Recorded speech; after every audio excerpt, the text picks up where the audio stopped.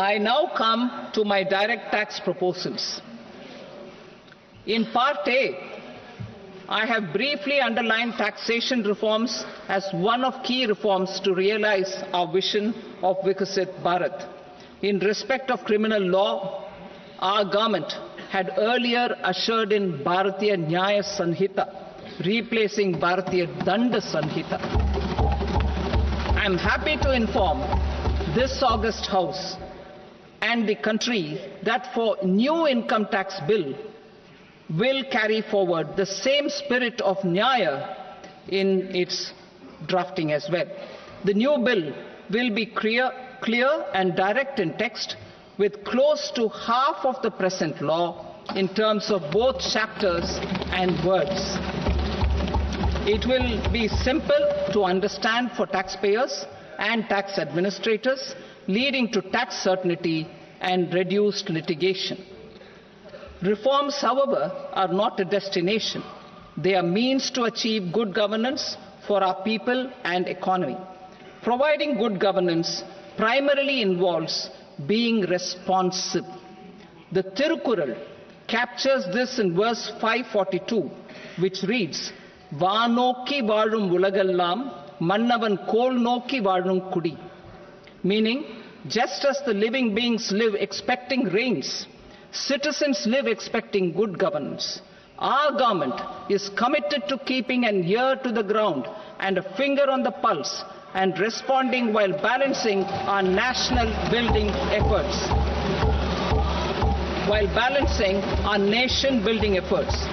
The following measures will detail just how our government will, under the guidance of PM Modi, has taken steps to understand and address.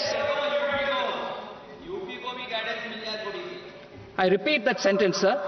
The following measures will detail just how our government, under the guidance of PM Modi, has taken steps to understand and address the needs voiced by our citizens. My tax proposals are guided by this spirit. The objectives of my proposals are as follows. Personal income tax reforms with special focus on middle class. Rationalization of TDS and TCS for easing difficulties. Encouraging voluntary compliance. Reducing compliance burden. Ease of doing business. Employment and investment. I will come to my proposal on personal income tax towards the end. TDS and TCS, rationalization for easing difficulties. I propose to rationalize tax deduction at source, TDS, by reducing the number of rates and thresholds above which TDS is deducted. Further, threshold amounts for tax deduction will be increased for better clarity and uniformity. The limit for tax deduction on interest for senior citizens is being doubled from the present 50,000 rupees to 1 lakh rupees. Similarly, the annual limit of 2.40 lakh rupees for TDS on rent is being increased to 6 lakh rupees. This will reduce the number of transactions liable to TDS, thus benefiting small taxpayers receiving small payments. The threshold to collect tax at source, the TCS, on remittances under RBI's liberalized remittance scheme, the LRS, is proposed to be increased from 7 lakh to 10 lakhs. I also propose to remove TCS on remittances for education purposes, where such remittances is out of a loan taken from a specified financial institution. Both TDS and TCS are being applied on any transaction related to sale of goods. To prevent such compliance difficulties, I propose to omit the TCS. I also propose that the provisions of the higher TDS deduction will now apply only in non-PAN cases. In July 2024, the delay for payment of TDS up to the due date of filing statement was decriminalized. I propose to provide the same relaxation to TCS provisions as well. The government under the leadership of Prime Minister Modi believes in Sabka Saath, Sabka Vikas, Sabka Vishwas and Sabka Prayas. In line with this, we brought in updated return facility in 2022 for voluntary compliance by taxpayers who had omitted to report their correct income. Our trust in taxpayers was proved right. Nearly 90 lakh taxpayers voluntarily updated their incomes by paying additional tax. Taking this trust further, I now propose to extend the time limit to file updated returns for any assessment year from the current limit of 2 years to 4 years. I propose to reduce the compliance burden for small charitable trusts and institutions by increasing their period of registration from 5 years to 10 years. It is also proposed that disproportionate consequences do not arise for minor defaults such as incomplete applications filed by charitable entities. Presently, taxpayers can claim the annual value of self-occupied properties as nil only on the fulfillment of certain conditions. Considering the difficulties faced by taxpayers, it is proposed to allow the benefit of 2 such self-occupied properties without any condition. To streamline the process of transfer pricing and to provide an alternative to yearly examination, I propose to introduce a scheme for determining arm's length price of international transaction for a block period of 3 years. This will be in line with global best practices. With a view to reduce litigation and provide certainty in international taxation, the scope of safe harbor rules is being expanded. A number of senior and very senior citizens have very old national savings scheme accounts.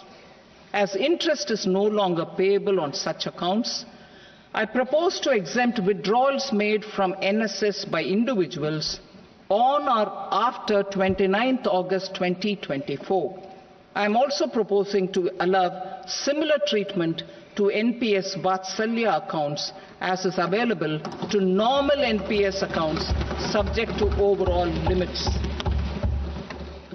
In my speech in July 2024, I had promised that all processes, including giving effect to appellate orders, shall be digitalized and made paperless over the next 2 years. So I'm happy to announce that digitalization is being made operational now. In July 2024, we brought in the Vivad Se Vishwas scheme to resolve income tax disputes pending in appeal. The scheme has received a great response, with nearly 33,000 taxpayers having availed of the scheme to settle their disputes. I have a few proposals to promote investment and employment. It is proposed to provide a presumptive taxation regime for non-residents who provide services to a resident company that is establishing or operating an electronics manufacturing facility. I further propose to introduce a safe harbor for tax certainty for non-residents who store components for supply to specified electronics manufacturing units. Presently, the tonnage tax scheme is available only to sea-going ships. The benefits of existing tonnage tax scheme are proposed to be extended to inland vessels registered under the Indian Vessels Act 2021 to promote inland water transport in the country. Extension for incorporation of startups. We continue to support the Indian startup ecosystem. I propose to extend the period of incorporation by 5 years to allow the benefit available to startups which are incorporated before 1/4/2030. In order to attract and promote additional activities in the IFSC, I am inter alia proposing specific benefits to ship leasing units, insurance offices, and treasury centers of global companies which are set up in IFSC. Further, to claim benefits, the cut-off date for commencement in IFSC has also been extended by 5 years to 31/3/2030. Category 1 and Category 2 AIFs are undertaking investments in infrastructure and other such sectors. I propose to provide certainty of taxation to these entities on the gains from securities, to promote funding from sovereign wealth funds and pension funds to the infrastructure sector. I propose to extend the date of making an investment by 5 more years up to 31st March 2030.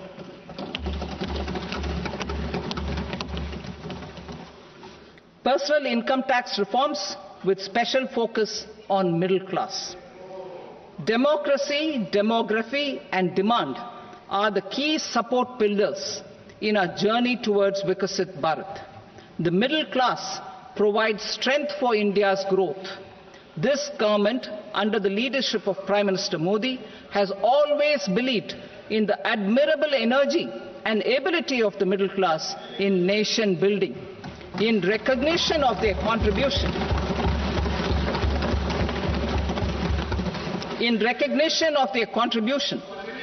we have periodically reduced their tax burden. Right after 2014, the nil tax slab was raised to 2.5 lakhs of rupees, which was further raised to 5 lakh rupees in 2019 and to 7 lakh rupees in 2023. This is reflective of our government's trust on the middle class taxpayers. I am now happy to announce that there will be no income tax payable up to income of 12 lakh rupees.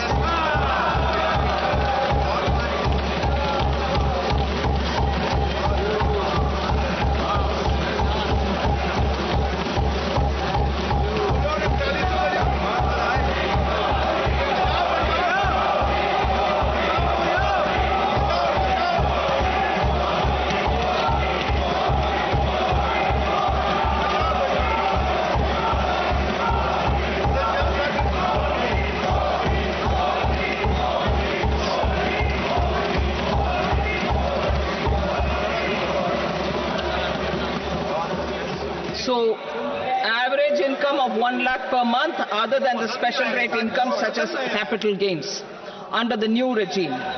This limit will be 12.75 lakh for salaried taxpayers due to the standard deduction of 75,000. Slabs and rates are being changed across the board to benefit all taxpayers. The new structure will substantially reduce the taxes of the middle class and leave more money in their hands, boosting household consumption, savings and investment. In the new tax regime, I propose to revise tax rate structures as follows: 0 to 4 lakh rupees nil, 4.8 lakh rupees to 4 to 8 lakh rupees 5%, 8 to 12 lakh rupees 10%, 12 to 16 lakh rupees 15%, 16 to 20 lakh rupees 20%, 20 to 24 lakh rupees 25%, and above 24 lakh rupees 30%. To taxpayers up to 12 lakh of normal income other than special rate income such as capital gains. I read that again. To taxpayers up to 12 lakh of income other than special rate income such as capital gains, tax rebate is being provided in addition to the benefit due to slab rate reduction in such a manner that there is no tax payable by them.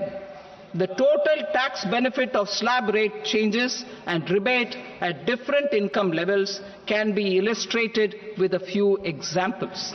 A taxpayer in the new regime with an income of 12 lakh rupees will get a benefit of 80,000 rupees in tax, which is 100% of tax payable as per the existing rates.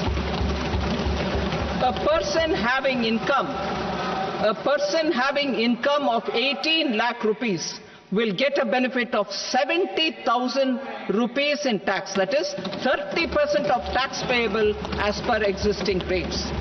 A person with an income of 25 lakh gets a benefit of 1,10,000 rupees. That is 25% of his tax payable as per existing rates. Details of my tax proposals are given in the annexure. As a result of these proposals, Honorable Speaker, sir, revenue of about 1 lakh crore in direct taxes and 2,600 crores in indirect taxes will be foregone. Mr. Speaker, sir, with this, I commend the budget to this august House.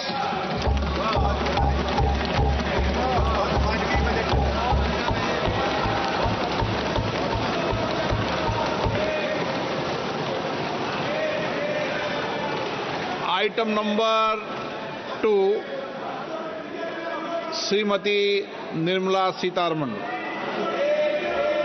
Sir, with your permission, I rise to lay on the table the following statements under Section 3(1) of the Fiscal Responsibility and Budget Management Act 2003.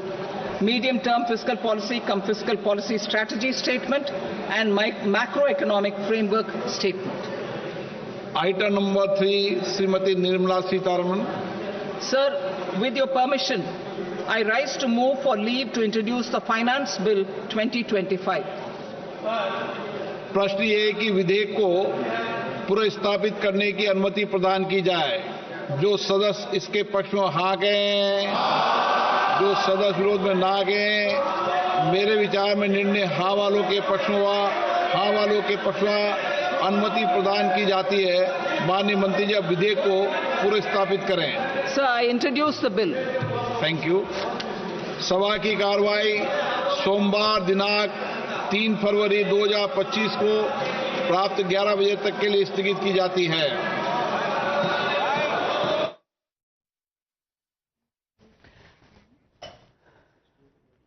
Welcome, ladies and gentlemen. That's a big bang budget that we heard from Nirmala Sitharaman, and the biggest news that we were waiting for, well, that's come true.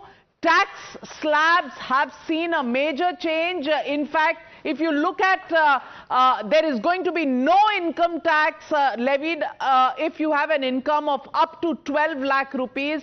Above 12 lakh is where the income tax will kick in. And we have Sumit Singhania and Monica Hallan to break that down for us. Sumit Singhania, what does this really mean for the common man? How are the tax rates and tax slabs going to work now? So, Navika, in the pre-budget show that we were talking about, this is the most significant change that common man could have expected, right? And I would go ahead and say this is the best that they have ever seen in any budget in the last 30, 40 years. So, having a tax exemption limit raised from 3 lakh to 12 lakhs is just massive. It's super big, right? Even for the taxpayer whose income is much above 12 lakhs, there is substantial decrease in the overall tax liability, right? If your income is... Sumit, if you can just put your mic in your pocket and come and explain. Right now, 4 to 8 lakh slab, there was a 5%. Now up to... No. The other way around. The other way. It's the opposite. So far, that is what it was. No, this is the current one, Navika. This is current. Okay, this is the previous. So now we come here. And 4 to 8 lakh slab. If you Navika, have... can I explain? Yes, please. Okay, so very simply, the regime... No, I'm fine here. The regime till now is that 0 to 3 for the new tax regime, it's zero tax. Should you have an income of 7 lakh and no more, you are zero tax. Okay. Okay, that is today. What they have done is this 7 is now 12. So if you are earning 12 lakh and no more, then you pay no tax. If you earn more than 12 lakh, then you are taxed in these. Yes, so that 3 lakh becomes 4. Okay. And at the top marginal rate, you were paying 30% tax at 15 lakh. Now you're paying at 24 lakh. So this is big. This is very big bang. It is really good for this middle class, which we've been talking about all this while. They have got something major in this budget. So this is for those people who are earning more than 12 lakhs. Correct. This is how the slabs will kick in. If you earn only 12 lakh rupees as your income, then there is zero tax. But if you earn more than 12 lakhs, that is more than 1 lakh rupee a month, then the first 4 to 8 lakhs will be at 5%. Up to 4, there is zero tax. Earlier on, this limit was at 3 lakhs. So you get relief here. You get relief in the slabs, because earlier above 15 lakhs you were paying 30%. Now you will pay only above 24 lakhs the 30% rate. So you get some relief in these slabs even here.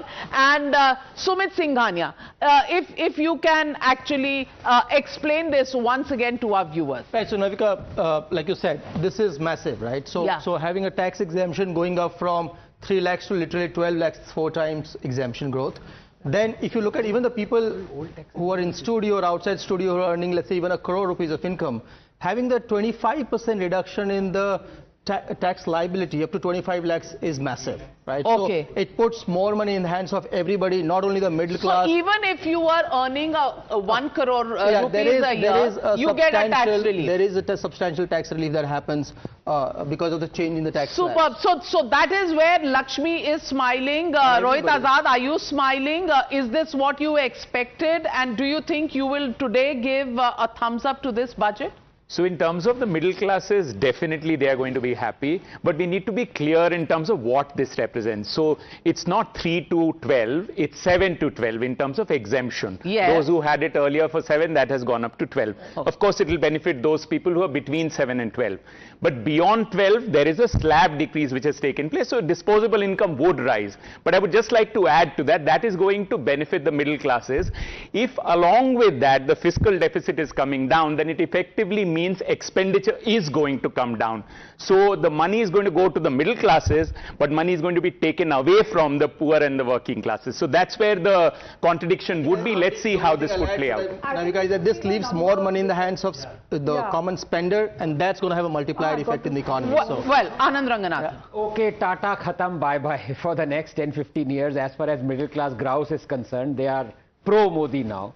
But well, they needed to be, because for the last 10 years, sabka badla 10 saal 40, people are saying in 40 years, in a one-time stroke, this kind of tax relief hasn't happened. Here is the catch. There is only one ghada from where you can pick up stuff and distribute. Now, if you've given so much to the middle class, where have you taken it from? That's the question. What's the answer there? And what's the answer there? The answer, sorry. No, you please go. Single word answer. The answer is this will all show up in higher GST collections, because this money is going to be spent. Correct. It's not like they're going to put it all in the piggy bank and sit at home, right? All discretionary spends will go up because your disposable income come. So it will easily show up substantially. The loss in revenue here will show up in a rise in indirect taxes. That is exactly what will happen. So which means it will become. And not only that, I'll say one more point. The old tax regime is history. Correct. Because the difference in 5 lakh difference between 7 and 12 lakhs takes care of all the deductions that you used to get under the old thing. So why break your head with saying 2.5 lakhs here, half a lakh there, ATC? It is irrelevant now. You will take the new tax. So without merging formally the two income tax... no, but if you have more than 12, then that argument doesn't hold. No, but if the rate it's is more lower. than 12. No, but the rate is lower. Rate is lower, but it needs to be still seen. For those between 7 and 12, okay. yes. No, but take the political rhetoric out of it. If I take the political rhetoric out of it, just about an hour ago, we were asking for more and more, disposable income in the hands of the middle class, poor people, even the upper middle class. Now, this has happened. This is massive. This hasn't happened in last 30 years, right? I think we should take this. Where the government is going to source it, there is absolutely great mathematics around it. I would say it's a significant investment government is making in taking the economic growth to the next level, right? We were talking about growth slowing down. If India has to grow at 7% year on year for next 30 years or 25 years to become a developed economy, this is the right recipe we needed, right? And this is going to have the multiplier effect, put more money in the hands of every single every single spender in the country, and that's massive. It's not only for rural economy, it's only for the urban economy. We'll have they're actually giving it to the poor. I will leave the political rhetoric to you, but just as a... No, can I make a point? Yeah, sure. I know this indirect tax thing will come, but can I just tell everyone, we have a progressive indirect tax system in India. GST is 0 for basic consumption goods.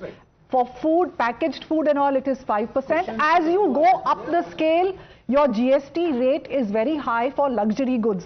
So India has built in progressivity into indirect taxes. So should the poor choose to consume the goods without GST, they are 0 or low tax. So I just don't buy the argument that they will pay more tax. No, don't buy a Mercedes. Buy something else.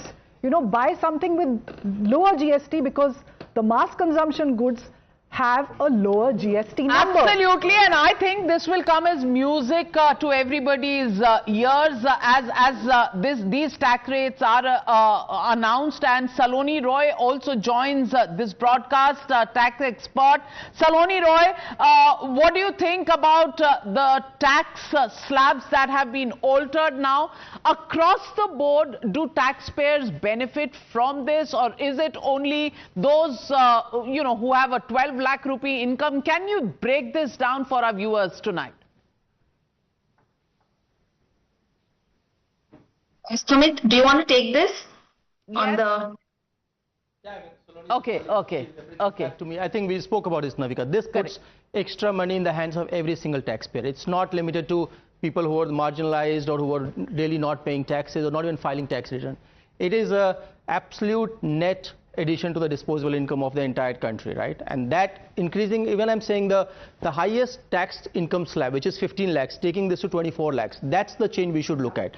We shouldn't try and nitpick on it could have happened this way or that way. Remind me. Nobody is nitpicking. Yeah. I think all of us are ecstatic. And Mr. Mehrotra, your first reaction to the budget and, of course, the tax bonanza for the middle class. No, of course, there is a clear tax bonanza for the middle class, no question about it. I'd like to see the math behind it. We don't know what is the cuts in public expenditure that are likely to happen, because clearly this may lead to even further reductions in tax to GDP ratio. Tax to GDP ratio has been static. Okay. Personal income tax share in any... will it push growth, consumption? It might increase. Of course, it will increase consumption in the middle class, but middle class accounts for no more than 15 to 20% of India's population. So we need to keep the facts in mind also. Please remember that the vast majority of people in rural areas, who are about nearly 50% of our workforce, they don't pay any income tax at all. So they're not impacted by this at all. So we've got to see how much we are actually going to see an increase in demand from... All right, fair point. Sanjay Jha, I want your first reactions. Clean bold ho gaye ke nahi? Tax slabs get a major overhaul. Middle classes are loving it. Modi promised Lakshmi in everybody's pockets, and there the goddess Lakshmi smiling on everyone. Ab kya kahenge parliament se bahar nikal ke? The walkout happened, the symbolic walkout and walk-in happened in parliament. How are you going to respond to this? Good for the Aam Aadmi? Navika, let me answer you very quickly with facts. If you look at data, to add to what Dr. Mehrotra was adding, the government of India's government expenditure is funded by tax revenues, account for almost 78 to 80% of government expenditure is funded out of tax revenues. So whether the government expenditure will be clipped or not is something to watch for. Point number two, very important. Is it coming in too little, too late? And I'll tell you why it's too little. The assumption that now demand by itself can trigger growth means that the government has acknowledged what we in the opposition have been saying for the last 10 years, which is that the answer does not lie in merely trying to invest in giving entrepreneurs production or tax cuts, but in giving spending and purchasing power in the hands of the common people. The middle class were truly truncated and devastated and needed relief. I'm glad they have got it. But the fundamental question remains that any end of day, the middle class will probably in the initial time will need to recoup their lost savings. They will need to look at their investment. Will it result in a direct expenditure? Too early to say, because there is an alternative viewpoint, and I believe in that alternative viewpoint, that unless private investment goes up, unless you create jobs which will create income, which will create more demand, you are actually still going to be at the periphery of the growth story. So the growth is not necessarily going to be triggered by just an income tax cut, because this could be a very elementary exercise. Just cut income tax and hope for the economy. Sanjay Jha, you just proved the scientists right. Forget glass half full or half empty. It is actually na glass hai na pani hai. Anand Ranganath. And how many income taxpayers are filing zero tax returns? 5 crore. 1 minute, Anand. There are 2 points here. First of all, this fact, as Monica was talking about, flat earth, thing about, what was it, 75% of the... Yeah, he said 75% is coming from direct taxes. It is not. What's the figure? So in corporation tax is 17% of the budget, 19% is income tax, GST is 18, customs is 4, excise is 5. This is last year 24. It will have marginally shifted this time. No, it cannot change by too much. So पहली बात तो facts पे गलत. उसके बाद से, this adage goes, there are 2 things that are certain in life, death and taxes. I think Narendra Modi has countered it. From now on, there is only one thing that is certain in life, death. Well, Jaggi. No, see, you have to see the fundamental thing that has changed here. Would I trust 1 rupee in the hands of government as taxes, 1 rupee in the hands of ordinary people who can spend more wisely and not waste its money? 1 rupee in the hands of government is a waste. 1 rupee in my hands is probably going to be effectively used, and that's a fundamental shift. You now trust people to take care of the growth story. You have created spending power. You have created discretionary spending. All this could result in investment. If those who say no investment happening, investment will happen. Now that demand is being created. Absolutely. And what do people think about it? The common man. 2024 में ये किया होता election से पहले? Well, better late than never. Well, tab 400 par ho jata. But joining me on the phone lines are our viewers, Raja, Ravi and Siddharth, all calling in from Bengaluru. Mr. Raja, what do you think about the tax slabs and the tax relief that common man has got, and how do you rate this budget? Madam, 3 cheers to Madam Nirmala Sitharaman. I haven't heard such a budget at any time giving more relief to middle class who are sincere taxpayers. And I feel that this government is really encouraging all sections of society. And I, as a senior citizen, I feel that the benefit of double of from 50,000 to 1 lakh is really great. And my only regret is that as a pensioner from the bank, Madam should listen to the pensioners and enhance it in the same way as central government pension. All right. I hope the finance minister will take note of your request. Thank you very much for joining us on Times Now. Mr. Ravi, how do you rate this budget, and do you think these tax reliefs really give a breather to the middle class? Navika, good afternoon, and I am truly delighted today. I have only one thing to say, Modi hai to mumkin hai. I think the India growth is on a right trajectory, and there's a lot of money which is going into the hands of the consumers, and I am sure, like your experts and pundits, some of them who are there in your panel, who said that 1 rupee put into my hand is always well spent, instead of giving 1 rupee to the government and asking them to spend it on me. So I am really thrilled, I am really delighted. Last but not the least, I would wish our Congress, probably the debarred or suspended Congress spokesperson, to get well, because he is looking, I think you should, this is not the day to pick up things. Sanjay Jha, would you want to tell Mr. Ravi that actually dil mein you agree with him, but what to do? Political compulsions make you criticize everything that Modi does. Navika, here is the simple thumb rule, and I would request anybody to contradict me here. What are the 4 components of growth? Consumption demand, investment demand, exports and government expenditure. Now you find that exports, we have been sluggish to negative.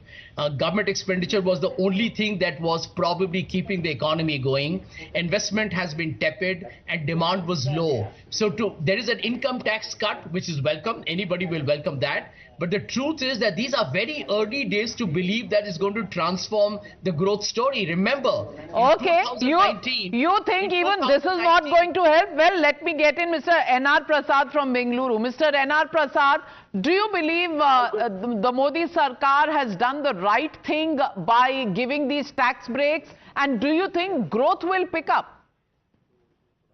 Navika ji, a very good afternoon, and to all the panelists there. It is not right thing. It is a fantastic thing done by Modi ji and Nirmala Sitharaman today. And I am also a fan of Anand Ranganathan. I have got a small query to him. Mr. Ranganathan, just tell me this 12 lakhs, including that capital gains, in case somebody is trading and it is a part of the capital gains, which also included in this 12 lakhs, that's what I wanted to ask. And one piece of advice to Mr. Sanjay Jha, don't criticize the 24 into 7 into 365. At least appreciate one day on the budget day to Modi's government, who has done a fantastic job for the year 2025. Well said, Mr. Prasad. Yes, Sanjay Jha will take a break for today in criticizing and start criticizing tomorrow morning. Sanjay Jha, is that a deal?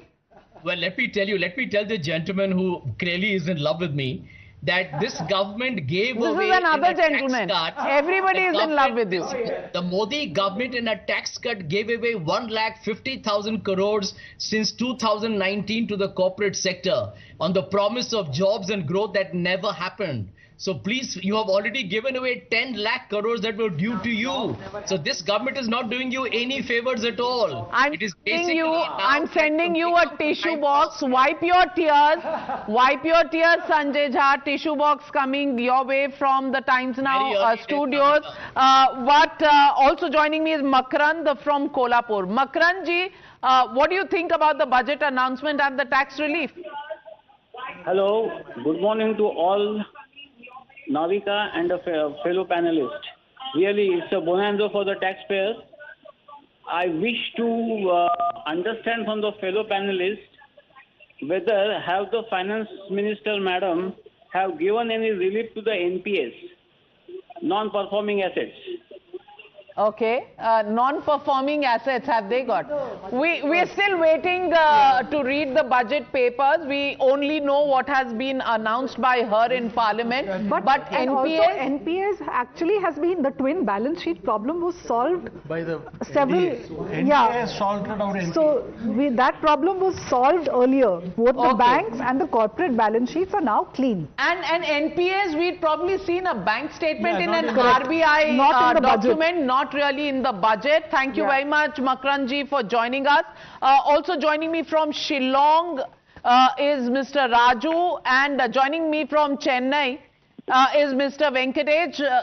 Good afternoon, Mr. Raju from Shillong. Happy with Finance Minister Nirmala Sitharaman's budget and the tax breaks announced? Yes, ma'am. Very good afternoon. Myself, Raju Paul from Shillong.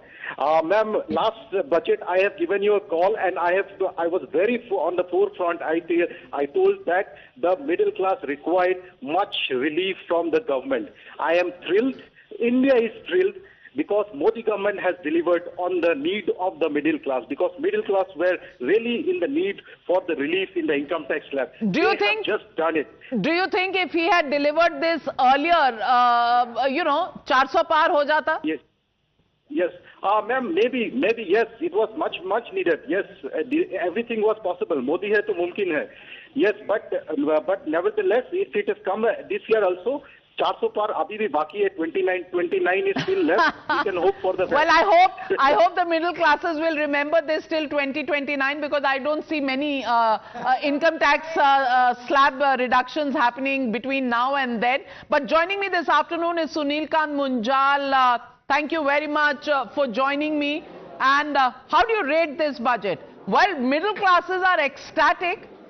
Is the industry going to give the regular 9 on 10 to Nirmala Sitharaman, Sunil Kant Munjal?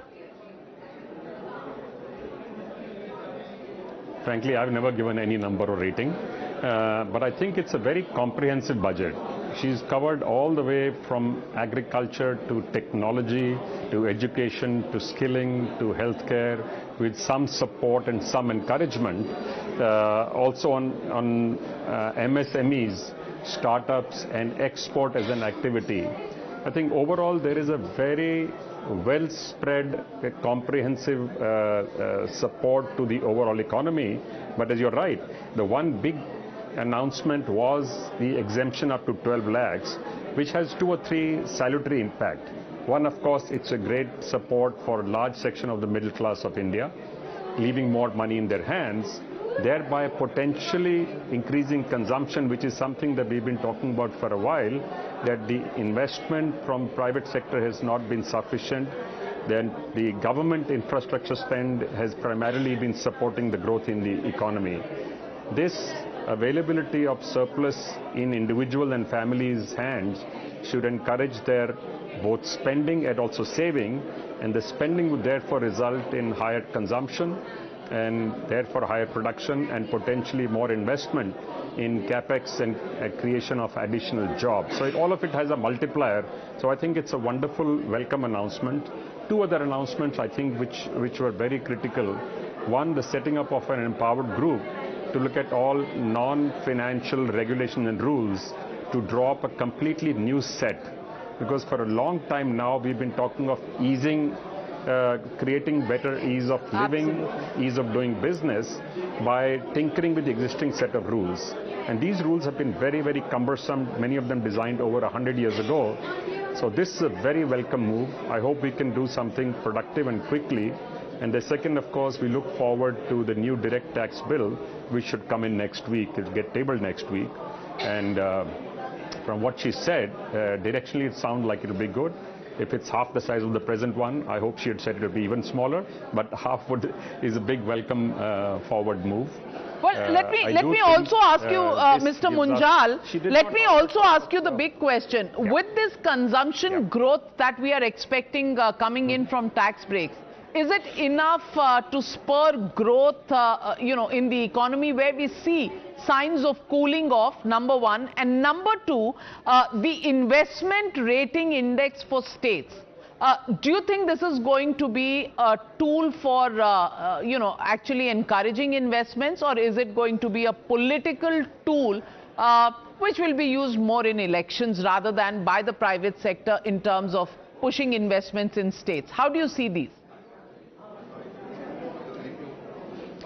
See, for a leader or a politician to make this announcement, of course, very, very important.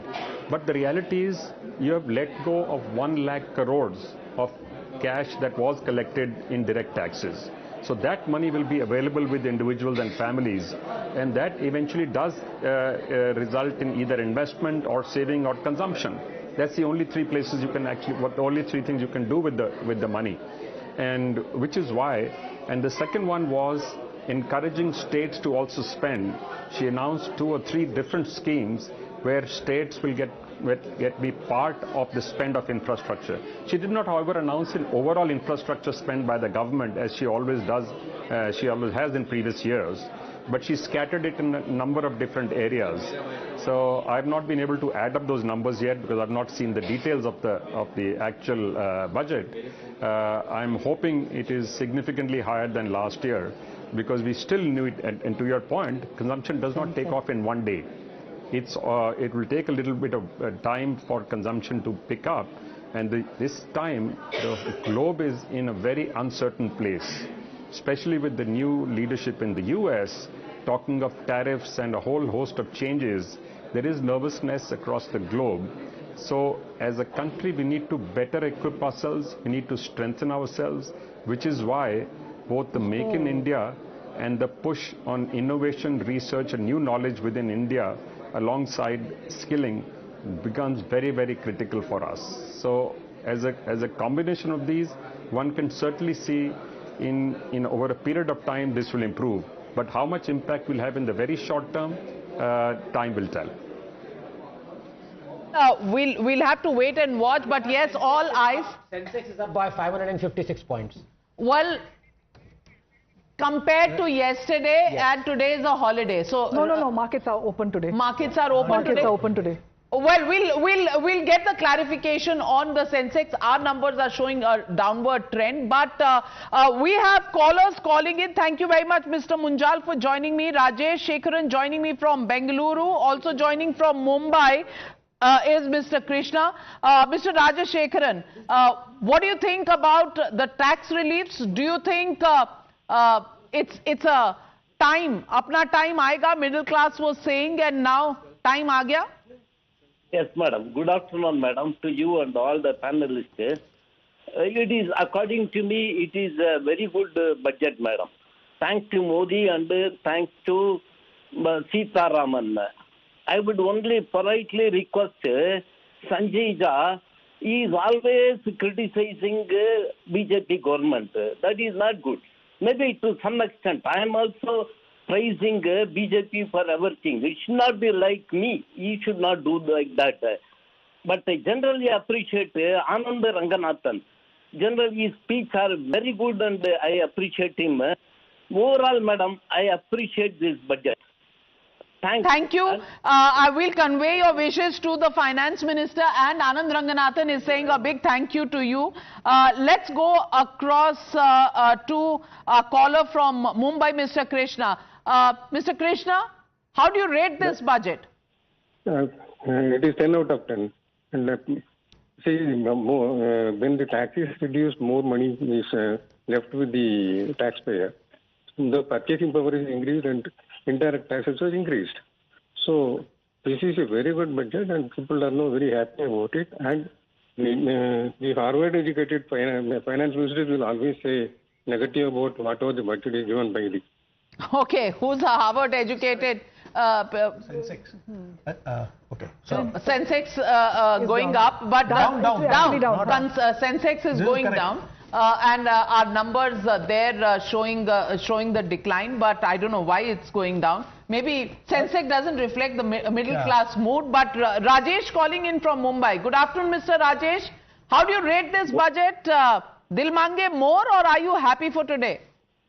Good afternoon, ma'am, and a very good afternoon to all your panelists. I would give 8 and 8.5, maybe 9 out of 10 to this budget.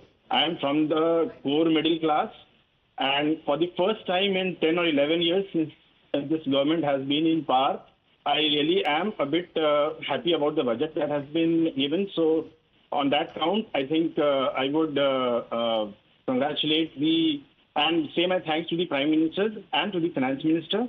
That's one. Second, ma'am, since the last 11 years, I have not had really any good things to say about this government, and so has Mr. Sanjay Jha. Sanjay Jha in the panel. So he still looks very glum. So maybe for once I would request him to give the Finance Minister a pat on the back. And well said, Mr. Krishna. But Sanjay Jha, 11 years, even he has not been happy about this government. Today he is. He's asking you, aaj ke din you need to pat the Finance Minister on the back. Would you make a change, Sanjay Jha? Navika, I'll tell you, one has to read the fine print very carefully. Let's go back to the... First read the bold print. First please read the bold print, and in the bold print, exemption limits are up to 12 lakh rupees. Navika, in all fairness, give me a chance to respond. At one point, I don't have to explain to each and every caller. Number one, the significant statement made in the economic survey yesterday by the chief economic advisor to the Modi government was, get out of the way. That's a message there about what is holding back India's economic growth. Will that happen? We don't know that. They have said business as usual won't work, which means get this CBI, ED income tax off the back of Indian industry. Then they talked about trust deficit. You think trust deficit evaporates by reducing the income tax rate on the middle class? These are fundamental structural problems that are not going away anywhere. And until jobs are created, the India story remains extremely susceptible to volatility. And we are not even talking about the currency war or the tariff war and the implications on our exports in the global economy. So I think let's not get let me give you a sense of get out of the way what all the government has done. And there are several announcements. A committee has been set up to look at the reforms, the regulations in the non-financial sector. They've said private investment, index will be there and ratings will be done. People can come out and make, whatever they have to do in terms of investments. They've made several announcements. Before the income tax thing took all the credit away and all the news, the biggest achievement of this budget was the push for nuclear power. Yeah. People are underestimating what kind of groundbreaking announcement that is, to have 100 gigawatts as nuclear power from 500 gigawatts of renewable energy by 2047, to have 5 SMRs by 2030. It's massive shift. But of course, income tax, relief has taken away. But, I want to come to I think the one line, takeaway line, I'm afraid, from the entire day belongs to Jaggi. When he says that the government has finally realized, Navika, that 1 rupee in a person's pocket is more important than 1 rupee in the government's pocket that government wants to spend it on that person. That should be the bottom. And Sanjay Jha is wrong, because government has finally realized this. This should have happened years ago, because people are much more wiser at spending the money given to them than because they know their personal needs better than anybody else. And in the get out of the way, let me just announce, apart from the high-level committee for regulatory reforms review in the non-financial sector, the investment friendliness index will be launched. Mechanism to analyze existing regulatory mechanisms will be launched. Jan Vishwas Bill 2.0 will be introduced. More legal provisions will be decriminalized. So get out of the way is beginning to happen, Jaggi. And not just the middle classes, even Ayushman Bharat and key schemes have got greater allocations. So the poor are also being looked at. Yeah, poor are getting money in their bank accounts. But when you say get out of the way, I think the people who actually need to get out of the way are the people standing in the way of reforms, which includes Rahul Gandhi and those guys sitting on Chambu border. They are the ones thwarting reforms, and if those reforms take off the ground, it will be better. Other thing I want to give you, I'm looking at some of the fine print. Despite these tax concessions, the income tax revenues of the government are going up by 1.8 lakh crore. Okay, between last year and this year. So which means they are expecting this to increase their income tax revenues even after this. Corporate tax revenue goes up by about 1 lakh crore, but this thing goes up by 1.8 lakh crore. The biggest growth in taxes is in personal income taxes after all these cuts. So that's interesting. So that means more compliance is the expectation. 10 seconds to the poor, because I think Rohit would be interested in that. And please let me give the data. Sure. Ayushman Bharat, more spending on that. Did you know that as far as 380 million Ayushman health cards have been distributed? Out-of-pocket expenditure, that was the fastest way for Indians to go into poverty. For health reasons, has been slashed by 21%. So it is wrong to say that this government is doing now only for middle class and not for poor. It wants to spur growth. It wants equal development. The point is, as Jaggi said, the real government that is entrenched in a lot of policies, the opposition wants the government not to get out. For example, opposition doesn't want privatization. Opposition doesn't want farm rules. So yes, more money in the pocket of individuals is great. But the government sooner or later has to come out of what it must come out of, which is the entrenched public sector mentality. Absolutely. This point that Jaggi made, and correctly so, there is perhaps a lot of kite flying happening here, because 1.8 lakh crore increase on top of a fall. So there has been actually, if you look at budget estimate versus revised estimates, the current one which has been placed, 31 lakh crores was the revenue receipt announced at budget estimate. It has gone down. So to propose it to increase, there needs to be some justification for that. I may calculate and say that this is what the tax revenue is going to be, whereas in actual, their own data shows that the tax revenues have gone down. You can check that. If that is so, then actual tax revenue could be much lower than the projection that is being made. 1.8 lakh crore. Where will that come from? If the tax slabs have gone down, in the previous year you have done that, and yet your revenue has not come. Well, the revenue is not going to come then from opposition parties need to be, all political parties need to be that. That's where you make the... But the data is showing an increase in the revised estimates of 24-25 of the gross tax revenue. I am looking at gross, sir. Gross is up in the revised estimates from budget estimates. It's up 38.4 to 38.5. Yeah, so if you were to look at the corporation tax there, the revenues have come down, right? Right. So the projection that is being made, just one second. Yeah. So there were certain tax rates previously, and all of us agree that the tax rates have come down. Correct. Right? Across the board, especially for the middle class. Now, where would this increase then come from 12.57 to 14.3? Additional expenditure through consumption. So there are assumptions being made, right? There are assumptions being made. But then every year, budget estimates are assumptions. Correct. You think, so the question is, in the past, no, but Navika, they were not based on assumption. No, this is budget estimate versus revised estimates you look at. This is a ridiculous argument. Absolutely not. You can't call it a ridiculous argument. No, Pradeep Bhandari, our friend, the economist, Rohit Azad says that budget estimates are carrying a lot of assumptions. Of course, they always did. No? Correct. So then you look at the past of what they have done. We don't know about their assumptions, what they are. We don't know yet. And by the way, you should know, and all our listeners should know, that the total expenditure is down.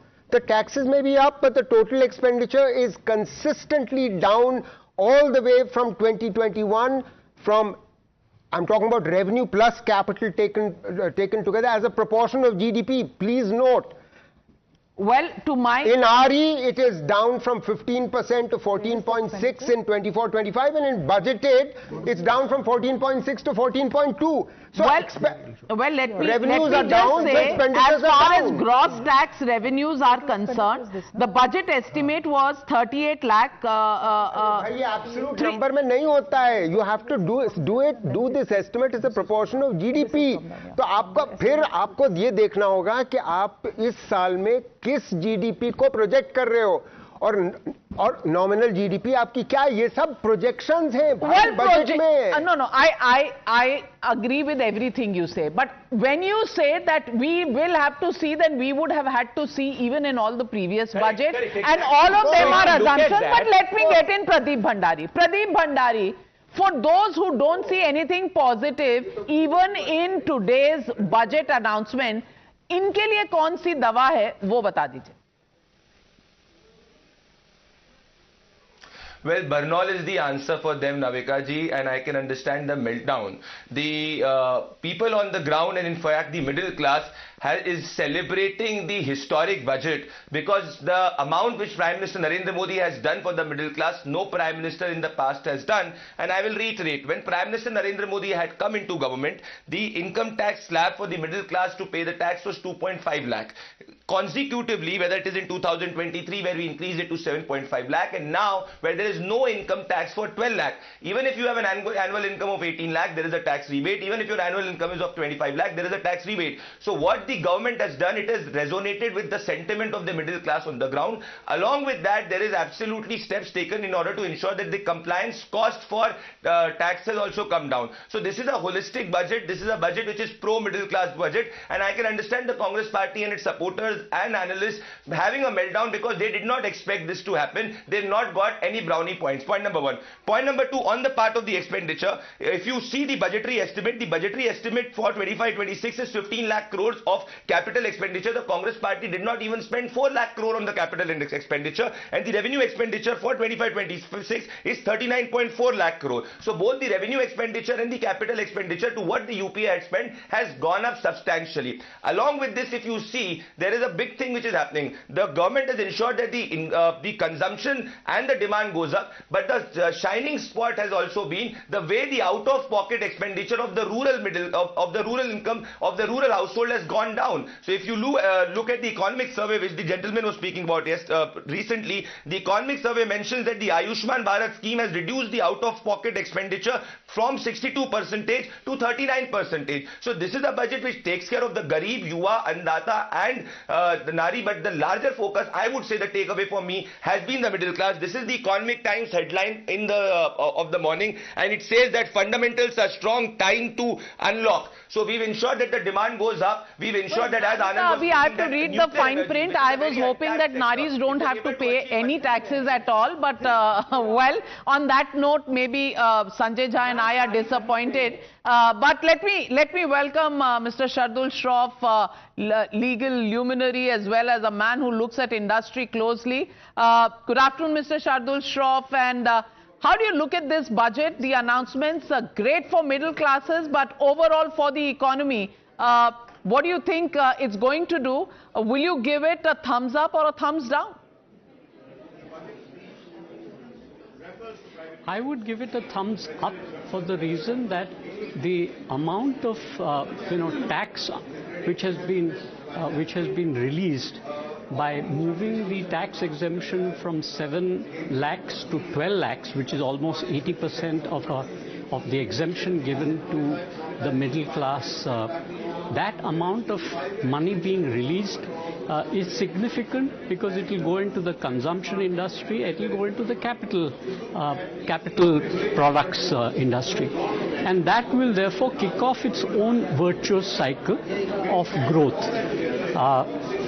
The point which is also important in all this the discussions on the budget is that you have increased investments in insurance from 74% to 100%. If you see what is already happening between Alliance and Bajaj, they are exiting out from both the life company as well as the general insurance. And that will be an additionality of income. Now that they see such a change, perhaps they may set up the industry of their own. They may not tie up with Jio, and they may see the additional money that they need to invest for 100% venture in insurance. So there will be spin-off effects of this kind of growth. Now, I also see one major effect, that when you speak of lowering the tax on the 12 lakh limit, 12.75, and you're also increasing the tax at the top end, where you're changing the 25 lakhs sum to 30 lakhs, the expenditure for a figure of 12 lakhs and the tax expenditure on that will become significant in comparison to the income that is earned. So what is lost in one round is gained on the other. And that is where the balancing of the budget is happening. Clearly, the budget has thrown up a lot of positives, of course, but some people are looking at the glass half empty or water being extinct in the world. But one more thing to talk about, which is that when you look at these slabs, where you're saying your highest tax slab begins after 24 lakh, it is also a representation of the transition of India from a low income to a low mid-income country. We are transiting. So we are no longer a poor country, okay? According to World Bank, we are no longer, that definition has changed. Lower middle, moving to middle. So this is representative of a transforming India. I just wish everybody would understand that we are actually transiting. We are no longer, we are not importing food anymore. We are not importing basic things. We are all, it's happening here.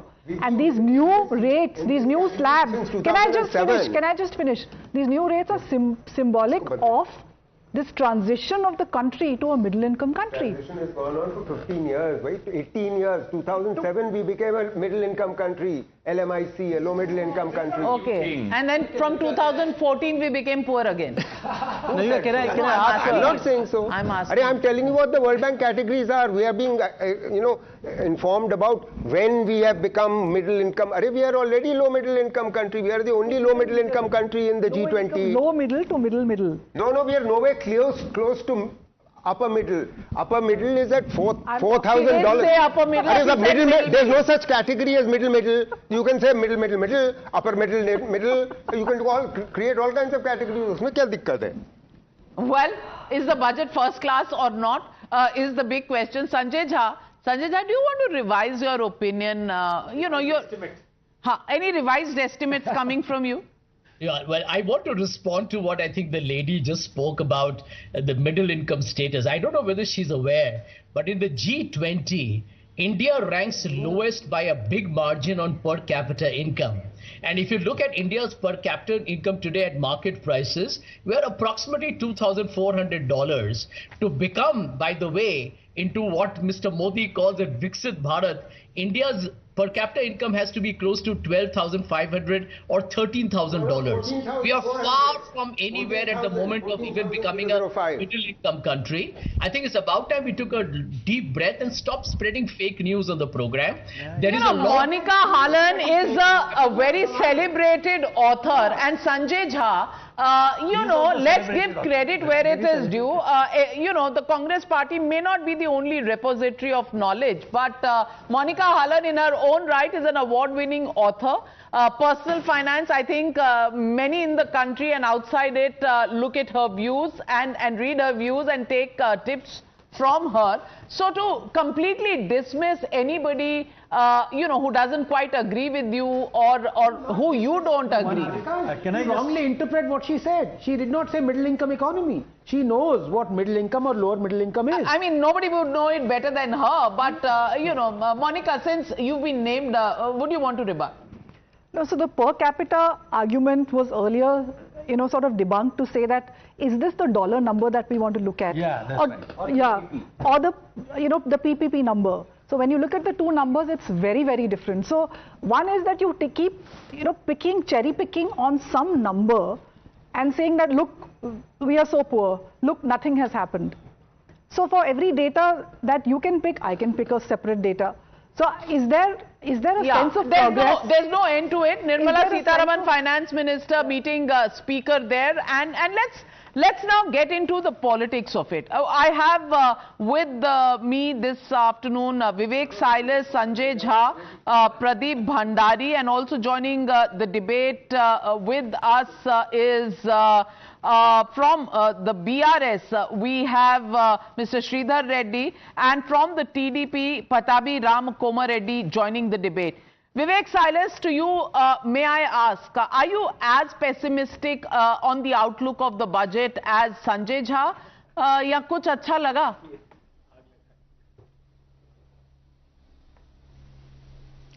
क्या अच्छा लगा नाविका जी? सबसे पहले तो आपको प्रणाम कर रहा हूं। क्या अच्छा लगा, क्या अच्छा लगेगा जब हमारे प्रधानमंत्री माननीय मोदी जी ने कह दिया कि हमारे जो गरीब हैं और मिडिल इनकम ग्रुप हैं उनके ऊपर माता लक्ष्मी की विशेष कृपा बनी रहे। जब वो प्रधानमंत्री खुद ही इस बात को एडमिट कर चुके हैं तो वो किस तरह का बजट प्रस्तुत करने जा रहे हैं हम सबको समझ में आ रहा हो। किस तरह के बजट उन्होंने प्रस्तुत किया है पिछले 4-5-6 सालों में, वो भी हमने देख लिया। लक्ष्मी जी प्रकट हो गई, आपको दिखी नहीं? लक्ष्मी जी आ गई हैं। माता लक्ष्मी हमारे पास तो नहीं प्रकट हुई नाविका जी, और कहीं अगर गरीबों पे या मिडिल इनकम पे कुछ अनुकंपा हुई होगी तो उसके बारे में मुझे जानकारी नहीं है। शायद तो विश्वास की कमी है, इसीलिए दिखता नहीं है। प्रकट हो चुकी है, लोगों को दिख चुकी है। Callers have called up and said they are very happy. आपको नहीं दिख रही है। प्रदीप भंडारी, इसका क्या उपाय है? जो टैक्स देता है उसको दिखी है। Navika ji, as I said, that the Indian opposition today is a meltdown mode because they also know deep inside their heart that this is a budget which is a huge transformative pro-middle class budget. Navika ji, the biggest point which I want to reiterate, 90% of the middle class which used to pay tax earlier now does not have to pay tax because 12 lakh annual income, if you tabulate it, 90% of the tax bracket of the middle class, tax-paying middle class, falls less than 12 lakh. So unofficially you can say, or indirectly, for 90% of the people there is zero tax who used to pay earlier. Along with that, even if your annual income is 20 lakh, the effective tax rate is only 10%. This is a transformative step which will have repercussions to boost demand and consumption, which my friend Vivek is not understanding because clearly the Samajwadi Party understands politics less and economics even lesser. Well, clearly none of the politicians are paying taxes. The tax-paying Janta extremely happy. Politicians, especially in the opposition, don't pay taxes, and therefore tax terrorism का भी डर रहता है और लक्ष्मी माँ भी नहीं नजर आती. But let me ask Sridhar Reddy. Sridhar Reddy, would you like to congratulate the Finance Minister today for taking a historic step in terms of tax reliefs?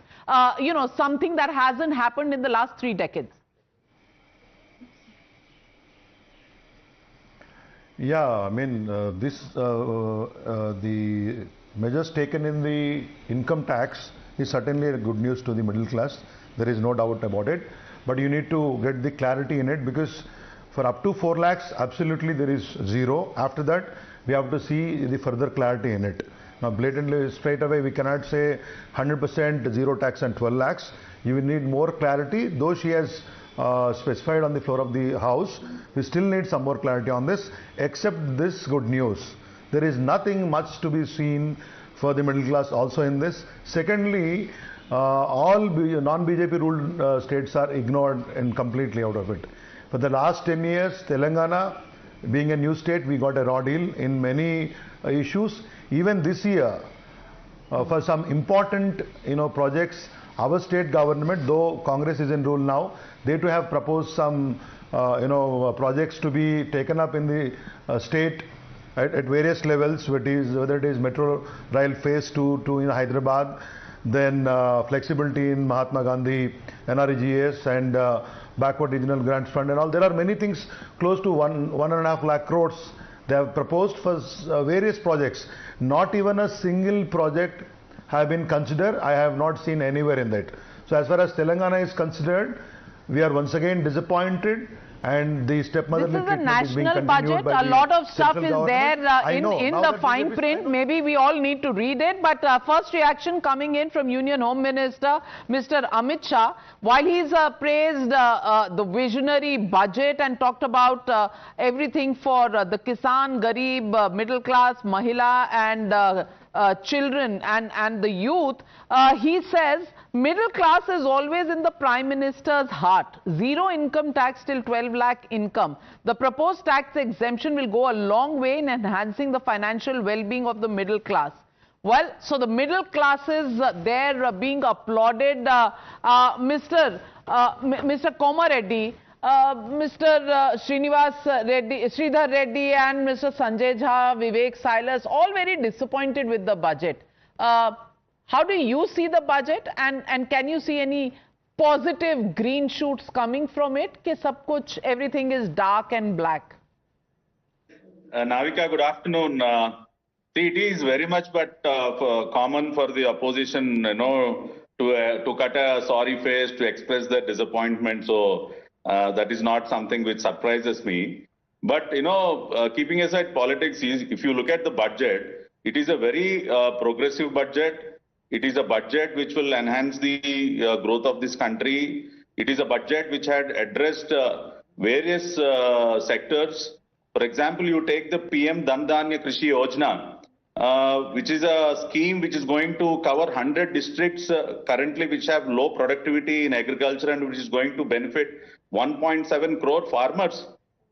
Will the opposition get disappointed with this scheme? Can Mr. Sanjay Jha say, I'm extremely disappointed with the PM Dhan Dhanya Krishi Yojana, which is going to benefit 1.7 crore farmers? Sanjay Jha, respond. There is for the farmers' welfare schemes. Will you oppose that as well? Navika, may I request everybody who's watching your program, kindly look at all the announcements made in the last year's budget and see which were accomplished. Barely few, and only a few of them reached around 70% of completion. So announcement of schemes mean nothing. It's about execution and delivery of those schemes. So I think, right now to get carried away is being extremely opportunistic. The bottom line is, where are the jobs? Tell me, where are the jobs? Because that is holding back the India growth story. Naukri kahan hai, berozgari kab jayegi? Uska jawab pehle dijiye aap. Pradeep Bhandari, respond. 70% completion certificate given by Sanjay Jha on all schemes. Now, please respond to the rest. Well, I will just respond by a simple example. The number of tap water connections that Sanjay Jha's party Congress provided in 7 decades, we have provided in 10 years, which is 15 crore households. 80% rural households have got tap water connection, potable drinking water, which you could not do for 70 years. Read the budget, Sanjay Jha. I know you are having a meltdown because you know this is an absolutely transformative budget for the middle class and you want to divert. Now, coming on to the part, you do not talk about jobs. Read the RBI report and the SBI report. You created 2 crore jobs in UPA. We have created 17 crore jobs. We have created more than 1 lakh startups. We are unleashing newer potential in renewable energy. We are ensuring that our exports get incentive. Now you tell us, are you against middle class? Why are you against middle class? Are you saying that steps taken for middle class is rubbish? You have displayed your anti-middle class mindset on the show. Just because the middle class have got tax. No. Realize how you have hurt the middle class. You might be a rich man, Sanjay. And if you are responding, you are responding to opposition pressure. But do not say the steps taken for the Indian middle class are rubbish. This displays the Congress party's anti-middle class mindset. Yesterday you were anti-tribal, you displayed your anti-tribal mindset by the comment of Sonia Gandhi. Today you have said that the progressive steps for the Indian middle class is rubbish. You have disobeyed and disrespected 90% of the Indian middle class by saying that the tax proposals are rubbish. Sanjay, this is absolutely unjustified. You should apologize on the behalf of the Congress party because you are a loyalist and a you have exploited the middle class for the last 10 years on oil prices. You have exploited them by giving no jobs. You have exploited them by giving them cities with pollution. You have taken away their money in corruption and crony capitalism. You are anti-middle class and it has been established. And you have been forced to make the changes because we put the pressure on you. I ask you, that's it. Go down from your lavish apartment and ask 5 people. In fact, ask 5 people, why are you against the tax proposals of 12 lakh zero exemption? Why are you getting so rattled? You should celebrate because we are asking you, I hope you are not taking the money away from other expenditure. Sanjay Jha, you have demonstrated time and again that you are cut off from reality, and that really shows up in every election, at least for the Congress party. I'm not saying that only elections, give a report card on everything. But having said that, today not to look at the tax relief, not to look at some of the positive things in the union budget would be really existing like an ostrich. You can bury your head in the sand if you want to. It's a free country, democratic country. Please do that. Otherwise, wake up and smell the coffee because people are applauding the budget. There is a sense of jubilation, not just in the tax slab relief, but also in the, certain relief that comes in from tax, from housing rentals, where the tax slabs have also gone up. And that for the middle class is a huge relief. But joining me this afternoon is Shobna Kaminini, joining me live from CII. The health sector, and she of course looks at the Apollo hospitals. And Ms. Shobna Kaminini, I want to ask you, how do you rate this budget? The middle class is ecstatic, but how does India Inc. look at the budget? Does it have the makings of a growth-oriented budget, which is the need of the hour?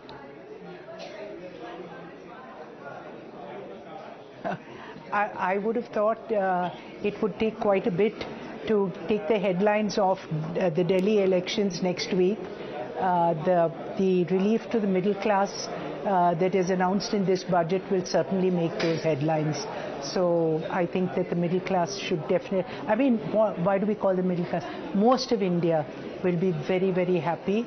I don't know how many of them watch the budget, but I think that they will reap the benefit of it. And having done this, it will trigger a virtuous cycle because these people really are the heart of consumption in India. They need to pay EMIs, they will buy houses, they will buy cell phones, they have to send their children to school, buy food, get health care. And putting more money back in their hands, I think, was a really powerful move. So on behalf of India, I want to thank the Finance Minister for that. How do you look at the green shoots as far as growth is concerned? Because the second quarter numbers have put everybody in a bit of a spot. Do you think this one single step is going to actually have a multiplier impact on growth and investment, the virtuous cycle that you're talking about? It's a start. It's really a start. But, for me, my worry is that we need growth of more than 7+%. Because in the sixes, even the high sixes, this K-shape will still remain. That whatever we put, the wealthier will benefit. There'll be more premiumization.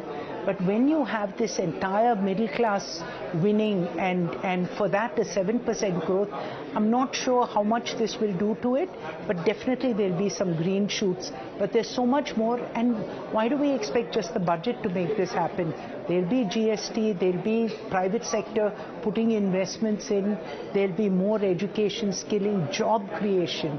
I think that's fundamental. Wherever we have those sectors for job creation, I think we need to find those levers.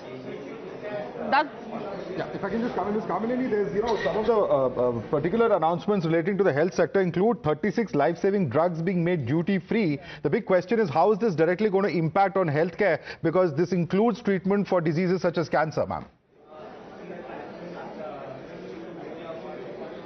So, as you know, cancer is probably the most expensive treatment, and the problem in India is that we detect it so late, so we do need all these. So this will help. How much it will move the needle, but I think this is more in terms of an overall policy. So I'm hopeful that the government will start moving the needle to make healthcare, the best of healthcare, affordable. But I really like the emphasis on Heal in India. That allows not just soft diplomacy, but India is a place where people from around the world, especially our neighboring countries, will get the best of healthcare. We have all that, and once you do that in our sector, I think that there's a possibility for this virtuous cycle to be kicking off, providing good jobs, giving people better healthcare, keeping people well. There's a lot of vibrancy that can come from good policies in this sector, especially in terms of GST. Well, on that note, thank you very much, Shobhana Kamineni, and let me go back to Sridhar Reddy. Sridhar Reddy, would you want to take a relook at the budget announcements and find at least two positive things, even from your point of view?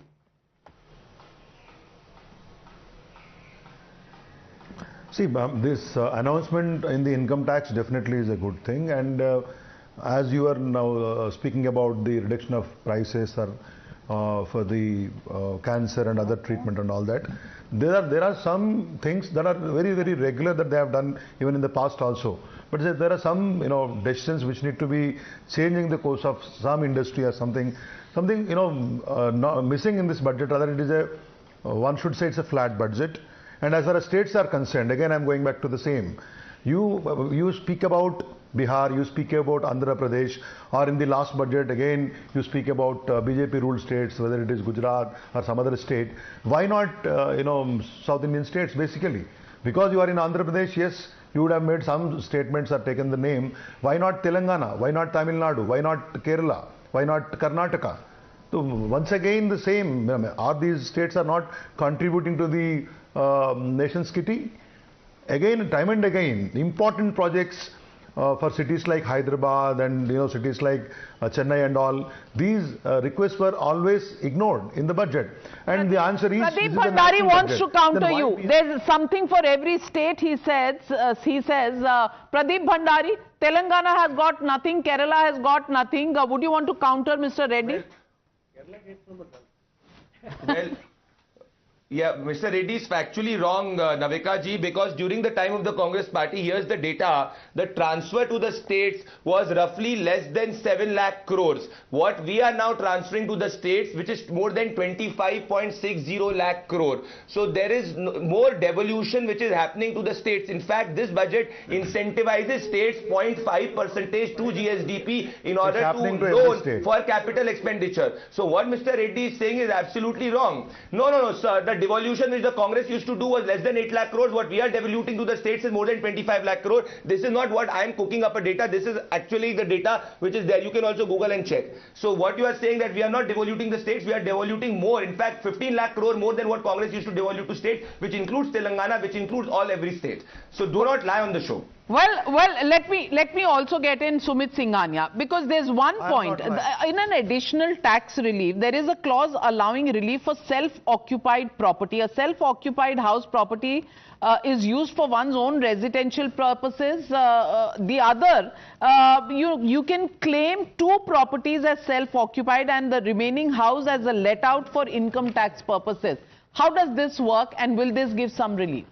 So this basically, if you look at the way the taxes will be calculated for if you got 2 houses, one is exempt, the other is in a concessional way, you compute the taxable income. On a net income basis, it's not a tax rate play, right? It's only about how the taxable income will be computed. So this ultimately will lead to the lower tax income. It doesn't sort of play out with the tax rate. The headline here is the rate cut. Headline is not 4 to 6 lakhs. 4 to 6 lakhs, so in fact going all the way to 12 lakhs for the lower income category, right?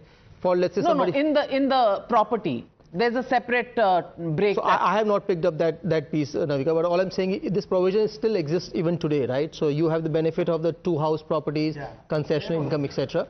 But it may be a marginal benefit, so I'm still to pick up. But I think the headline news still is that now it is, earlier there were some conditions applied, correct. Now there are no conditions applied, correct. Yeah. So that is also there, but let's go back. Let's go back to the income tax rate. This is where it really boils down. This is the big headline, as he was saying, and this is how it will make a big difference. If your income is 8 lakh rupees, as per the old regime, you would have to pay 30,000 rupees as tax. The tax now is 0. Therefore, a direct saving of 30,000. Let's get the next slab in. It is 9 lakh rupees of income annually, and now the old tax, which was 40,000 rupees, comes down to again 0, therefore a saving of 40,000. Again for the 10 lakh category, the old tax of 50,000, the tax now is 0, a saving of 50,000 for those households or those persons who are earning at that level of 10 lakhs. 11 lakhs, again the same story. 65,000 would have been the old tax paid. The tax now stands at a 0 here. Direct saving of 65,000 at 12 lakh rupees. And this is the interesting one.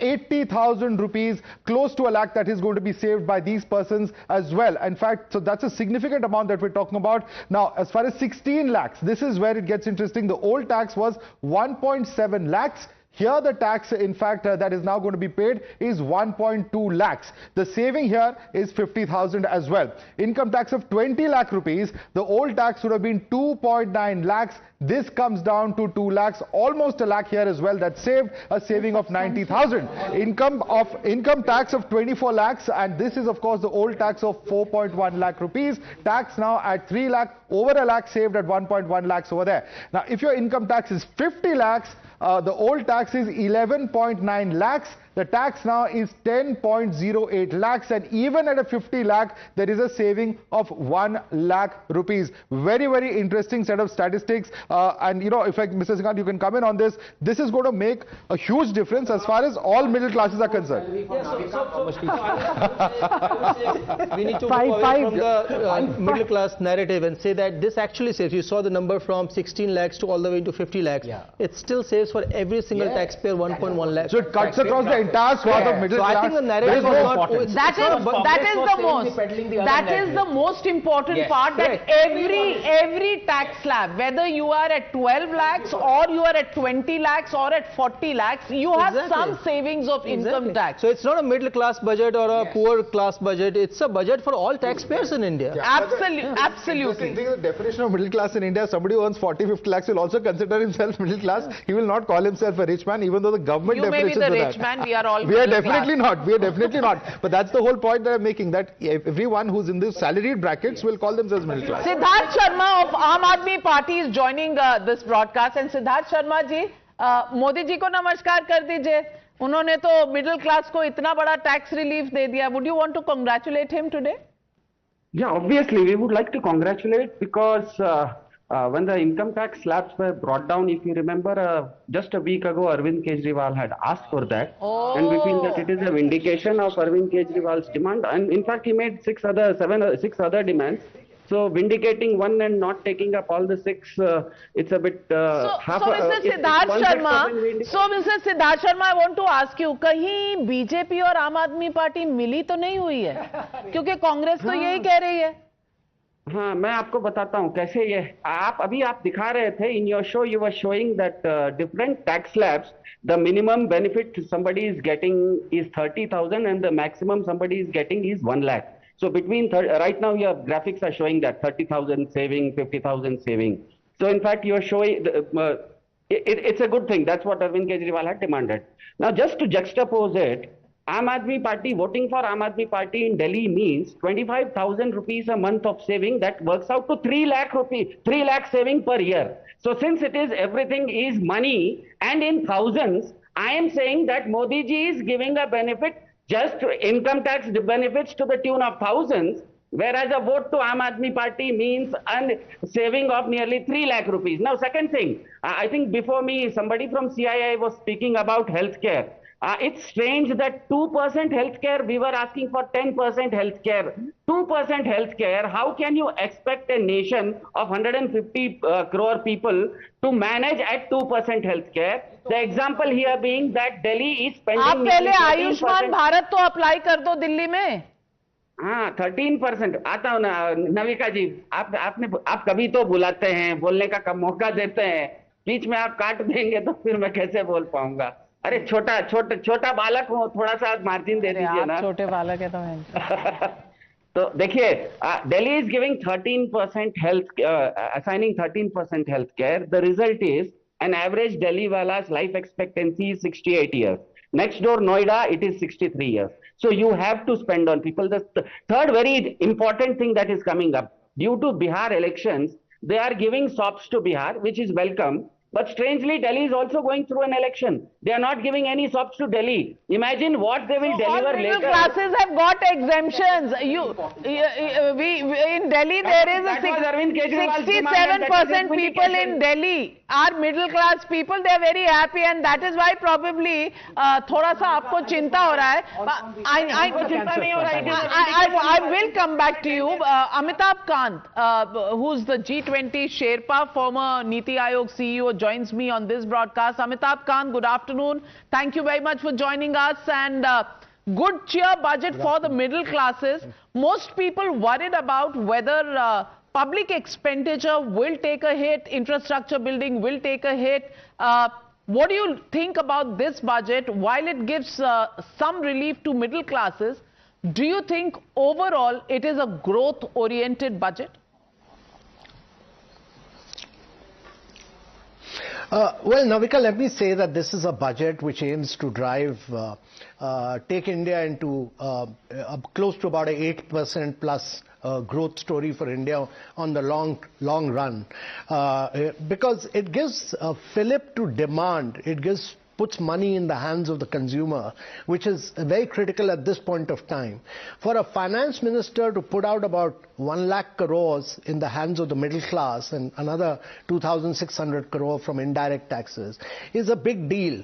But she's done this in a very fiscally responsible manner, because the fiscal deficit for this year was about 4.8%. She's targeting for 4.4% in the coming year, which shows that she's worried about, she's taken all aspects of macroeconomic stability into consideration, which is very important. Otherwise, you'll have the challenge of inflation.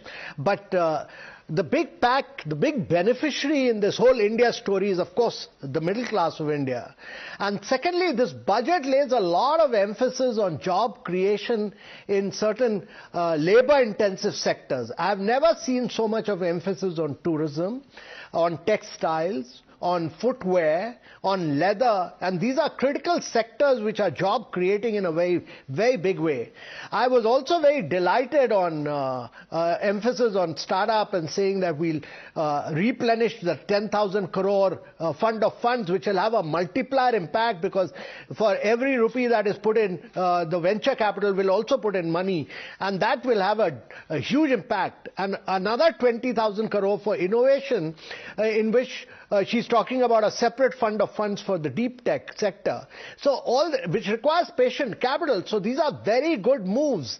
And I also feel that, this emphasis on clean tech manufacturing, because we are big importers of solar, of electric vehicles, of batteries, electrolyzers, many of these things. A national mission was really necessary to ensure Make in India.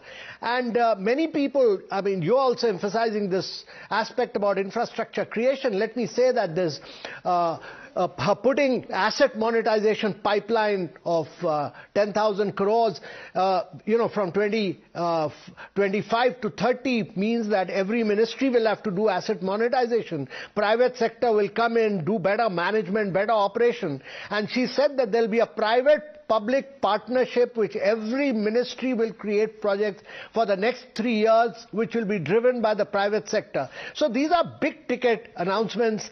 And in addition to this, my personal view is that there's a huge emphasis on doing away with regulatory cholesterol, ease of doing business, scrapping rules, regulations, having a committee which will come out with its final recommendations, because you need to take the states on board. Because my belief is that a lot of rules, regulation, procedures need to be scrapped in India, and that to that extent, this is a budget in the right direction. And in the long-term trajectory, this should take you to a higher rate of growth of 8% plus. Absolutely. And get out of the way was an indication in the economic survey, and the finance minister following up with a policy pill addressing some of those concerns. But Mr. Amitabh Kant, investment. Capital investments at the level of about 11 lakh crores last year has only gone up to from 11.1 lakh crores to 11.12 lakh crores. So are we seeing a plateauing of private capital, of public capital investments, number one? Number two, the issue of creating, investment friendly index. Is that going to improve federal relations, or are we going to have a further deterioration and confrontation between the center and what are called the non-BJP ruled states? So Navika, the actual expenditure was about on infrastructure was about 10 lakh crores.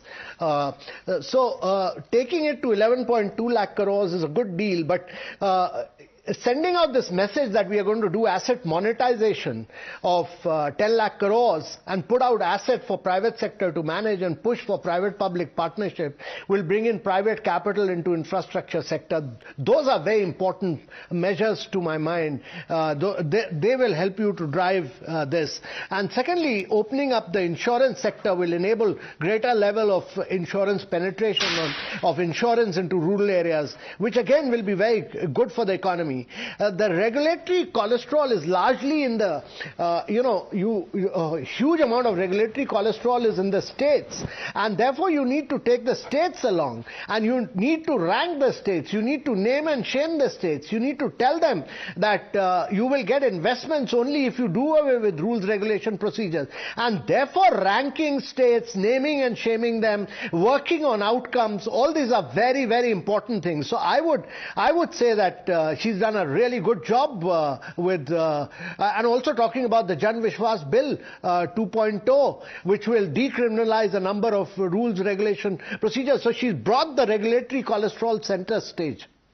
Well, clearly positive, looking budget for all sectors. Of course, the opposition can't see it.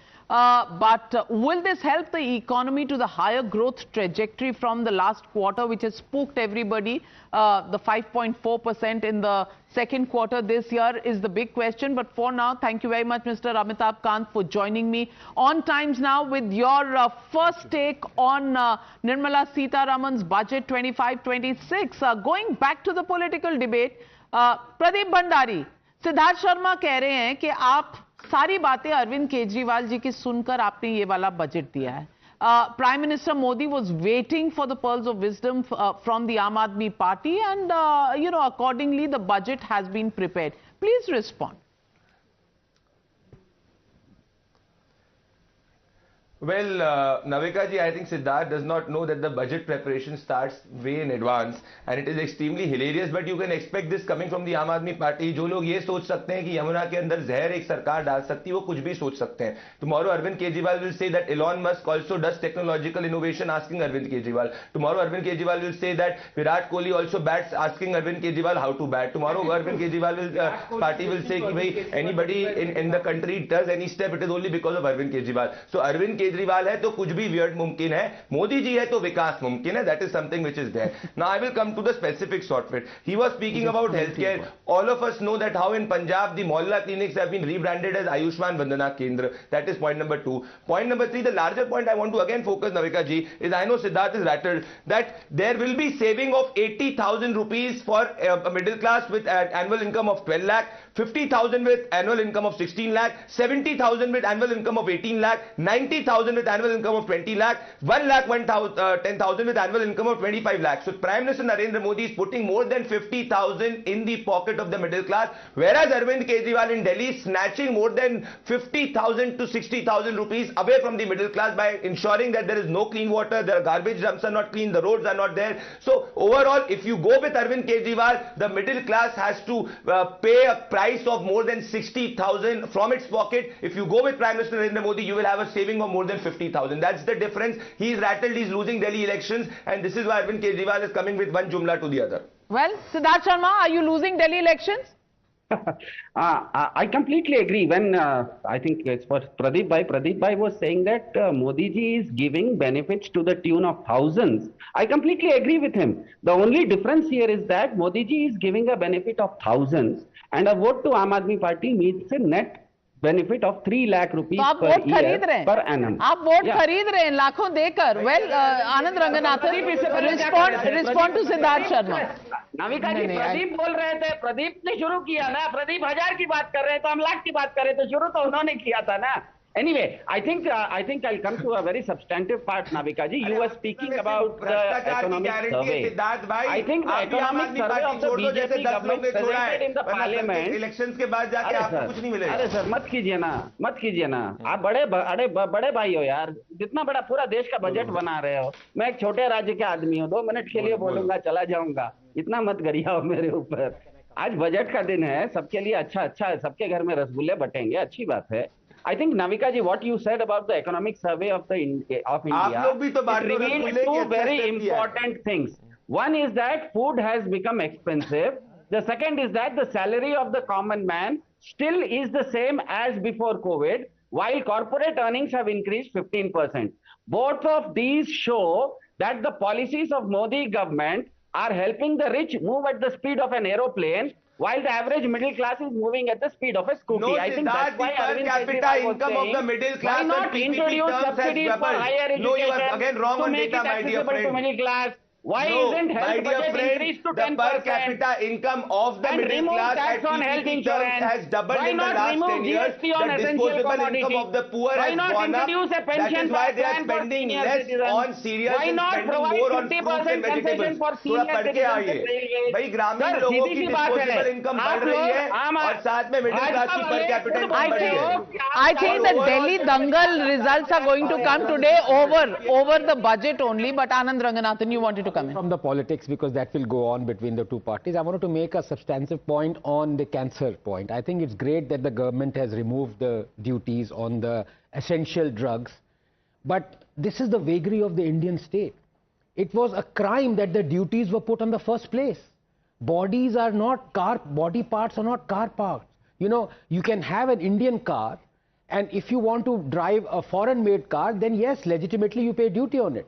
But that if you have a life-threatening disease, you're dying of cancer, to have a 10% duty or 15% duty on a drug that would save your life, it was criminal for people who did that. So I think, yes, it is, I must thank the government that they've corrected this step, but the government must find out who are the people who had actually put this step in the first place, and heads must roll for this. All right.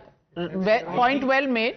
The elephant in the room, which is not there on the chart anymore, is why is the stock market down? And I think the stock market, I would wager, has actually taken into account a little bit of kite flying that has happened in this budget. I'll just quote one figure. despite all the benefits that you've correctly made here about the middle class, the tax expectation of the government is up by 1.8 lakh crores. Where is that going to come from? Compliance with this kind of a fall? Simple maths. It's not. Unfortunately, it won't. If Monica, it doesn't, 1.8 lakh crores. Where? I'm coming to you, Monica. I just think compliance will be better because the the rates have gone down. The slab rates have increased. I just think compliance will be better, and there is the pressure on increasing the tax net. I would imagine that they will push the pedal very hard because we've got numbers to show how many are outside of the tax net. And that's a huge number. Sumit Singhania. I would say the BSE this is probably yesterday's from BSEindia.com. Yeah. No, I would not go by it's down. Navika, Yes, Sumit Singhania. Navika, if I look at the tax... latest second. 1 minute, Yeah, if you just look at the tax economics, I don't think it should be a concern that government has reduced the tax slab on one hand, given 1 lakh crore to the middle class in the taxpayers' hands. But at the same time, the expectation is that tax revenue next year will grow by 12%.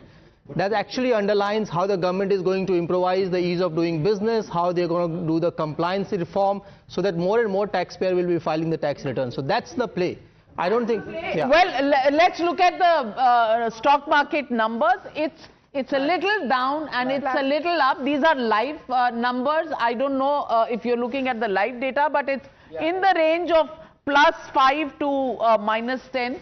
That's the range. So pretty much flat stock market. But maybe it's a Saturday and there of the budget success or the growth plan. Absolutely, the stock markets cannot be seen, and suddenly it's up 10 points. So Anand Ranganathan, it's in the green now. But if you compare it to where it was, it has actually fallen. That's true. But anyway, the point is. Well, the point at the end of the day is it a budget that brings cheer? Well, public investment in capital has remained same. As Amitabh Kant said, 11.1 was the budget estimate. Actual expenditure was at 10 lakh crores. Now it's 11 lakh crores again this year. No, so it's a repeat. It's more than 11. It's in the region of 13. 11.1. No, 13. 11.11 was the budget estimate. And it's not got to that level, but another 11.2 lakh crores has been put aside for capital investment in the current year. So jobs, infrastructure, investments all that is on track. For farmers, for the poor, there is enough that has been rolled out. For the middle class, there is a bonanza. There is the recognition of the fact that the middle class, and it was clear in the voting patterns, the middle class had not come out in big cities, had not voted, and they were a little jaded. They have voted Modi back to power, but there was a little bit lesser support than the earlier two elections, and that has been recognized, and Modi has responded in equal measure, maybe more, to say, "Aap hamare dil mein hai," and the middle class today applauding that effort. Will that now result in higher consumption? Will that result in higher demand? Will that rev up the economy? Will we see a higher growth rate? These are issues that we will have to wait and watch out for. But for now, to begin to think that this budget actually solves every problems from 5,000 years BC till maybe 5,000 AD would be rather unfair. For the moment, what an annual budget can do, does this budget give you the vision and the roadmap for that? Many people today are saying yes, it does. Well, the naysayers will always be the naysayers. But are they people who people of India believe in? That question hangs out for you, the viewer, because you are the final judge. For now, we'll take a short break. Thank you very much, viewers, and thank you to our panelists. More news, more analysis comes up after this break. Don't go anywhere just yet.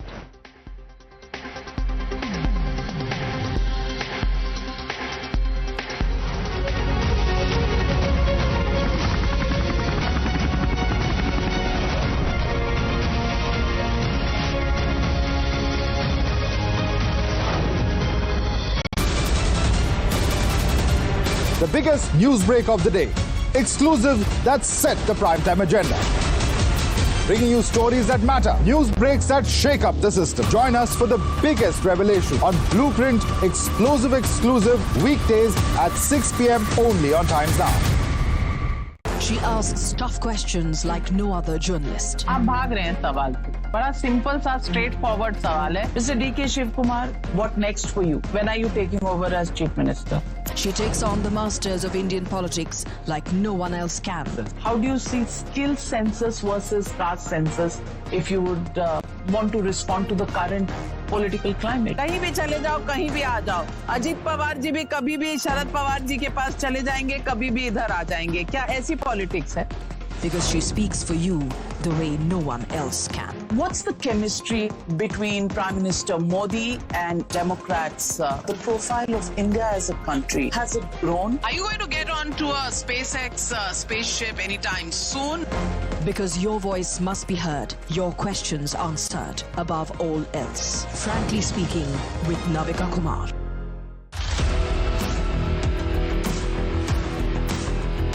There's always that story that the nation wants to know.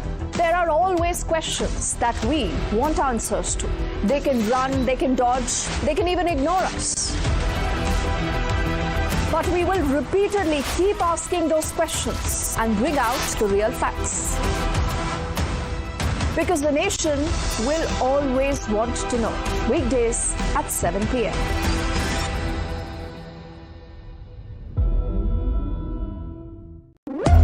When the stakes are high and the answers are elusive, there's one voice unafraid to challenge the status quo. At 8 p.m., I am not here to sugarcoat the truth. I am here to ask the hard questions. Because when others play it safe, I go straight to the heart of the matter. It's not about left or right. It's about what's right for India. It's about holding the powerful accountable. India Upfront with Pranesh Roy. Weeknights at 8 p.m. only on Times Now. No spin, no compromise, just the truth.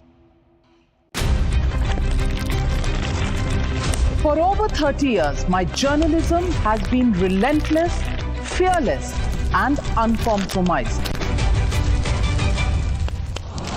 My stories have breached lofty ivory towers and brought down the high and mighty.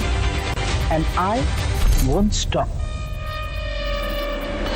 When the clock strikes 9, it is time for the news hour. Navika Kumar asks the legitimate question. When your rights are trampled, I will be your voice, demanding answers from the corridors of power. News Hour at 9 with Navika Kumar. Journalism is a mission, not just to seek accountability or a fight for justice, but for honesty and integrity. Voicing citizens' concerns and using the truth to demand answers, ensuring that you come first on agenda. Watch News Hour Agenda with me, Madhav Balakrishnan, weeknights at 10 o'clock only on Times Now.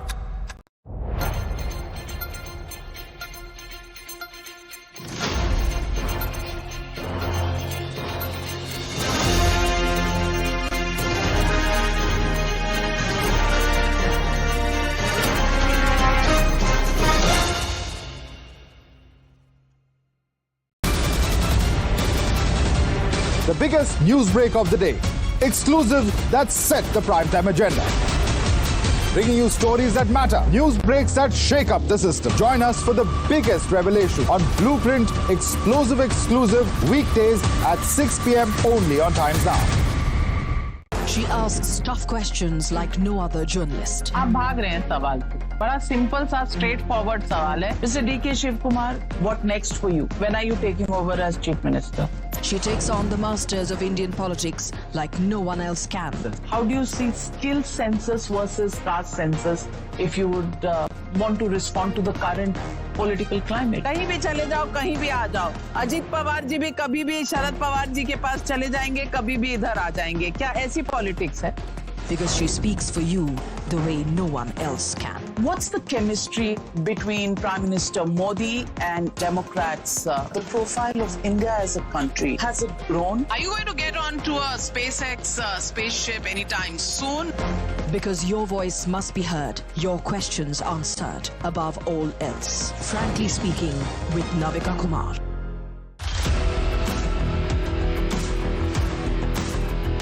There's always that story that the nation wants to know.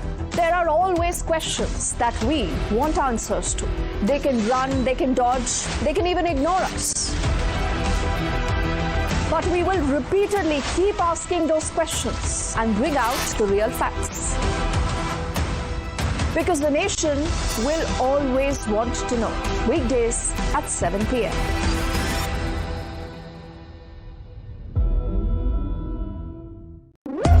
When the stakes are high and the answers are elusive, there's one voice unafraid to challenge the status quo. At 8 p.m., I am not here to sugarcoat the truth. I am here to ask the hard questions. Because when others play it safe, I go straight to the heart of the matter. It's not about left or right. It's about what's right for India. It's about holding the powerful accountable. India Upfront with Pranesh Roy. Weeknights at 8 p.m. only on Times Now. No spin, no compromise, just the truth. For over 30 years, my journalism has been relentless, fearless, and uncompromised.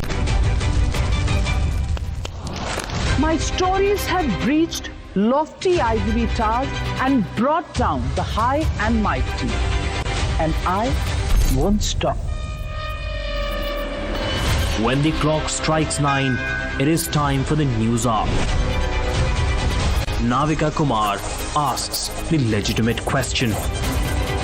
When your rights are trampled, I will be your voice, demanding answers from the corridors of power. News hour at 9 with Navika Kumar. Journalism is a mission, not just to seek accountability or a fight for justice, but for honesty and integrity. Voicing citizens' concerns and using the truth to demand answers, ensuring that you come first on agenda. Watch News Hour Agenda with me, Madhav Gopalakrishnan, weeknights at 10 o'clock only on Times Now.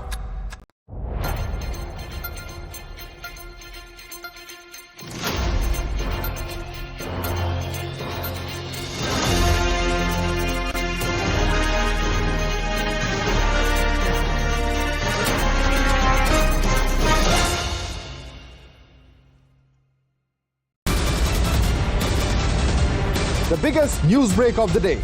Exclusives that set the primetime agenda. Bringing you stories that matter. News breaks that shake up the system. Join us for the biggest revelation on Blueprint Explosive Exclusive weekdays at 6 p.m. only on Times Now. She asks tough questions like no other journalist. आप भाग रहे हैं सवाल से। बड़ा simple सा straight forward सवाल है। Mr. D.K. Shiv Kumar, what next for you? When are you taking over? With Google Gemini.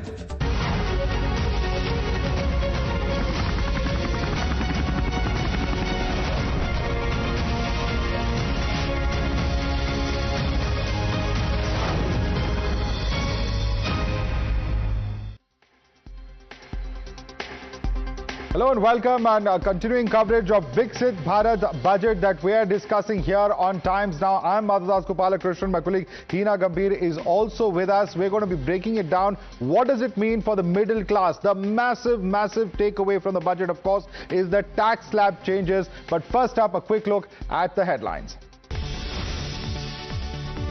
Finally, the prayers of middle class answered. Mega budget announcement. Taxpayers with salaries up to 12 lakh rupees won't have to pay tax under the new tax regime. It's a big push to strengthen the MSME sector. Credit guarantee cover for micro enterprises has been raised from 5 crore rupees to 10 crore rupees. Additional 1.5 lakh crore credit cover over the next 5 years. Big fillip to medical tourism. Finance Minister Nirmala Sitharaman announces the promotion of Heal in India initiative. Customs duty exemption on 36 cancer and other rare disease medications duty exemption. Bihar gets a big pie of Modi Sarkar's Budget 2025. Makhana board to greenfield airports to the canal project. The significant gifts for Bihar come months before the assembly elections. From some cancer and chronic diseases, medications to leather jackets, shoes and belts, many items are set to get cheaper, while TVs and mobile phones are set to cost you more as the basic customs duty on flat panel displays has been increased. The opposition, however, is quite unimpressed with the budget for Viksit Bharat. TMC alleges stepmotherly treatment towards Bengal and says that the budget is tailored while keeping Bihar mandate in mind.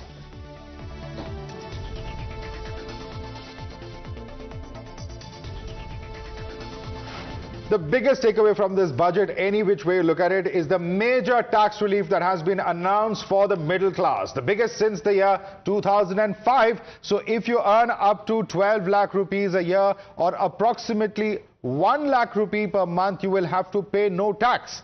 Finance Minister Nirmala Sitharaman has made the big bang announcement during her budget speech, where she said that income slabs and rates are being changed across the board to benefit all taxpayers. What does this essentially mean? This means the middle class will have more money in their hands. This will help them save more and even spend more, and will also spur household consumption. Hina. Well, absolutely, Madhav, and let's now take a look at the tax slabs. In fact, income up to 4 lakh rupees per annum, there is going to be no tax. So this threshold limit has actually been increased to 4 lakh. It was 0 to 3 lakhs earlier. Apart from that, from 4 to 8 lakh rupees, there's going to be a tax of about 5%. Now, this is under the new tax regime. Between 8 to 12 lakh rupees, now it's going to be, around 10% as far as the tax is concerned. Between 12 to 16 lakh rupees, 15% tax, and between 16 to 20 lakh rupees, 20% tax rate, and between 20 to 24 lakh rupees, 25% tax rate, and above 24 lakh rupees, 30%. But this 12 lakh exemption, in fact, one can say that has come for people earning up to 12 lakh rupees. It's actually going to benefit almost all tax slabs, not just those who are earning 12 lakh rupees annually. So about 1 lakh rupees is perhaps the amount that could be saved across the various slabs. We'll break that down. We'll also look at what it means in terms of standard deduction, what it means for those who are the salaried class. But first up, let's get a sense from the ground. What's the response to this budget? We have our reporters across the country who are in fact joining us at the moment. Let me begin with Chennai. Varshini is joining us. Varshini, I believe you have some taxpayers, some citizens with you. What's the response to the Viksit Bharat budget, as we're calling it here on Times Now?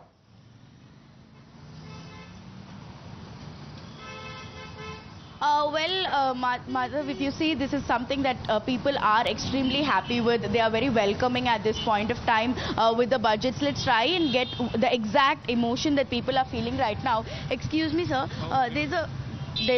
So the people who I have spoken to so far say that, they're very happy. Martin, I'm going to let you round up a few people around where you are. I believe Imran has some people with him. Imran, over to you. What's the response on ground in Bengaluru?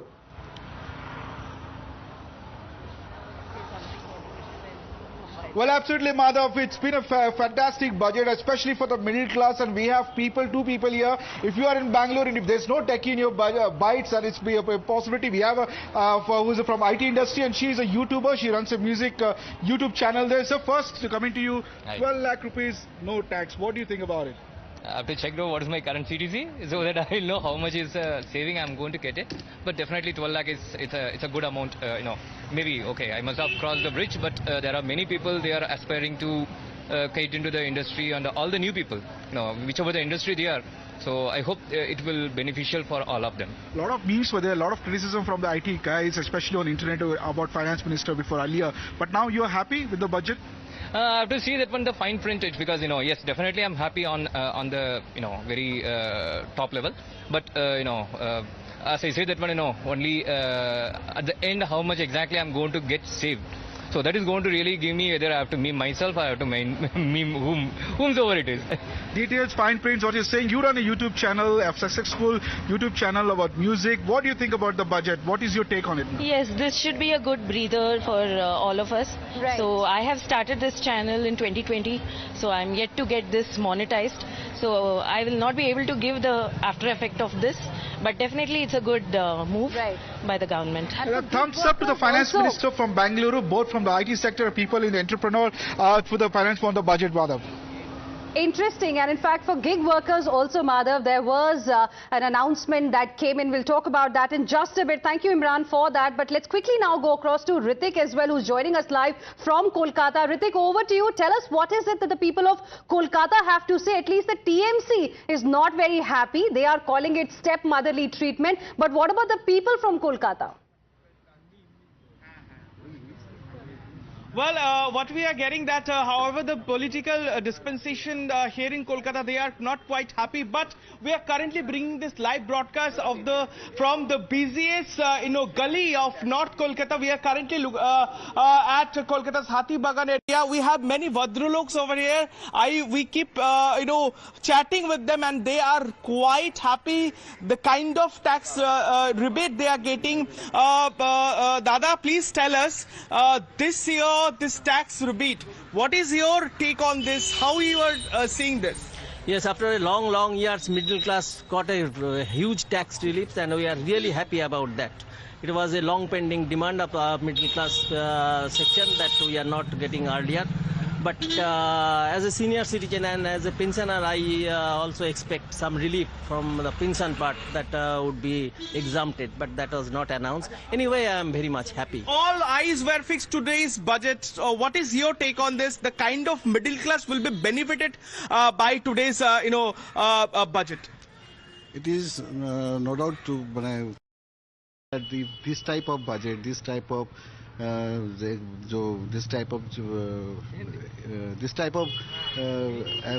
privilege which government gives us, it is definitely reflect in our economy, and it is reflect our normal life.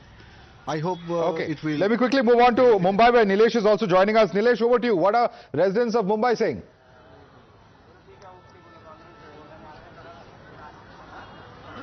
Well, yes, it was a historic budget presented by Nirmala Sitharaman, the 8th budget presented by her. We are reporting from BSC, the financial capital of our country. So we'll just cut across to the ladies here. Ma'am, what is your take on the budget? As a woman and from the middle class sector, it has been very good, and after a long time we have had so many benefits, especially for the salaried class. So we are hoping that this will be the budget in the years to come also, and because of this budget we have a lot of cash at disposal to run our household and for other purposes also. So we are very happy about it, and a great budget for us. A great budget. Ma'am, what is your take? Middle class for long have been waiting for tax exemption. Finally, your demand has been met. Yeah, it's a great budget as a significant benefit for a middle class family. The increase in the limit of the exemption is 12 lakh. So it is a great budget for the middle class people to save their money and consume in other sectors. So it was a great budget by the PM and Nirmala Sitharaman, who has think about the middle class people and gave a great relief to them. Sir, your take on the budget? I am happy with the budget. This is a budget for salaried person, I will say. Especially lower middle and middle class people are benefited, and the benefit goes from few thousand to few lakhs. And my expectation was that there will be some relief in LTCG and STCG, as most of the people are coming for investment in stock market and mutual funds. So that expectation, I hope the finance minister will consider. Will soon be met. Yeah.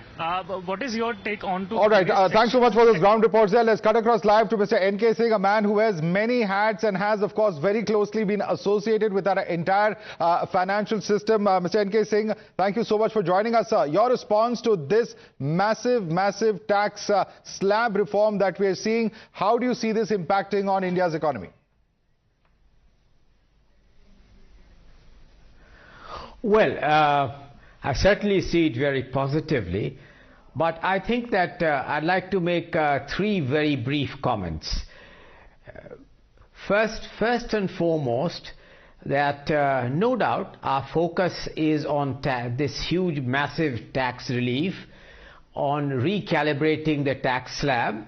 But I think that we must also recognize that she has achieved this remarkable feat of a major restructuring on the tax slabs, along with the adherence to the commitments on the fiscal consolidation roadmap.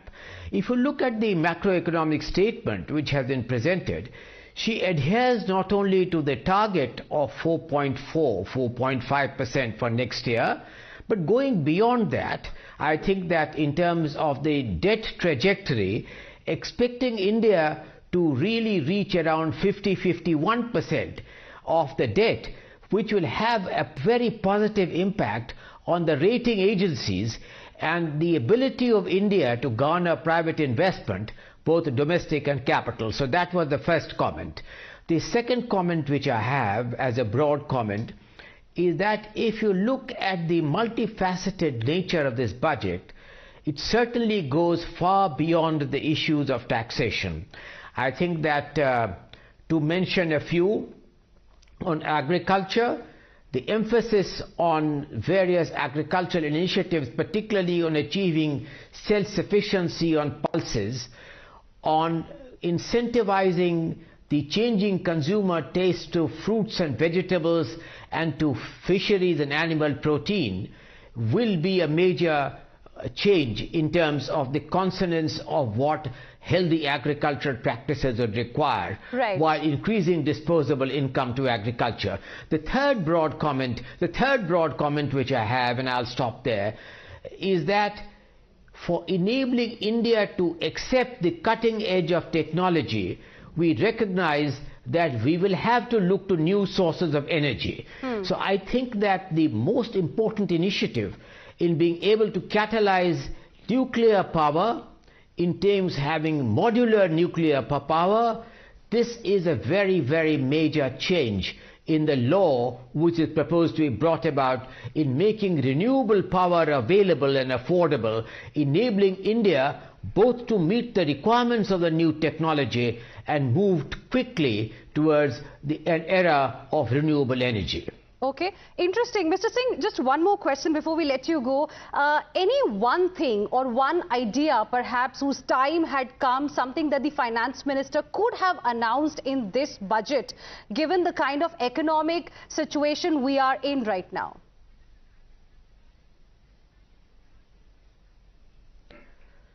So I think that perhaps we must view the budget in conjunction with the economic survey which was presented yesterday, namely the response patterns in the light of geopolitical uncertainties.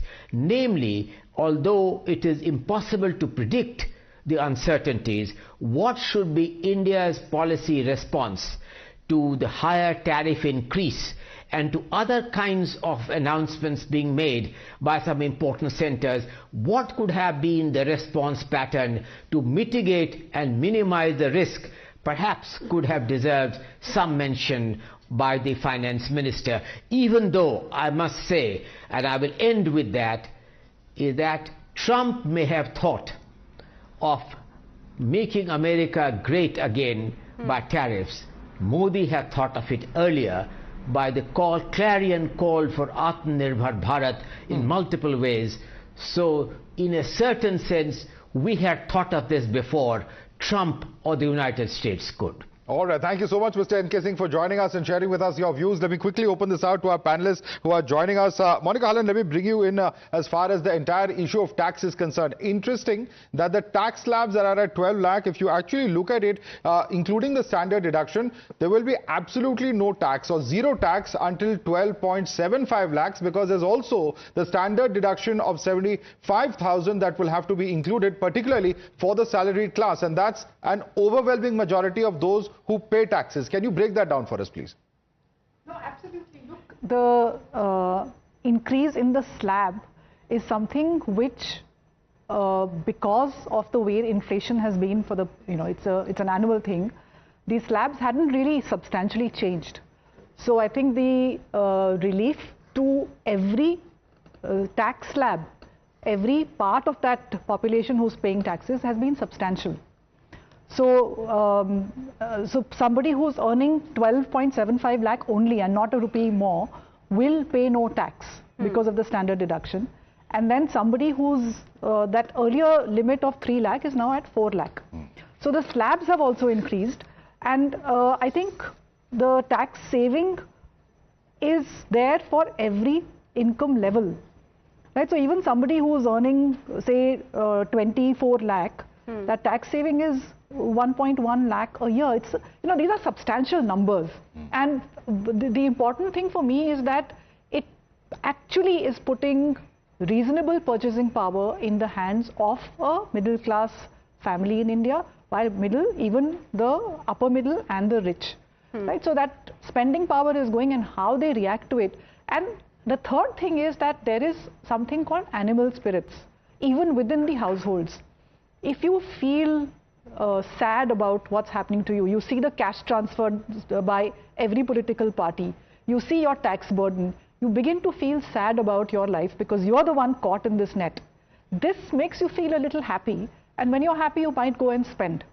So whether it is split between savings and spending, the impact is positive on the overall economy, definitely. Okay, so it's going to be a bullish response. Hina, absolutely. And you know, it's going to cost the government, by the way, about 1,000 odd crore rupees. Correct. That's what they have mentioned in the budget document. I'm going to come to my other guests as well in the studio in just a bit. We have to quickly go across to Adil Shetty of bankbazaar.com, who's also live with us right now. Good afternoon, Mr. Shetty. Thank you for joining us here on Times Now. From the world of corporates, how will you rate this budget of Finance Minister Nirmala Sitharaman? The middle class definitely is giving it a thumbs up. What about the corporate sector?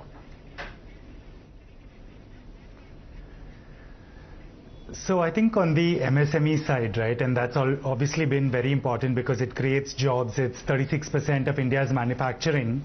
There have been some significant benefits. So number one, the credit guarantee scheme, it used to be 5 crores for MSMEs. That's been doubled to 10 crores. And that is expected to increase the credit delivery of about 1.5 lakh crores to MSMEs. So I think MSMEs are very happy about this point. This started during COVID. Now the credit guarantee limit is doubled, and getting 10 crores in total from 5 crores today is a big deal.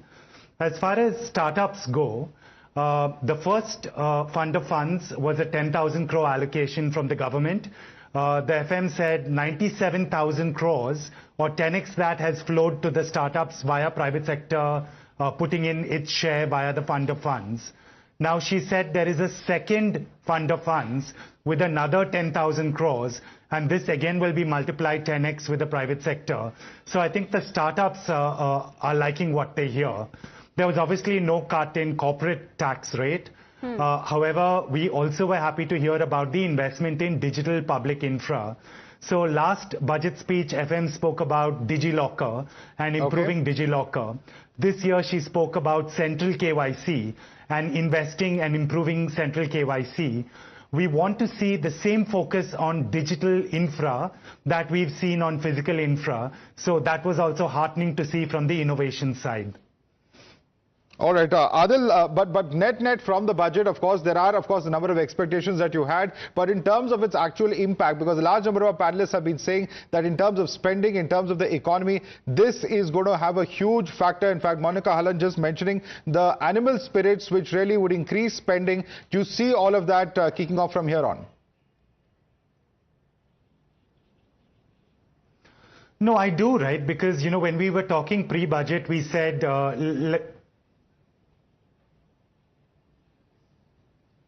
let's, do one of the three things. Let's increase the slab, let's reduce the rate, let's increase the rebate.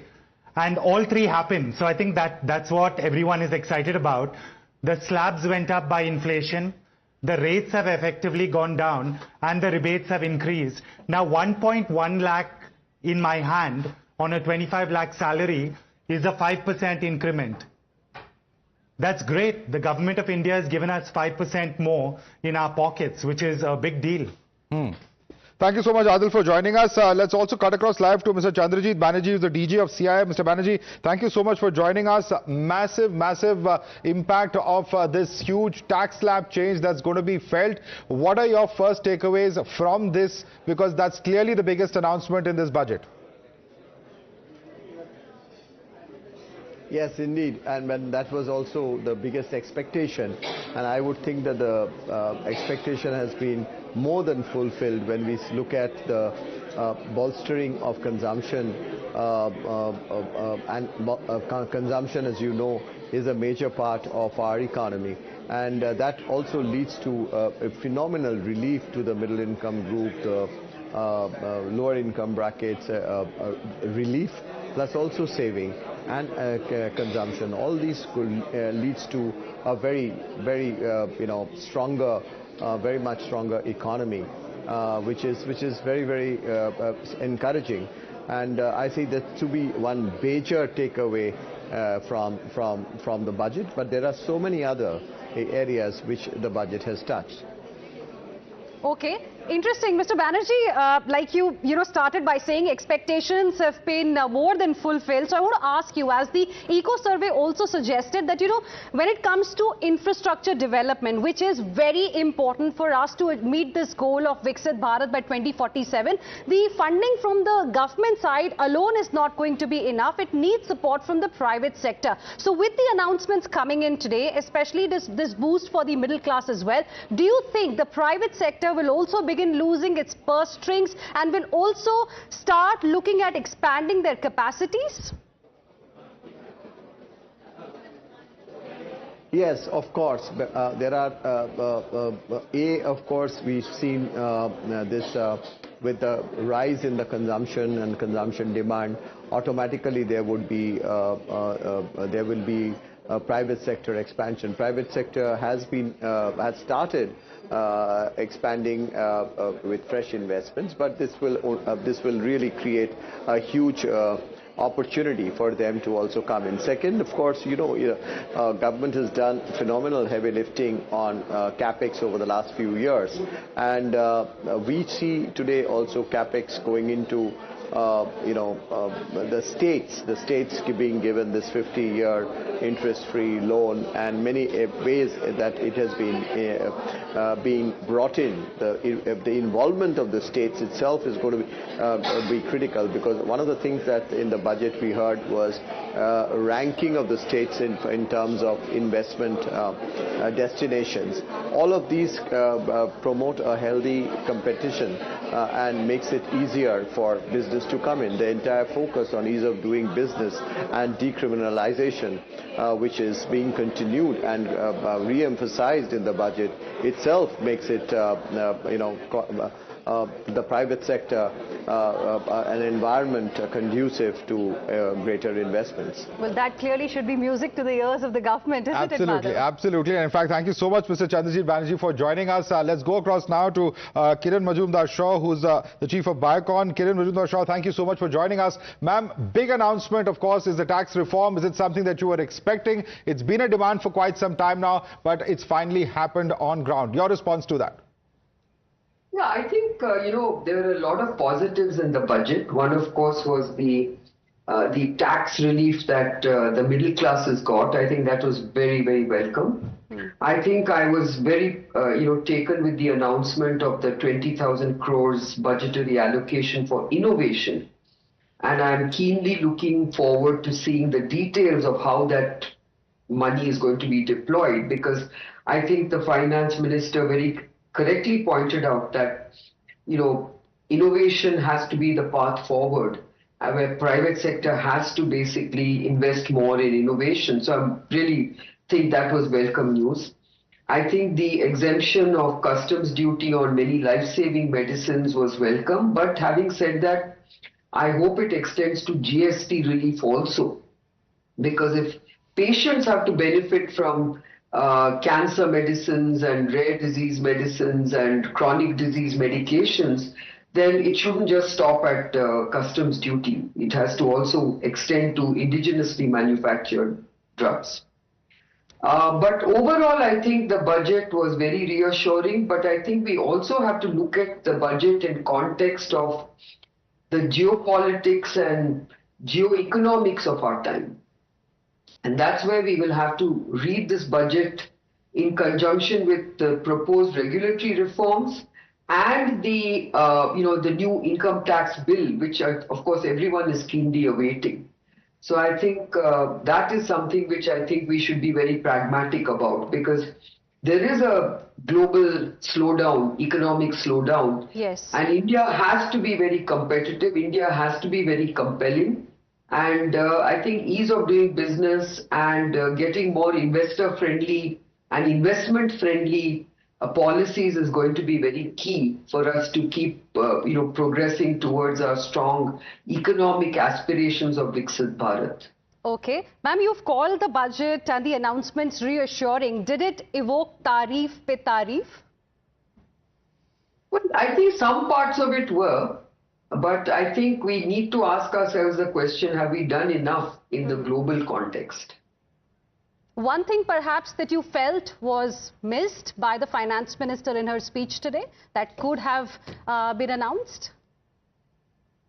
Well, obviously, I don't want to say anything was missed, because really the finance minister did cover a very large canvas, and I think some of the, she basically touched upon everything that was important, whether it was exports, whether it was innovation, whether it was agri-tech, whether it was women, whether it was healthcare. So I can't fault the budget in any way in that sense.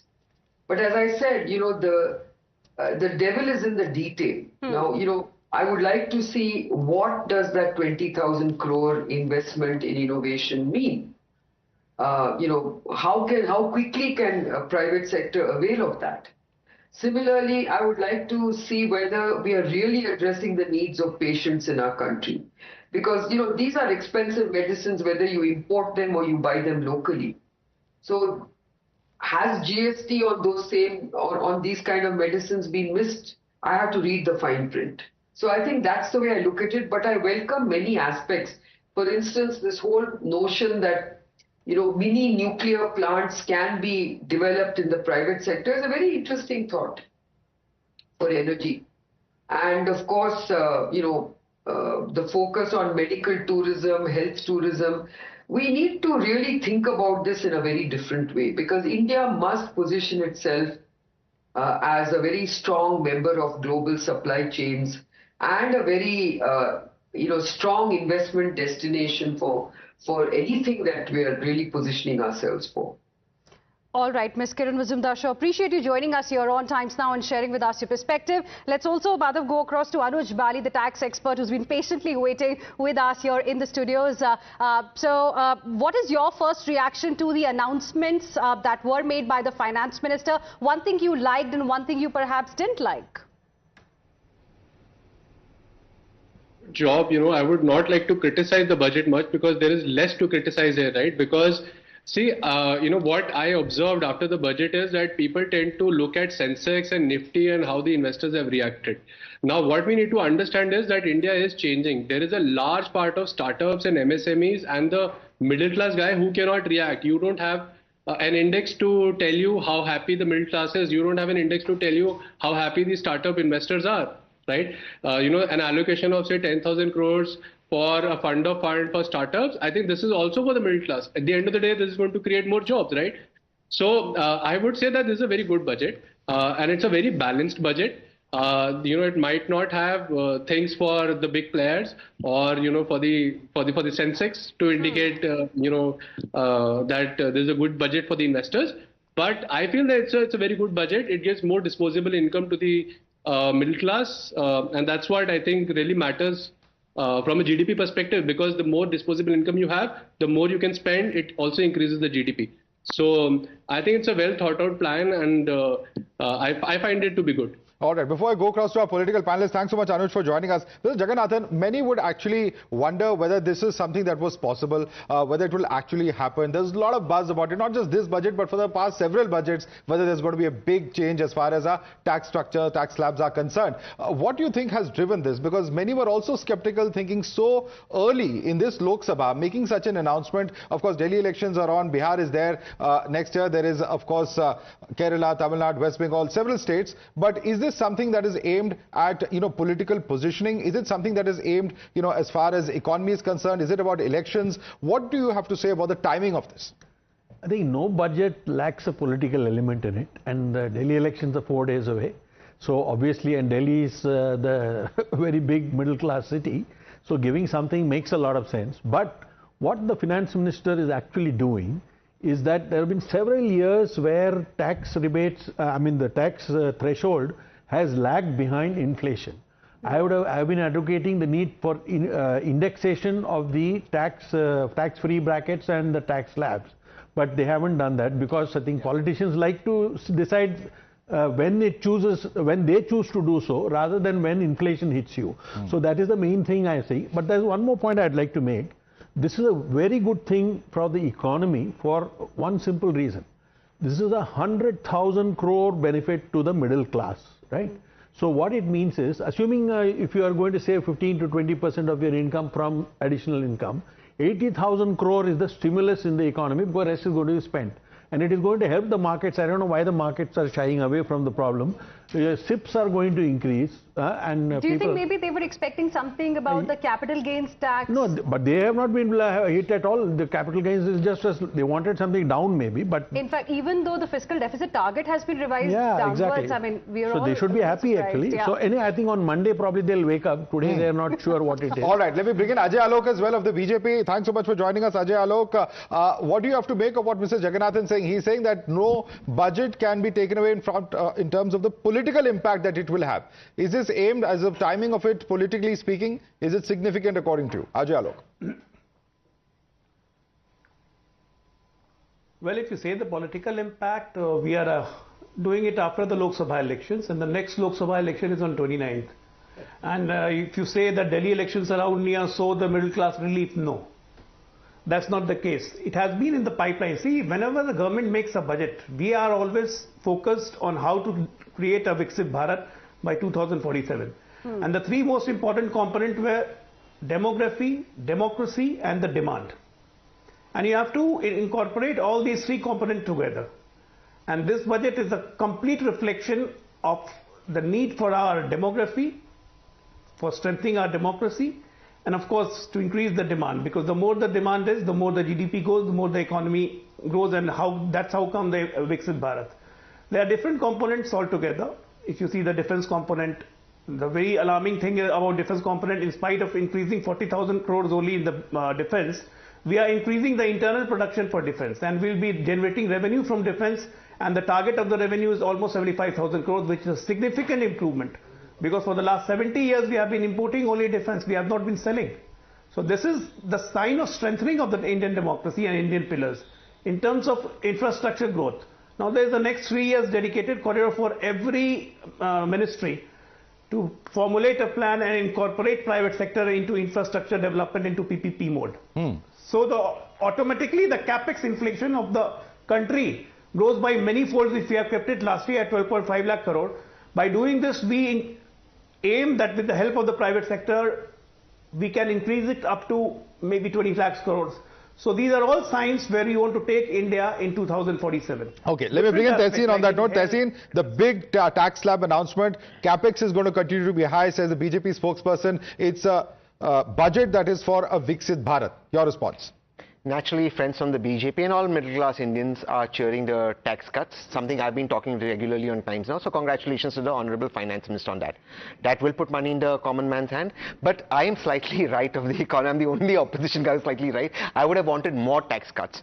I'm disappointed the corporate tax has not been cut. If you actually want manufacturing to go up, you actually want investment. The investment climate in India is not that good. In fact, you're seeing money leaving India. If you want Indians to invest in India, you should actually have a corporate tax cut. So your highest income tax slab should be in line with your many corporate heads tax. shaking over there. Now, Vivek Srivastava doesn't agree with you. Vivek Srivastava? If they are relegated to JNU, I'm not going to let him. I'm not left. I am right to the Quick center. response from Vivek Srivastava. Quick response before we toss across to Navika. Vivek.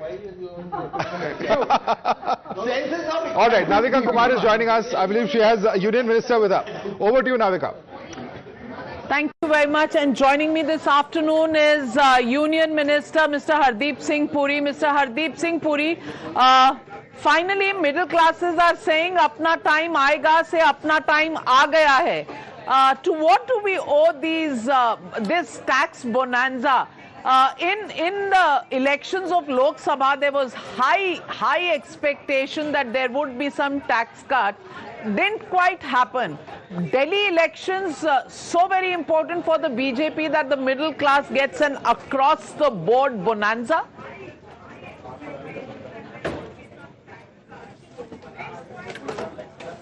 आप इसको दिल्ली के चुनाव के साथ क्यों link कर रही हैं? आप इसको देखिए ओवरऑल जर्नी में। जब मोदी जी ने दायित्व संभाला था 2014 में, उस समय जो एग्जेम्पशन थी 2.5 लाख थी। अभी हमने इसको 5 गुना करके मोदी जी ने इस बजट में उसको 12 लाख पे ले आया। तो मैं समझता हूं दिल्ली के चुनाव के साथ लिंक करना is not entirely fair. The fact is Delhi चुनाव हो रहा है, पर उसमें दिल्ली के चुनाव में देख रहा हूं पे कमीशन भी अपॉइंट हुई है। अभी कैबिनेट ने पे कमीशन को अपॉइंट करने का निर्णय लिया था। दूसरा, मैं उससे ज्यादा, अब वो कह रहे जी बिहार के बारे कुछ इसमें अनाउंसमेंट्स हुई हैं। अरे भाई, जब तक वन कंट्री वन पोल नहीं होता, कहीं ना कहीं तो चुनाव होता रहेगा। अरे आपने बिहार के अलावा और किसी स्टेट के लिए नहीं किया, कैसे बोलते? अभी पीछे आंध्र प्रदेश को 90,000 करोड़ की रिफाइनरी जो स्टेट्स रीऑर्गेनाइजेशन एक्ट में जिसके बारे रेफरेंस था वो दी है, वो भूल गए। बाकी जगह भी हम भूल गए। अब ऐसा है, ये एक बहुत शानदार बजट है। शानदार बजट में इसमें हर एक वर्ग के लिए आप मिडिल क्लास की कर रहे हैं। मेरे को लगता है कि मैं तो मिडिल क्लास हूं, आपके बारे तो नहीं पता। आप तो पत्रकार बहुत वेल पेड होते हैं, पर सैलरीड लोग जो होते हैं, 40 साल में अधिकारी रहा हूं और मैं समझता हूं। देखिए, बाकी स्लैब्स के साथ जो एडजस्टमेंट हुई है, कितना फायदा हुआ है। अगर 24 लाख आपकी अर्निंग है तो कितनी आपको सेविंग होती है। बट उसके अलावा स्टार्टअप्स के लिए पैसा है। अगर कैंसर पेशेंट्स हैं तो कितनी दवाइयां जो हैं वो बेसिक कस्टम्स ड्यूटी से एग्जेम्प्ट हुई हैं।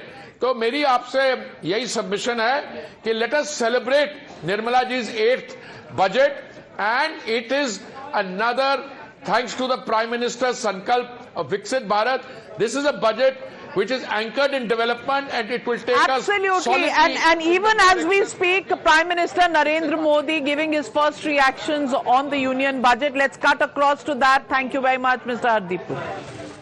ये बजट सेविंग्स को बढ़ाएगा, इन्वेस्टमेंट को बढ़ाएगा, कंजम्पशन को बढ़ाएगा और ग्रोथ को भी तेजी से बढ़ाएगा। मैं वित्त मंत्री निर्मला सीतारमण जी और उनकी पूरी टीम को इस जनता जनार्दन का बजट, पीपल्स का बजट, इसके लिए बहुत बहुत बधाई देता हूं। साथियों, आमतौर पर बजट का फोकस इस बात पर रहता है कि सरकार का खजाना कैसे भरेगा, लेकिन ये बजट उससे बिल्कुल उल्टा है। लेकिन ये बजट देश के नागरिकों की जेब कैसे भरेगी, देश के नागरिकों की बचत कैसे बढ़ेगी और देश के नागरिक विकास के भागीदार कैसे बनेंगे, ये बजट इसकी एक बहुत मजबूत नींव रखता है। साथियों, इस बजट में रिफॉर्म की दिशा में महत्वपूर्ण कदम उठाए गए हैं। न्यूक्लियर एनर्जी में प्राइवेट सेक्टर को बढ़ावा देने का निर्णय बहुत ही ऐतिहासिक है। ये आने वाले समय में सिविल न्यूक्लियर एनर्जी का बड़ा योगदान देश के विकास में सुनिश्चित करेगा। बजट में रोजगार के सभी क्षेत्रों को हर प्रकार से प्राथमिकता दी गई है। लेकिन मैं दो चीजों पर ध्यान आकर्षित करना चाहूंगा। उन रिफॉर्म्स की मैं चर्चा करना चाहूंगा जो आने वाले समय में बहुत बड़ा परिवर्तन लाने वाले हैं।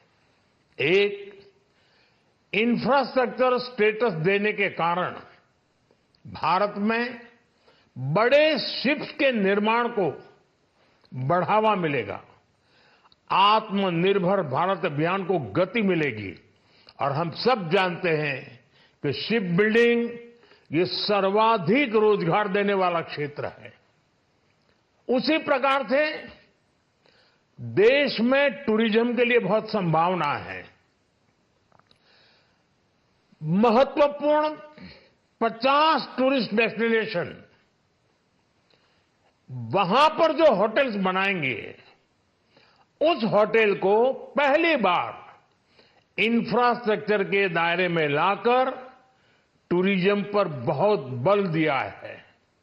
इससे हॉस्पिटैलिटी सेक्टर को, जो रोजगार का बहुत बड़ा क्षेत्र है, और टूरिज्म जो रोजगार का सबसे बड़ा क्षेत्र है, एक प्रकार से चारों तरफ रोजगार के अवसर पैदा करने वाला एक क्षेत्र को ऊर्जा देने वाला काम करेगा। आज देश विकास भी विरासत भी इस मंत्र को लेकर चल रहा है। इस बजट में भी इसके लिए भी बहुत महत्वपूर्ण और ठोस कदम उठाए गए हैं। 1 करोड़ पांडुलिपियों के लिए संरक्षण के लिए, मैन्युस्क्रिप्ट के लिए ज्ञान भारतम मिशन लॉन्च किया गया है। साथ ही भारतीय ज्ञान परंपरा से प्रेरित एक नेशनल डिजिटल रिपोजिटरी बनाई जाएगी। यानी टेक्नोलॉजी का भरपूर उपयोग किया जाएगा और हमारा जो परंपरागत ज्ञान है उसमें से अमृत निचोड़ने का भी काम होगा।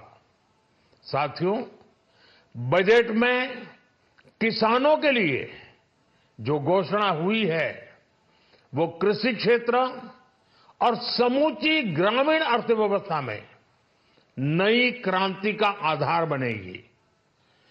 पीएम धन धान्य कृषि योजना के तहत 100 जिलों में सिंचाई और इंफ्रास्ट्रक्चर का डेवलपमेंट होगा। किसान क्रेडिट कार्ड की लिमिट 5 लाख तक होने से उन्हें ज्यादा मदद मिलेगी। साथियों, अब इस बजट में 12 लाख रुपए तक की आय को टैक्स से मुक्त कर दिया गया है। सभी आय वर्ग के लोगों के लिए टैक्स में भी कमी की गई है। इसका बहुत बड़ा फायदा हमारे मिडिल क्लास को, नौकरी पेशे करने वाले जिनकी आय बंधी हुई है, ऐसे लोगों को, मिडिल क्लास को इससे बहुत बड़ा लाभ होने वाला है। उसी प्रकार से जो नए नए प्रोफेशन में आए हैं, जिनको नए नए जॉब मिले हैं, इनकम टैक्स की ये मुक्ति उनके लिए एक बहुत बड़ा अवसर बन जाएगी। साथियों, इस बजट में मैन्युफैक्चरिंग पर 360 डिग्री फोकस है ताकि एंटरप्रेन्योर्स को, एमएसएमईज को, छोटे उद्यमियों को मजबूती मिले और नई जॉब पैदा हो। नेशनल मैन्युफैक्चरिंग मिशन से लेकर clean tech, leather, footwear, toy industry जैसे अनेक सेक्टर्स को विशेष समर्थन दिया गया है। लक्ष्य साफ है कि भारतीय प्रोडक्ट्स ग्लोबल मार्केट में अपनी चमक बिखेर सके। साथियों, राज्यों में इन्वेस्टमेंट का एक वाइब्रेंट कॉम्पिटिटिव माहौल बने, इस पर बजट में विशेष जोर दिया गया है। एमएसएमईज और स्टार्टअप के लिए क्रेडिट गारंटी को दोगुना करने की घोषणा भी हुई है। देश के एससी, एसटी और महिला जो नए उद्यमी बनना चाहते हैं, उनको 2 करोड़ रुपए तक के लोन की योजना भी लाई गई है, और वो भी बिना गारंटी। इस बजट में न्यू एज इकोनॉमी को ध्यान में रखते हुए गीग वर्कर्स के लिए बहुत बड़ी घोषणा की गई है। पहली बार गीग वर्कर्स का ई श्रम पोर्टल पर रजिस्ट्रेशन किया जाएगा। इसके बाद इन साथियों को स्वास्थ्य सेवा और दूसरी सोशल सिक्योरिटी स्कीम्स का लाभ मिलेगा। ये डिग्निटी ऑफ लेबर, इसके प्रति श्रम एव जयते के प्रति सरकार के कमिटमेंट को दर्शाता है। रेगुलेटरी रिफॉर्म से लेकर फाइनेंशियल रिफॉर्म्स, जन विश्वास 2.0 जैसे कदमों से मिनिमम गवर्नमेंट और ट्रस्ट बेस्ड गवर्नेंस के हमारे कमिटमेंट को और बल मिलेगा। साथियों, ये बजट न केवल देश की वर्तमान आवश्यकताओं को ध्यान में रखता है, बल्कि हमें भविष्य की तैयारी करने में भी मदद करता है। स्टार्टअप के लिए deep tech fund, geospatial mission और न्यूक्लियर एनर्जी मिशन ऐसे ही महत्वपूर्ण कदम है। मैं सभी देशवासियों को एक बार फिर इस ऐतिहासिक पीपल्स बजट की बधाई देता हूं, और फिर एक बार वित्त मंत्री जी को भी बहुत बहुत बधाई देता हूं। बहुत बहुत धन्यवाद।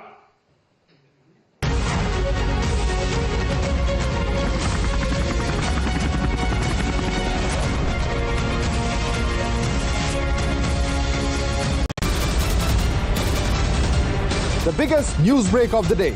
Exclusive that set the primetime agenda. Bringing you stories that matter. News breaks that shake up the system. Join us for the biggest revelation on Blueprint exclusive weekdays at 6 p.m. only on Times Now. She asks tough questions like no other journalist. आप भाग रहे हैं सवाल से। बड़ा simple सा straight forward सवाल है। Mr. D.K. Shiv Kumar, what next for you? When are you taking over as Chief Minister? She takes on the masters of Indian politics like no one else can. How do you see skill census versus caste census if you would want to respond to the current political climate? कहीं भी चले जाओ, कहीं भी आ जाओ। अजीत पवार जी भी कभी भी शरद पवार जी के पास चले जाएंगे, कभी भी इधर आ जाएंगे। क्या ऐसी पॉलिटिक्स है? Because she speaks for you the way no one else can. What's the chemistry between Prime Minister Modi and Democrats? The profile of India as a country, has it grown? Are you going to get onto a SpaceX spaceship anytime soon? Because your voice must be heard, your questions answered above all else. Frankly Speaking with Navika Kumar.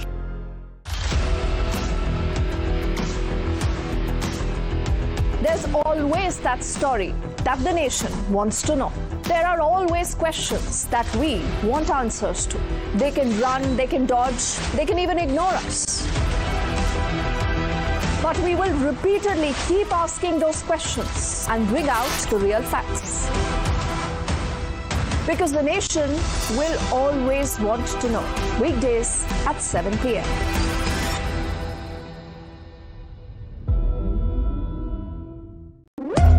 When the stakes are high and the answers are elusive, there's one voice unafraid to challenge the status quo.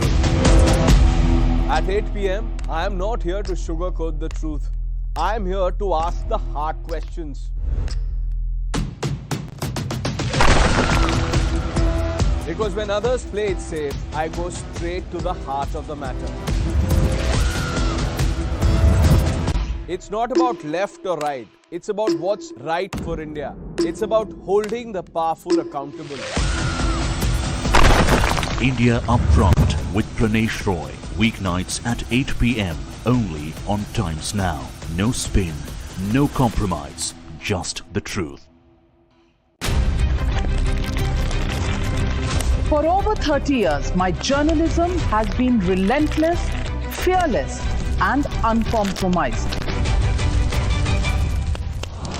My stories have breached lofty ivory towers and brought down the high and mighty. And I won't stop. When the clock strikes 9, it is time for the news hour. Navika Kumar asks the legitimate question. When your rights are trampled, I will be your voice, demanding answers from the corridors of power. News Hour at 9 with Navika Kumar. Journalism is a mission, not just to seek accountability or a fight for justice, but for honesty and integrity. Voicing citizens' concerns and using the truth to demand answers, ensuring that you come first on agenda. Watch News Hour Agenda with me, Madhav Krishnan, weeknights at 10 o'clock only on Times Now.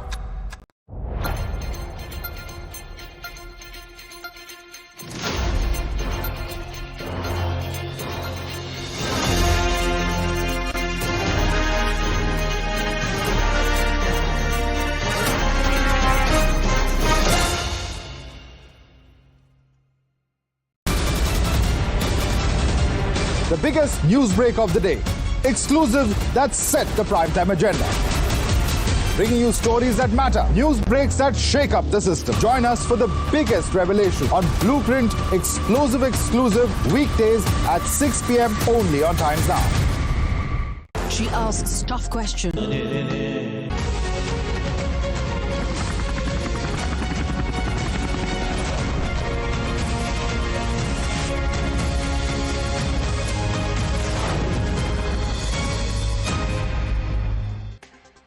Welcome back. Here with us on Times Now, and joining us on the broadcast right now is Salem Dharanidharan, who is National Spokesperson of the DMK. We also have with us Professor Jyotsna, National Spokesperson of the TDP. Good afternoon to both of you and to my guests in the studio here. Salem Dharanidharan, to you first. Many are appreciating the bonanza that the middle class has got. Do you also give this government a thumbs up for biting the bullet and giving this kind of a tax relief to the middle class? I think it's very funny. Do you think that I really don't know numbers, or they don't know numbers, or they think people don't understand the numbers? The fact of the matter is, who is middle class?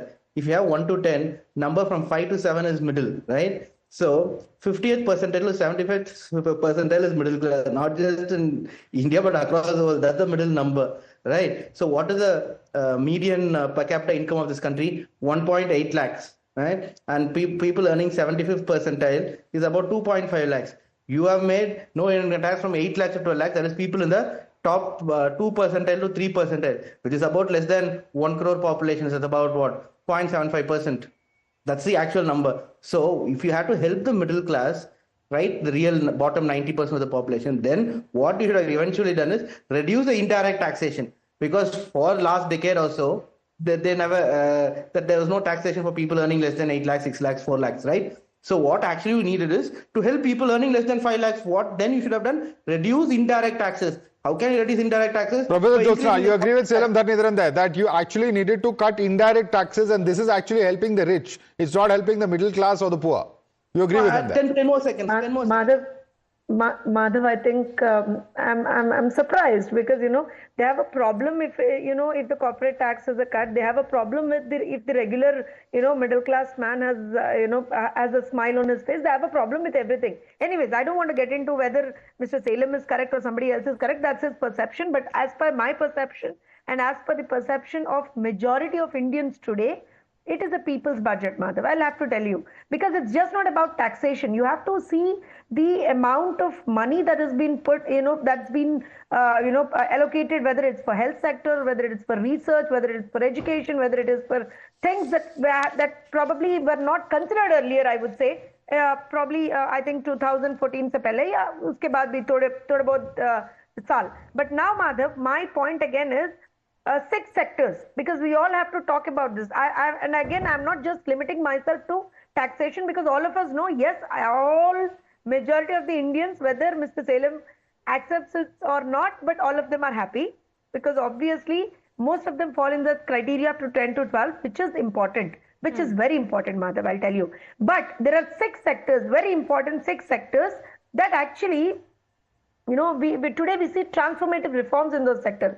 We call it alternative energy, the power, the mining, the urban development, the financial sector, regulatory reforms, again, one of which is taxation. Okay, So and let me bring in Salem. Ultimately, the point is this, that, you're ignoring the fact that this is going to be a huge amount of disposable income that, whoever is earning that money, the salaried class in particular, can choose to spend, can choose to invest. That just puts more money, not just in their pockets, but also in terms of the spending increase. And that's going to spur a huge demand within the economy itself. Why are you discounting that? No, Madhav, I am someone who strongly believes in putting money in hands of the poor and the middle class and majority of the population. But the point is, the definition of who is middle class is the problem here, because this tax cut is only going to benefit less than 1% of the Indian population. That is the problem here. If you actually want to help and increase the consumption of the economy, then you should have increased the taxation. Tehseen, you agree with that? It's going to help a very small section. It's not the middle class. It's actually the upper middle class and rich is what he seems to suggest. No, it'll help the salaried class. In fact, if anything, it'll help the salaried class to create investment. This has to be seen in perspective with other schemes that have been put in. For example, the second house that if you choose to invest in, your rent is tax-free. So you will have the middle class now with this disposable income looking at getting a second house. In particular, what I'm disappointed with, and I do agree with Mr. Salem on one thing, which now you have to push. If you want comprehensive investment in India, which is all our aim, then you have to have GST reforms right away. But for that you have GST Council. Yeah, but BJP has a major weightage in that, so you have to have that. GST should be only 2%. Sumit, quick response from Sumit on that as well, because you're a tax expert. Do you agree with what Tehseen said? I will spare the GST thought, because that sounds more politically rhetoric. But for just coming back on the middle class, I think the benefit is aimed at different sections of the society. One is a gig economy worker who are earning, let's say, from 30,000 rupees to going all the way to 1 lakh rupees a month. And in fact, just few minutes ago, Prime Minister Modi also said that that's also the target section of the beneficiary, right? The second is look at the salaried class people, right? This provision, this change is going to put a lot more money in the hands of the young professional entering the job market. Yes. And that's where the consumption demand will get created. All right. We're going to leave it there. Just property change that has happened, that is also significant change. If you come to think of it, the moment you allow the 2 house properties to be tax exempt, it's giving a lot more disposable income. All right. Sumit Singhania, Tehseen Poonawala, Mr. R. Jagannathan, as well as Professor Jyotsna and Salem Dhanidharan. I'd like to thank all of you for joining us and breaking this down for our viewers. We're going to continue with our coverage of the Viksit Bharat budget, as we're calling it here on Times Now. For the woman from Hina and me, it's a wrap.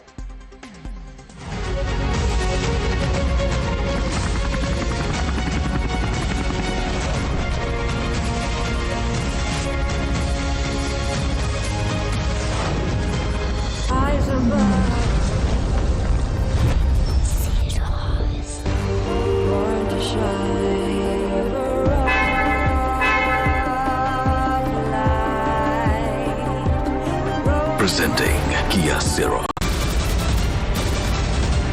The biggest news break of the day.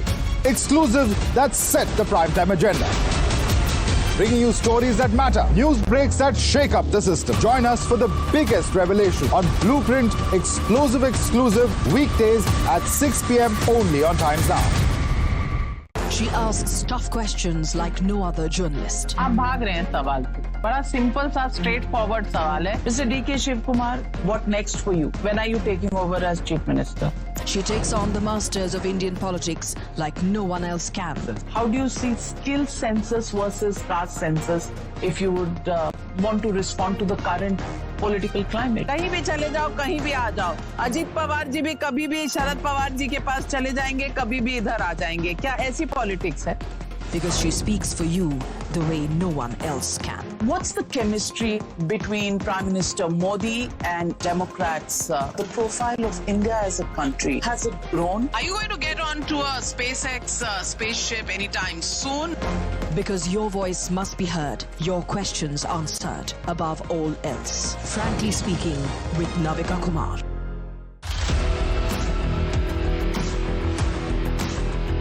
There's always that story that the nation wants to know.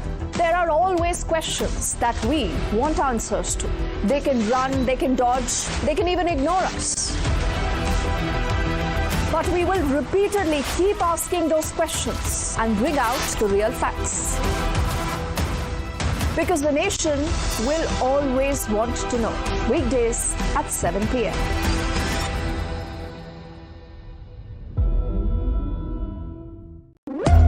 When the stakes are high and the answers are elusive, there's one voice unafraid to challenge the status quo. At 8 p.m., I am not here to sugarcoat the truth. I am here to ask the hard questions. Because when others play it safe, I go straight to the heart of the matter. It's not about left or right. It's about what's right for India. It's about holding the powerful accountable. India Upfront with Pranesh Roy. Weeknights at 8 p.m. only on Times Now. No spin, no compromise, just the truth. For over 30 years, my journalism has been relentless, fearless, and uncompromising. My stories have breached lofty ivory towers and brought down the high and mighty. And I won't stop. When the clock strikes 9, it is time for the news hour. Navika Kumar asks the legitimate question. When your rights are trampled, I will be your voice, demanding answers from the corridors of power. News Hour at 9 with Navika Kumar. Journalism is a mission, not just to seek accountability or a fight for justice, but for honesty and integrity. Voicing citizens' concerns and using the truth to demand answers, ensuring that you come first on agenda. Watch News Hour Agenda with me, Madhav Krishnan, weeknights at 10 o'clock only on Times Now.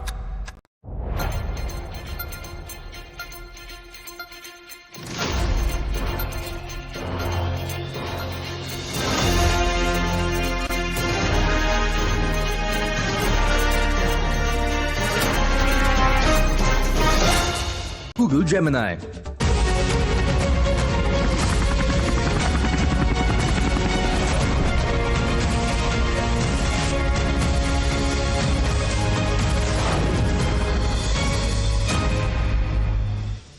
I am now happy to announce that there will be no income tax payable up to income of 12 lakh rupees. Finally, the prayers of the middle class answered. Mega budget announcement. Taxpayers with salaries up to 12 lakh rupees won't have to pay tax under the new tax regime. Big push to strengthen the MSME sector. Credit guarantee cover for micro enterprises raised from 5 crore rupees to 10 crore. Additional 1.5 lakh crore credit cover over the next 5 years. Flip to medical tourism. Finance Minister Nirmala Sitharaman announces the promotion of the Heal in India initiative. Customs duty exemption on 36 cancer and rare disease medications. Bihar gets a big pie of Modi Sarkar's budget. Makhana boat to greenfield airports to the canal project. The significant gifts for Bihar comes months before the assembly election. From some cancer and chronic diseases, medicines to leather jacket, shoes and belts, Many items are set to get cheaper, while TVs and mobile phones are set to cost you more, as the basic custom duty on flat panel displays has been increased. Centre makes a big push for artificial intelligence in education. Finance Minister Nirmala Sitharaman announces the setting up for an AI Centre of Excellence for Education with 500 crore rupees outlay in a bid to prepare a future-ready workforce. While the opposition remains unimpressed with the budget, BJP leaders, including the Home Minister Amit Shah, hailed budget for the Aam Aadmi, saying that the middle class is always in Prime Minister Narendra Modi's heart. The opposition is unimpressed with the budget for Vikasit Bharat. TMC, BRS, DMK alleged stepmotherly treatment towards Bengal and says the budget is tailored while keeping Bihar mandate in mind. Namaskar, good afternoon. I'm Swati Joshi, and it's nothing short of an budget for the middle class, with Modi government giving it a mega tax exemption, the biggest since the year 2005. So if you earn up to 12 lakh rupees a year or approximately 1 lakh per month, you will have to pay no tax. Finance Minister Nirmala Sitharaman made the big bang announcement during a budget speech where she said that income slabs and rates are being changed across the board to benefit all taxpayers. So what does this essentially mean? Now, this means that the middle class will have more money in their hands. This will help them save more and spend more, and will also spur household consumption, which has been, in fact, the focus of the government. So the biggest talking point of the Modi government's first full budget after 2024 general elections is that a nil tax slab will apply for those with annual income up to 12 lakh rupees, which will help one save up to 80,000 a year. Prime Minister Modi, in his post-budget address, hailed he called this a major relaxation primarily for the middle class and called it people's budget. Listen in. जनता जनार्दन का budget, peoples का budget, इसके लिए बहुत बहुत बधाई देता हूं। साथियों, आमतौर पर बजट का फोकस इस बात पर रहता है कि सरकार का खजाना कैसे भरेगा, लेकिन ये बजट उससे बिल्कुल उल्टा है। लेकिन ये बजट देश के नागरिकों की जेब कैसे भरेगी, देश के नागरिकों की बचत कैसे बढ़ेगी और देश के नागरिक विकास के भागीदार कैसे बनेंगे, ये बजट इसकी एक बहुत मजबूत नींव रखता है। Let's take a look at the current versus previous tax slab. Income up to 4 lakh rupees, it's going to be nil as far as the income tax is concerned. Between rupees 4 lakh and 8 lakh, 5%. Between rupees 8 and 12 lakh, 10%. Between rupees 12 and 16, it's going to be 15%. And between 16 to 20 lakh, it's going to be 20%. For those who earn between 20 to 24 lakhs, the income tax that they'll have to pay is going to be 25%. And for all of those who earn above 24 lakh rupees, they'll fall in the 30% tax slab. Why does the middle class matter? Because as per data from 2020-2021, the middle class made 31% of the total population. Reports suggest that the size of India's middle class will nearly double to 61% of its total population by 2047. It's also important to note that Delhi, which goes to polls in less than 5 days from now, as per reports, has 45% middle class population. So all in all, this is a pro-people and pragmatic budget ahead of polls. Here's what the finance minister said while announcing the overhaul in the tax slabs for middle class. We have periodically reduced the tax burden. Right after 2014, the nil tax slab was raised to 2.5 lakhs of rupees, which was further raised to 5 lakh rupees in 2019 and to 7 lakh rupees in 2023. This is reflective of our government's trust on the middle class taxpayers. I am now happy to announce that there will be no income tax payable up to income of 12 lakh rupees. All right, let's break down the details now. And this is how it is going to impact the taxpayers. Income of 8 lakh, according to the old tax, 30,000, and now it is going to be nil. So the savings is going to be actually 30,000. For those who are earning 9 lakh, According to the old tax, they were paying 40,000. Now that's going to be nil. So the savings is going to be that of 40,000 that they'll be able to save now. For 10 lakh, the old tax was 50,000. The new declaration after the announcement is going to be nil. Savings is going to be of 50,000. For those earning 11 lakh, as per the old tax, they were paying 65,000. Now they don't have to pay anything. Savings 65,000. For those with income 12 lakh, old tax 80,000. Now it's nil. So savings is going to be 80,000. For those who are earning 16 lakh, as per the old tax slab, 1.70 is the income tax for them. Now they'll have to pay only 1.2 lakh. So the savings is going to be around 50,000. For those earning 20 lakh, as per old tax slab, 2.9 lakh is their tax. Now that is going to be 2 lakh rupees. So 90,000 is what they are going to save. For those earning 24 lakh rupees per annum, according to the old slab, 4.10, that's 4.10 is the tax that they were paying. Now it's going to be 3 lakh. So the savings is going to be that of 1.1 lakh. And for those who are earning 50 lakh per annum, as per the old tax slab, 11.9 is what they paid in terms of tax. Now that has been reduced to 10.8. So the savings is that again of 1.1 lakh. The tax-paying Janata is ecstatic. For years, they have been waiting with bated breath for this kind of a relief. Even some leaders of the opposition who earlier accused the Modi government of crushing people under the tyranny of tax terrorism are forced to admit that this is a welcome step for the Aam Aadmi. वो तो अच्छी बात है, इसलिए भाजपा के लोग बहुत ताली बजाएं, लेकिन ये भी जानिए कि अगर आपके पास तनख्वाह है तो आप कम टैक्स देंगे, लेकिन जिनके पास रोजगार नहीं है उनके पास तनख्वाह कहाँ से है? और बेरोजगारी के बारे में हम कुछ नहीं सुना। फाइनेंस मिनिस्टर की भाषण में कहाँ थे बेरोजगारी, कहाँ थे हमारे युवाओं के रिकॉर्ड, वर्ल्ड रिकॉर्ड अनएम्प्लॉयमेंट जो है हमारे देश में, बेरोजगारी। मैं कहूंगी ये आम जनता और खास करके मिडिल क्लास की जीत है, जो उनकी लगातार मांग रही है पिछले 10 साल से, और उनकी सुनवाई नहीं हो रही थी कि वो लोग टैक्स देते हैं, इतना भारी टैक्स भरते हैं, ना सेविंग हो पाती है, ना महंगाई कम हो रही है और कोई इन्वेस्टमेंट नहीं हो पाता है, उनका खर्चा बढ़ता जा रहा है, आमदनी दुगनी अधूरी रहती है और महंगाई दुगनी होती है। तो आज उनको वो राहत की सांस मिली है, उसको तो मैं वेलकम करूंगी क्योंकि आज जनता की जीत है। Now, top leaders of the NDA are calling this a dream budget for the Aam Aadmi. Listen to the reactions.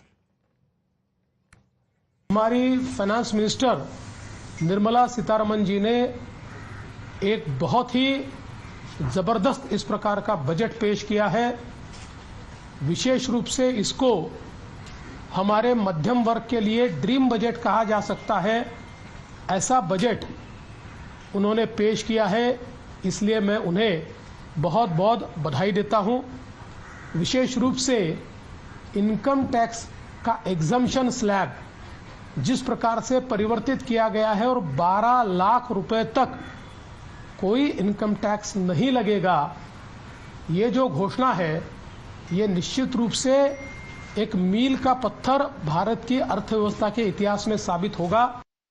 वित्तीय वर्ष 2025-26 के बजट में डिफेंस मिनिस्ट्री को 6,81,000 करोड़ से अधिक का एलोकेशन किया गया है, जो पिछले साल के बजट एलोकेशन से लगभग 9.5% अधिक है।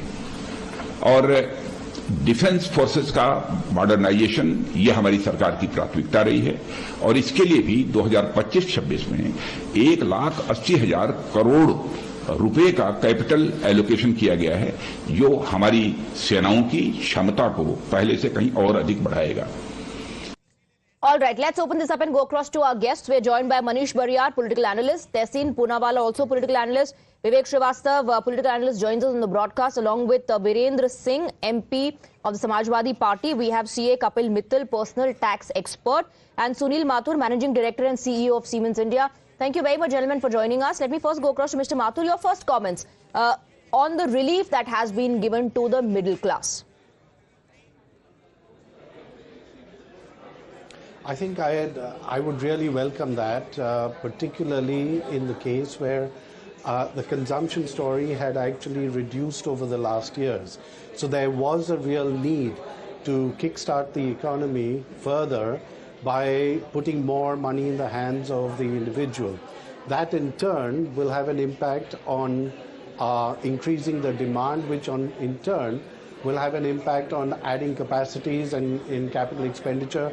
Private sector spending in capex should increase as a result, which in turn will have an impact on job creation. So I very much welcome the recent announcement of putting more money in the hands of individuals. Right. Now, after the current announcement in terms of tax relief, every income group seems to be saving a little bit of money. Would you say that you're satisfied that the government said up to 12 lakh no income tax, or they should have increased or stretched that a bit further? Well, I think, to be honest, the 12 lakhs comes as a surprise. We were not expecting it to be that high. So it's actually a welcome surprise. Whether we can always ask for more, that is a matter of wish. But I think the 12 lakhs that has been announced is already a major step forward, which comes as a very welcome surprise. Right. Who does this put the burden on now?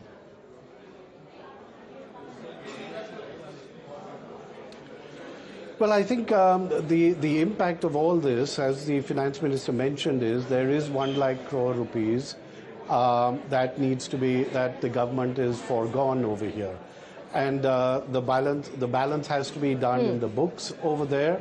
But I think overall, if you look at it from the perspective that the government has had a very difficult equation to manage, global geopolitics and geoeconomics are having an impact, but India has been remarkably insulated to a large extent from that. There is a very clear-cut intent towards a Viksit Bharat. And finally, there is an intent to speeden up that pathway towards Viksit Bharat. I think there is always a give and take that one has to give when you are, or one has to take into account when you are balancing the books. It's not an easy discussion, but overall, with the capex spending, which I would have liked to be a little bit more, on the one hand, that leads to a demand-led spending. Balanced on the other hand by the 1 lakh, by the announcement on consumption increase over there. I think these are trade-offs that one has had to do. All right. Mr. Mathur, thank you very much for joining us. Thank you for sharing your perspective with us. Let me quickly go across to CA Kapil Mittal. Mr. Mittal, around this time, I'm sure you're flooded with questions like where to invest, how much to invest, how to save money. Do you think this new announcement, this major tax relief is going to reduce that worry of the middle class, less burden on them, more money in their hands? Swati, what we have already come to know from this budget, that middle class will have a good amount of money with them in terms of tax saving now. So what we are seeing from last few months or from few years also, that now Indian youth want to invest in mutual fund, want to invest in share market and all.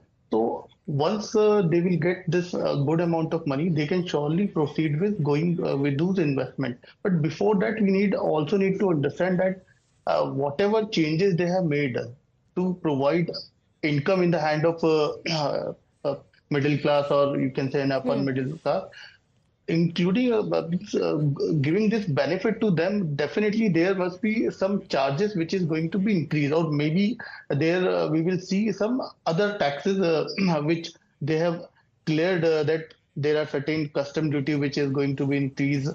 Apart from this, there are, because whenever an individual gets some income in their hand, they are going to spend it. Whenever they are going to spend it, they have to pay some indirect taxes in the form of GST. And those will go in the kitty of government only. But with respect to this, that they have not made any change with respect to old tax regime, which shows somewhere government has in their back of their mind that they want to abolish the old tax regime, which is more or less clear.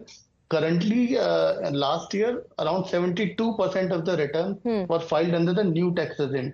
After this change, we assume that there must be more than 95% return will going to file under the new so you're tax saying regime. more people will now choose the new tax regime given the benefits. And All then right. there are very less chances that they will go and invest into the LIC and other. So slowly you're saying perhaps the old tax regime on its own is going to be abolished. Stay on with us, sir. We have Harsha Vardhan Agarwal, President FICCI and Vice Chairman and Managing Director of Imami Limited joining us. Thank you very much, Mr. Agarwal. Would you say big thumbs up from the Aam Aadmi as well to the government after this announcement, massive tax relief? Absolutely, I think it has been a welcoming budget. We all were expecting, and we had recommended to the government, to the FM, that for increasing the consumption, we need to leave more money in the hand of the middle class, and for that, if there can be some relief in the income tax. But I think, we were not expecting something like this, and it's a really big bang step that they have taken.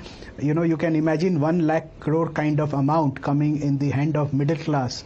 Certainly, that's a big thing, and a big thumbs up, for consumption. Whatever money they save ultimately will be invested or, will be spent on consumption. So the money comes back into the system. Would you say this is a budget that is leaning more towards being a populist budget, or given the other measures that have been taken, it's a pragmatic budget still? I think this is a budget, which takes care of the need of the hour. The need of the hour was, that we need to look at how do we increase the GDP growth, right? So from that perspective, for that, how do we grow the consumption? And that is what they have done. It's an all-inclusive budget from the perspective of a lot of things has been done, for the farmers, for the agriculture, so which will certainly help the rural economy. A lot of things, again, for employment, especially the industries which are more labor-oriented. The government is focusing on that, especially the toys, the leather, the footwear industries, right, which is very labor-intensive. Right. So overall, it is a well-balanced budget, I would say, which is pro-industry and also well-balanced budget, pro-poor and middle pro-poor and pro-industry as well. Thank you very much, Mr. Agarwal, for joining us on the broadcast. We're taking a very short break, but on the other side, we will bring in our political analyst, because the opposition, many in the opposition are not impressed with the relief given to the middle class.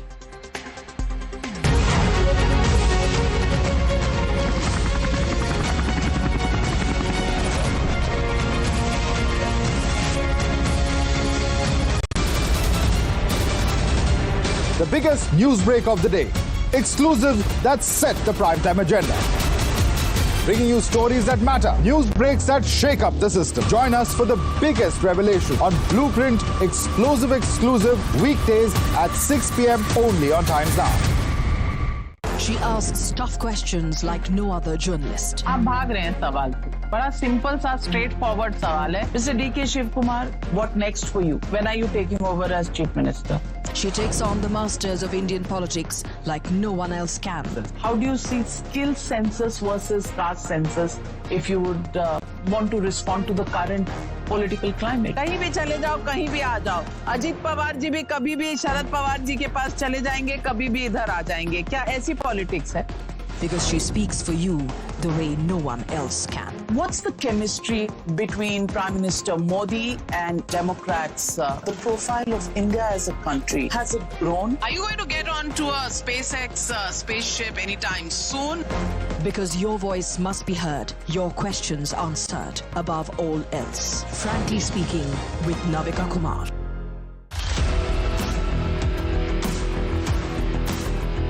There's always that story that the nation wants to know. There are always questions that we want answers to. They can run, they can dodge, they can even ignore us. But we will repeatedly keep asking those questions and bring out the real facts. Because the nation will always want to know. Weekdays at 7 p.m.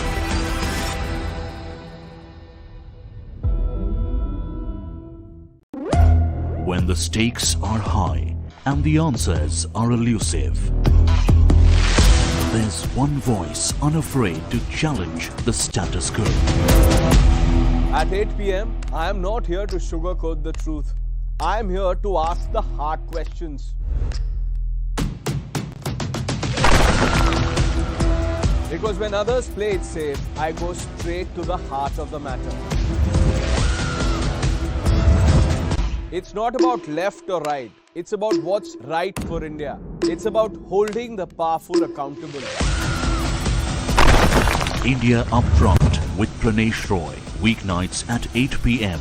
only on Times Now. No spin, no compromise, just the truth. For over 30 years, my journalism has been relentless, fearless, and uncompromised. My stories have breached lofty ivory towers and brought down the high and mighty. And I won't stop. When the clock strikes 9, it is time for the news hour. Navika Kumar asks the legitimate question. When your rights are trampled, I will be your voice, demanding answers from the corridors of power. News Hour at 9 with Navika Kumar. Journalism is a mission, not just to seek accountability or a fight for justice, but for honesty and integrity. Voicing citizens' concerns and using the truth to demand answers, ensuring that you come first on agenda. Watch News Hour Agenda with me, Maludas Balakrishnan, weeknights at 10 o'clock only on Times Now.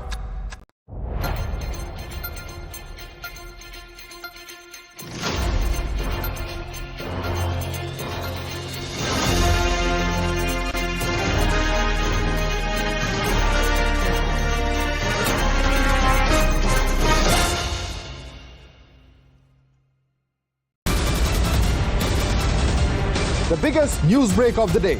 Exclusive that set the primetime agenda. Bringing you stories that matter. News breaks that shake up the system. Join us for the biggest revelation on Blueprint exclusive weekdays at 6 p.m. only on Times Now. She asks tough questions like no other journalist. आप भाग रहे हैं सवाल से. बड़ा simple सा straight forward सवाल है. Mr. D.K. Shivkumar, what next for you? When are you taking over as Chief Minister? She takes on the masters of Indian politics like no one else can. How do you see skill census versus caste census if you would want to respond to the current political climate? कहीं भी चले जाओ, कहीं भी आ जाओ. अजीत पवार जी भी कभी भी शरद पवार जी के पास चले जाएंगे, कभी भी इधर आ जाएंगे. क्या ऐसी पॉलिटिक्स है? Because she speaks for you the way no one else can. What's the chemistry between Prime Minister Modi and Democrats? The profile of India as a country, has it grown? Are you going to get onto a SpaceX spaceship anytime soon? Because your voice must be heard, your questions answered above all else. Frankly Speaking with Navika Kumar.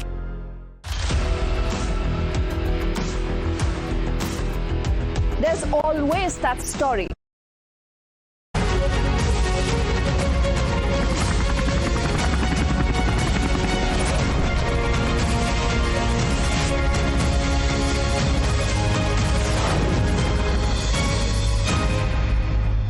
The Viksit Bharat budget has been presented with a massive relief for the middle class, the taxpayers. Now, we are also joined by L. Hanumanthaiah. He is a former MP of the Congress party, along with our other guests who continue to be with us. Tehseen Poonawalla, your view. Do you think this is a great budget for the middle class? At the onset, I would like to congratulate the Honorable Finance Minister for the tax relief and recalibrating the tax slabs. To that extent, I do believe this was one needed. I've been leading this fight on social media, etc., that tax terrorism needs to end. So to that extent, I think it's good. Many congratulations to her. I do believe with the salaried class, this will put more money in their hand, thus boosting consumption, thus helping India grow.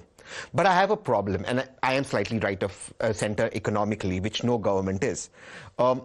I still wanted even simpler tax slabs. Number two, if you really want investment to come in India, your corporate tax, which is 22%, must be, and your highest tax slab, which is 30%, must be in level. So get your corporate tax down to 20%. Your highest tax slab, income tax, personal tax, should be, direct tax should be 20%. It should be equal, and get more people in the tax net.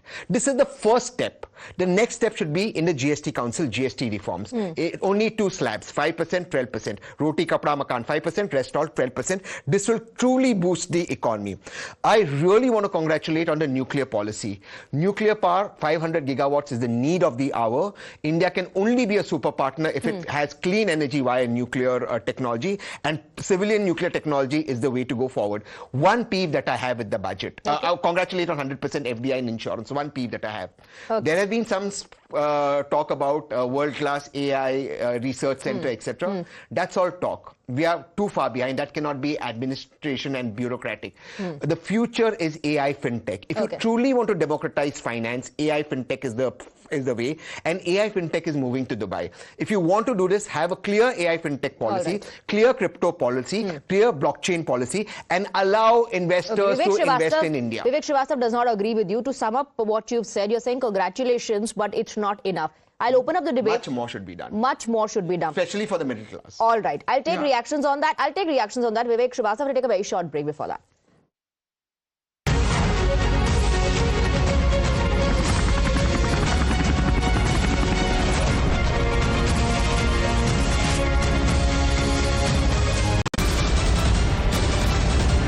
The biggest news break of the day. Exclusive that set the primetime agenda. Bringing you stories that matter. News breaks that shake up the system. Join us for the biggest revelation on Blueprint Exclusive weekdays at 6 p.m. only on Times Now. She asks tough questions like no other journalist. आप भाग रहे हैं सवाल को. बड़ा simple सा straightforward सवाल है. Mr. D.K. Shivkumar, what next for you? When are you taking over as Chief Minister? She takes on the masters of Indian politics like no one else can. How do you see skill census versus caste census if you would want to respond to the current political climate? कहीं भी चले जाओ, कहीं भी आ जाओ. अजीत पवार जी भी कभी भी शरद पवार जी के पास चले जाएंगे, कभी भी इधर आ जाएंगे. क्या ऐसी politics है? Because she speaks for you the way no one else can. What's the chemistry between Prime Minister Modi and Democrats? The profile of India as a country, has it grown? Are you going to get onto a SpaceX spaceship anytime soon? Because your voice must be heard, your questions answered above all else. Frankly Speaking with Navika Kumar.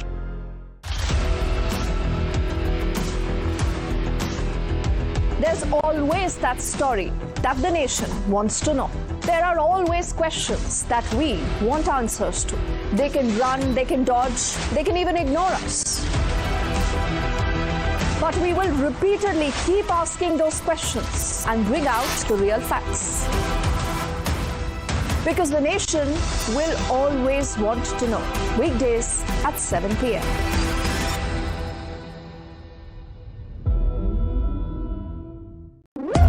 When the stakes are high and the answers are elusive, there's one voice unafraid to challenge the status quo. At 8 p.m., I am not here to sugarcoat the truth. I am here to ask the hard questions. Because when others play it safe, I go straight to the heart of the matter. It's not about left or right. It's about what's right for India. It's about holding the powerful accountable. India Upfront with Pranesh Roy. Weeknights at 8 p.m. only on Times Now. No spin, no compromise, just the truth. For over 30 years, my journalism has been relentless, fearless, and uncompromised. My stories have breached lofty ivory towers and brought down the high and mighty. And I won't stop. When the clock strikes 9, it is time for the news hour. Navika Kumar asks the legitimate question. When your rights are trampled, I will be your voice, demanding answers from the corridors of power. News hour at 9 with Navika Kumar. Journalism is a mission, not just to seek accountability or a fight for justice, but for honesty and integrity. Voicing citizens' concerns and using the truth to demand answers, ensuring that you come first on agenda. Watch News Hour Agenda with me, Maludas Gopalakrishnan, weeknights at 10 o'clock only on Times Now.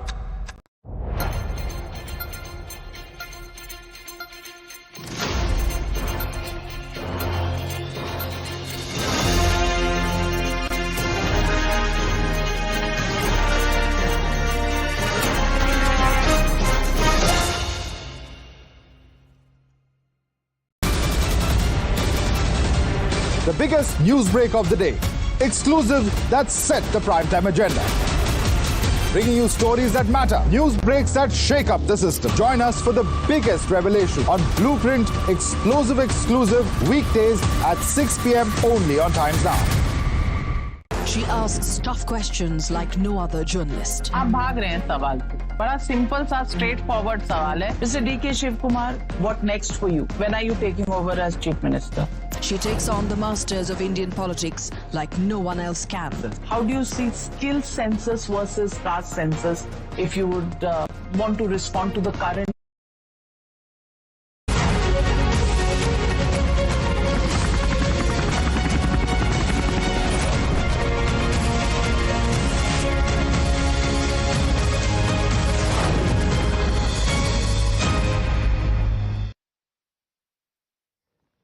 Welcome back. Let's focus a little bit on Bihar, a state that goes to polls in November this year, and today it got a big pie of Nirmala Sitharaman's budget. It was clear that Bihar will be the center of attention the moment Nirmala Sitharaman turned up in parliament wearing a Madhubani art print sari. Now, Madhubani art has origins in Bihar's Mithila region, and the sari was gifted by Padma Shri Dulari Devi to Sitharaman during her last visit to Bihar. And the Bihar imprint was visible in her Bahi Khata as well. Finance Minister announced setting up of a Makhana board, financial support for the Western Kosi Canal and support for enhancing the capacity of IIT Patna. A National Institute of Food Technology, Entrepreneurship and Management will also be set up, besides facilitating greenfield airports in the state to meet future needs. In line with our commitment towards Purvodaya, we will establish a National Institute of Food Technology, Entrepreneurship and Management in Bihar.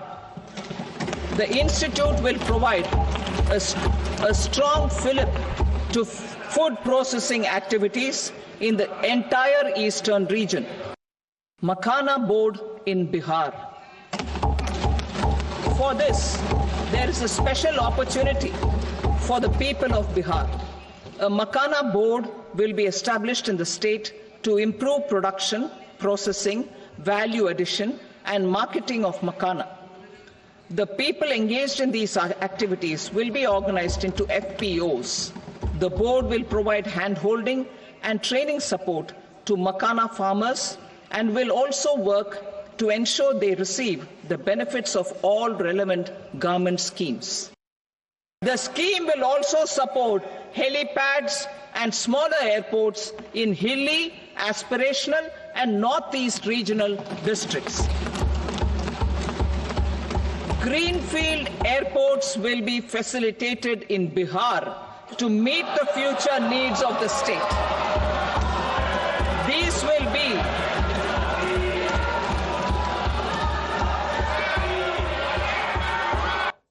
Nitish Kumar's JDU along with Chandrababu Naidu's TDP played a key role in NDA forming the government as the BJP failed to get a majority on its own in the Lok Sabha polls. Weeks later, Bihar got a bonanza with the centre announcing 26,000 crores in the 2024 budget for various road projects in the state.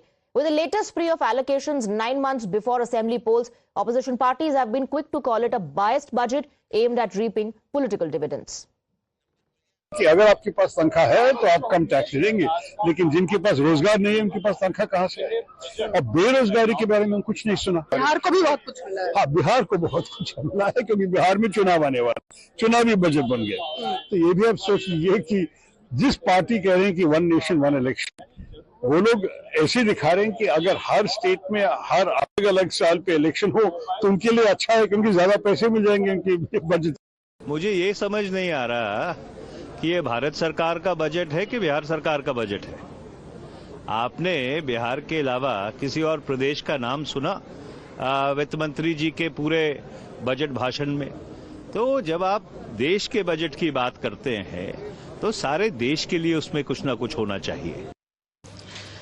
Bihar को हमेशा से मोदी सरकार ने ठगने का काम किया है, डबल इंजन की सरकार ने ठगने का काम किया है। विशेष पैकेज की बात तो कहीं नहीं, विशेष राज्य का दर्जा पता नहीं अब मिलेगा कि नहीं मिलेगा, इन्होंने तो पहले ही मना कर दिया। लेकिन चुनाव में तो बहुत ऊंची ऊंची बातें की जाती है, बड़ी बड़ी बातें की जाती है, जुमलेबाजी होती है। जो आज का बजट है, बिहार के साथ कहीं ना कहीं से खिलवाड़ किया जा रहा है, सौतेला व्यवहार किया जा रहा है। और जो पिछले बजट में जो बात आई थी उसी को दोहराने की बात इन लोगों ने किया है। So the opposition believes it's a chunavi budget, and Tehseen Poonawalla, you earlier said congratulations, but that's not enough. Lot more needs to be done. I want to go across to Virendra Singh for more on that. Virendra Singh ji, तहसीन पूनावाला यहाँ panel पर हैं जो अमूमन Congress party की ideology और उनके political stand को support करते हैं, लेकिन आज वो कह रहे हैं कि वो मुबारकबाद देना चाहेंगे फाइनेंस मिनिस्टर को, और ये भी कह रहे हैं साथ साथ में बहुत कुछ होना चाहिए था। आपकी क्या प्रतिक्रिया?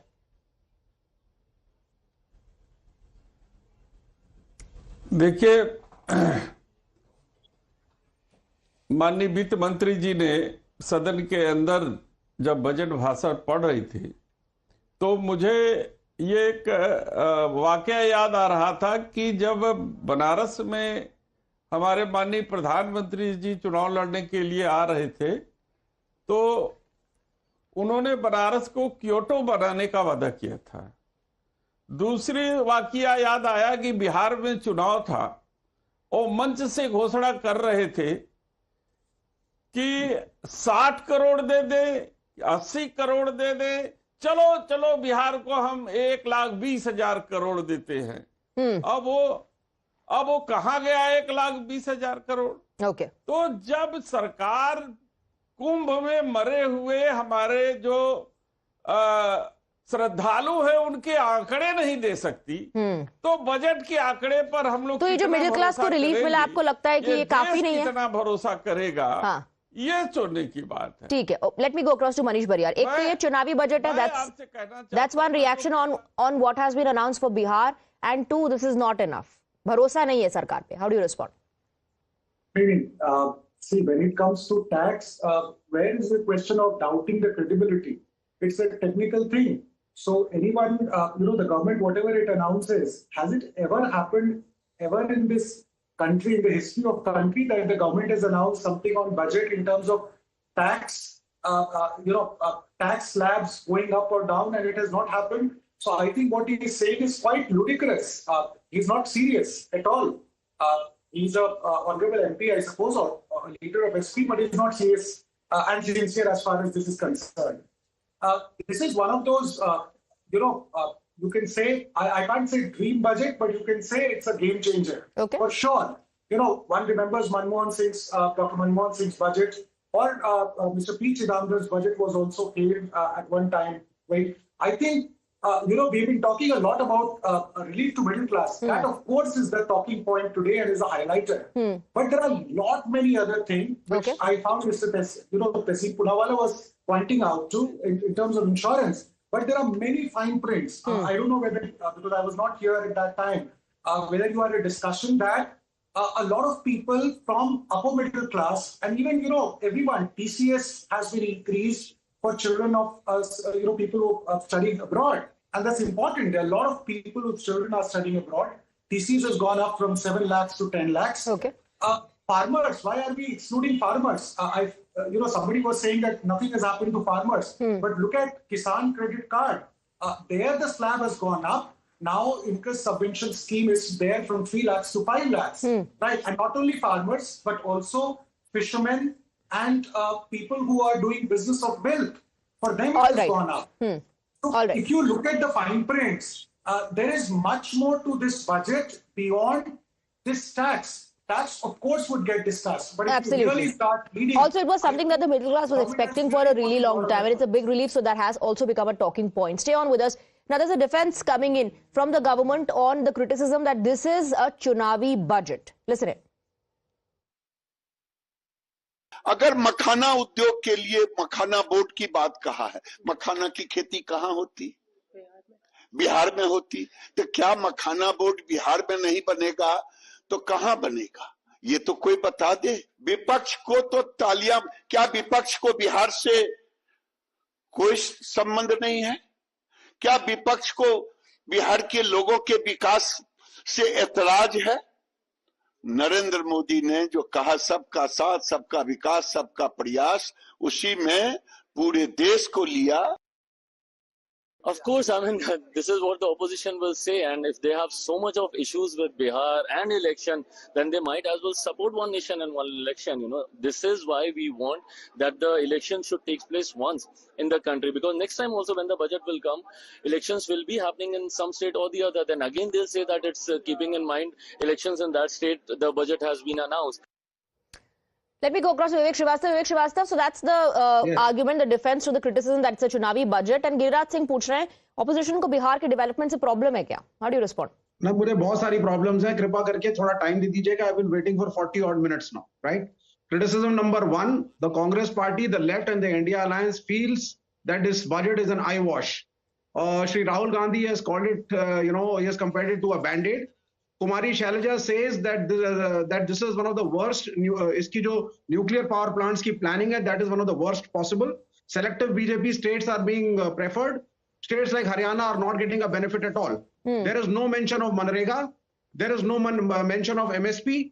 There is no mention of corporate taxes, what it is going to be. Pehle from 30%, they reduced it to 22%. Delhi के इलेक्शंस में मिडिल क्लास के लिए एक सॉप आपने अनाउंस कर दिया कि साहब हम टैक्स के डिडक्शंस कर रहे हैं चुनाव को देखते हुए। कॉर्पोरेट्स को आप क्या टैक्स करेंगे? आपने उसके बारे में बोला भी नहीं। And here the entire cabal is अरे भाई टैक्स में छूट मिल गई, टैक्स में छूट मिल गई।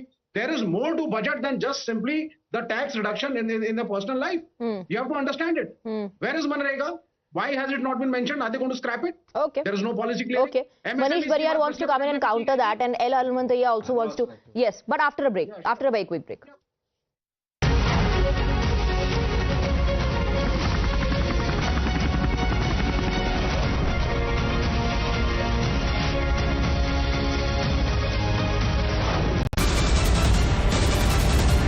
The biggest news break of the day. Exclusive that set the primetime agenda. Bringing you stories that matter. News breaks that shake up the system. Join us for the biggest revelation on Blueprint Explosive Exclusive weekdays at 6 p.m. only on Times Now. She asks tough questions like no other journalist. आप भाग रहे हैं सवाल से. बड़ा simple सा straight forward सवाल है. Mr. D.K. Shiv Kumar, what next for you? When are you taking over as Chief Minister? She takes on the masters of Indian politics like no one else can.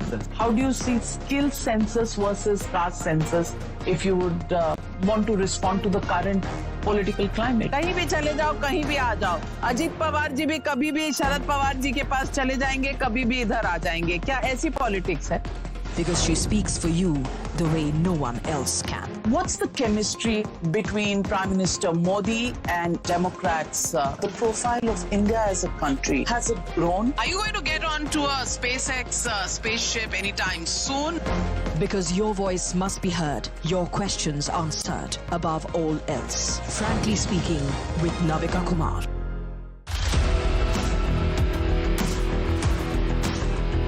There's always that story that the nation wants to know.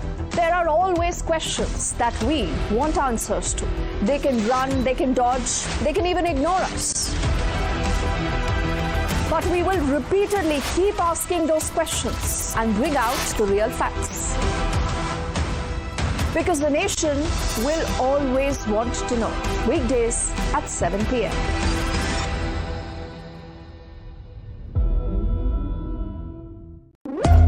When the stakes are high and the answers are elusive, there's one voice unafraid to challenge the status quo. At 8 p.m., I am not here to sugarcoat the truth. I am here to ask the hard questions.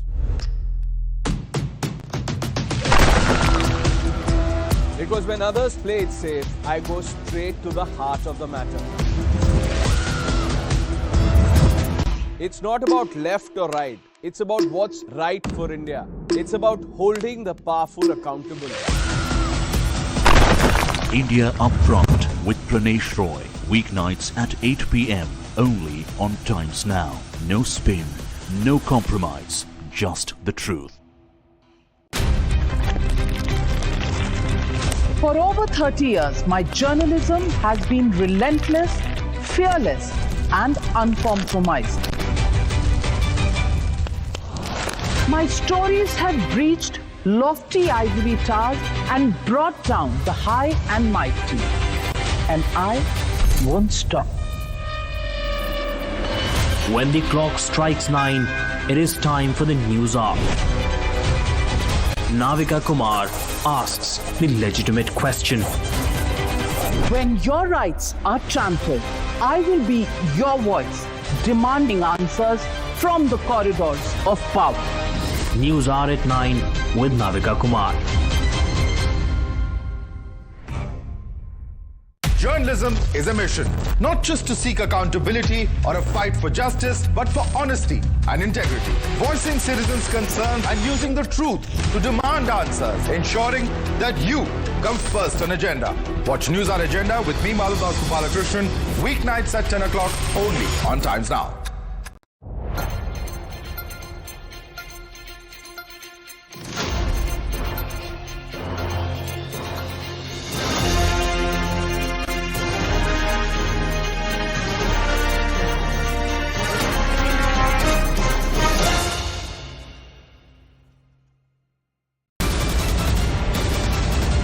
The biggest news break of the day. Exclusive that set the primetime agenda. Bringing you stories that matter. News breaks that shake up the system. Join us for the biggest revelation on Blueprint Exclusive weekdays. Volkswagen.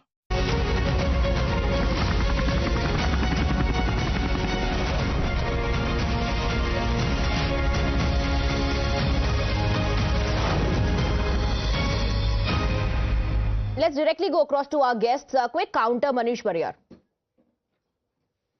Yeah, so I was not privy to what was being, discussed, but where I left it off, what I can tell you is that opposition has a habit of crying. They keep crying. I don't know whether they are for the people of this country or against it. This is something really huge in terms of what has happened, right? No, Vivek Srivastava is saying Manrega was not mentioned. Why was Manrega not mentioned? You're only talking and hyping the tax relief. He has not read it. He needs to read it. Only talking in our tax will not do. What is the corporate tax today? He has not read this budget. Can you tell me the rate of corporate tax today? Go and look at, there has been an increase in allocation to Manrega. Tax mentioned. And what he was talking is absolutely rubbish. I'm sorry to use that word. Right? You cannot come to the studio without reading the fine prints of the budget. You can't just. I have read every point. You don't have answer. Okay, let me bring in Mr. Hanumantaiah as well. Mr. Hanumantaiah, do you one second. Will you also call it a pro-Bihar budget and a Chunavi budget? Is that the official stand of the Congress party? Is the Chunavi budget? It is the pro-Bihar budget. There is no doubt about it. And I am worried about the majority of the section has not been addressed by this budget.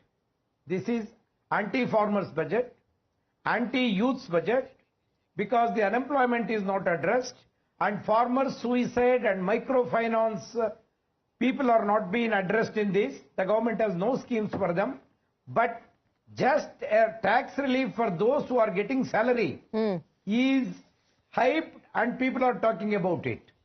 My concern is the majority of the BPL families which are living in this country with a meager earning even today, what are the measures taken by this budget to upgrade their life and living? Nothing has been done regarding that. See, they have said we are increasing the IITs and IIMs. We are getting 65,000 graduates to 1,35,000 graduates. But out of which 38% are still searching for jobs. Okay. What are the remedy and what are the majority has not been taken into account. Tehseen Poonawalla. Tehseen Poonawalla, how do you respond? I am the opposition and I don't like the BJP. I think the BJP did too less. You see, but the problem also with the opposition is, and I think Manish is right to an extent, that the opposition doesn't attack on points that you can attack in. For example, a majority of the salaried people, while they are celebrating the relief, still are stuck right out there and haven't got the kind of relief they were hoping to get. Now I'm again repeating my point. When you get corporate taxes down, what happens is then investments go up, as a result of which your production goes up, as a result of which the poorest of the poor that Sir was just speaking about get employment, get jobs, etc., etc., etc. You have to have a trickle-down effect. That's the only way economies can be created. Thirdly, look, the days of microfinance are gone. You see, you have that NGO running Bangladesh. That NGO wala who's running Bangladesh in microfinance at 24% or 36% a year. How will a poor ever get out of poverty? Manish understands economy. At 36% a year, can you escape poverty? You can't escape poverty if you're paying 36% a year interest in microfinance. You have to move away towards what? Towards digitization of payments. That will democratize money. That will allow money to come into the hands of the poor. So the dignity of money, whether it's Manish paying the 100 rupees, Swati paying it, Tehseen paying it, or a cobbler paying it, or a barber paying it, is exactly the same. We have to move towards that. Now, we are not talking about those reforms at all. And that's where we've got to get the So you're demanding uniformity in that. You're demanding uniformity in that. Bring every... Just one last point. There was a leader from Bihar, youngster, son of a powerful father. His allegation actually on the government was that Bihar is being neglected. Where the entire political discourse is that Bihar got too much. Give him some time. Give him some time to go through the budget. You see what is happening? This is a golden opportunity to have pinned the government down. Yes. Golden opportunity. You could have pinned them for not doing enough. But he has not read the budget. What can he do? He has not heard the budget. Somebody gave him a paper. He believes Bihar ko kuch nahi mila hai. All right, but you know, Vivek Srivastava, I have to wrap up, but I can just give you a few seconds, I believe. Vivek Srivastava. No, see, I mean, you have to, it all depends on what is the idea of India. Rahul Gandhi came with the Bhumi Adhikaran Bill, the Land Acquisition Act, and that was totally anti-corporate and very pro-people and pro-farmer. So what is your vision? Our vision is not a very pro-corporate country. We stand for the common man and the poor people. That is what the Congress stands for. That is what the left stands for. Okay. I mean, that is what Nehruvian economics is all about. Okay, all right. You know, I am completely out of time, gentlemen. I can't give you any more time. I know Manish Bariyar and Tehseen Poonawala want to come in, but I have to wrap up. Thank you very much. Thank you for joining us.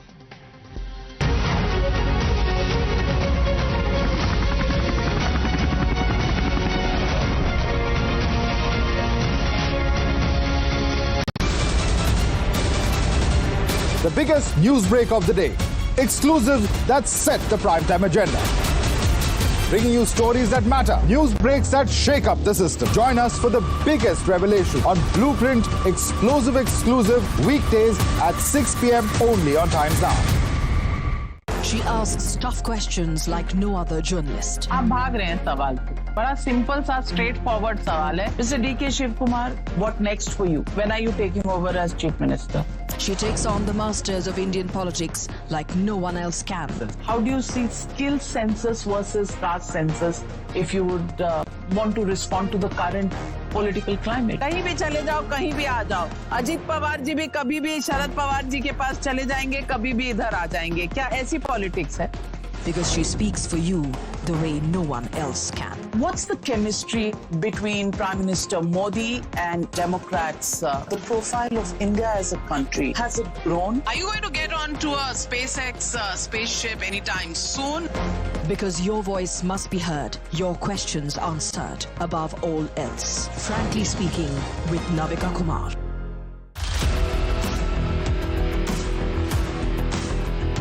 There's always that story that the nation wants to know. There are always questions that we want answers to. They can run, they can dodge, they can even ignore us. But we will repeatedly keep asking those questions and bring out the real facts. Because the nation will always want to know. Weekdays at 7 p.m.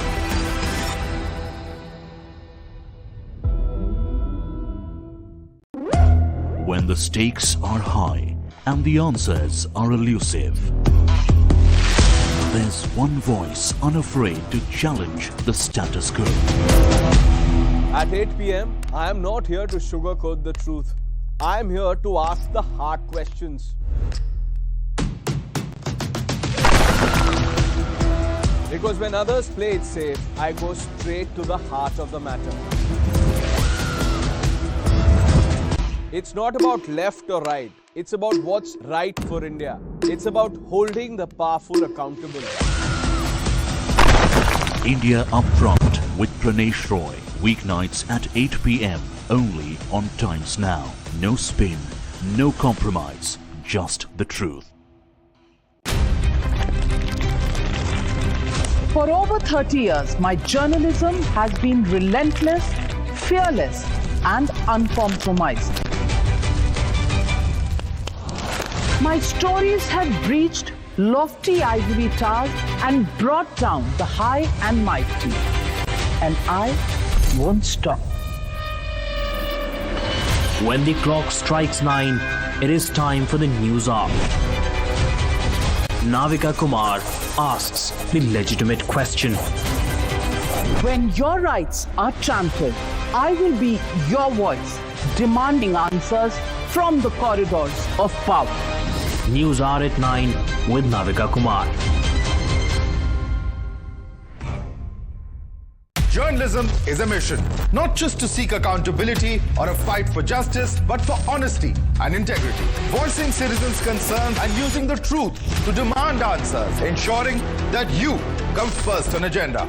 Watch News Hour Agenda with me, Maludas Gopalakrishnan, weeknights at 10 o'clock only on Times Now.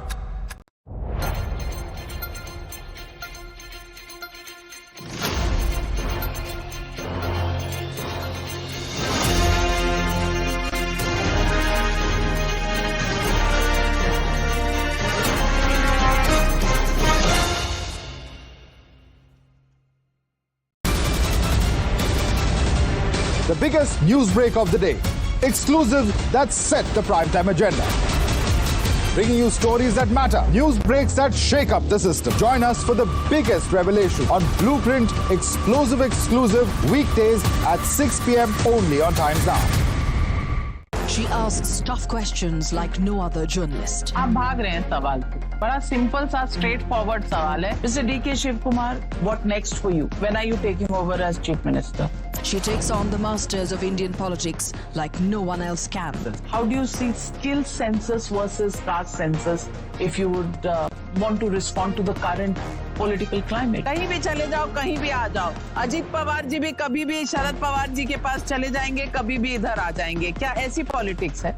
Because she speaks for you the way no one else can. What's the chemistry between Prime Minister Modi and Democrats? The profile of India as a country, has it grown? Are you going to get onto a SpaceX spaceship anytime soon?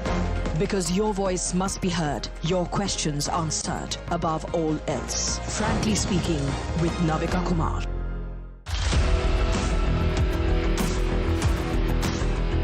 There's always that story that the nation wants to know. There are always questions that we want answers to. They can run, they can dodge, they can even ignore us. With Google Gemini.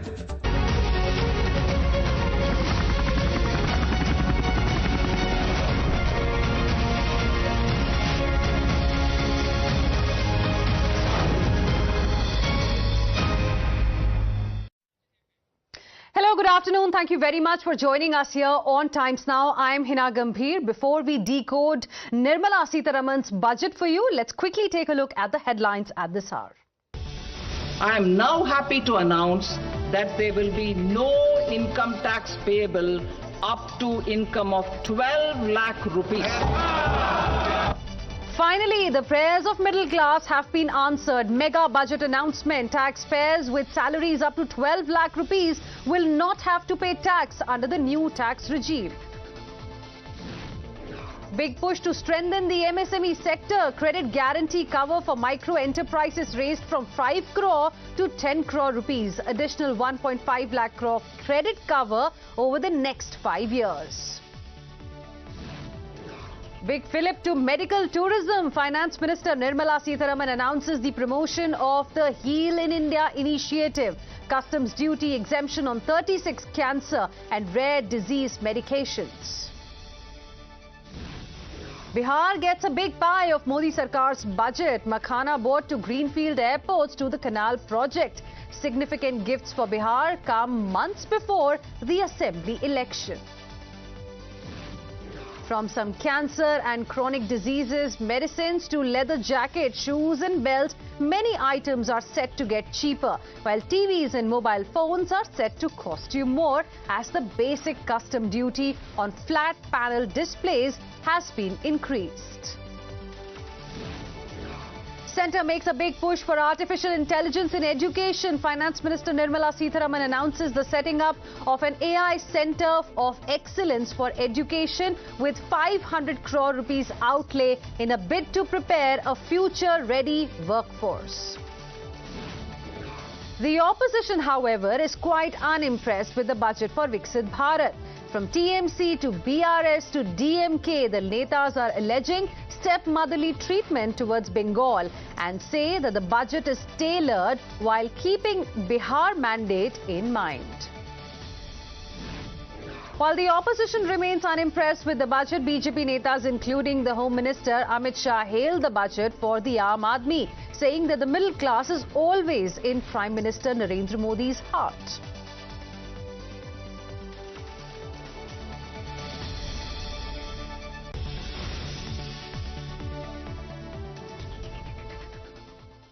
Viewers, it's nothing short of a bonanza budget for the middle class, with Modi government giving it a mega tax exemption, the biggest since the year 2005.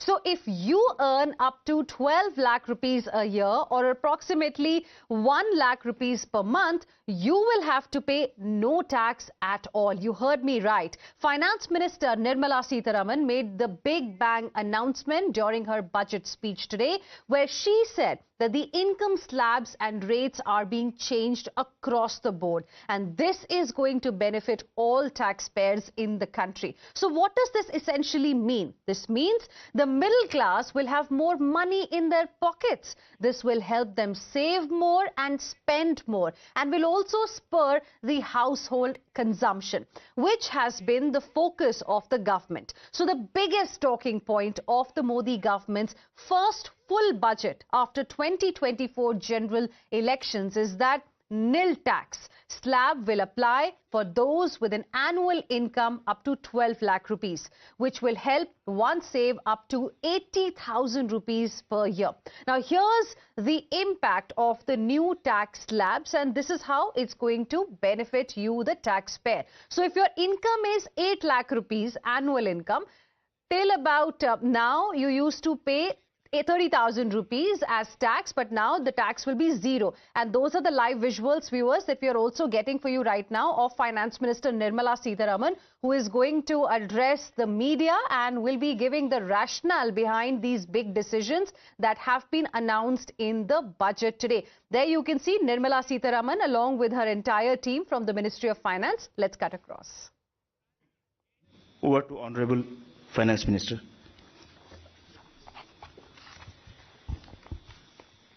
Thank you, and good evening to all of you all. I'm happy to be here. Our path towards Viksit Bharat. The budget actually says several things about our path towards Viksit Bharat. It has invested in agriculture. It has certainly looked at rural prosperity, focuses on urban development, particularly looking at urban workers, and continues to lay emphasis on reforms. 6 specified sectors have been identified, and I spoke about it in the budget. Sectors in which we will continue our reform agenda. All this, even as we have continuously been engaged with the stakeholders, and interest of education and health has been prioritized. When we're talking about education, from a child in a daycare center, portion for women, lactating mothers, till the level of getting skilling done, and also for artificial intelligence and digital reading material for students and in school and colleges. Every aspect of education, and bringing in that dimension which is so critical for health. Daycare, cancer centers, and making sure more medical seats are available. These are kind of things with which I'm trying to highlight. The approach in this budget has been pointed on areas which definitely need immediate intervention, outlays, and action along with the states. So Vikasit Bharat is not just being described. I've given you also what we mean by Vikasit Bharat, or what is it that we expect to achieve for Vikasit Bharat. So this budget actually has given you several things on which you can understand how this economy is being planned to take forward a route towards Vikasit Bharat. Secretaries have joined me. All of them would also come in to explain or answer and give clarity and so on. But one thing which I certainly would like to highlight is responding to the voice of the people, which is what Prime Minister Modi is known for in his administration. It's a very responsive government. And as a result, the income tax simplification, which I announced in July, is already completed in its works, and we shall bring the bill in the next week. So the income tax simplification, about which in July budget I have gone in detail to say, the work is completed within 6 months is what I said. Within 6 months we've brought the bill. It will be coming into the parliament next week. So if we are talking of reform inclusive of taxation, the work is done. This budget also speaks about rationalization in customs. Tariffs are being brought down, tariffs are being simplified, and also the basket which consisted of so many different tariffs for so many different commodities are now reduced. 8 were taken off earlier, 8 has been taken off now. So whatever remains now, 7 I think remains, and that is all about India's tariff picture. So the usual narrative which goes on, saying is India being too heavy on tariffs? No, you find that we've drastically reduced and also simplified. So this budget has so many things for all of us to talk about. The more important thing about agriculture, which performed very well during COVID and which has contributed to India's food security.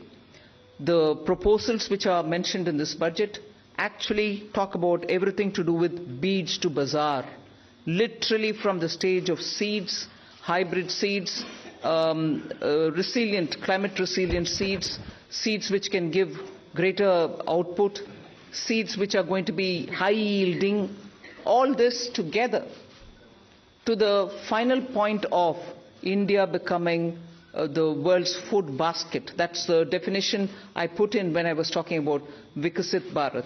So we are making sure that India's agriculture gets the support across the board, whether it is on seeds, whether it is for skilling the farmers, whether it is rural prosperity, whether it is going to have agriculture and allied industries being set up in rural areas, and whether it is going to be farmers getting better and more loan with interest subvention, not just farmers, fishermen, and also dairy, meaning animal husbandry. So the picture for rural development and the picture for supporting agriculture is across the board, and that has been narrated.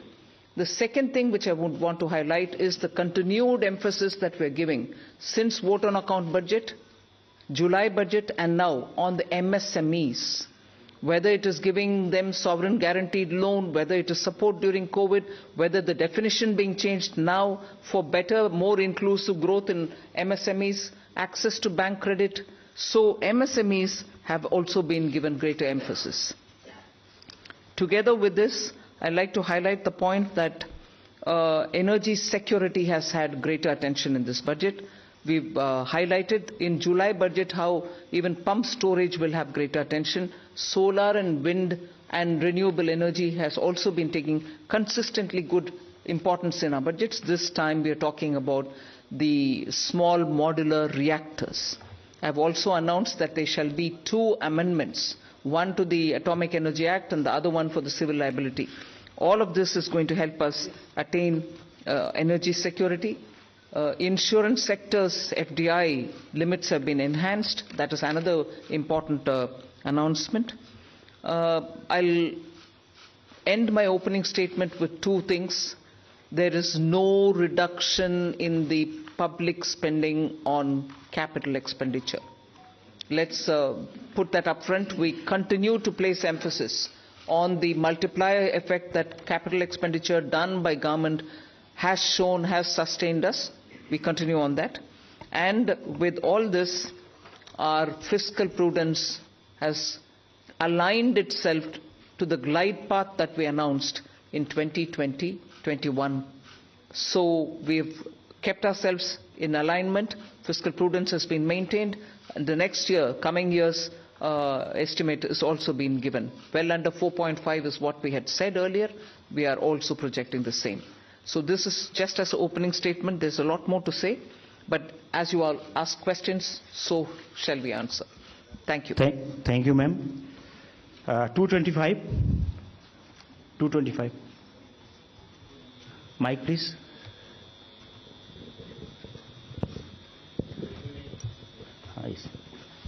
Ma'am, this is Shrimi Chaudhary from NDTV Profit. I just wanted to understand, ma'am, here. Ma'am, you said the new income tax bill will come next week. Will that be in the form of draft, and where you are also going to take stakeholder comments on that? Yes, as a bill, any bill goes to the standing committee, and the standing committee will of course consult with so many stakeholders, and then it will come back to us, and if necessary, any more amendments if need to be brought in, we'll bring it in and take it forward in the House.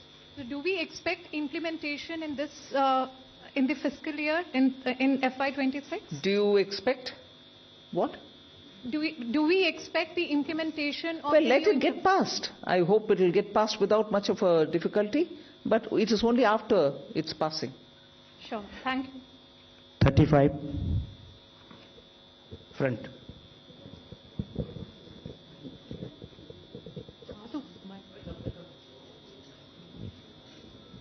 Ma'am, Timsi Jaipuria, this side from CNBC TV 18. As you said, this is a very responsive government, which is why government decided to give these tax rebates.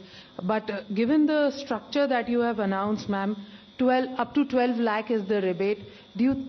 Any reason why this rebate has been hiked from 7 to 12 lakh? Is it that the incomes or salaries were not growing up to the mark, which is why government thought that this rebate needs to be given? And also, how do you make up for this 1 lakh crore of revenue loss? Will it not impact the budget estimates? Where will you get this money from?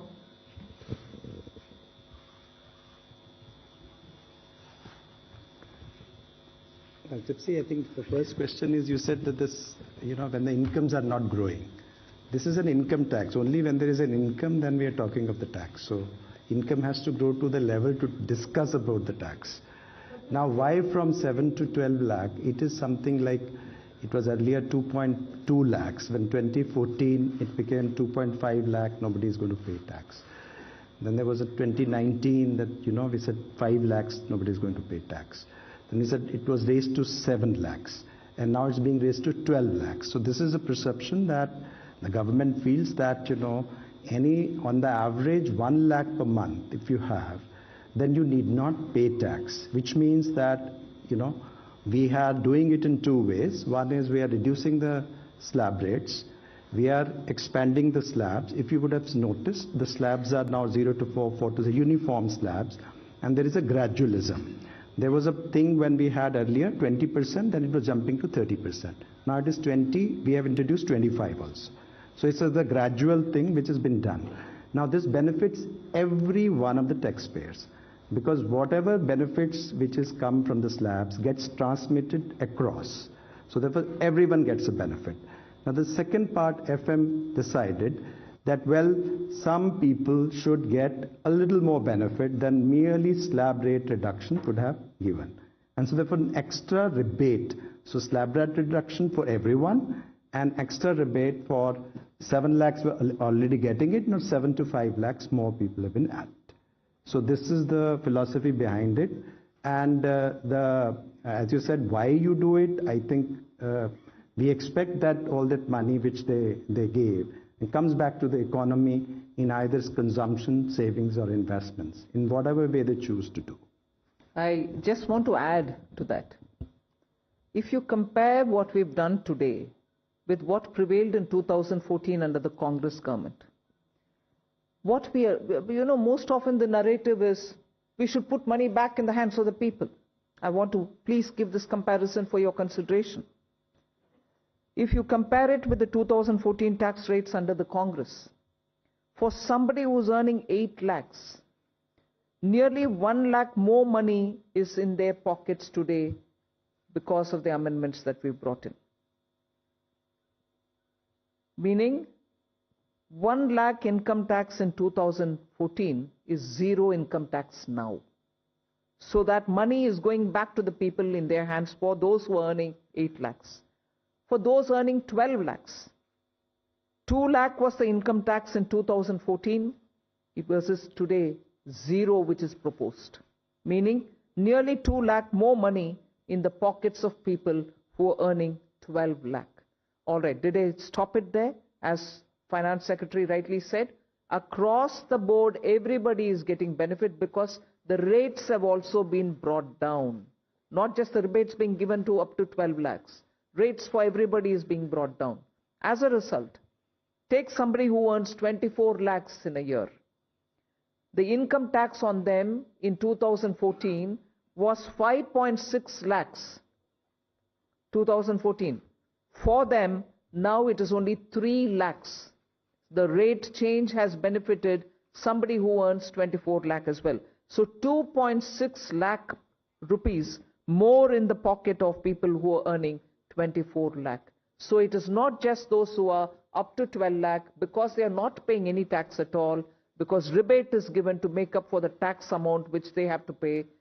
It is not just up to 12 lakh. Even for others, benefit is accruing, and compared to what it was in 14, that much amount of money is going back to those respective money earners. Just compare it with 24 tax rates, which is prevailing now and what is being proposed. I would like to draw the comparison. 8 lakh people, meaning those who are earning 8 lakhs. 30,000 rupees more is being put back into their pockets, meaning they would be paying 30,000 in the prevailing tax, 8 lakh salaried wale. Now they pay 0 in the new proposal. Similarly, 12 lakh salary or income wale would have 80,000 rupees tax to pay in the current prevailing taxation rates. They would have 80,000 rupees now go back to their pockets. They don't have to pay that tax. Go to the 24 lakh and compare with the present rates. Present prevailing rate, they have to pay 4.1 lakh rupees as tax. We are saying now they will have 1.10 lakh in their pockets, which they don't have to pay as tax. So we have put good substantial amounts into the pockets of people who deserve to get that. And I would want that to be highlighted compared to what prevailed in 14 and what prevails just this year. 3. 3 number. Ma'am, many congratulations. Something that has been quoted to you as well as the Prime Minister and yesterday the Chief Economic Advisor hinted, in terms of disinvestment and where you should not get into, government. You yourself have been talking from 2020, 21 and subsequently, government should be in less spaces. Has it been a strategy? Because I know you're committed to it, but last budget you didn't refer to it. This budget you have not referred to it. The target still remains there. Is there any impetus that you're going to do towards what has already been announced by the budget? For example, bank privatization of banks and others. That's one. And the second because that was unanswered, you're making it simpler, the income tax, and bringing a thing. Does this mean that you can now Not necessarily all the time you can do it through a schedule or an executive order if you want to give some relief to a common man in the new income tax bill that you bring in. No, giving relief any time will have to go to the parliament, because if we are giving fiscal relief to people, it has to have approval from the parliament. So but what the tax simplification really means is the complication in the language, the circuitous way in which they were explaining things, and adding too many exemptions. You will realize that when we brought in the new tax regime, we didn't want the old tax regime imitated or copied. In that, there are several exemptions given in the old regime. In the new, we didn't want to give any, because we wanted a simple, straightforward tax regime in which the rates can be brought down. That's what we've done even now. So the act itself had to be simplified. The attempt now is that. And on the disinvestment and... No, all that will continue. There won't be a relenting on any of this. On disinvestment, if I can add, you see, the last time July also the similar questions were asked. We have actually since then a value creation strategy, which was actually well explained at that time also. There is no disinvestment target per se. Disinvestment and dividend are both looked at together, because both are money and money is fungible. And it has got 5 elements. The first element is that we are saying CPSC's performance. The second is we say that we should have communication of performance. The third we say that the capex of the CPSC, which is important, as you know, in terms of accelerating growth. The fourth is the consistent dividend policy. And the fifth is there is a calibrated disinvestment strategy. And the disinvestment also is there. The listing is a part of disinvestment itself. So if you really look at it, both dividend and disinvestment is about 80 to 90,000 crore per annum are being raised, but in a manner which are beneficial to the minority shareholders who are there in all our listed companies.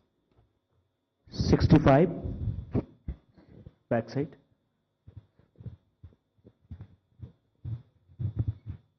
Good afternoon, ma'am. This is Ruchi Bhatia from Bloomberg News. I have a question for the Revenue Secretary and a question for you.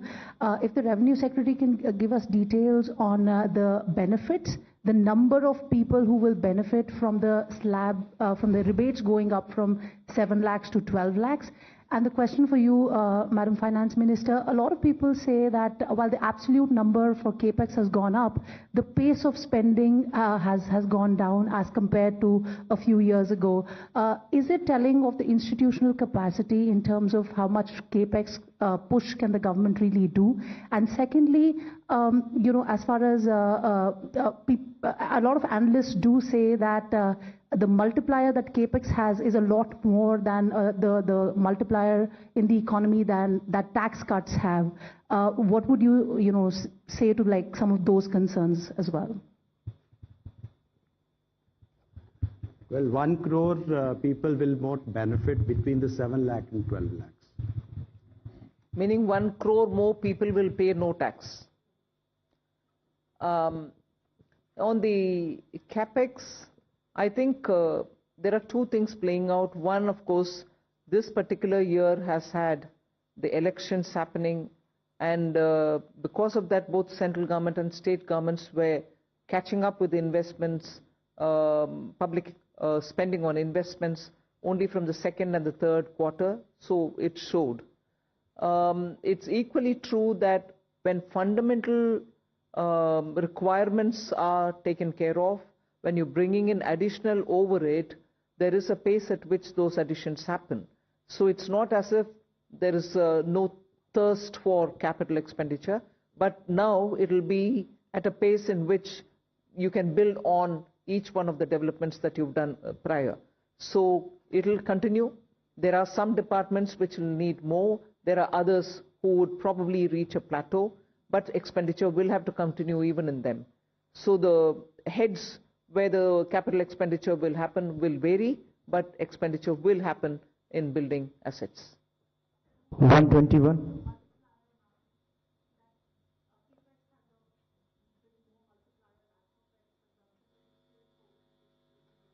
No, capex is also continuing. I have not foregone capex to give for revenue expenditure or consumption expenditure. So both continue. Ajay. Look at what the overall numbers are. Even in the coming year, the next year, effective capital expenditure, including what Government of India provides to state for their capital expenditure, is 4.3% of the GDP, one of the highest. It is not just what Government of India departments spend, it is the total money which goes for the capital expenditure. And if you look at that compared with this year's RE, there will be 20% increase. If you look B to B, still there will be a 10% increase. And it is not a capacity issue, it is a new sectors coming up. For example, if you notice, urban sector, the allocations are increasing. That's one area which requires a renewed focus. 121. On the capex, because this point can come up later also. So one is the capex that we give directly, that is we do as central government directly.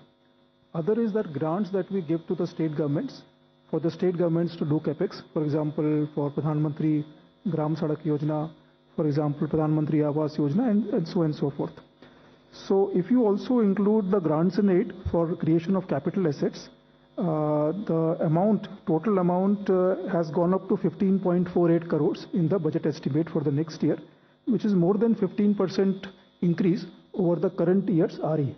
So that is a substantial increase, whereas you consider that the overall expenditure, that is revenue plus capital, has grown by around 7% in the next financial year as compared to this year's RE. So this is almost twice the aggregate growth in the expenditure.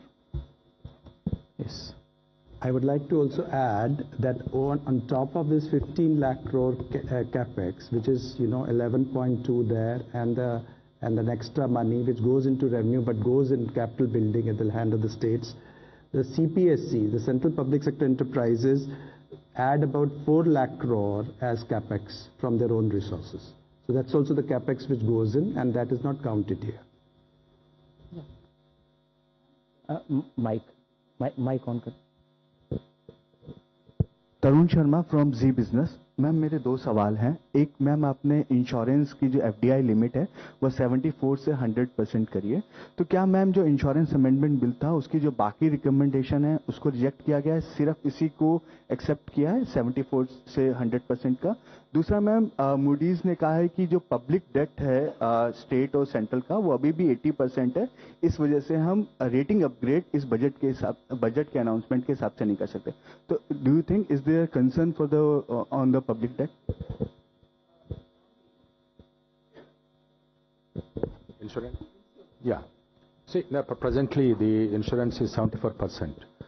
Now, fundamentally, whether it's 74% or 100%, the material doesn't matter. But what actually matters is the psychological feeling that they can actually own the company 100%.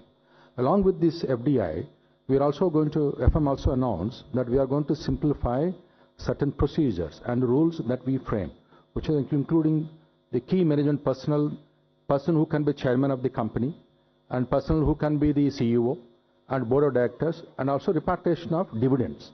All those are part of this, the proposed reforms that has been announced by the FM today. And sir, what about the other recommendation on the draft insurance amendment bill, sir? That's what we are actually bringing. The draft insurance bill is the one FM has announced, but the main point she has mentioned that 100% FDI, including simplification of existing rules for FDI investing. The draft bill is also coming. Is coming. Yes. And then public debt, ma'am. On the public. Serial number 2. Finance Minister has also announced, just answer complete his question, the roadmap for fiscal consolidation by the center, and please have a look at the FRBM statement which carries the different scenarios, and over a period of next 6 years how that will be brought down. Similar one act has to be done through the state governments as well. So it is a process which is on. Number 2. Hello नमस्कार ma'am, मैं आलोक प्रियदर्शी हूँ CNBC आवाज से। Ma'am मेरा सवाल है कि middle class के लिए काफ़ी बड़ी राहत है, 12 लाख तक जो टैक्स छूट दी गई है, इसमें आपने बजट स्पीच में कहा जो कैपिटल गेन से लोग कमाई करेंगे उसको इसमें शामिल नहीं किया गया, उस पर नॉर्मली टैक्स देना पड़ेगा जो स्लैब के रेट से है। तो ज्यादातर लोग आजकल मार्केट में इन्वेस्ट करते हैं, उनको लॉन्ग टर्म इन्वेस्टमेंट होती है, उनको कैपिटल गेन्स होते हैं कई तरह से, उनको बाहर रखने का, उनको केप्ट असाइड रखने का क्या रीजन है, क्या उसके पीछे वजह बताएं? रेवेन्यू सेक्रेटरी उसके ऊपर ज्यादा विस्तार से बोलेंगे। बाहर रखने वाली चीज नहीं है, इनकम का कैलकुलेशन कभी भी वैसे ही होता है, उसमें कैपिटल गेन्स का जोड़ते नहीं है। मैं स्पष्टता के लिए उसको जोड़ रखा है उधर सेंटेंस पढ़ने के समय। ये नया मेरा पद्धति नहीं है कि इसको अलग रखो उसको अलग। Income calculation in general is done without the capital gains. You want to explain it, please?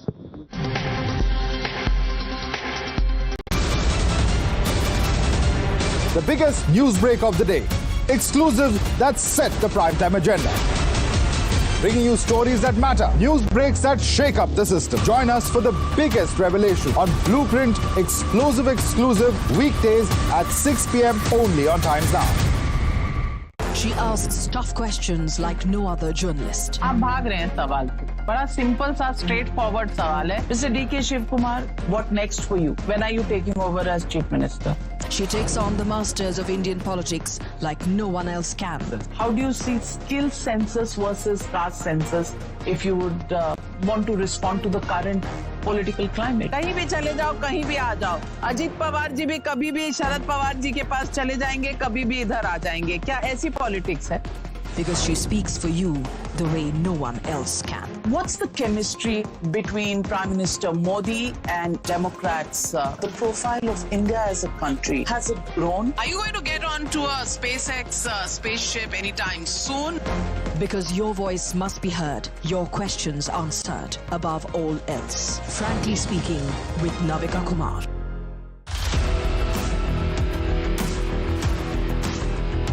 There's always that story that the nation wants to know. There are always questions that we want answers to. They can run, they can dodge, they can even ignore us. But we will repeatedly keep asking those questions and bring out the real facts. Because the nation will always want to know. Weekdays at 7 p.m.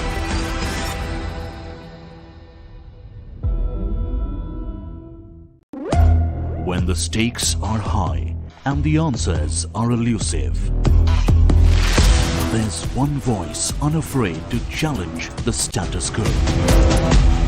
At 8 p.m., I am not here to sugarcoat the truth. I am here to ask the hard questions. Because when others play it safe, I go straight to the heart of the matter. It's not about left or right. It's about what's right for India. It's about holding the powerful accountable. India Upfront with Pranesh Roy. Weeknights at 8 p.m. only on Times Now. No spin, no compromise, just the truth. For over 30 years, my journalism has been relentless, fearless, and uncompromised. My stories have breached lofty ivory towers and brought down the high and mighty. And I won't stop. When the clock strikes 9, it is time for the news hour. Navika Kumar asks the legitimate question. When your rights are trampled, I will be your voice, demanding answers from the corridors of power. News Hour at 9 with Navika Kumar. Journalism is a mission, not just to seek accountability or a fight for justice, but for honesty and integrity. Voicing citizens' concerns and using the truth to demand answers, ensuring that you come first on agenda. Watch News Hour Agenda with me, Maludas Gopalakrishnan, weeknights at 10 o'clock only on Times Now.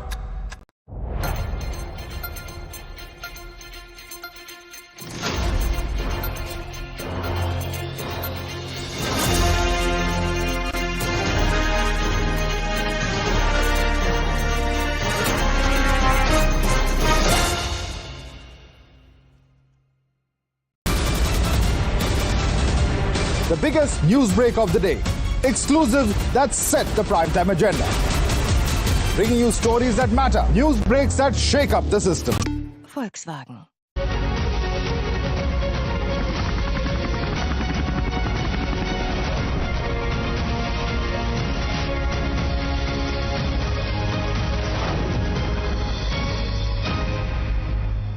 Rate and highest level consolidation can go as low as 47.5%. Very low growth rate, etc., it comes to 52. What the goal is taken is 50 plus minus 1%, and that's showing that physical response to needs of the economy. So that is the goal, but overall trend has to be declining trend. And just see the record. 2021, Finance Minister announced will come down to 4.5 next year. This year we are 4.8, next year is 4.4. So this is a track record, that's what we follow. Your next question? Small savings, borrowing from small savings. Here the interest rate, if you notice in the last 2 to 2.5 years, are being set in a manner so that there's neither an incentive nor a disincentive to come to small savings. These are the numbers where we see the trend, and based on the trend we project it. What is being overall is being monitored and watched or set is the overall fiscal deficit, overall borrowings. If more is coming in small savings, less from the market. If less is coming from the small savings, more will be from the market. So our assessment numbers are slightly lesser than this year, and to that extent market borrowings we have indicated which will be slightly less than the current year numbers, marginally lower are there. But if there were to be more inflow of small savings, to that extent market borrowings will go down, and as you are aware, we do set the calendar every half year.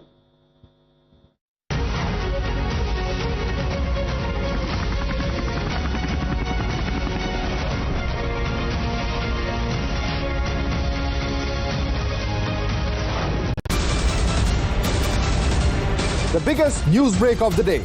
Exclusive that set the primetime agenda.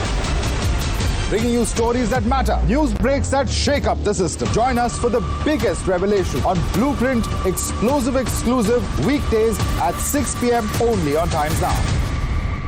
She asks tough questions like no other journalist. आप भाग रहे हैं सवाल से. बड़ा simple सा straight forward सवाल है. Mr. D.K. Shiv Kumar, what next for you? When are you taking over as Chief Minister? She takes on the masters of Indian politics like no one else can.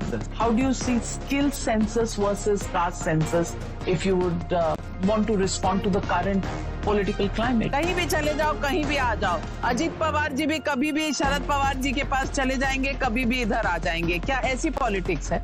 Because she speaks for you the way no one else can. What's the chemistry between Prime Minister Modi and Democrats? The profile of India as a country, has it grown? Are you going to get onto a SpaceX spaceship anytime soon? Because your voice must be heard, your questions answered above all else. Frankly Speaking with Navika Kumar.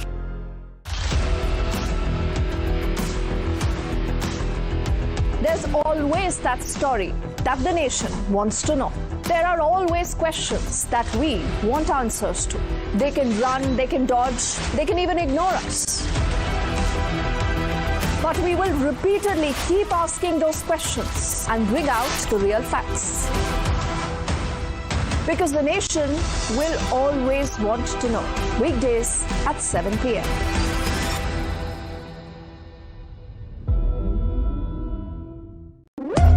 When the stakes are high and the answers are elusive, there's one voice unafraid to challenge the status quo.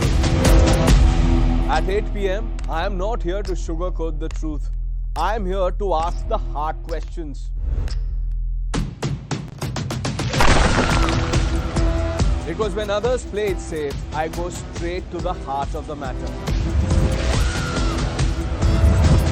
It's not about left or right. It's about what's right for India. It's about holding the powerful accountable.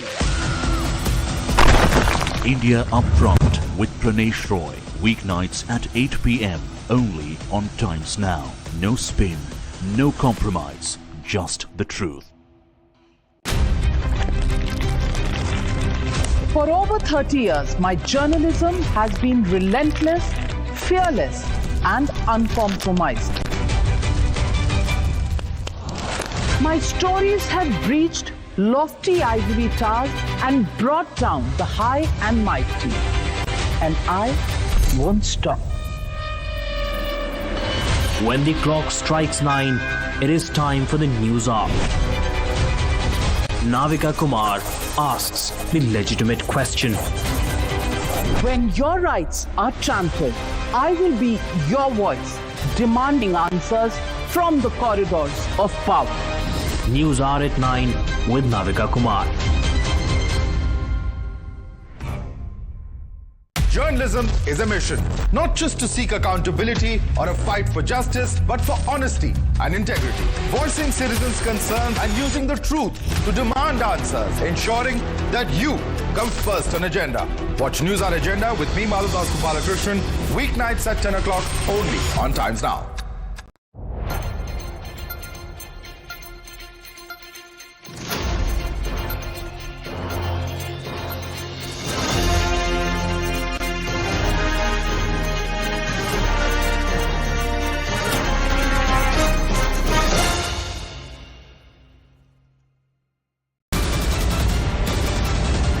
The biggest news break of the day. Exclusive that set the primetime agenda. Bringing you stories that matter. News breaks that shake up the system. Join us for the biggest revelation on Blueprint Exclusive weekdays at 6 p.m. only on Times Now. She asks tough questions like no other journalist. आप भाग रहे हैं सवाल से. बड़ा simple सा straight forward सवाल है. Mr. D.K. Shiv Kumar, what next for you? When are you taking over as Chief Minister? She takes on the masters of Indian politics like no one else can. How do you see Volkswagen?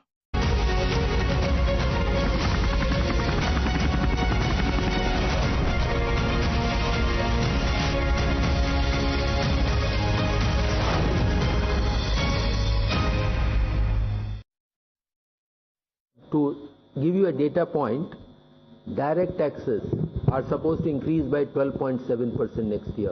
Indirect tax, which is on the, say, when people buy goods and services, is expected to increase by 8%.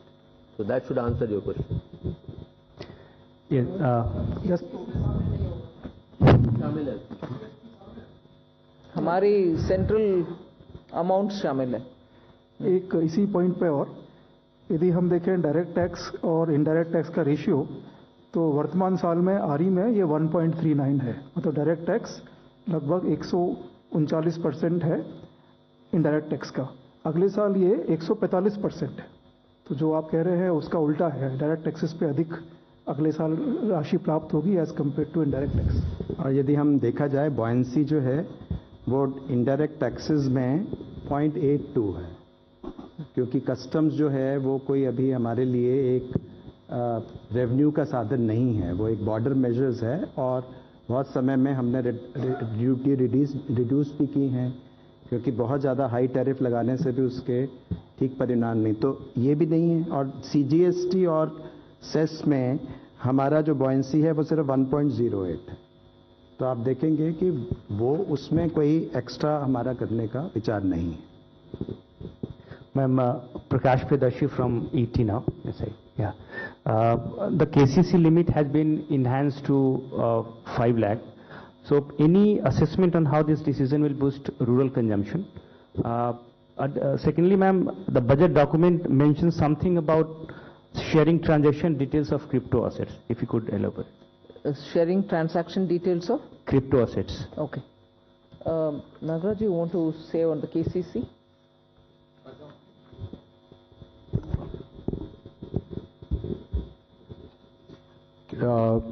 Increase in the KCC. Yeah. This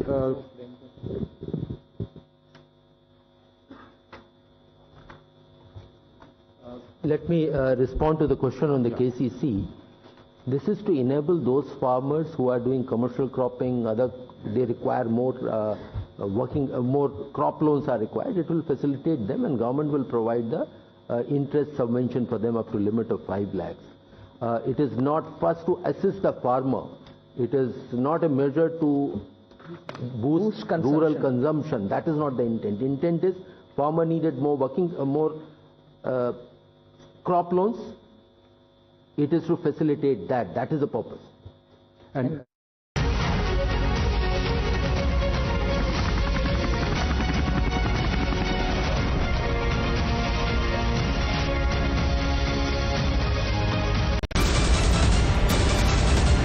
The biggest news break of the day. Exclusive that set the primetime agenda. Bringing you stories that matter. News breaks that shake up the system. Join us for the biggest revelation on Blueprint exclusive weekdays at 6 p.m. only on Times Now. She asks tough questions like no other journalist. आप भाग रहे हैं सवाल से. बड़ा simple सा straight forward सवाल है. Mr. D.K. Shivkumar, what next for you? When are you taking over as Chief Minister? She takes on the masters of Indian politics like no one else can. How do you see skill census versus caste census if you would want to respond to the current political climate? कहीं भी चले जाओ, कहीं भी आ जाओ. अजीत पवार जी भी कभी भी शरद पवार जी के पास चले जाएंगे, कभी भी इधर आ जाएंगे. क्या ऐसी पॉलिटिक्स है? Because she speaks for you the way no one else can. What's the chemistry between Prime Minister Modi and Democrats? The profile of India as a country, has it grown? Are you going to get onto a SpaceX spaceship anytime soon? Because your voice must be heard, your questions answered above all else. Frankly speaking, with Navika Kumar.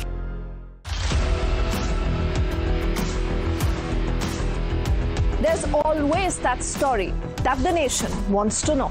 There are always questions that we want answers to.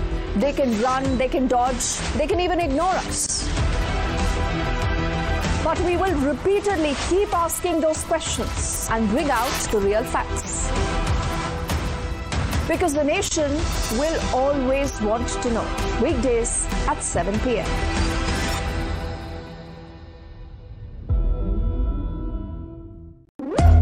When the stakes are high and the answers are elusive, there's one voice unafraid to challenge the status quo. At 8 p.m., I am not here to sugarcoat the truth. I am here to ask the hard questions. Because when others play it safe, I go straight to the heart of the matter. It's not about left or right. It's about what's right for India. It's about holding the powerful accountable. India Upfront with Pranesh Roy. Weeknights at 8 p.m. only on Times Now. No spin, no compromise, just the truth. For over 30 years, my journalism has been relentless, fearless, and uncompromised. My stories have breached lofty ivory towers and brought down the high and mighty. And I won't stop. When the clock strikes 9, it is time for the news hour. Navika Kumar asks the legitimate question. When your rights are trampled, I will be your voice, demanding answers from the corridors of power. News hour at 9 with Navika Kumar. Journalism is a mission, not just to seek accountability or a fight for justice, but for honesty and integrity. Voicing citizens' concerns and using the truth to demand answers, ensuring that you come first on agenda. Watch News Hour Agenda with me, Maludas Gopalakrishnan, weeknights at 10 o'clock only on Times Now.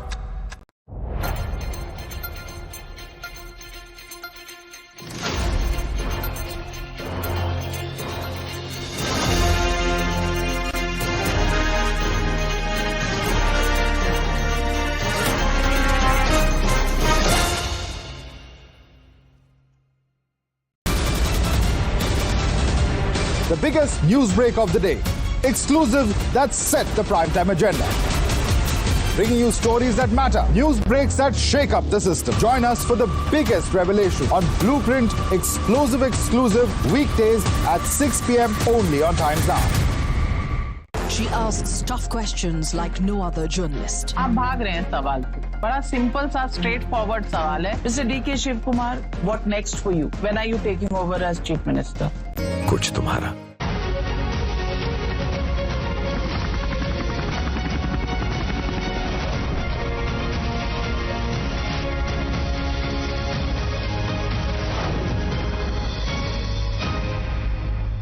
A demand has to be met the RE shows the numbers and we increase it.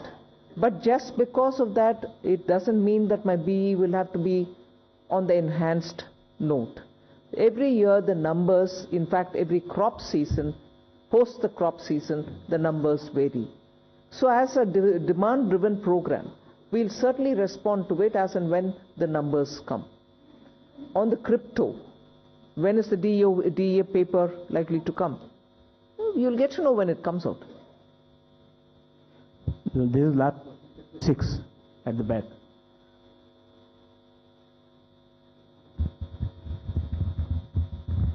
Ma'am, I'm Banikinka Patnaik from the Economic Times. In your speech, you have said that there would be a light touch regulatory framework and that a committee will be set up to review all non-financial sector rules and regulations. So, ma'am, is there, any possibility that it will also include financial sector regulations? But even as I read the speech, there were two different things. One for the non-financial and another for the financial.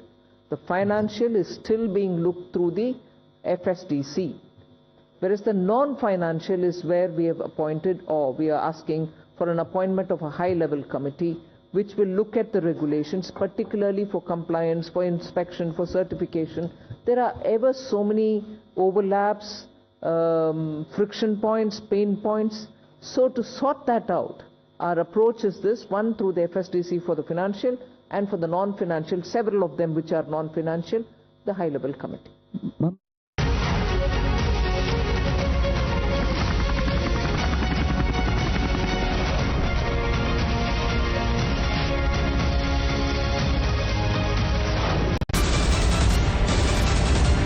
The biggest news break of the day. Exclusive that set the primetime agenda.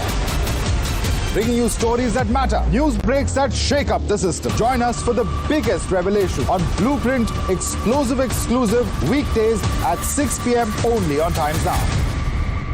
She asks tough questions like no other journalist. आप भाग रहे हैं सवाल पे. बड़ा simple सा straight forward सवाल है. Mr. D.K. Shiv Kumar, what next for you? When are you taking over as Chief Minister?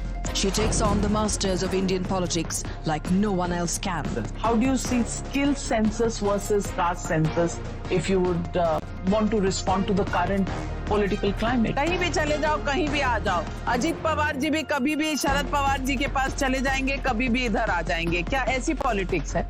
Because she speaks for you the way no one else can. What's the chemistry between Prime Minister Modi and Democrats? The profile of India as a country, has it grown? Are you going to get onto a SpaceX spaceship anytime soon? Because your voice must be heard, your questions answered above all else. Frankly speaking, with Navika Kumar.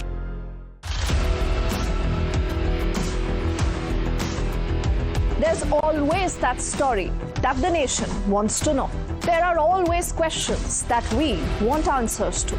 They can run, they can dodge, they can even ignore us. But we will repeatedly keep asking those questions and bring out the real facts. Because the nation will always want to know. Weekdays at 7 p.m.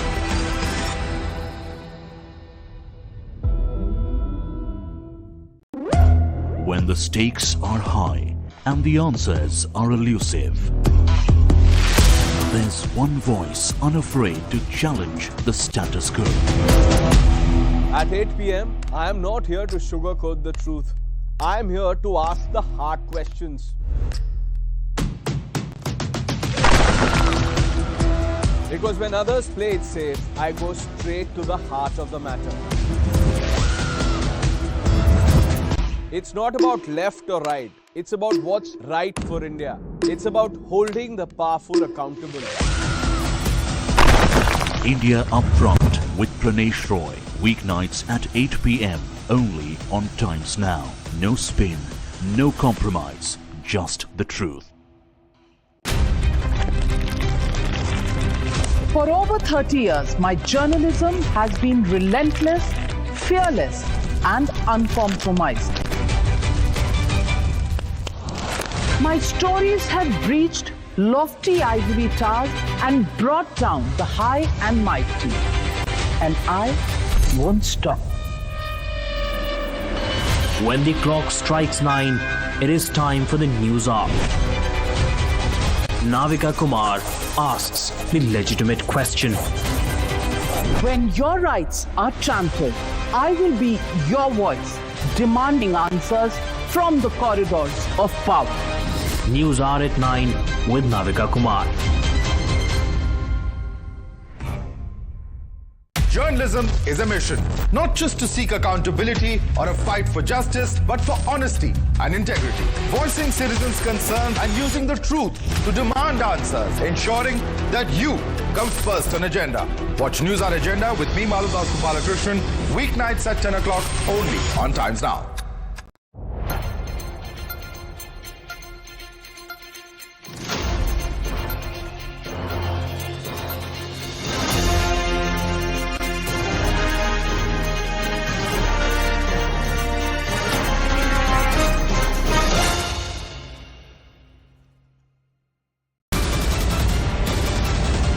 The biggest news break of the day. Exclusive that set the primetime agenda. Bringing you stories that matter. News breaks that shake up the system. Join us for the biggest revelation on Blueprint exclusive weekdays at 6 p.m. only on Times Now. She asks tough questions like no other journalist. आप भाग रहे हैं सवाल से. बड़ा simple सा straight forward सवाल है. Mr. D.K. Shivkumar, what next for you? When are you taking over as Chief Minister? She takes on the masters of Indian politics like no one else can. How do you see skill census versus caste census if you would want to respond to the current political climate? कहीं भी चले जाओ, कहीं भी आ जाओ. अजीत पवार जी भी कभी भी शरद पवार जी के पास चले जाएंगे, कभी भी इधर आ जाएंगे. क्या ऐसी पॉलिटिक्स है? Because she speaks for you the way no one else can. What's the chemistry between Prime Minister Modi and Democrats? The profile of India as a country, has it grown? Are you going to get onto a SpaceX spaceship anytime soon? Because your voice must be heard, your questions answered above all else. Frankly speaking with Navika Kumar.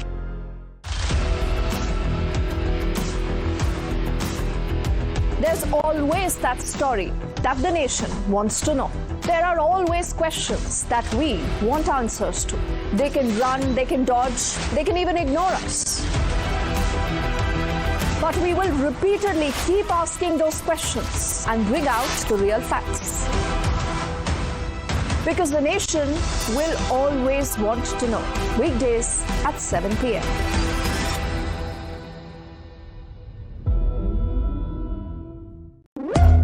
When the stakes are high and the answers are elusive, there's one voice unafraid to challenge the status quo. At 8 p.m., I am not here to sugarcoat the truth. I am here to ask the hard questions. Because when others play it safe, I go straight to the heart of the matter. It's not about Google Gemini.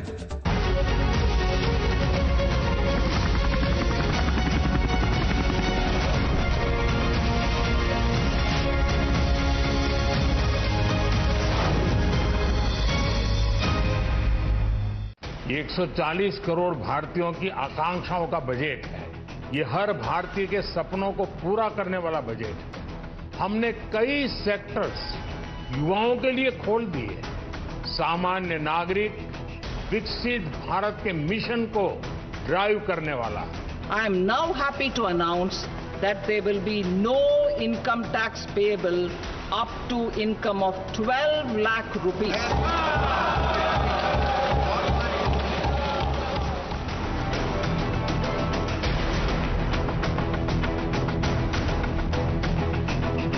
मायूस किया है budget ने और किसानों को कुछ नहीं मिला. अगर आपके पास तनख्वाह है तो आप कम टैक्स देंगे, लेकिन जिनके पास रोजगार नहीं है उनके पास तनख्वाह कहाँ से है? It is an election budget for Delhi as well as the development of the Bihar.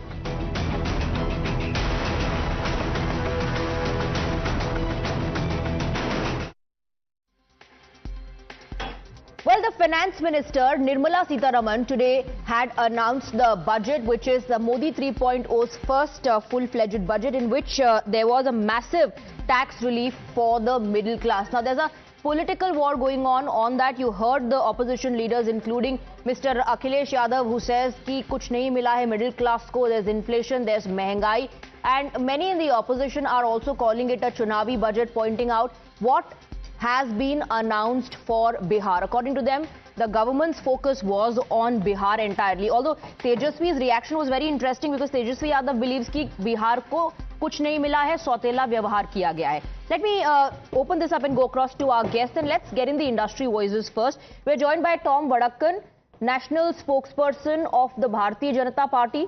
We're also joined by R. Jagannathan, editorial director, Swaraj. We have Dr. Nikul Patel, leader of the Congress on the broadcast. Professor Bhuvan Bhaskar, national spokesperson of the Samajwadi Party, joins us. Rakesh Nangia, chairman, Nangia Anderson India Private Limited, is joining us in the studio. Rajat Chopra, economist and CEO, Bankers Club. Gyanesh Chaudhary, MD, Vikram Solar, is also joining us in the broadcast, along with Rajat Dhar, economist and tax expert. Let me begin with Mr. Nangia. Mr. Nangia, has the industry's expectations been met through this budget? See, the government has catered to a lot of industry, but you say does it require intervention for every industry? It is very difficult to say that. But the government has tried to touch on the pain areas of a lot of industries. And just to give me some classical case, take the case of a startup, and a very beautiful analogy. Government said we are going to commit fund of 10,000 crores. And you won't believe it, this is the second series of it.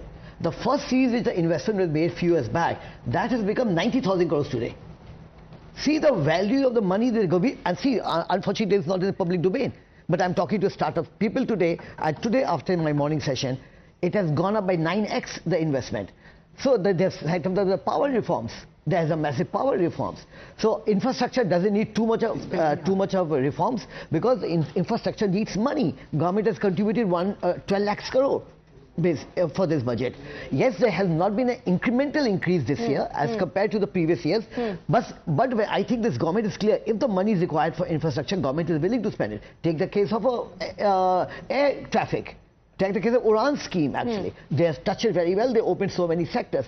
Do you know that, I must tell you a very interesting thing, every 5th day, Indigo imports one airport in the country. Every 6th day, Tata imports one aircraft in the country. India may construct one airport, close to one airport per month. Can you believe this figure? You are talking about 200 airports in 20 years. It comes to 10, in 1 year you make 10 airports.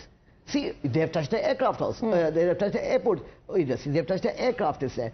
They have touched startups. They have touched it. They have touched manufacturing wherever is required also. It's not that they have not touched also. But let's accept it. Do we accept the government to touch every sector? Answer is no. But if there's a pain area, we expect the government to touch it, because there's an opportunity once a year comes openly. But budget is not gone are the days where you used to make changes in the budget. Absolutely. If the changes are required, you'll go ahead with that. You're not going to wait for the budget to come. And this model message of the government is very clear. So all in all, will you give a thumbs up? I will. Naturally, I'm going to give a budget and combined budget. Okay. See, I will not give in a vertical or one specific line. When they combine personal income tax and when they combine the corporate tax, I give a thumbs up. All right, let me bring in Gyanesh Chaudhary as well. Like Mr. Nangia said, Gyanesh Chaudhary, the government has placed significant emphasis on the reforms in the in the power sector, and has incentivized states to enhance the electricity distribution and transmission. How does VSL plan to contribute to these reforms?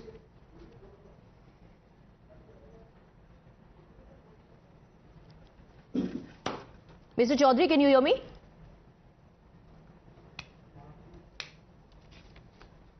Mr. Chaudhary, can you hear me, sir? Okay, I don't think he's able to hear me. Let me bring in Rajat Chopra. Rajat Chopra, I'm also going to dabble a little bit into what the politicians are saying, because it looks like at the moment that everybody is only responding on the highlights, which is, of course, the massive tax reliefs that the middle class has got. Now, there are some politicians like Rahul Gandhi who are saying this is a band-aid on a bullet injury. Combine that with other things that are not being discussed. Do you believe that the government has treated this budget like a band-aid on a bullet injury? Rajat Chopra? Look, I would not definitely get into a Yeah, can you hear me? Yes, sir. Please go ahead. Can you hear me? Yes. Am I audible? Yes, sir. Yeah, so I would not comment on the political angle that the politicians are trying to draw. That is very personalized to parties and people. I think overall it was a very Viksit Bharat budget. Make in India budget, and that is the way I see it. And overall, if I see that the 85% of the class that has been benefited, the middle class have been benefited from the tax benefit, I think that's where the real benefit come. But the clear agenda of the government definitely looks like putting this 85% to a new tax regime transition so that they get the benefit. However, the tax inflows are 80% from the rest of the 15%. That's another story to it. But if you see overall, I think the sectoral, as was mentioned earlier, the sectors have been touched upon. Tourism, medical tourism, I think all the sectors have been touched upon. But then, Swati, the key lies, if you see, the key lies in the execution of these schemes, which means execution at the ground level to the real beneficiaries. Which means the process, which means the governance, which means the time. Now, if I am getting all those schemes, I as an MSME sector, I as an MSME of India, how I am going to benefit? For example, the CGTSME scheme is for example increased to 2 crores. Now, how it is really correlating with the execution speed to the core beneficiary, that is MSME on ground, is where the key role comes. And so my thing is that government has set the platform in last 10 years for the India to be on the global stage. But I think there is a lot of scope of improvement when we see on the execution side of these schemes. I don't see personally that many of the MSME would be knowing that government runs more than 21 MSME beneficial related schemes. That includes also the marketing expense scheme to the new MSME setup. So I think there is a lot of gap in that understanding and the execution. That is where I see. But clearly from a I would say sectoral angle, I think if Bihar becomes a focus, that clearly spells some kind of political interest. But then I would not want to comment on that. But so do Delhi, so do Bombay, so do Kolkata, so do many other states. I think that clearly reflects some kind of political interest gaining. But overall, it's a Viksit Bharat kind of budget. And if you see the tariff also, I think the finance minister has tried to offset that in some form with various kinds of initiatives. But overall, I think it's a Viksit Bharat budget. But then we should not only applaud about the tax. Is that it's a Viksit Bharat budget and execution is the key. Let me try and go across to Gyanesh Chaudhary again. If you can hear me, Mr. Chaudhary, we were just discussing the emphasis that the government has placed on the power sector. How does VSL plan to contribute to these reforms? Thank you, Swati. I'm sorry about the glitch earlier. Am I audible? Yes, sir. Absolutely. Go ahead, please. Great. According to me, it's a great time to be in the power sector and the energy sector. The government has given a very strong mandate on enhancing exports, manufacturing. There's 35,000 crores allocated for green hydrogen. There is a separate effort to set up export promotion.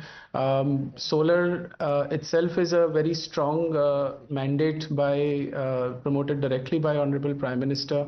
So we see some very bullish decisions being taken on capital allocation, as well as moving on to building a strong energy independent and Atmanirbhar Bharat.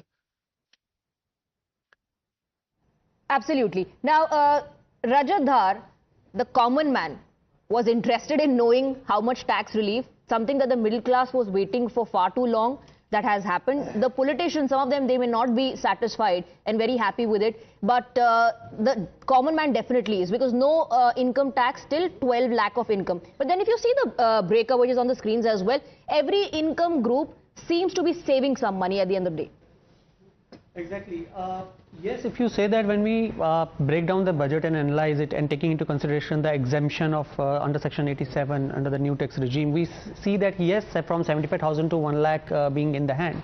But then there are actually two different set of you can say retail investors, or you say consumers for that matter, because, or salaried people for that matter, because there are some people who are very heavy on their home loans and other such HRA consumables, whereas there are larger chunk which are not too much dependent on on that. But once we run different permutation combinations, say across, say for example, if a person is having a 15 lakh of income or a 20 lakh of income, vis-a-vis a person having a 12 or 10 lakhs of income, we will see that yes, there are certain cases where when we constitute all the exemptions being availed based on the loan, based on the different deductions, then we see that yes, for some there is an old tax regime which is still good, and for some there is a new tax regime. But yes, there would be convergence happening, and we will be seeing that people moving to the new tax regime. However, will there be an automatic shift to that?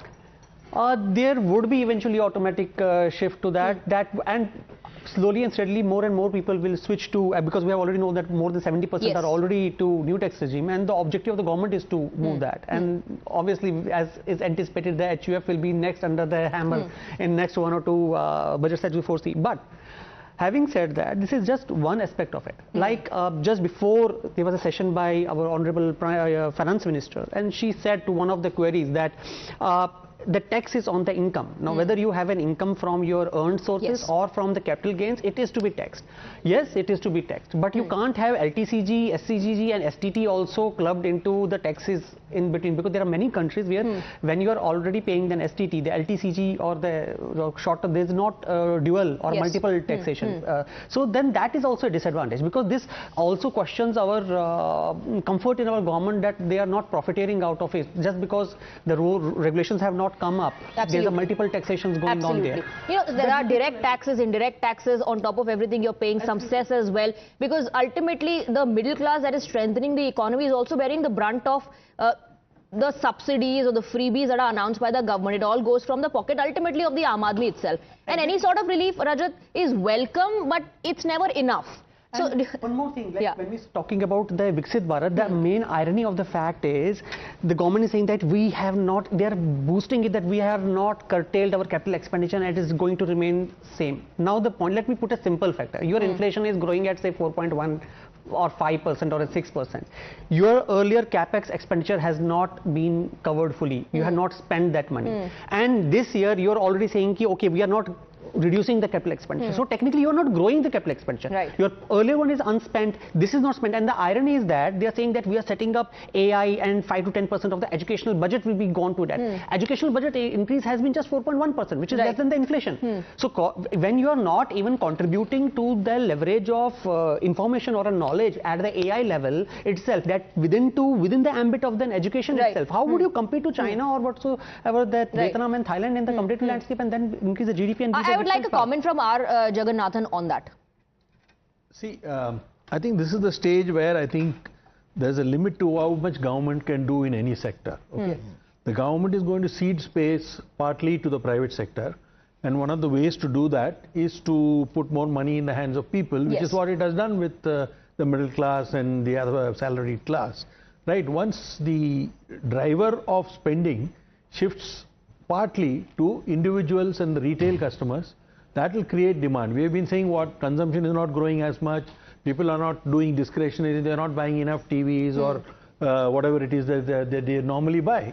Now once you put money in the hands of people, then the investment for increasing capacity will come from the But tell me something, now there's no tax till 12 lakhs, so you're saving some amount. Like I said, every income group is saving something. But when these things that the Aam Aadmi is going to spend on, when they become expensive, ultimately you are spending that amount that should have been like a good saving when everything else around you is becoming expensive. Perhaps that's what the opposition is trying to point out. The inflation, the mehengai should have been the focus.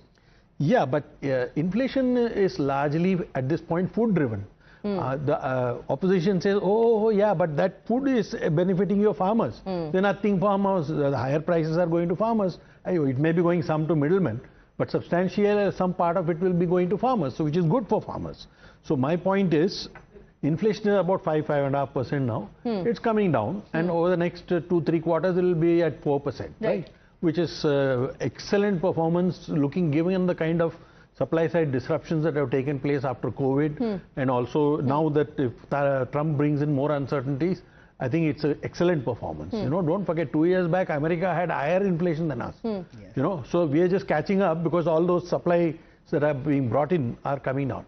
So my point is this, that putting more money in the hands of people is always better than trying for the government to do the same thing. And if this marks a long-term shift, where tax rates come steadily down for everybody, then I think we are seeing a fundamental shift in the way. Purchasing power, of course, increases consumption. This will boost consumption. I know, Mr. Nange, you want to come in, but this is a good mix of political analysts, politicians, and the industry voices. I'll take in those voices as well. After a very short break, I'll try and come across to you as well.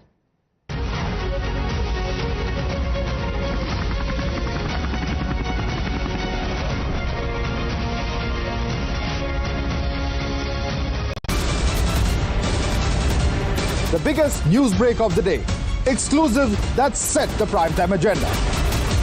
Bringing you stories that matter. News breaks that shake up the system. Join us for the biggest revelation on Blueprint Explosive Exclusive weekdays at 6 p.m. only on Times Now.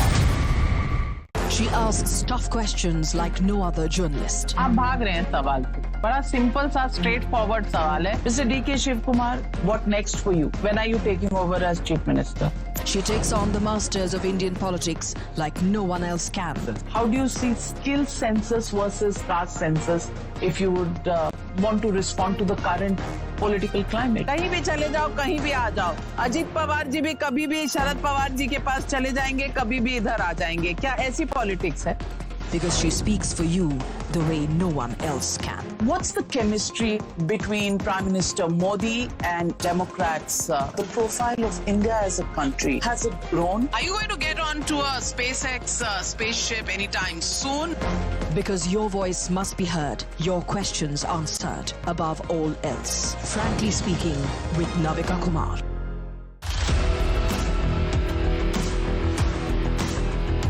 There's always that story that the nation wants to know. There are always questions that we want answers to. They can run, they can dodge, they can even ignore us. But we will repeatedly keep asking those questions and bring out the real facts. Because the nation will always want to know. Weekdays at 7 p.m.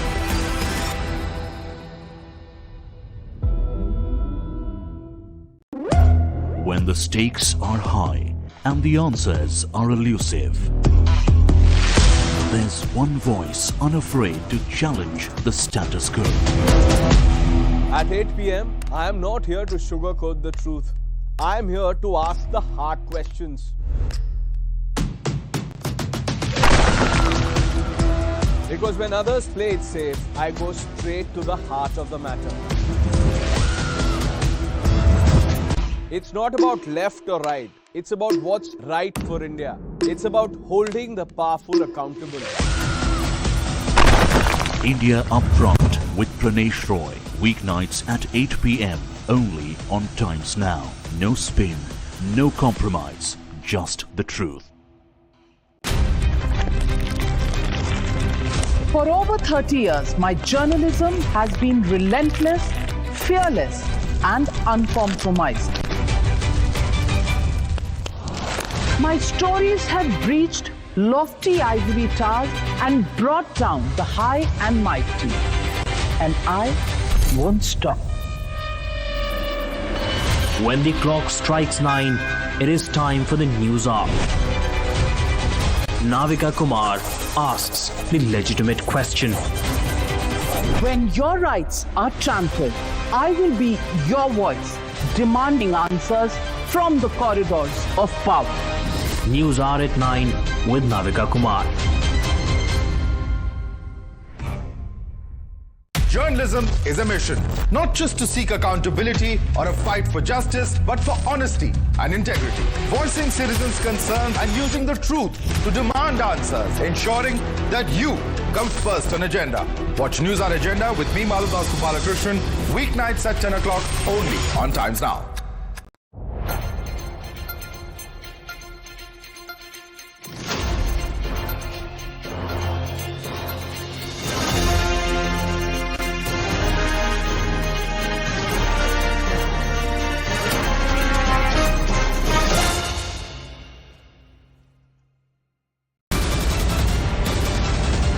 The biggest news break of the day. Exclusive that set the primetime agenda. bringing you stories that matter, news breaks that shake up the system. Join us for the biggest revelation on Blueprint exclusive weekdays at 6 p.m. only on Times Now. She asks tough questions like no other journalist. आप भाग रहे हैं सवाल से। बड़ा simple सा straight forward सवाल है। Mr. D.K. Shiv Kumar, what next for you? When are you taking over as Chief Minister? She takes on the masters of Indian politics like no one else can. How do you see Volkswagen?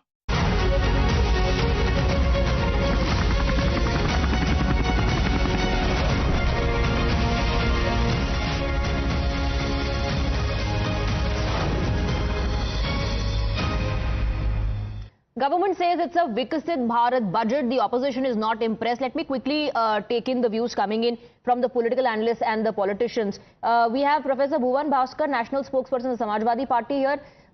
Industry जो voices हैं, जो corporates हैं, वो तो thumbs up दे रहे हैं, पर opposition को क्यों लग रहा है कि ये किसी काम का नहीं है या middle class को वाकई कोई राहत नहीं मिली है?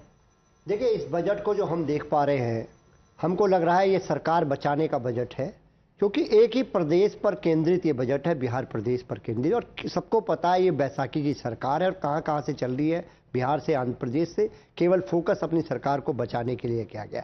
और जो किसान, महिला और लघु उद्योग है, उनके लिए कुछ नहीं है। बहुत जिम्मेदारी से कहना चाहता हूं आपके चैनल के माध्यम से, किसानों के लिए तो ये बजट बहुत ही घाटे का सौदा है। मैं आपको बताना चाहता हूं सरकार किस कृषि क्षेत्र वो है जहां पर 46% रोजगार है, जीडीपी जहां पर 18% है, लेकिन हम क्या देख पा रहे हैं, किसान के जो उपकरण है जिनसे खेती से सहायक चीजें होती हैं, वो सब सरकार महंगा करके और उनको टैक्स में आप देख, उनको कर्ज में आप सहूलियत कर रहे हैं, तो किसी को फायदा नहीं हो रहा। मैं आपको बहुत जिम्मेदारी से बता, बस केवल 1 मिनट दे दीजिए मुझे। मैं आपको बताना चाहता हूं किसानों को किस दिशा में सरकार ले जाना चाहती है। ये चाहती है कि किसानी करना छोड़ दे, खेती करना छोड़ दे किसान, और जो जमीनें हैं वो बेच दे अपने औद्योगिक मित्रों को। तो इस दिशा पे ये सरकार बहुत बड़ा आरोप आप लगा रहे हैं। लेकिन I want to go across to Nikul Patel as well and then Tom Vadakkan, you can reply to both. Nikul Patel, बहुत लोग ये भी कहेंगे कि जब यूपीए की भी सरकार होती थी, इतनी सारी पार्टीज होती थी साथ में, तो हर पार्टी को उनके रीजन को, उनके स्टेट को ध्यान में रखते हुए बजट बनाया जाता था। And you know back then बहुत सारे जब रेलवे मिनिस्टर अलग से बजट देते थे तो वो अपने रीजन के लिए ज्यादा ट्रेन शुरू करते थे, तो ये तो पहले भी हो चुका है। Your view? Yeah, you rightly pointed out. Railway budget was different budget. Today you cannot find a railway budget and not major allocation was found in it. Secondly, the government is claiming that we are targeting Viksit Bharat 2047. Now, when you're talking of Viksit Bharat, they have targeted agriculture as a first priority, and that is reason because they find that the Lok Sabha mandate, what they got, is really alarming for them. And definitely they can support their supporters who are giving support to the government. But if you see, government is identifying 100 low productivity districts. But whether they will be able to achieve that or not, that is the question. Because previously, if you see that there were 100 smart cities that were focused by the government. You're concerned about the execution. Tom Vadakkan, but please do respond to what the Samajwadi Party spokesperson said. The government has brought in such a budget that will force the farmers to give up farming.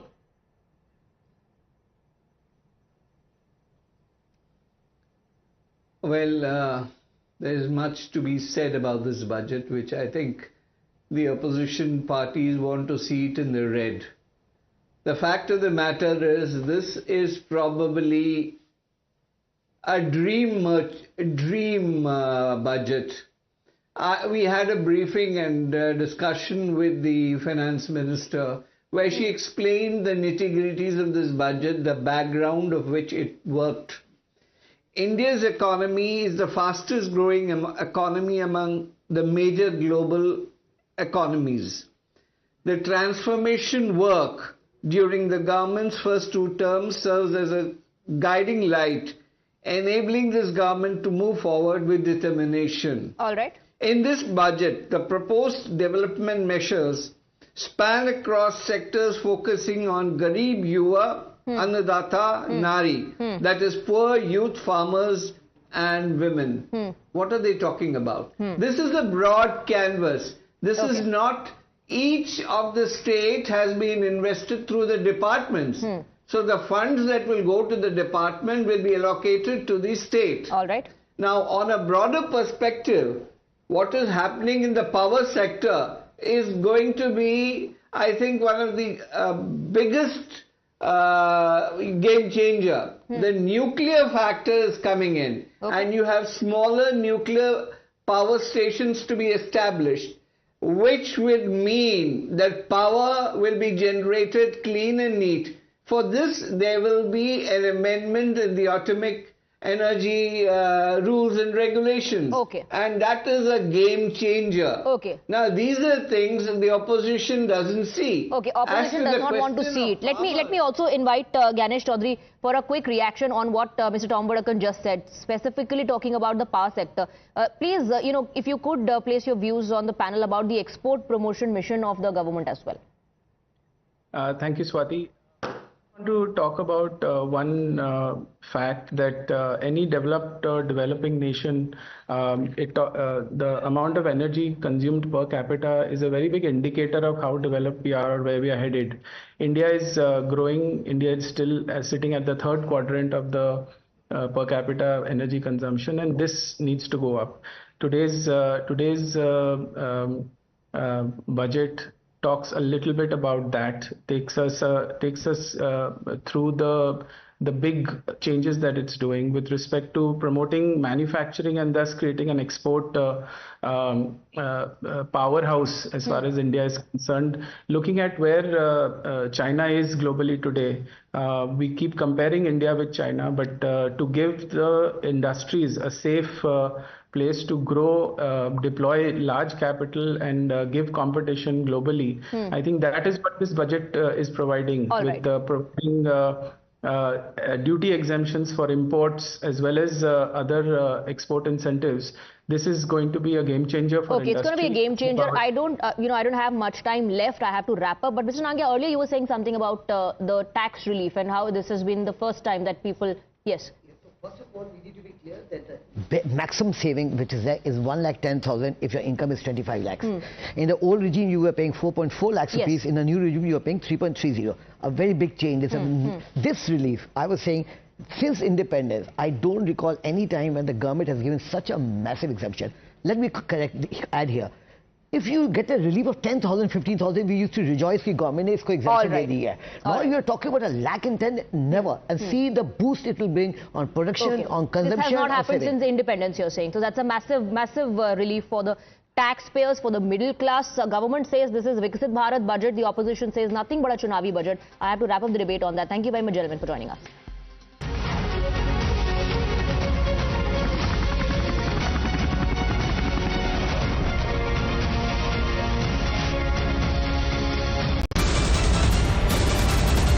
The biggest news break of the day.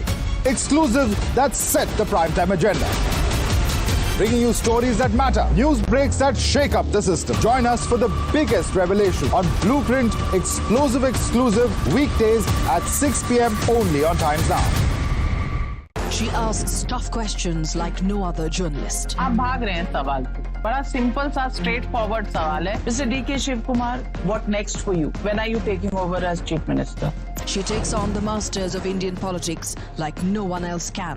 How do you see skill census versus caste census if you would want to respond to the current political climate? कहीं भी चले जाओ, कहीं भी आ जाओ। अजीत पवार जी भी कभी भी शरद पवार जी के पास चले जाएंगे, कभी भी इधर आ जाएंगे। क्या ऐसी पॉलिटिक्स है? Because she speaks for you the way no one else can. What's the chemistry between Prime Minister Modi and Democrats? The profile of India as a country, has it grown? Are you going to get onto a SpaceX spaceship anytime soon? Because your voice must be heard, your questions answered, above all else. Frankly Speaking with Navika Kumar.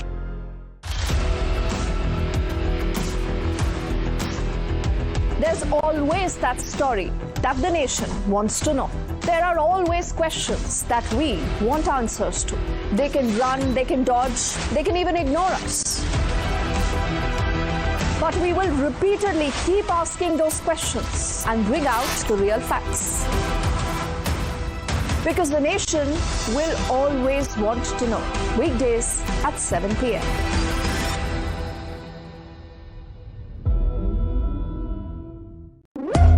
When the stakes are high and the answers are elusive.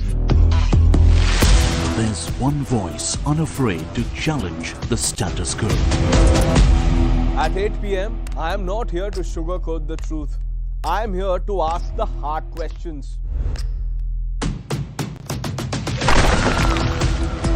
Because when others play it safe, I go straight to the heart of the matter.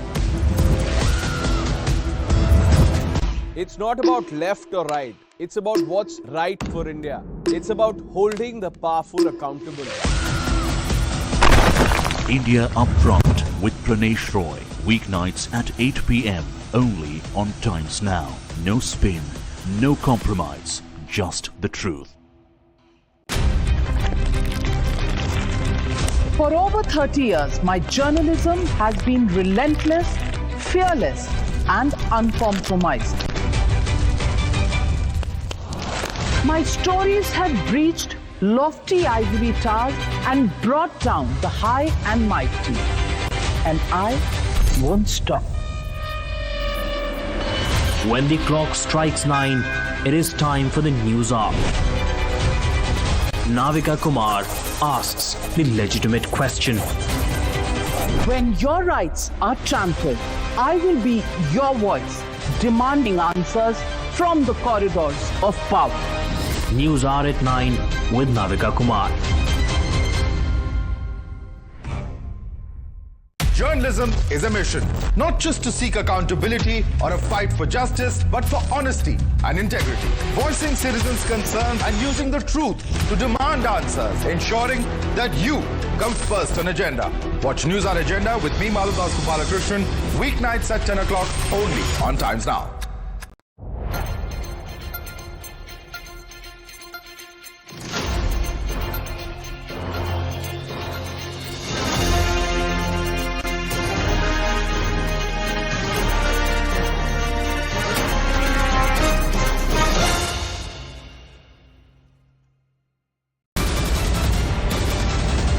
The biggest news break of the day. Exclusive that set the primetime agenda. Bringing you stories that matter. News breaks that shake up the system. Join us for the biggest revelation on Blueprint Exclusive weekdays at 6 p.m. only on Times Now. She asks tough questions like no other journalist. आप भाग रहे हैं सवाल पे. बड़ा simple सा straightforward सवाल है. Mr. D.K. Shivkumar, what next for you? When are you taking over as Chief Minister? She takes on the masters of Indian politics like no one else can. How do you see skill census versus caste census if you would want to respond to the current political climate? कहीं भी चले जाओ, कहीं भी आ जाओ. अजीत पवार जी भी कभी भी शरद पवार जी के पास चले जाएंगे, कभी भी इधर आ जाएंगे. क्या ऐसी politics है? Because she speaks for you the way no one else can. What's the chemistry between Prime Minister Modi and Democrats? The profile of India as a country, has it grown? Are you going to get onto a SpaceX spaceship anytime soon? Because your voice must be heard, your questions answered, above all else. Frankly Speaking with Navika Kumar.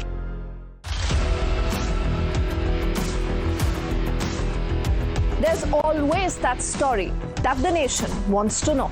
There are always questions that we want answers to. They can run, they can dodge, they can even ignore us. But we will repeatedly keep asking those questions and bring out the real facts. Because the nation will always want to know. Weekdays at 7 p.m.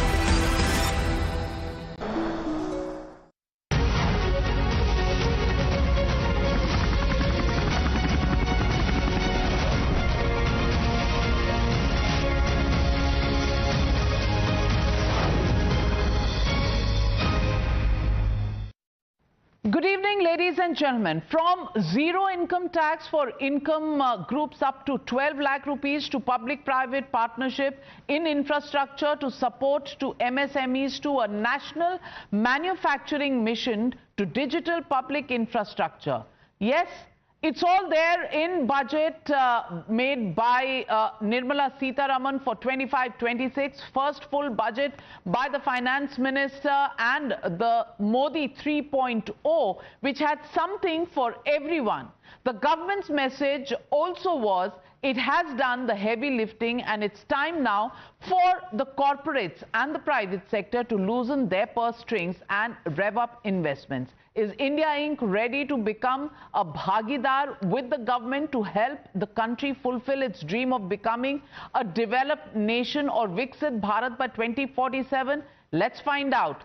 And joining me tonight on the debate is Sanjeev Puri, President CII and CMD of ITC Limited. Also joining the debate is Dr. Naresh Trehan, Chairman CII Healthcare Council, R. Mukundan, Vice President of the CII and Managing Director of Tata Chemicals, Raja Navani, CMD Jetline Group and CII Chairman of India at 100. Thank you, gentlemen, for joining me. Sanjeev Puri, as President of CII, how would you rate this budget? There is a bit of worry about the GDP growth rate that was down to 5.4% in the second quarter this year. Do you think this budget actually addresses the elephant in the room? Well, I think it's a good budget. It's a very, very fine budget. It is very clearly a growth-oriented budget. It is reformist, and at the same time, it's fiscally prudent, which is very much required. Now, as far as the slowdown is concerned, what you referred to, these were also to do with certain transient factors. And since then, we have seen the government spending has picked up. So some of these transient factors are over. Now, the question we have to really ask is that, although the chief economic advisors, the economic survey suggests next year 6.3 to 6.8, but what is required really to take it to 7 and beyond and to 8? I think those pillars for economic progress are very much there in this budget. It focuses very clearly on sectors that have high labor intensity. And the biggest ask in the economy, of course, is to create 8 million jobs. And if we can create that, I think we're going to be very successful. So it addresses many such sectors: agriculture, MSMEs, toys, footwear, leather. It also is looking at export industries. Again, these are labor intensive sectors. It's looking at tourism. So very important steps have been taken there. I think the Integrated Council for Exports is a very welcome step. And the second area to draw more private investment is around ease and cost of doing business and the next generation of reforms. And the methods of doing that have been clearly articulated. There is a mention very clearly of collaboration between center and state, and to incentivize states towards these reforms. There is also a high-level committee that is being set up to create the blueprint. So very, very strong steps again there. And also, the whole issue of boosting consumption. Of course, all of what I've said is also going to boost consumption over time, but in a shorter period of time, what will boost consumption is more money in the hands of people. So the relief in income tax, the social security for gig workers, I think all of this will provide immediate relief to middle class and will provide some impetus to consumption and therefore contribute to the virtuous cycle of investments and employment and growth. All right. So then let me ask Mr. R. Mukundan. Mr. Mukundan, two questions that arise. Some people saying that only 2% of the population actually pays income tax. So even if there is a tax relief that comes in, is it enough to actually increase demand, increase consumption to turn around the economy? Question number one. And question number two, private sector investment hasn't really kept pace with the expectations. What is holding it back, and will this budget actually see some more interest coming in from the private sector, especially in the investment and creation of jobs area? Thank you, Navika. I think if you look at the broad context, it addresses three issues. Number one, it addresses the issue of consumption and the pain in the middle class. They were hurting, and it addresses that, puts a balm there and gives them some power to drive the consumption. I'll come to that, whether the consumption will drive further economic move and a virtuous circle. The second piece it does addresses jobs. I think jobs we've been highlighting for many, many years. I think the first focus has been agriculture, which is the largest job created today. The second one, it addresses MSME. Within manufacturing, MSME create the most jobs. It also addresses exports. If you want to sort of move to high-paying jobs, higher qualified job, exports is critical because India is a center for GCC, electronics export. If you look at the software export, all these are export entities which have created jobs for people. And the third piece which it does is that while doing the first two, it ensures our fiscal glide path is intact. The target is 4.4. All this augurs well, and on top of that, what the minister has done is that the gap which may arise because of the funding, the revenue foregone in the infrastructure sector, clearly she has asked for public-private partnership.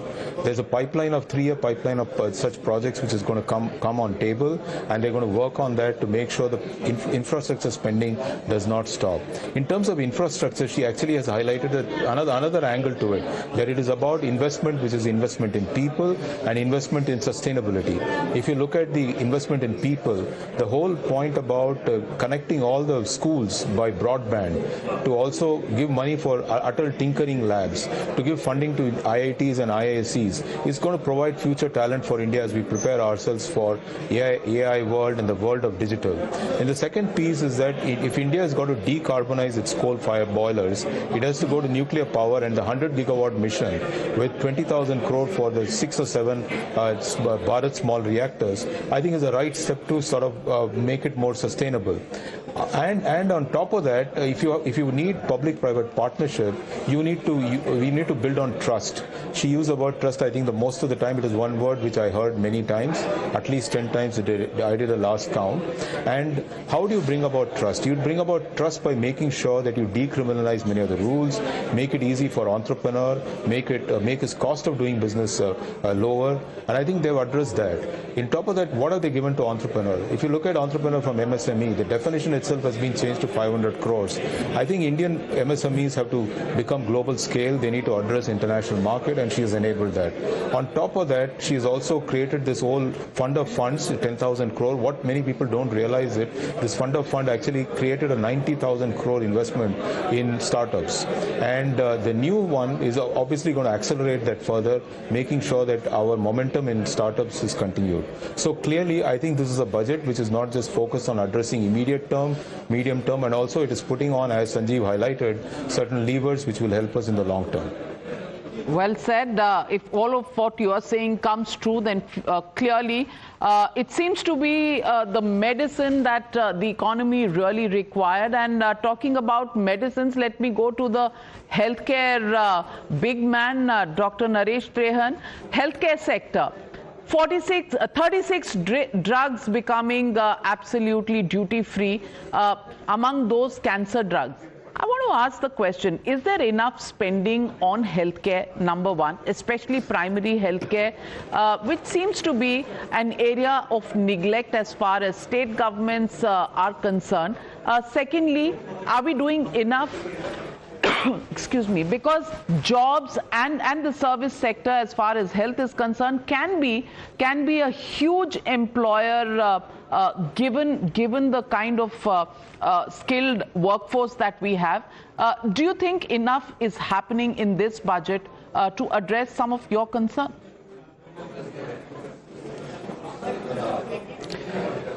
So actually, this budget is actually a follow-through of the announcements made in July, where it was outlined that we will have X number of nursing schools, 75,000 more doctors coming into the mainstream over the next 2-3-4 years, that seats are being created. So if you see that, the announcement today was that 10,000 additional seats will be allocated to medical colleges to increase the output on medical students. So that's a welcome news. The next thing is also the centers of excellence, the 5 that were announced today. They are actually going to contribute hugely to the training of paramedical personnel, technicians and all that, because you were right when you said that the healthcare industry actually employs 6-7 employees per bed created. Now we have to make, the minimum requirement for India is to multiply the number of beds today into 2. That means we need to create 1.5 million beds more in the next 5 years. So if that be the case, and you multiply that for each bed, at least 5 people are going to get employment, it becomes a large number, 7.5 million. So what we really need to do is to push the health sector. Fortunately, there is a healthy public sector health system functioning, and also parallelly the private sector health system. When they work together, they can create a huge benefit for the country, like you saw in the COVID times. Right now, we are actually not recognizing the value of PPP with the government and private sector that can create this movement much faster than we are going right now. So, 2 things. When your leading question was, is there enough that is being done at the primary healthcare level? The answer is, the government has announced the Ayushman scheme, where there is the wellness centers, 150,000 wellness centers to be created.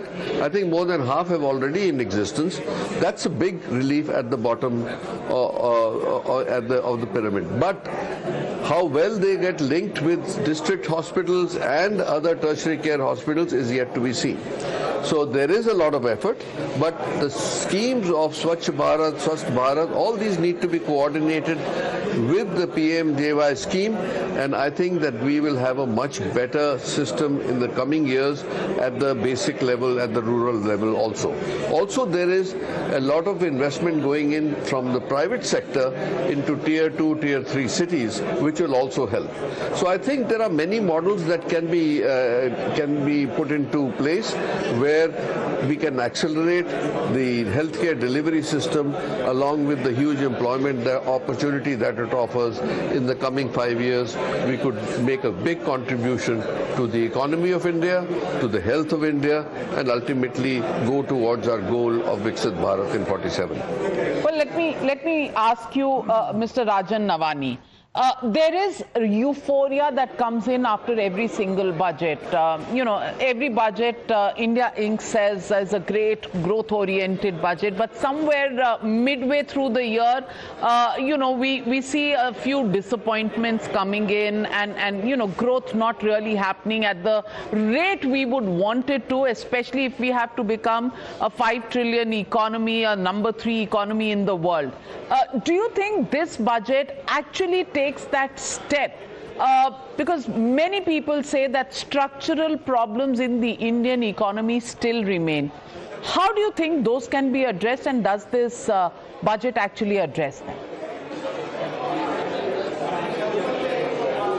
It's interesting you raise this point, Navika, because I think when you heard the Honorable Finance Minister start, that is exactly what she said. This has to happen through a collaborative process, because we are looking at a 23-year, long journey, towards a Viksit Bharat, and that cannot be built with multiple stakeholders who are going to contribute to build that India, working in different directions.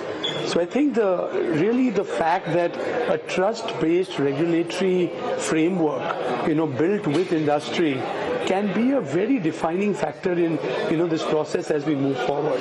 So to me, this budget was really a foundational budget, which has set the direction in which, a lot of the things that will happen over the next 2 decades will unfold. Prioritizing different things that are needed at different points in time. So I think in that light, it does address, a large part of that, and it has truly begun with, the save the best for last kind of a statement by putting money into the hands of, the middle class. And, also the middle class is a rising middle class. India for the next 20 years is going to see wealth creation where, different people will move up the economic ladder, and they know today directionally that they will have a large amount of their money to be able to spend, to be able to actually boost consumption in this country. Also, I think the fact that, she spoke about investing in people, economy and innovation is to me a big driver of, what is the larger thinking, because our biggest asset is our people, and that has been addressed, in many ways. And there are very new, different ways in which livelihoods will be earned. The gig economy needs a social security system which has come up. Through our group company Jet Synthesis, we are working with all new age creators, influencers, esports athletes. This is a generation that is going to derive its livelihoods very differently from the way the past generations have. It's not a lifetime, of one career. It's a career of lifetimes, and, different kinds of things that they will do.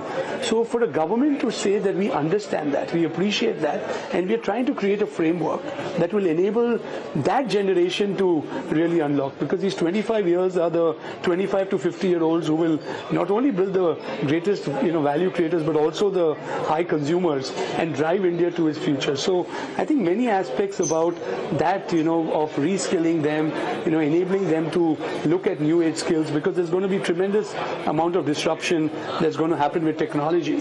While, we did get 10,000 crore additional for a fund of funds and an announcement of an additional 500 crore for an artificial center in education, a COE, but, an artificial intelligence of 500 crores and 10,000 crores across frontier tech, is that really, sending enough messaging? Because just 2 days ago, we saw $600 billion of market cap get eroded through one statement in one day in one company in one country.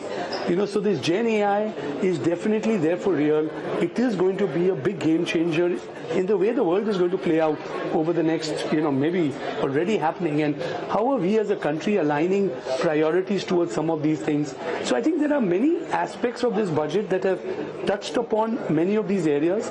It is now to sustain them beyond the budget and actually create an environment where this execution in a trusted manner between state and center, between industry and government and multiple stakeholders invested in this actually, unlock together. So I think from that angle, definitely one budget that, will hopefully set that direction. Well, you talk a lot about trust, but does really trust exist? Because, when you talk about the central government, you also have to talk about many of these policy measures actually being transformed on the ground by state governments, the coordination there. Well, if it is, the party at the center, which is the party at the state, maybe things work out. Does it work otherwise? These are some of the issues that remain to be addressed. But as far as the budget goes, clearly it cannot address all of these problems. At the moment, I think there's euphoria in the middle classes, the tax-paying segments who are breathing a sigh of relief. Will it convert into consumption that leads growth to a higher trajectory? Well, that's the hope and the prayer. But for the moment, the jury is out on that one. Thank you very much, gentlemen, for joining me. On the first analysis of the budget 2025-26, how it plays out, well, we'll keep you, the viewer, informed and abreast of all the developments. Thank you very much, gentlemen.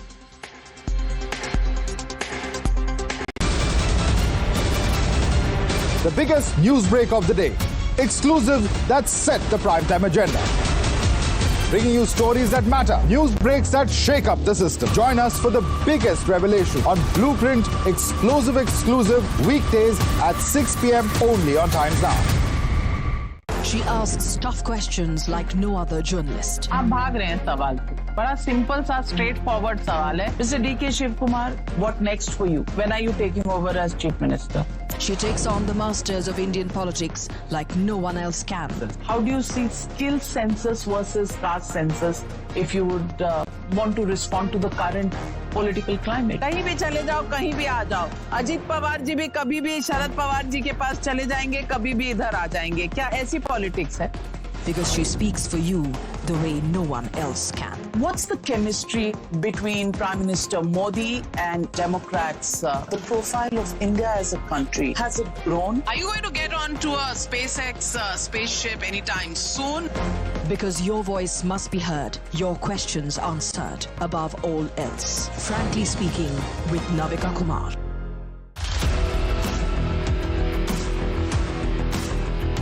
There's always that story that the nation wants to know. There are always questions that we want answers to. They can run, they can dodge, they can even ignore us.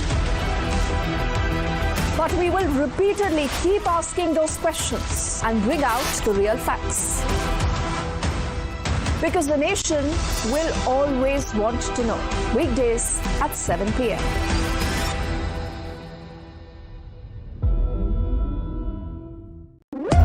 When the stakes are high and the answers are elusive, there's one voice unafraid to challenge the status quo. At 8 p.m., I am not here to sugarcoat the truth. I am here to ask the hard questions. Because when others play it safe, I go straight to the heart of the matter. It's not about left or right. It's about what's right for India. It's about holding the powerful accountable. India Upfront with Pranesh Roy. Weeknights at 8 p.m. only on Times Now. No spin, no compromise, just the truth. For over 30 years, my journalism has been relentless, fearless, and uncompromised. My stories have breached lofty ivory towers and brought down the high and mighty. And I won't stop. When the clock strikes 9, it is time for the news hour. Navika Kumar asks the legitimate question. When your rights are trampled, I will be your voice, demanding answers from the corridors of power. News hour at 9 with Navika Kumar. Journalism is a mission, not just to seek accountability or a fight for justice, but for honesty and integrity. Voicing citizens' concerns and using the truth to demand answers, ensuring that you come first on agenda. Watch News Hour Agenda with me, Maludas Gopalakrishnan, weeknights at 10 o'clock only on Times Now.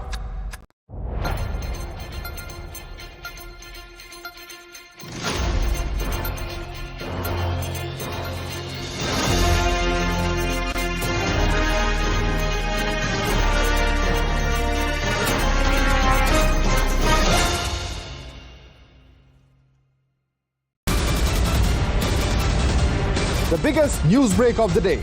Exclusive that set the primetime agenda. Bringing you stories that matter. News breaks that shake up the system. Join us for the biggest revelation on Blueprint Exclusive weekdays at 6 p.m. only on Times Now. She asks tough questions like no other journalist. आप भाग रहे हैं सवाल से. बड़ा simple सा straight forward सवाल है. Mr. D.K. Shiv Kumar, what next for you? When are you taking over as Chief Minister? She takes on the masters of Indian politics like no one else can. How do you see skill census versus caste census if you would want to respond to the current political climate? कहीं भी चले जाओ, कहीं भी आ जाओ. अजीत पवार जी भी कभी भी शरद पवार जी के पास चले जाएंगे, कभी भी इधर आ जाएंगे. क्या ऐसी पॉलिटिक्स है?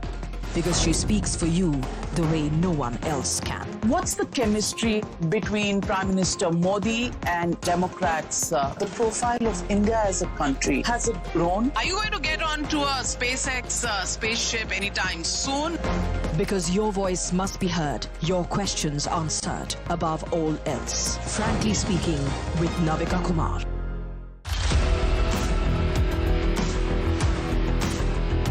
There's always that story that the nation wants to know. There are always questions that we want answers to. They can run, they can dodge, they can even ignore us. But we will repeatedly keep asking those questions and bring out the real facts. Because the nation will always want to know. Weekdays at 7 p.m.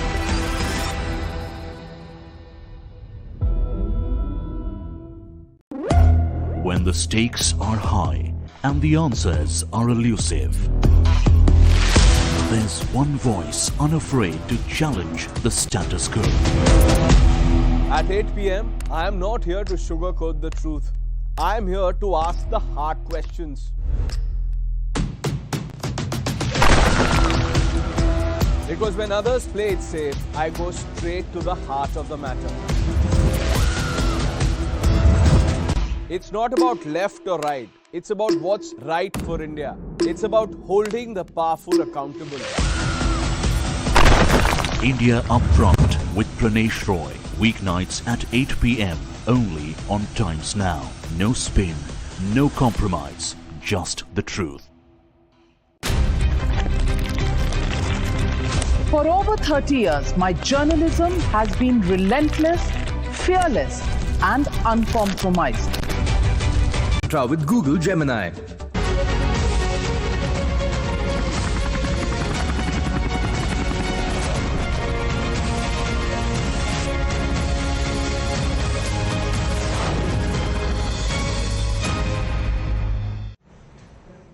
Hello, good evening. Thank you very much for joining us here on Times Now. I'm Hina Gambhir. Viewers, it's nothing short of a bonanza budget for the middle class, with Modi government giving it a mega tax exemption, the biggest, in fact, since the year 2005. So if you earn up to 12 lakh rupees a year or approximately 1 lakh rupees per month, you will have to pay no tax at all.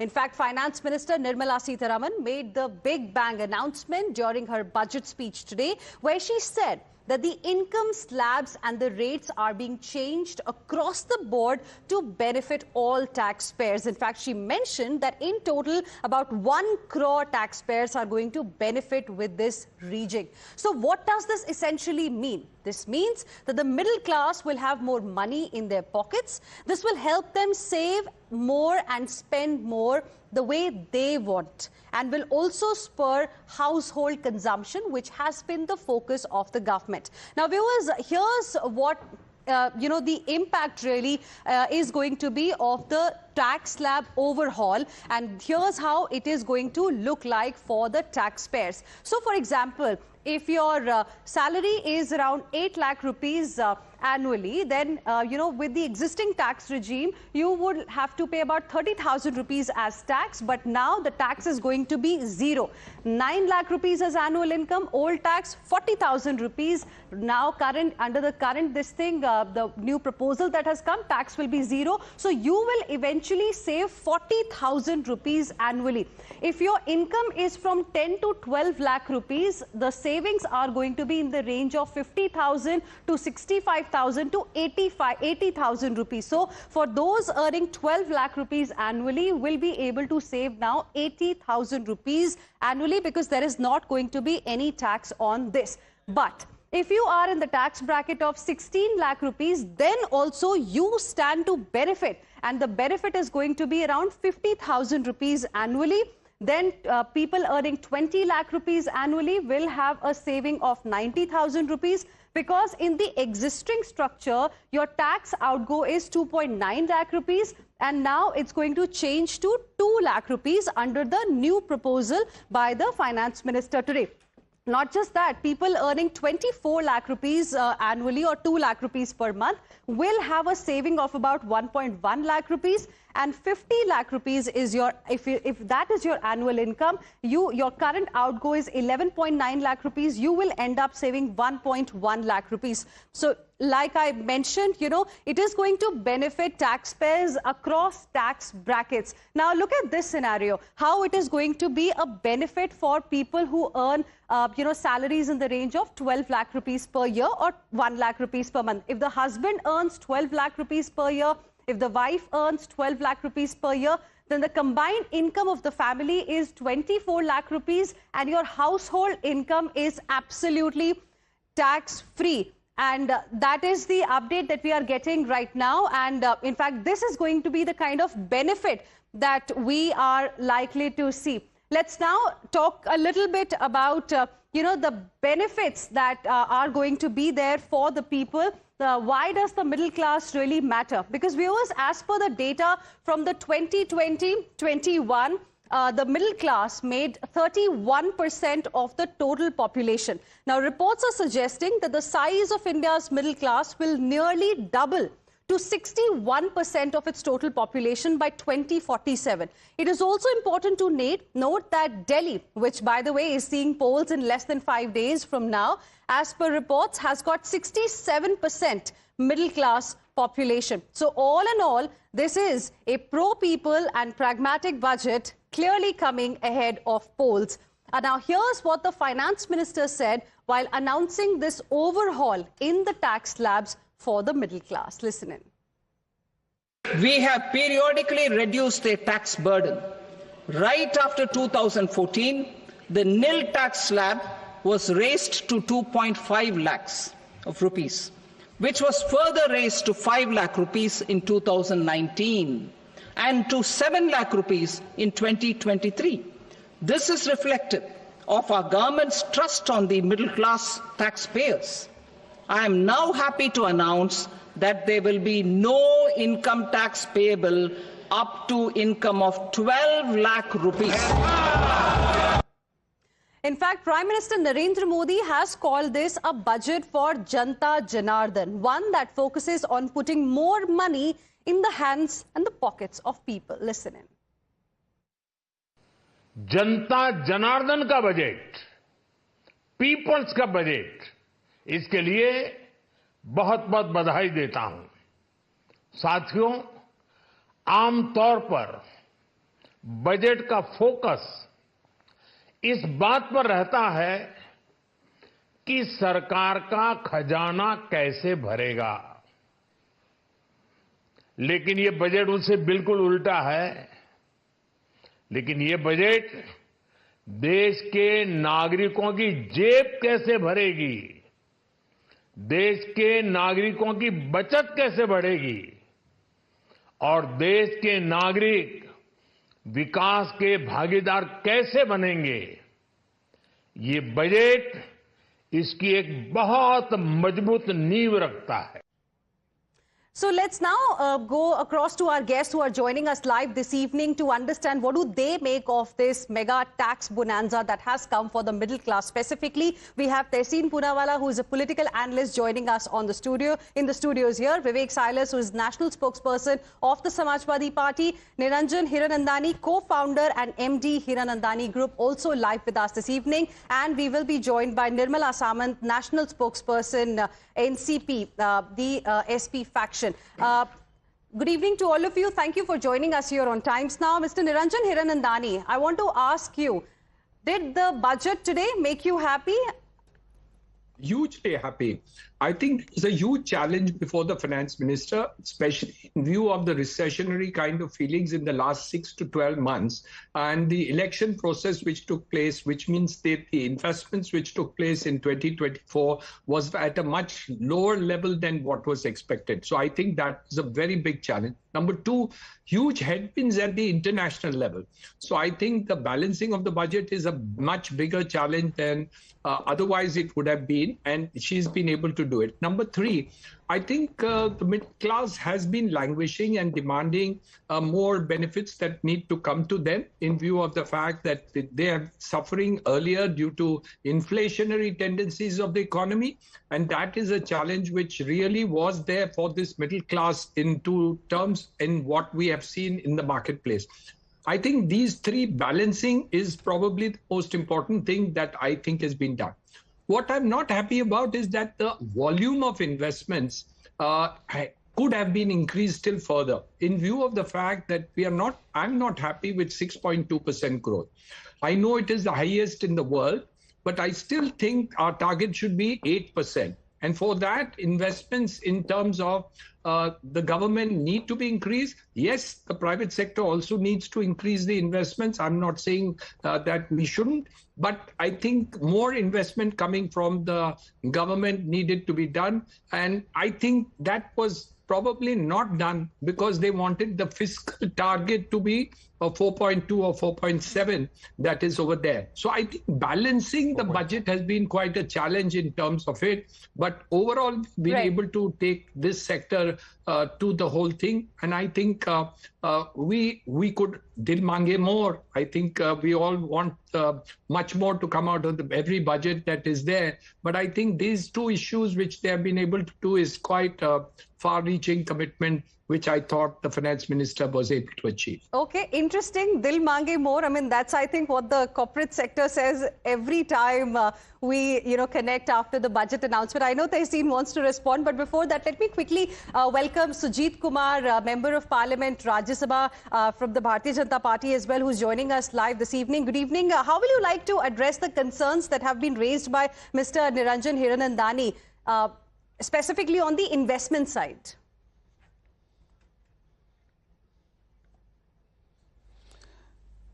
Is it for me?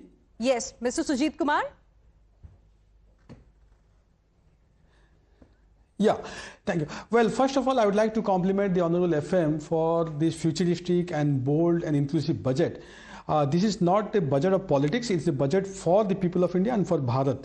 And she has brilliantly been able to balance the challenges of fiscal prudence, more consumption-led growth because of tax cut, and also has been able to secure inclusive development. Now, as far as the concern about investment is concerned, last year the capital allocation for capital expenditure was over 11 lakh crore. And that will be maintained. Now, the focus this year has been rather on leaving more cash in the hands of the middle class, in the hands of the people. That will spur consumption, which will ultimately aid in the GDP growth. Mr. Hiranandani had concern about 6.2 or 6.4 GDP growth, but this is double the global average at this point of time. And fiscal deficit, post-COVID, we had a situation where the entire globe was having massive fiscal deficit, but we have been able to reduce fiscal deficit over the years, and we are well on the target of reaching 3% of our GDP, which is the FRBM. So I think the concern about the capital investment is not really justified. Okay. The Honorable PM has time and again said that we are focusing on not only infrastructure but also on physical infrastructure but also on social infrastructure. Interesting. Tehseen Poonawalla, budget for Bharat, do you agree? Because a lot of people who are in this middle class category are in fact going to benefit. Finance Minister gave a number also about 1 crore people. Yeah. At the onset, I would like to take this opportunity to congratulate the Honorable Finance Minister and the Honorable MP on your show. As somebody who's leading one of the protests on Twitter against tax terrorism, this is a good first start. A good start, congratulations for that, and kudos for that. But there is still many miles to go. What I would have expected, as the saying goes, ye dil mange more, to eliminate poverty out of India, we do need 8% growth from where Mr. Hiranandani left. So first, what we needed to do for the middle class actually, reduce the tax slabs from 6 to 3. This is something I've been advocating time again. That will widen your tax base. The lesser you have, reduce your compliances, reduce the surcharge. The surcharge is killing you. Long-term capital gains, short-term capital gains. Once I pay my tax, let me do what I want with my money. Then the highest tax slab should be only 20%. Bring your corporate tax down to 20%. That will again allow people, that will again boost the investment confidence into India. And the next step that needs to be done, which is not an income tax or direct tax issue, is your rationalization in the GST Council, which is now GST has become an extortion tax. So GST should be 2 rates, 5% and 12%. Roti, kapda, makan, 5%, everything else 12%. Please keep it as simple as that. And that is the only way to take forward. What I do want to compliment the government, despite being opposition, is 100% FDI and income tax. Well done, guys. And the nuclear, 500 gigawatts of nuclear power, civilian nuclear power. Congratulations. The BJP had opposed the nuclear deal. Today, the chicken has come home to roost. Congratulations. It's a budget for Bharat on those two fronts. Vivek Silas, is there anything that you will like to congratulate the finance minister for in this budget? We would like to see how the budget behaves actually, because for the last 11 years, the Bharatiya Janata Party, their spokesperson, even the Honorable Finance Minister have been saying that this budget is for the Aam Aadmi, Aam Janta ka budget. We have been hearing it for the last 11 years. But today, if you see the education budget that was for 1,25,638 crores has come down to 1,14,000 crores. The social welfare budget was 56,501 crores has come down to 46,482 crores. Agriculture, the basis of India, it was 1,51,851 crores last year. It has come down to 1,40,859 crores. Okay. If you see the urban development. So there's not even a single thing that you you feel good about in this the budget? slab that the finance minister has said till 12 lakh there will be no tax, okay. But you need to enhance the income of the people. Okay. To bring them up to more than 12 lakhs. That is the point where India is going to grow. Because if you see, the Northeast is very important. Northeast budget was 5,900 crores for the entire Northeast. Has come down to 4,600 crores. Okay. Urban development, let me complete. No, 82,577 has come down to... You've made an important point, point well taken, but I'm completely out of time right now. I'd like to thank all my guests for joining us. Tehseen Poonawala, Vivek Silas, Sujit Kumar and Niranjan Hiranandani. Appreciate all of you. Heading into a very, very short break. We'll be back with lots more. Stay with us.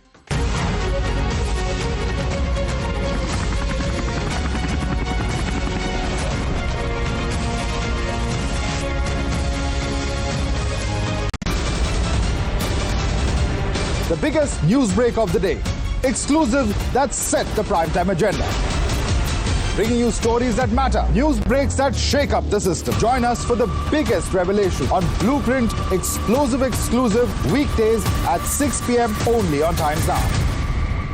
She asks tough questions like no other journalist. आप भाग रहे हैं सवाल पे. बड़ा simple सा straight forward सवाल है. Mr. D.K. Shiv Kumar, what next for you? When are you taking over as Chief Minister? She takes on the masters of Indian politics like no one else can. How do you see skill census versus caste census if you would want to respond to the current political climate? कहीं भी चले जाओ, कहीं भी आ जाओ. अजीत पवार जी भी कभी भी शरद पवार जी के पास चले जाएंगे, कभी भी इधर आ जाएंगे. क्या ऐसी पॉलिटिक्स है? Because she speaks for you the way no one else can. What's the chemistry between Prime Minister Modi and Democrats? The profile of India as a country, has it grown? Are you going to get onto a SpaceX spaceship anytime soon? Because your voice must be heard, your questions answered above all else. Frankly Speaking with Navika Kumar.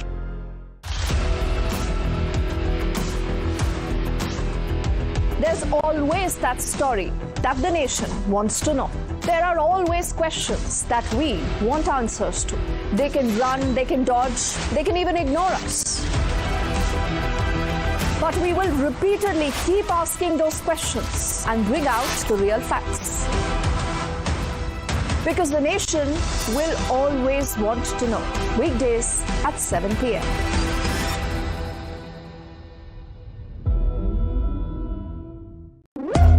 When the stakes are high and the answers are elusive, there's one voice unafraid to challenge the status quo.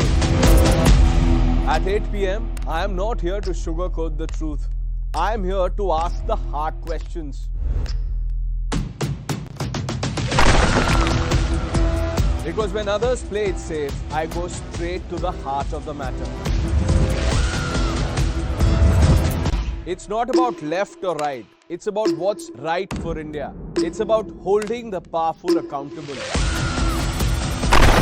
India Upfront with Pranesh Roy. Weeknights at 8 p.m. only on Times Now. No spin, no compromise, just the truth. For over 30 years, my journalism has been relentless, fearless, and uncompromising. My stories have breached lofty ivory towers and brought down the high and mighty. And I won't stop. When the clock strikes 9, it is time for the news hour. Navika Kumar asks the legitimate question. When your rights are trampled, I will be your voice, demanding answers from the corridors of power. News Hour at 9 with Navika Kumar. Journalism is a mission, not just to seek accountability or a fight for justice, but for honesty and integrity. Voicing citizens' concerns and using the truth to demand answers, ensuring that you come first on agenda. Watch News Hour Agenda with me, Maludas Gopalakrishnan, weeknights at 10 o'clock only on Times Now.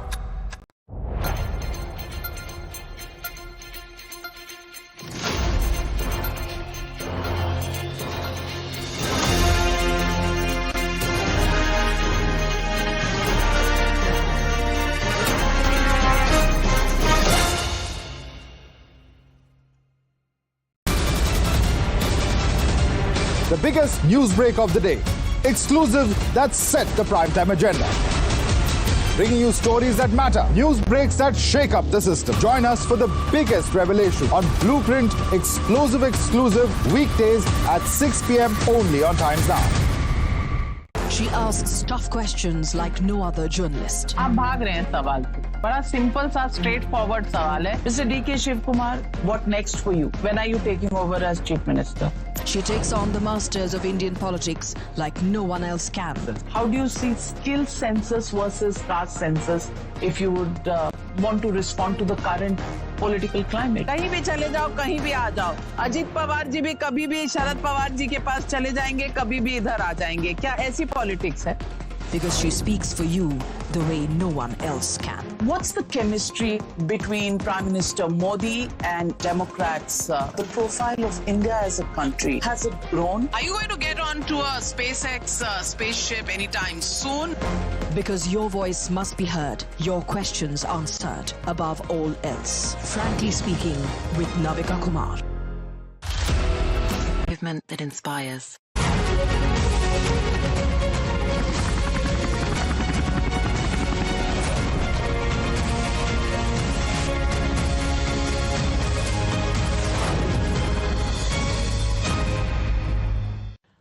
Joining me this evening on Budget Day is Union Commerce and Industry Minister Mr. Piyush Goyal. And Mr. Piyush Goyal, while the middle classes are rejoicing tonight because they've got huge tax reliefs, the question many are asking is, देर क्यों कर दी हुजूर आते आते? ये तो 400 पार वाला budget should have come last year. Why has it come this year? कभी budget माननीय प्रधानमंत्री नरेंद्र मोदी जी ने चुनाव के हिसाब से नहीं बनाए. Budgets are made based on the prevailing situation and a variety of other factors. So while for those, some people it may be an election issue, for us it's a matter of conviction that we have to serve the people of India, we have to serve every section of India. And last year different benefits were given to the middle class. Different tax reliefs were given in a different form. This year it's more direct in terms of massive tax cuts. So I think Prime Minister Narendra Modi has consistently ensured the welfare of every section of society. Well, Mr. Piyush Goyal, let me ask you very directly. Rahul Gandhi says for bullet wounds, this announcement is merely just a band-aid.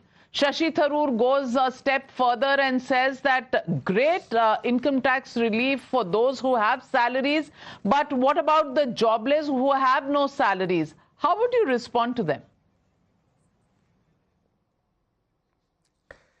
Well, I think first of all, Mr. Rahul Gandhi has never done any work in his life, so he will never understand how great a tax relief that Prime Minister Modi and Nirmala ji have given today is to the middle class. For Mr. Rahul Gandhi, probably it doesn't matter, and for him it may be a very small thing or a band-aid. But I'm sure the people of India, the people of Delhi, the common man, the middle class, who's almost relieved of their tax burden with 12 lakhs, 12.75 lakhs for salary earners being now nil tax. It's a great benefit and everybody is welcoming it. As regards Mr. Shashi Tharoor's comment, I think he has not understood the budget only. This budget is so holistically well designed. It looks after jobs in a variety of ways. It addresses sector-specific ideas, toys, footwear and leather items, what needs to be done to make it easier to do business, how startups will be promoted with startup fund of funds too. The effort has been through a variety of measures to make this a budget focus on creating more jobs. Now take tourism for example. We all recognize tourism is the largest job creator in the world. 50 destinations with a focus on marketing those destinations, improving their infrastructure, ensuring even basic things like security and sanitation. I think it's a very well-designed, comprehensive budget which will have a transformative impact on creating jobs, either through manufacturing thrust, either through tourism, either through infrastructure creation or food processing, fisheries. It has a multi-dimensional job creation possibility. Well, let me ask you, Mr. Piyush Goyal, you're the Commerce and Industries Minister. There is a huge dependence on the private sector to pick up the investment sentiment and go for it. That was the reason for the cut in corporate taxes several years ago that your government really brought in. Private sector investment hasn't really come up to the expectations that the government might have had. What are the reasons this investment is still lagging will this piece actually deliver after the announcements in the budget along with the export sector on which great emphasis has been put in this budget as well? Will these two pieces be able to address the slowdown in growth that we saw in the second quarter this year? Navika ji, first of all, I do not think that we have not seen the level of private sector investments that was envisaged. Look at all the PLI schemes. Look at the semiconductor support scheme. Look at the amount of FDI that's been coming into the country. Despite COVID, despite two global wars, India has fared quite reasonably well. We continue to be the fastest growing large economy in the world. And even this year, the first 9 months, FDI numbers are very robust. So to my mind, the variety of schemes, the variety of initiatives, the effort to have sectoral promotion as well as to focus on infrastructure and ease of doing business is giving very good results. I'm sure this budget will also give a great impetus to private sector investment, to manufacturing, monetization of assets of about 10 lakh crores has also been talked about in this budget, which will be plowed back into the economy. Fiscal prudence is evident in the numbers. The government's debt to GDP ratio is continuously falling. Fiscal deficit, even in the current year, is only 4.8 against 4.9 envisaged. Next year will be 4.4 against 4.4 planned earlier.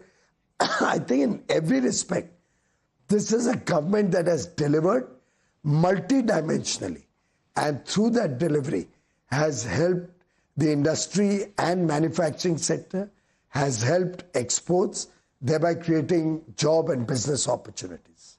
Mr. Goyal, let me also ask you, there are many memes that are doing the rounds, which make a cartoon of Donald Trump and Indians as understanding कि वो तारीफ कर रहे हैं India की. Actually, he's talking about tariffs.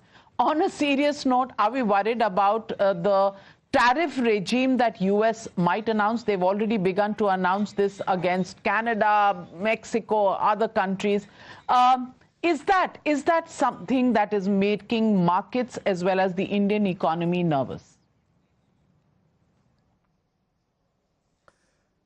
Well, I think every country has a right to determine their tariffs, and the United States has determined certain tariffs on many countries, but not increase any tariffs on India.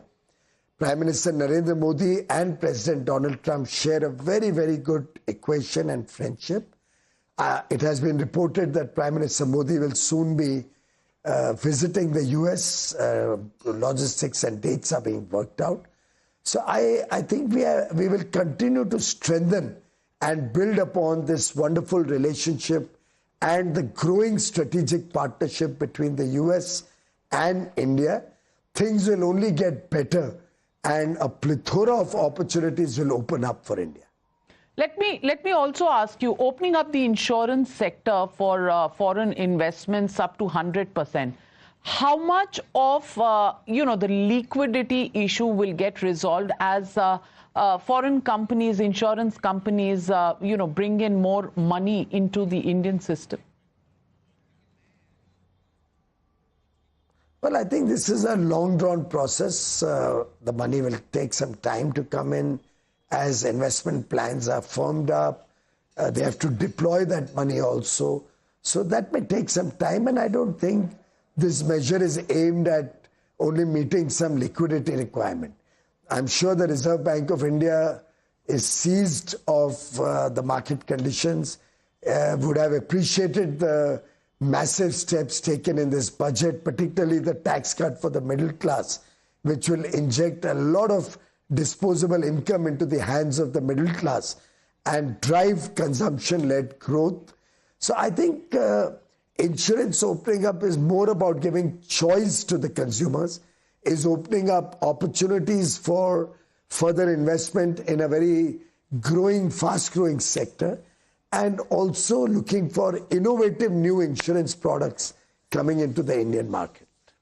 Let me ask you, there are many who say that aapne, tax slabs to zarur kam kar diye, but only 2% of Indian citizens actually pay taxes. So is this really doing anything for the masses in India, for the large population in India? And they also question the fact that whether it is Manrega or Ayushman Bharat or some of the other schemes, not too much increase in outlays have been made. In fact, in Manrega, it's been kept at the same level as last year. How do you respond to this criticism? Well, I think as regards the outlays are concerned, the budget is an initial estimate at the beginning of the year. You are jolly well aware that whenever any additional funding is required, whether for Manrega or to support manufacturing, exports, our farmers, subsidize fertilizers, promote skill development, any project which is the need of the hour, which is good for the people of India, Prime Minister Modi has never hesitated to provide funds. Often in the revision, in the supplementary budgets, we have made sure that adequate funds are available for what is good for the people of India. So I do not at all worry about the specific outlays at this stage. I think Prime Minister Narendra Modi is very conscious that he would like to take the country to greater heights as a developed nation, as a prosperous nation. And we are all working with that single-minded objective of Viksit Bharat 2047. The tariff rationalization, the provisions made for the MSME sector, Mr. Piyush Goyal, do you think this will once again rev up the growth in the economy? Everything adds up. It's not one step or the other. This budget, and I find this the beauty of this budget, that it addresses multidimensionally the needs of business. I myself run an industry. I've myself been in the private sector. And I recognize how well this budget has been crafted in order to address many areas. Take, for example, tourism. Now, the focus on 50 destinations, working closely with the state governments as collaborative effort, cooperative federalism at its best, strengthening security, strengthening infrastructure, access, strengthening sanitation, making those places tourist-friendly, is supplemented with mudra loans for homestays, is supplemented with an effort to promote setting up of new hotels, is supplemented with the Udan scheme too, by which 4 crore passengers and 120 new airport destinations will be opened up and new connectivity medium will be created. Now, when you look at combine all of these together, you recognize that this is a great growth story and this is a great job story in the future. So that is how Prime Minister Modi thinks. He's not unilateral. He's multilateral in his dimension. Well, in the end, I want to ask you your love for Bihar with all kinds of announcements, including a Makhana board coming up. Is this really posturing ahead of elections? Because you made a Freudian slip when you talked about the tax rates going down. You said across India, middle classes will celebrate, and in Delhi. Eyes on the Delhi and Bihar elections this year, Mr. Goyal? No, my eyes were on you, Navika ji. You are in Delhi and you pay your taxes in Delhi. Therefore, I made it a point to mention about people like you. You yourself told me your newsroom is ecstatic about the tax cuts. तो मेरे तो आँख के सामने आज मैं जिधर भी जा रहा हूँ दिल्ली के लोग दिख रहे हैं. तो स्वाभाविक है मैं दिल्ली की बात करूंगा. दिल्ली हमारे दिल में है, माननीय प्रधानमंत्री जी के दिल में है और माननीय प्रधानमंत्री जी दिल्ली वालों के दिल में है. तो स्वाभाविक है दिल्ली की बात होगी. And as far as Bihar is concerned, have you not heard Prime Minister Modi right from 2014 speak about the Act East policy? He has always believed that unless Eastern India and Northeast India develops, the country cannot develop. And therefore, it's a continuous effort. Budget after budget, whether it's the Northeast, whether it's Bihar, Andhra Pradesh, Odisha, Jharkhand, Chhattisgarh, Bengal, these have been our areas of focus. Now, if those states don't cooperate and they don't take the benefit of central government schemes, it is to their own disadvantage. On our part, our Prime Minister, Honorable Prime Minister Narendra Modi ji, continuously, almost in every interaction, every cabinet meeting, not from today, but for the last 10.5 years, has been guiding all his colleagues, all of us who had the privilege of learning from him, of working under his guidance, that our focus should be that the whole country develops. Our focus should be on the aspirational districts and blocks. Our focus should be in those regions which are left behind. Our focus should be on those who are at the bottom of the pyramid. And I think an extra effort to support Bihar or Assam or any of those states should be welcomed by all. I would like to ask the opposition friends who are criticizing that are you opposed to Makhana board? Why don't you go and say this in Patna? Are you opposed to setting up a center of excellence or a skill university or developing infrastructure or developing the irrigation for lakhs of farmers of Bihar? If you are opposed to that, please go and tell the people of Bihar that you do not want to see development in Bihar. I abhor and deplore the behavior of the opposition who always speaks with a double fork or a very, very unholy manner, an anti-development approach of the opposition. Well, Mr. Piyush Goyal, the opposition will say what it has to say. But if there were two boxes that needed to be ticked, growth, this budget, is it about growth bhi or popularity bhi? Well, then it ticks both those boxes. Middle class is happy and growth, incentives seem to be there. How it pans out over the next 12 months is something we'll all wait and watch out for. But for now, Dil Mange More, it's a happy middle class, and probably, as you say, Delhi election will determine which way this budget has gone as the first litmus test.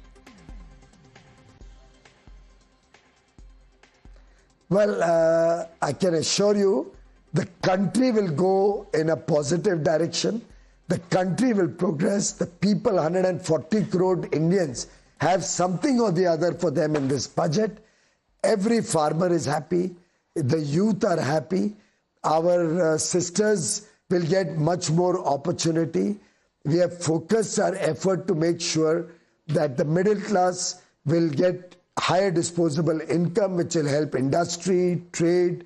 So in a way, this is a budget which promotes growth, which strengthens the economy and makes the people of India happy. It's a win-win for India. Well, On that note, thank you very much, Mr. Piyush Goyal, for joining me here on Times Now.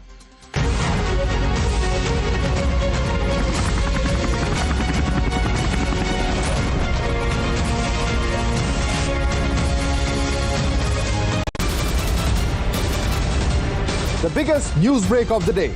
Exclusive that set the primetime agenda. Bringing you stories that matter. News breaks that shake up the system. Join us for the biggest revelation on Blueprint exclusive weekdays at 6 p.m. only on Times Now. She asks tough questions like no other journalist. आप भाग रहे हैं सवाल से. बड़ा simple सा straight forward सवाल है. Mr. D.K. Shivkumar, what next for you? When are you taking over as Chief Minister? She takes on the masters of Indian politics like no one else can. How do you see skill census versus caste census if you would want to respond to the current political climate? कहीं भी चले जाओ, कहीं भी आ जाओ. अजीत पवार जी भी कभी भी शरद पवार जी के पास चले जाएंगे, कभी भी इधर आ जाएंगे. क्या ऐसी पॉलिटिक्स है? Because she speaks for you the way no one else can. What's the chemistry between Prime Minister Modi and Democrats? The profile of India as a country, has it grown? Are you going to get onto a SpaceX spaceship anytime soon? Because your voice must be heard, your questions answered above all else. Frankly speaking, with Navika Kumar.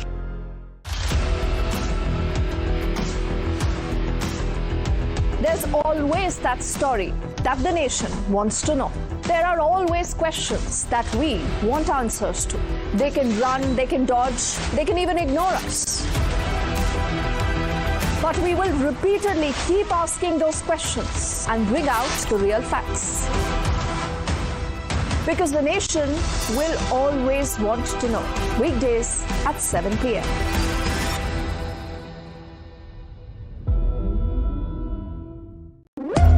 When the stakes are high and the answers are elusive, there's one voice unafraid to challenge the status quo. At 8 p.m., I am not here to sugarcoat the truth. I am here to ask the hard questions. Because when others play it safe, I go straight to the heart of the matter. It's not about left or right. It's about what's right for India. It's about holding the powerful accountable. India Upfront with Pranesh Roy. Weeknights at 8 p.m. only on Times Now. No spin, no compromise, just the truth. For over 30 years, my journalism has been relentless, fearless, and uncompromised. My stories have breached lofty ivory towers and brought down the high and mighty. And I won't stop. When the clock strikes 9, it is time for the news hour. Navika Kumar asks the legitimate question. When your rights are trampled, I will be your voice, demanding answers from the corridors of power. News Hour at 9 with Navika Kumar. Journalism is a mission, not just to seek accountability or a fight for justice, but for honesty and integrity. Voicing citizens' concerns and using the truth to demand answers, ensuring that you come first on agenda. Watch News Hour Agenda with me, Maludas Gopalakrishnan, weeknights at 10 o'clock only on Times Now.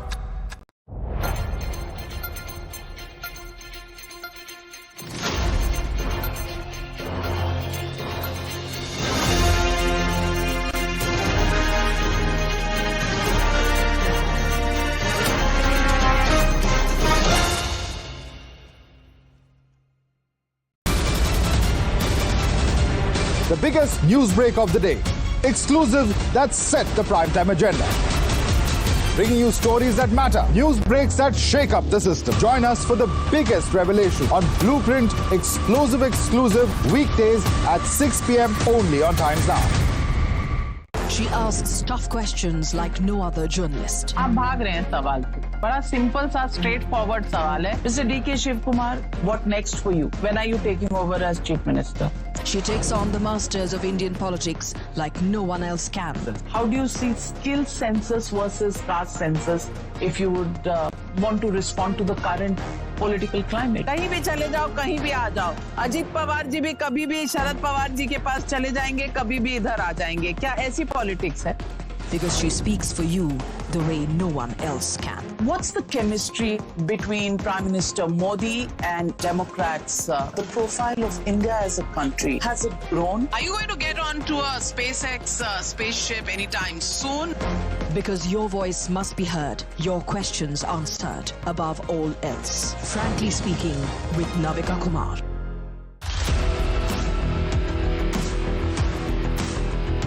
There's always that story that the nation wants to know. There are always questions that we want answers to.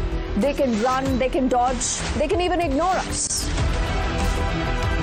But we will repeatedly keep asking those questions and bring out the real facts.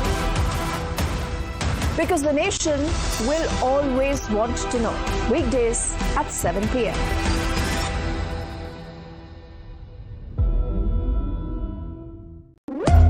When the stakes are high and the answers are elusive, there's one voice unafraid to challenge the status quo. At 8 p.m., I am not here to sugarcoat the truth. I am here to ask the hard questions.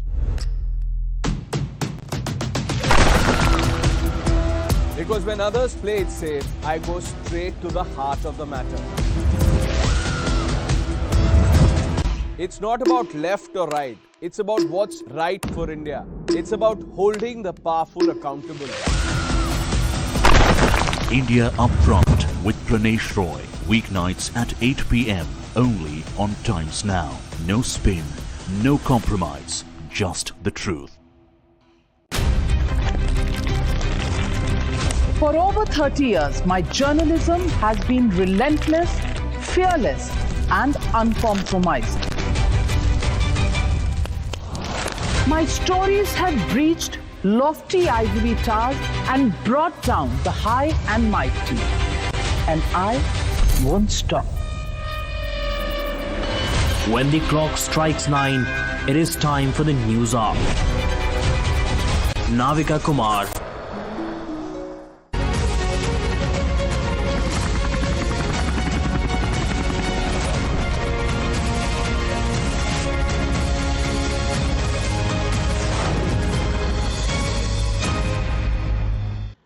Thank you very much for joining us here on Times Now, Mr. Ashwini Vaishnav, Union Information and Broadcasting and IT Minister. Mr. Ashwini Vaishnav, the budget has announced significant capital expenditure for railway infrastructure as well. That's a portfolio that you've held very, very close to your heart. Can you provide the specifics on how this investment will improve passenger experience, freight efficiency, and overall railway modernization and safety? I would like to thank Honorable Prime Minister and Honorable Finance Minister for giving a huge capital allocation for railways, 2,52,000 crore, and this is going to really make a very big difference in the lives of all our passengers.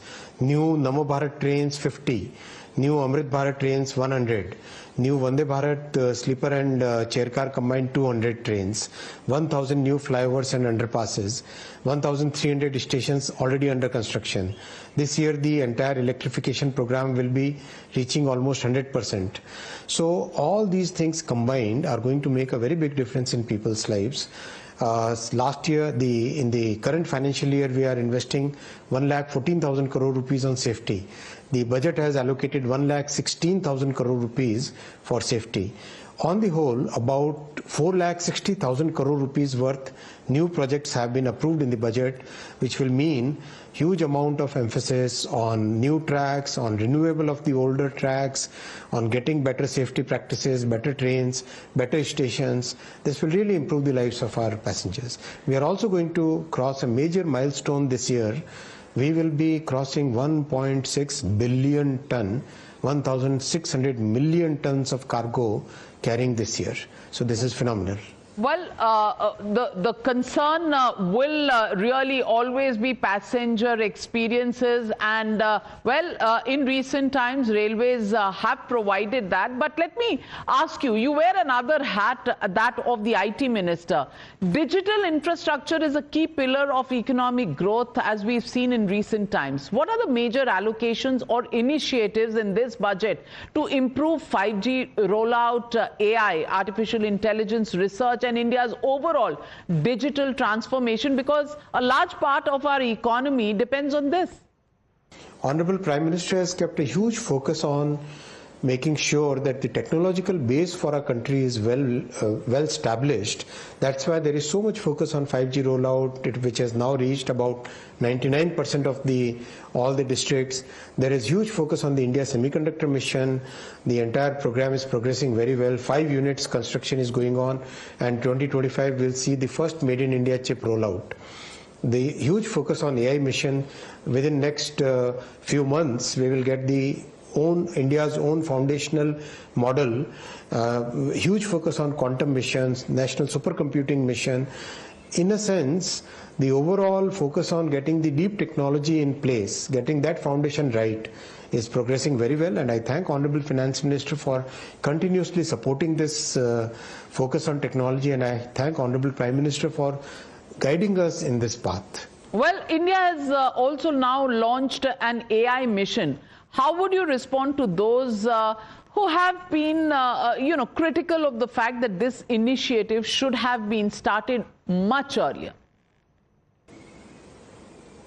Absolutely. See, getting the common compute facility is most important. Without compute facility, the entire mission was totally dependent on getting the compute facility, and that's why very quickly, immediately after the approval of the mission, we started working on creating that compute facility, and very happy to share with you that we have got 18,000 GPU approved, empaneled in this program, out of which about 10,000 are already available. So this is going to be a very big facility. And just to give you the context, the big supercomputer we have is 700 GPUs. So that's a huge compute facility overall, which is going to be extremely useful for the startups, for researchers, for our entire academic community, our AI application developers. All of them will get a huge facility. Well, India is impressed, but will the opposition be impressed with these announcements in the budget? Well, that's another story, but thank you very much, Minister Ashwini Vaishnav, for joining me right here. On the day the budget has been announced, there's good cheer coming from the middle classes, but clearly some of the points that you make deserve attention, may have been overshadowed in this huge euphoria over the tax breaks. Thank you very much, Mr. Vaishnav, for joining.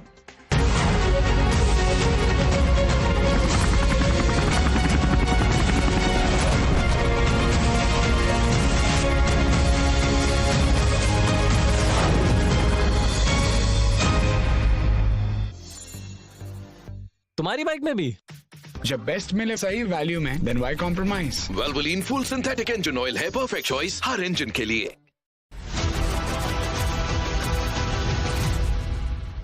प्रधानमंत्री नरेंद्र मोदी ने नदियों को जोड़ने वाले उस सपने को साकार करने का बीड़ा उठाया है जिसे पूर्व प्रधानमंत्री अटल बिहारी वाजपेयी ने देखा था। उन्होंने अटल जी के 100वें जन्मदिन के मौके पर दोदन बांध की आधारशिला रखकर देश की पहली नदी जोड़ो योजना केन बेतवा प्रोजेक्ट का शुभारंभ किया। केन बेतवा लिंक प्रोजेक्ट से मध्य प्रदेश के 10 जिलों को सिंचाई सुविधा का लाभ मिलेगा। केन बेतवा नदी जोड़ो परियोजना से मध्य प्रदेश के 10 जिलों पन्ना, टीकमगढ़, छतरपुर, सागर, निवाड़ी, दमोह, दतिया, विदिशा, शिवपुरी और रायसेन में 8,11,000 हेक्टेयर क्षेत्र को सिंचाई की सुविधा मिलेगी। इससे 44 लाख किसान परिवार लाभान्वित होंगे। केन बेतवा नदी योजना जो विश्व की सबसे पहली नदी जोड़ो योजना है, इसके शुभारंभ के बाद वाकई में ये पूरा क्षेत्र एक अलग दुनिया में जाएगा, एक अलग प्रकार से विकास का रास्ता तय करेगा। केन बेतवा प्रोजेक्ट से उत्तर प्रदेश के बांदा, महोबा, झांसी और ललितपुर जिलों की 1,92,000 हेक्टेयर जमीन सिंचित बनेगी। इससे 21 लाख लोगों का पेयजल संकट खत्म होगा। नदी में पानी लिंक योजना के बाद निरंतर बेहतर रहेगा। तो मुझे उम्मीद है कि हमारे विदिशा वासियों को The biggest news break of the day. Exclusive that set the primetime agenda.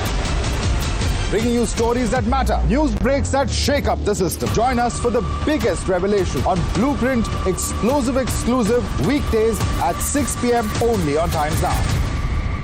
She asks tough questions like no other journalist. आप भाग रहे हैं सवाल से। बड़ा सिंपल सा स्ट्रेट फॉरवर्ड सवाल है। Mr. D.K. Shiv Kumar, what next for you? When are you taking over as Chief Minister? She takes on the masters of Indian politics like no one else can. How do you see skill census versus caste census if you would want to respond to the current political climate? कहीं भी चले जाओ, कहीं भी आ जाओ। अजीत पवार जी भी कभी भी शरद पवार जी के पास चले जाएंगे, कभी भी इधर आ जाएंगे। क्या ऐसी पॉलिटिक्स है? Because she speaks for you the way no one else can. What's the chemistry between Prime Minister Modi and Democrats? The profile of India as a country, has it grown? Are you going to get onto a SpaceX spaceship anytime soon? Because your voice must be heard, your questions answered above all else. Frankly speaking, with Navika Kumar.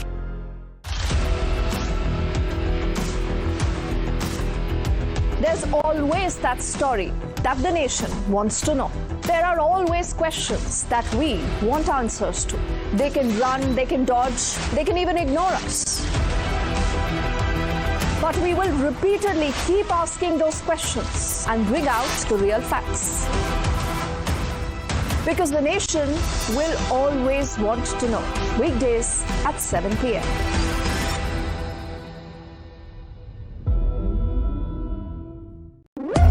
When the stakes are high and the answers are elusive, there's one voice unafraid to challenge the status quo. At 8 p.m., I am not here to sugarcoat the truth. I am here to ask the hard questions. Because when others play it safe, I go straight to the heart of the matter. It's not about left or right. It's about what's right for India. It's about holding the powerful accountable. India Upfront with Pranesh Roy. Weeknights at 8 p.m. only on Times Now. No spin, no compromise, just the truth. For over 30 years, my journalism has been relentless, fearless, and uncompromised. My stories have breached lofty ivory towers and brought down the high and mighty. And I won't stop. When the clock strikes 9, it is time for the news hour. Navika Kumar asks the legitimate question. When your rights are trampled, I will be your voice, demanding answers from the corridors of power. News hour at 9 with Navika Kumar. Journalism is a mission, not just to seek accountability or a fight for justice, but for honesty and integrity. Voicing citizens' concerns and using the truth to demand answers, ensuring that you comes first on agenda. Watch News Hour Agenda with me, Maludas Gopalakrishnan, weeknights at 10 o'clock only on Times Now.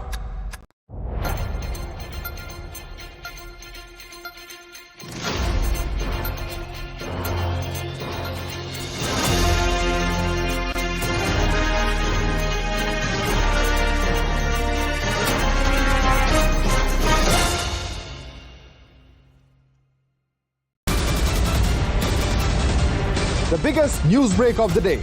Exclusive that set the primetime agenda. Bringing you stories that matter. News breaks that shake up the system. Join us for the biggest revelation on Blueprint exclusive weekdays at 6 p.m. only on Times Now. She asks tough questions like no other journalist. आप भाग रहे हैं सवाल से। बड़ा simple सा straight forward सवाल है। Mr. D.K. Shiv Kumar, what next for you? When are you taking over as Chief Minister? She takes on the masters of Indian politics like no one else can. How do you see skill census versus caste census if you would want to respond to the current political climate. कहीं भी चले जाओ, कहीं भी आ जाओ. अजीत पवार जी भी कभी भी शरद पवार जी के पास चले जाएंगे, कभी भी इधर आ जाएंगे. क्या ऐसी पॉलिटिक्स है? Because she speaks for you the way no one else can. What's the chemistry between Prime Minister Modi and Democrats? The profile of India as a country, has it grown? Are you going to get onto a SpaceX spaceship anytime soon? Because your voice must be heard, your questions answered above all else. Frankly speaking, with Navika Kumar.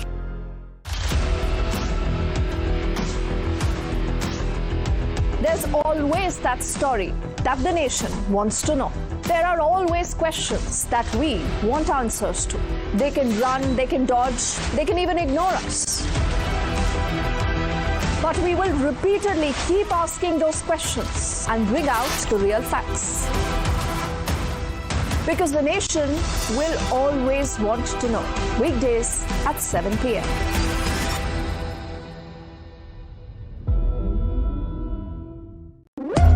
When the stake with Google Gemini. ये आकांक्षाओं का budget है, ये हर भारतीय के सपनों को पूरा करने वाला बजट है। हमने कई सेक्टर्स युवाओं के लिए खोल दिए। सामान्य नागरिक विकसित भारत के मिशन को ड्राइव करने वाला। I am now happy to announce that there will be no income tax payable up to income of 12 lakh rupees.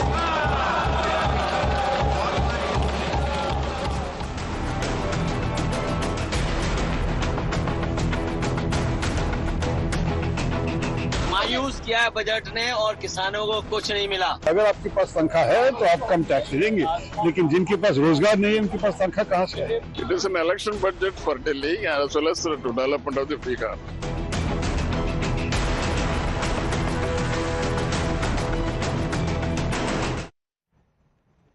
The finance minister today presented Modi 3.0's budget for Janata Janardhan, from tax benefits to big bang boost for infrastructure and investment. The government focused on Gharib, youth, Annadata and Nari. But the opposition led by Rahul Gandhi has dismissed it. They are calling it a band-aid for bullet wounds. It's nothing short of a bonanza budget for the middle class, with Modi government giving it a mega tax exemption. The Modi government in fact is calling it a dream budget, the biggest since the year 2005.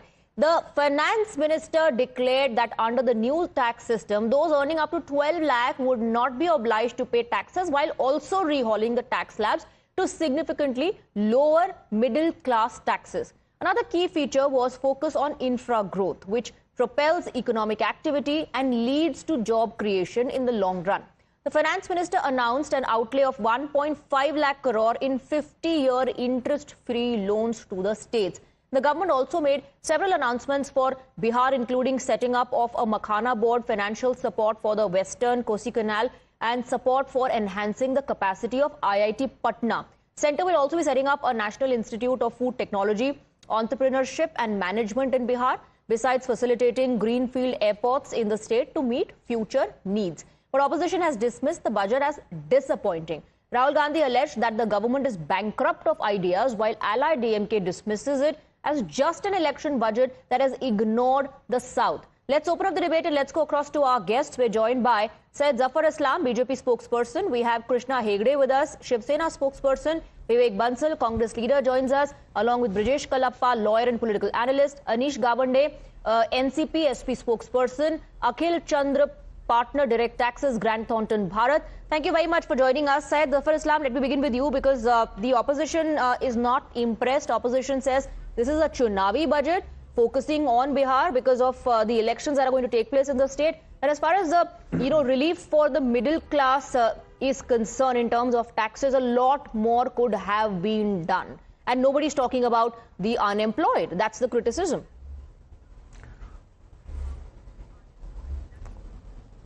I think as far as opposition is concerned, they have always made this kind of criticism. They are always critical about every budget presented by the ruling party. Since 2014, we have seen that whatever budget you present, they will criticize it, they will never appreciate it. Even if you bring world to their feet, they will still be very critical about it. So we are not overly concerned about what opposition is saying. We are more concerned about what the people of this great country feels. I think there is jubilant atmosphere all over the country. People are extremely happy. Middle class is very happy. The working class is very happy. Those who have got the relief in income tax, they are extremely happy. Taxpayers are happy.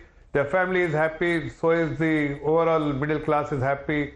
And all the decision which has been made with the primary focus, with 4 focus, which is very, very important. That Gyan, which we have often said, the Garib, the poor and marginalized section of society is of paramount importance for us while taking any policy decision, while drafting budget.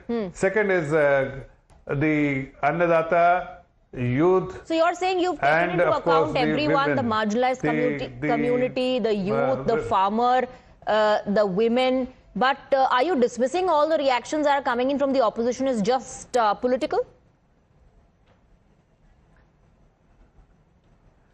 If you can just recollect what they had said in July when the budget was presented, they were saying that nothing has been given to middle class. I can give you all the videos. They should have given some relief in the income tax. Nobody on the street was even talking about relief of 10 lakh. Forget about 12 lakh. Nobody was even talking about relief of 10 lakh. Even some people, I heard all the people who are expecting, even Kejriwal and the opposition leader, that from 7 it should be made 8 or 9. Okay. At most, some people had said 10 lakh. Here, it has been a big surprise. Okay, let me bring in our other panelists now. Vivek Bansal, everybody is happy. The working class is happy. The salaried people are happy. Women are happy. Farmers are happy. Youth happy. Only the opposition is unhappy. How do you respond?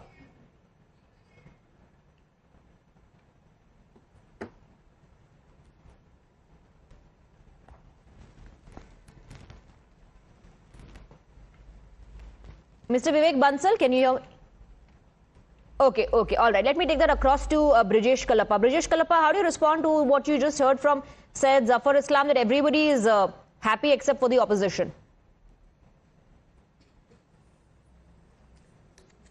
Opposition's job is to criticize, but one can't say that, look, the opposition is making a statement without any basis, because let's look at the facts as they are. Now, as you know, there is a falling GDP, and even the deficits have been increasing. What was projected, about 4 or 5 years ago, that the deficit should be somewhere in the region of about 3%, is today being touted. Well, it is 4.8% as being something which is extraordinary. So I think this is something which the government must look deep within itself as to why this is happening. When Mr. Jaitley was saying that, look, 3% is the kind of deficit that we are looking at. But today they are grappling with a deficit of 4.8%, and 1 and 2, what is the relationship with the dollar? The dollar's value is increasing while the rupee's value is falling. What had the Prime Minister said with regard to that? What are the steps being taken to ensure that the stability of the rupee is protected? Now, these are the important questions. Now, of course, Dr. Manmohan Singh has just passed away. And then there was a huge, some kind of memory for him and memorial for him, and people across the board were speaking very highly of Dr. Manmohan Singh. So, perforce the government has said, okay, let's do something extraordinary to, somehow lure back the middle class to the BJP fold, and they have today expanded the area during which, people are to pay taxes, and therefore 12 lakh is today the upper limit. So that is of course a salutary thing, and it's good. But what alongside, where is the job creation? Because the Prime Minister in the very first election, he said that we'll create 2 crore jobs. If 2 crore jobs had been created by the Prime Minister for the last 11 years, how many jobs would have been created? Okay. So these Chunavi kind of things, to say that, look, and you've seen the focus on Bihar today. The focus on Bihar is extraordinary. Why is so much focus on Bihar being given? Because there is an election. Okay. Now, if the Prime Minister is very serious, or the Finance Minister is very serious about improving the lot of the budget of the economy, then surely these kind of freebies, which he's been speaking about, gravities and so on and so forth. Okay, let me go across to our other panelists as well. Let me take the first reaction, and then I'll come back to you. So Krishna Hegde, is the government only hiding behind the massive tax reliefs given? Because Brijesh Kalappa believes that one should talk about the deficit, one should talk about the changing situation in terms of the dollar and most importantly unemployment.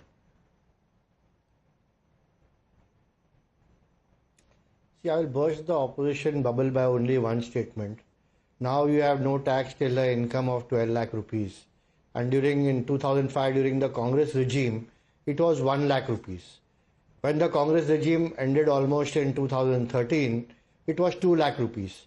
So what we have given the people is 6 times more than what they had given the people at that time. And still they are criticizing. I don't understand this.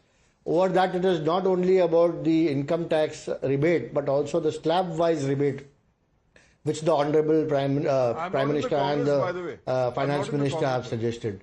Secondly, if you are talking about the Dhan Dhanya Yojana, you are talking about the Makhana Board, you are talking about the procurement but that he's saying is Bihar specific. About making IITs, a lot has been announced for Bihar. For farmers.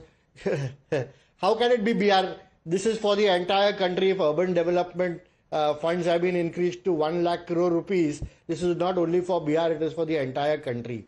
So, and similarly, if Indian posts have to be developed as a logistics organization, this is for the entire country. So similarly, I can list out almost 25 such points where, things are done for the entire country, but what the opposition is looking at only criticizing when they have themselves done nothing for the people. Okay, we have Vivek Bansal as well on the broadcast now. Vivek Bansal said Zafar Islam saying that last year the opposition kept saying middle class ko kuch nahi mila, tax relief nahi diya. This time that it has been given and it's a massive tax relief, the opposition is changing or rather shifting the goalpost. We are not shifting the goal. We are just, there are so many issues need to be addressed which have been left unaddressed. We are talking about unemployment. We are talking about minimum price for the farmers produce. That has not been addressed. Mr. Jagdish Singh Dadwal is there on Anshan on the border. That issue is also unaddressed. This rising inflation, where are we? Has that been addressed? How they would bring down the prices when we talk of the common man and when we talk of the lower middle class? How are their misery is going to be alleviated? Thirdly, then the capital expenditure has not been increased. We are having a target of Viksit Bharat. We are having a target, and economic growth is just targeted at an average growth rate of 6.3 or 6.4, whereas the target should be, if we at all really mean business in this, that we have to make our country into a developed country. The target should be barely by any means not less than 8.5. So that is economy is stagnant. Dollar value of rupee per se dollar is coming down every day. And you remember what our Honorable Prime Minister used to say in 2014, that he used to just lampoon the UPA government and being so critical about it that our international economic heft is coming down. What is happening? No. Okay, Sir Zafar Islam, please counter that. It's a band-aid. It's a band-aid for the bullet wound. Well,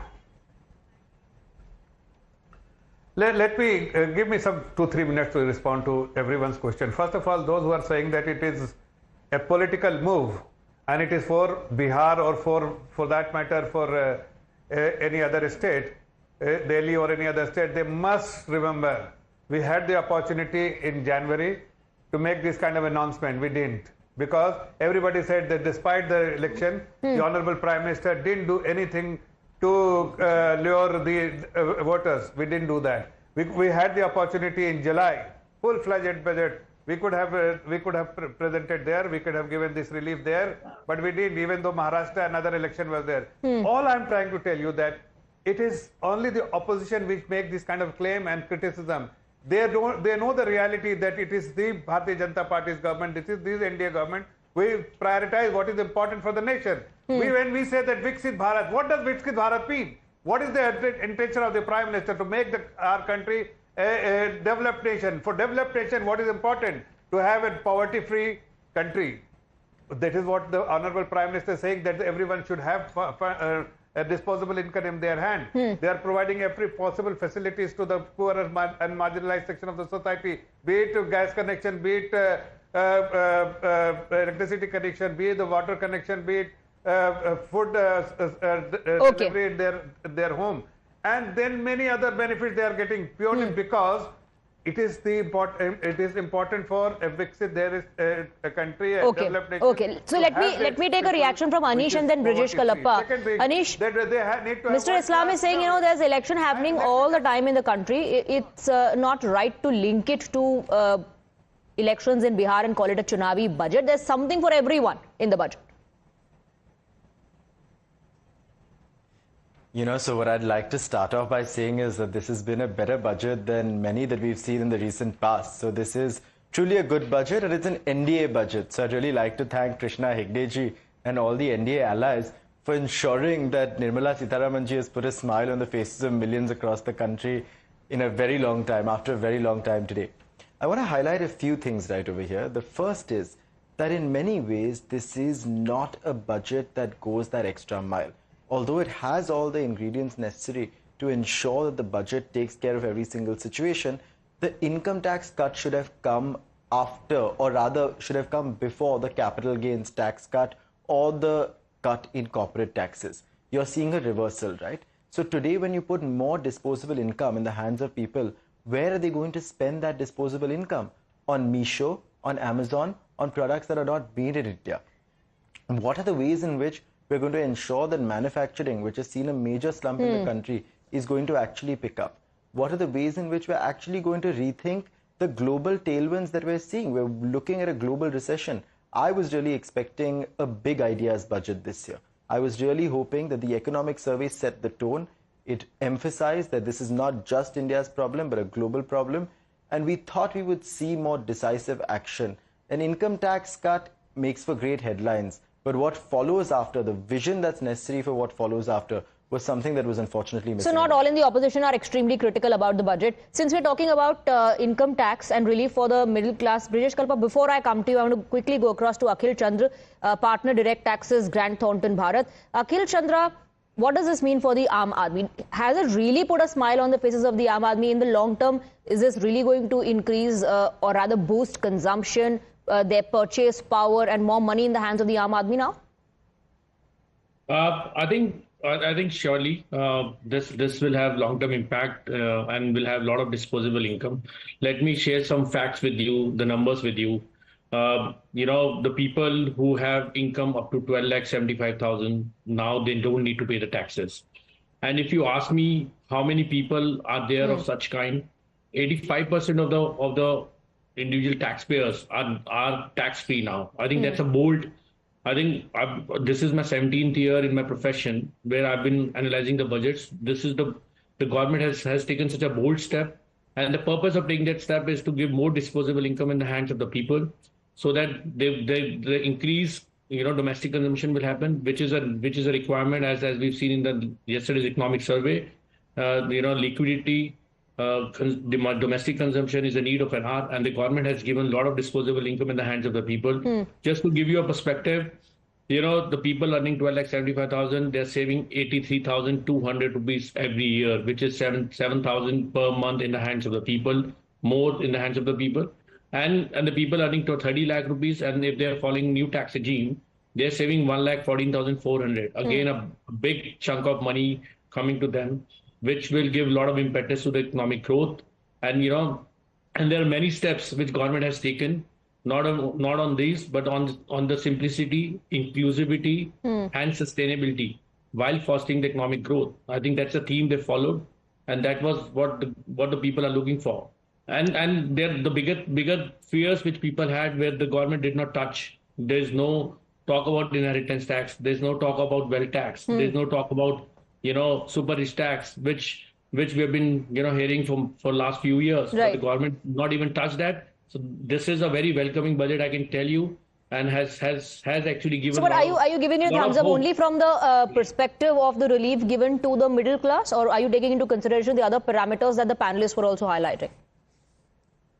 I think obviously it's a middle class focus budget. It's a pragmatic approach the government has taken. But overall, if you ask me, not touching these inherent tax or there's no change in the capital gains, no wealth tax, and there's a lot of policy impetus which government has come out with. There's a lot of simplicity in the tax provisions. TCS, if you talk about TCS, they've increased the limit from on remittance under LRS, which is Liberalized Revenue Scheme, from 7 lakh to 10 lakhs. And for education purpose, if you are remitting the money for higher education of your children or whatever, there's no TCS. So I think government has come forward and wants to give a lot of liquidity in the hands of the people. And done away with this, TCS on some goods. Let me go across to Brijesh Kalapa on that. A bold move. Government has ensured more money in the hands of the people.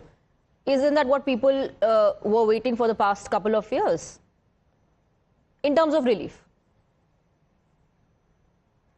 No, let me again state that this is, I think, overestimating what is likely to happen. Because we have been seeing that, the people, the kind of people who have been exempted from income tax have been increasing over the last few budgets. And what started off, I think, in the UPA time, I think at 5 lakh has now been enhanced and it has gone up to 12 lakh. Yes. So this is a continuing feature, and I can assure you that in times to come, there will be an occasion where, people up to the extent of 20 lakh will be exempted. And this is something which has to happen, because if America today has exempted income tax completely, then I think this is the way forward.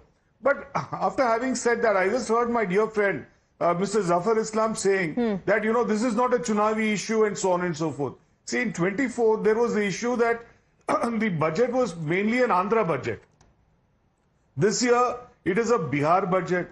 Perhaps the year after that, maybe I think if there are elections in UP, I'm not sure of the dates, but I think it will be a UP budget. So I think this is a constant thing that Mr. Modi has been doing, that as and when there is a state focus which is coming. Today, I think, whether it's airports, whether it's, Makana, whether it's, I think there were over 60 mentions of Bihar. So one could easily be confused whether it was the Indian budget or the Bihar budget being presented in the Indian parliament. Indian budget or Bihar budget? As far as this kind of thing is happening, I think this is...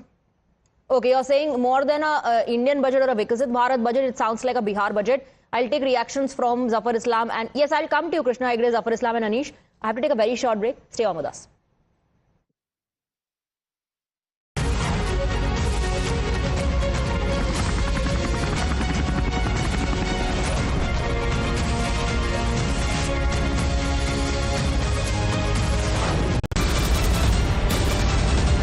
The biggest news break of the day.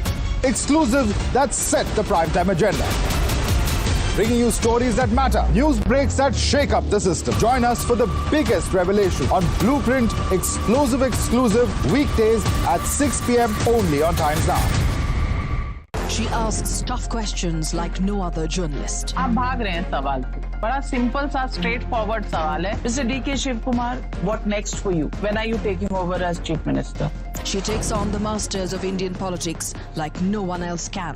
How do you see skill census versus caste census if you would want to respond to the current political climate? कहीं भी चले जाओ, कहीं भी आ जाओ. अजीत पवार जी भी कभी भी शरद पवार जी के पास चले जाएंगे, कभी भी इधर आ जाएंगे. क्या ऐसी politics है? Because she speaks for you the way no one else can. What's the chemistry between Prime Minister Modi and Democrats? The profile of India as a country, has it grown? Are you going to get onto a SpaceX spaceship anytime soon? Because your voice must be heard, your questions answered above all else. Frankly Speaking with Navika Kumar.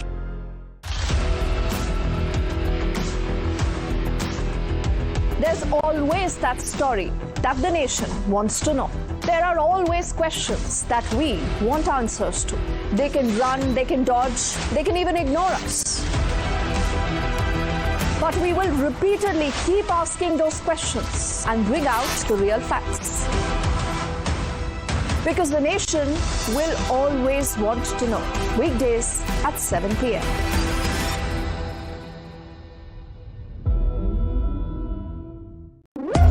When the stakes are high and the answers are elusive, There's one voice unafraid to challenge the status quo. At 8 p.m., I am not here to sugarcoat the truth. I am here to ask the hard questions.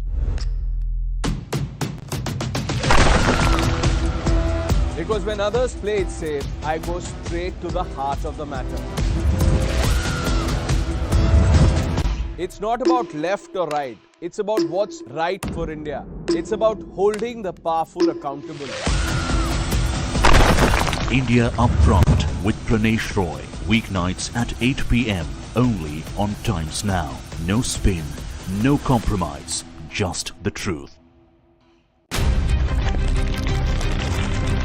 For over 30 years, my journalism has been relentless, fearless, and uncompromised. My stories have breached lofty ivory towers and brought down the high and mighty. And I won't stop. When the clock strikes 9, it is time for the news hour. Navika Kumar asks the legitimate question. When your rights are trampled, I will be your voice, demanding answers from the corridors of power. News Hour at 9 with Navika Kumar. Journalism is a mission, not just to seek accountability or a fight for justice, but for honesty and integrity. Voicing citizens' concerns and using the truth to demand answers, ensuring that you come first on agenda. Watch News Hour Agenda with me, Maludas Gopalakrishnan, weeknights at 10 o'clock only on Times Now.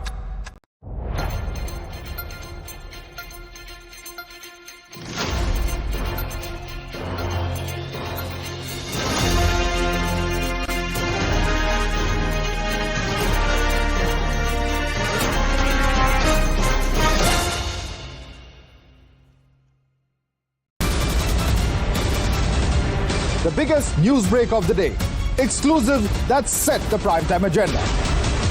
Bringing you stories that matter. News breaks that shake up the system. Join us for the biggest revelation on Blueprint exclusive weekdays at 6 p.m. only on Times Now. She asks tough questions like no other journalist. आप भाग रहे हैं सवाल पे. बड़ा simple सा straight forward सवाल है. Mr. D.K. Shiv Kumar, what next for you? When are you taking over as Chief Minister? She takes on the masters of Indian politics like no one else can. How do you see skill census versus caste census if you would want to respond to the current political climate? कहीं भी चले जाओ, कहीं भी आ जाओ. अजीत पवार जी भी कभी भी शरद पवार जी के पास चले जाएंगे, कभी भी इधर आ जाएंगे. क्या ऐसी पॉलिटिक्स है?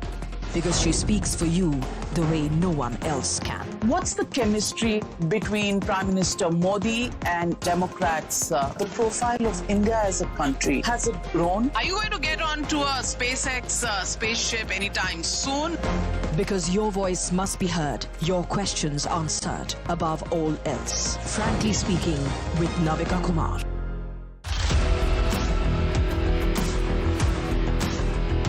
There's always that story that the nation wants to know. There are always questions that we want answers to. They can run, they can dodge, they can even ignore us. But we will repeatedly keep asking those questions and bring out the real facts. Because the nation will always want to know. Weekdays at 7 p.m.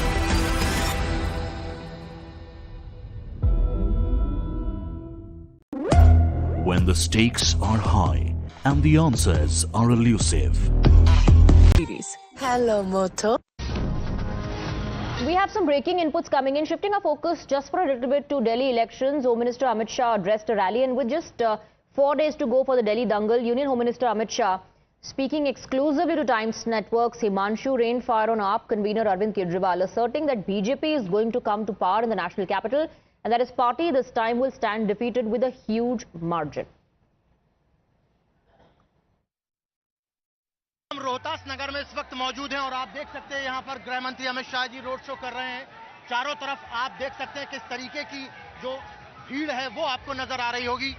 Sir, क्या कहना चाहेंगे? ये जो public का हुजूम है क्या बता रहा है, किस तरफ संकेत दे रहा है? दिल्ली इस बार परिवर्तन करने जा रही है 8 तारीख को मोदी जी के नेतृत्व में डबल इंजन की सरकार बनी। आपने कहा कि नई दिल्ली भी जो है आम आदमी पार्टी हारने वाली है। जी निश्चित रूप से नई दिल्ली की सीट पर प्रवेश वर्मा जीतेंगे, बड़े मार्जिन से केजरीवाल जी हारे। केजरीवाल जी ने आज कहा, जब बजट आया तो उन्होंने कहा कि केंद्र सरकार ने चंद अमीरों का ऋण माफ कर दिया है, दिल्ली वालों को कुछ नहीं दिया। 18 लाख रुपया अगर करोड़पतियों के 12 लाख रुपया की आय केजरीवाल को करोड़पतियों की लगती है तो उनको भगवान ही बचाए। मध्यम वर्ग के 12 लाख तक की आय के सभी लोगों का इनकम टैक्स माफ किया है, ये इनके नजर में नहीं आएगा, इनकी आंखों में मोतियाबिंब हो गया है। सर आपको क्या लगता है इस बार चुनाव का सबसे बड़ा अहम मुद्दा क्या है? भ्रष्टाचार है, शीश महल है, क्या है? भ्रष्टाचार, शीश महल, वादा खिलाफी, कूड़ा कचरा, प्रदूषित पानी, ढेर सारे मुद्दे, हर मोर्चे पर सरकार विफल गई। सर लेकिन आम आदमी पार्टी की तरफ से ये बार बार कहा जा रहा है, मैसेज आ रहा है, लोगों के पास कॉल आ रहे हैं कि बीजेपी की सरकार आएगी तो योजनाएं जो हम चला रहे थे वो बंद कर देंगी। ये लगातार उनकी बात को कोई नहीं मानता। हमारी पार्टी ने स्पष्ट कर दिया है कि हमने बहुत सारी नई योजनाएं भी घोषित की है और पुरानी कोई योजना बंद नहीं करी। सर एक अंतिम सवाल जानना चाहता हूं, कांग्रेस पार्टी भी मैदान में उतर गई है। आज प्रियंका जी ने कहा कि एक ने शीश महल बनाया, एक ने राजमहल बनाया। देखिए, कांग्रेस और आप पार्टी दोनों से ज्यादा वोट भारतीय जनता पार्टी को मिले। और सर कितनी दोनों के टोटल से ज्यादा। और सर कितनी सीटें इस बार आपका अनुमान लगता है? अब तक के सबसे बड़े मार्जिन से हम जीते। All right, let's go back to our guests, shifting focus back to the budget, although the Home Minister also pointed out how the opposition does not want to see the relief that has been given to the middle class. Anish, your comments. You know, I think the Home Minister has made the point that all of us that have been making, which is that this is an election-oriented budget that unfortunately does not address the other questions in the room. You know, revenue receipts are down by 40 crores. The fiscal deficit is at 4.9% instead of at 3%, as pointed out earlier.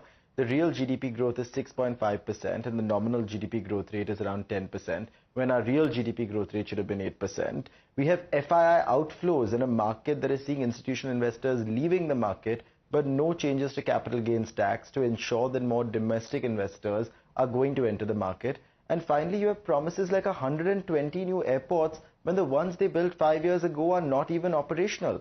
So I think the fine print beyond the 12 lakh rupee number that is becoming a headline today needs to be studied more carefully, and this government must take constructive criticism on this matter. They should have changed corporate tax rates after changing income tax rates so businesses could adapt. They should have ensured that capital gains tax rates were reconsidered in a budget like this, and they should have had the sense to ensure that people who are trying to do their best for an economy that is facing a global crisis can have the best minds in the room for it. Mr. Islam, quickly.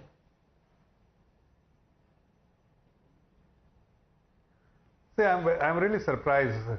Who told him that the government was targeting 3% fiscal deficit? And it was 4.9%, and we actually, the revised estimate suggests that the fiscal deficit is 4.8% as against the budget estimates of 4.9%. Even then, the street was not expecting even 4.4% what the budget estimate suggests. The street was expecting 4.5%, and we have gone beyond that to maintain the fiscal discipline, fiscal prudence, and even then we given bonanza to the common man on the street. So if somebody is making this kind of statement, they must also understand from there they are getting those kind of information which nobody is talking, except with the exception of this gentleman, Anish Ji. I have not heard from anyone that the government was targeting 3% in this budget. No, so we are talking about pre-COVID period and now the post-COVID period. You have to differentiate between these two periods, my dear friend. COVID is something which is exceptional period, which once in a century, which any government has faced. So it is very unfair to make this kind of statement and put the government in the dock. Having said that, we have done. You have to understand the government objective. Government objective is to bring inclusive development. Government objective is to bring accelerated growth. Government objective is to bring to empower people on the street, common man on the street. Government's objective is to bring rationalization income tax. Your government objective is to reforms like tax reforms which they announced, urban development reforms, then many other reforms which they have listed in the budget. So there are many important reforms which has been undertaken, and these all will culminate in what? They will all spur growth, which all of us are aspiring. If there is a growth momentum, definitely we will have more income, disposable income in the hands of the people, and you will have better. What is the ultimate objective of Viksit Bharat, that should not be any poverty and everybody should be. Okay, now before I take a counter from Brijesh Kalappa, I want to quickly go across to Mr. Hegde. This massive relief for the taxpayers is not something that the opposition is opposing, but the opposition is also highlighting other parameters that they think should have been included or talked about, which is not happening, and the government is only gloating and talking about the massive relief for the taxpayers. Hiding behind that is what the opposition is saying. Also, do respond to what Brijesh Kalappa earlier said, that this is a Chunavi budget.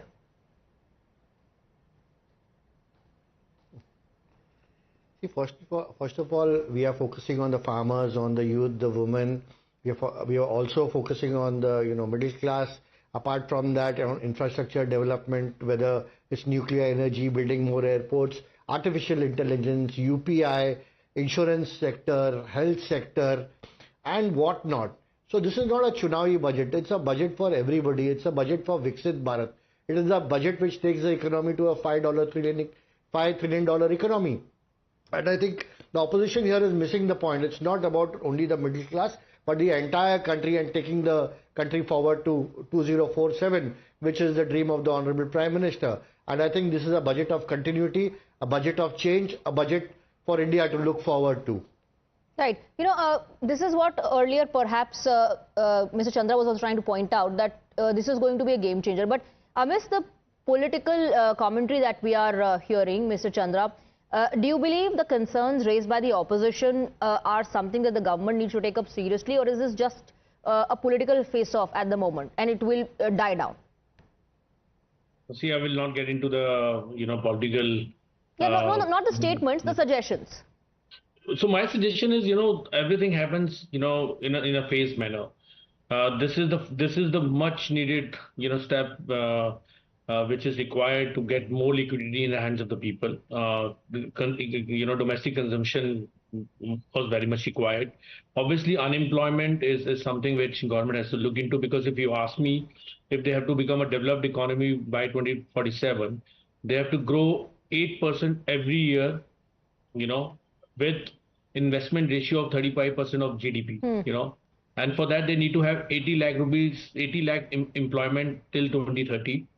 Lot of investment need to happen on the emerging technologies like AI, biotechnology, and they need to, MSME they've come out with lot of again benefits, and there's a package which government has announced. The focus is there. More structural reforms, deregulation, and then the government has made a lot of policy changes, policy impetus, I can say, to make things more regularized and making ease of working in India, better. So these are the things, and as I said, everything happened over the years in the phased manner. But these are the things which government should look into to become Viksit Bharat by 2047. Right, you say everything happens with time, but I believe the opposition will remind the government it's already been 10 years, Brijesh Kalappa.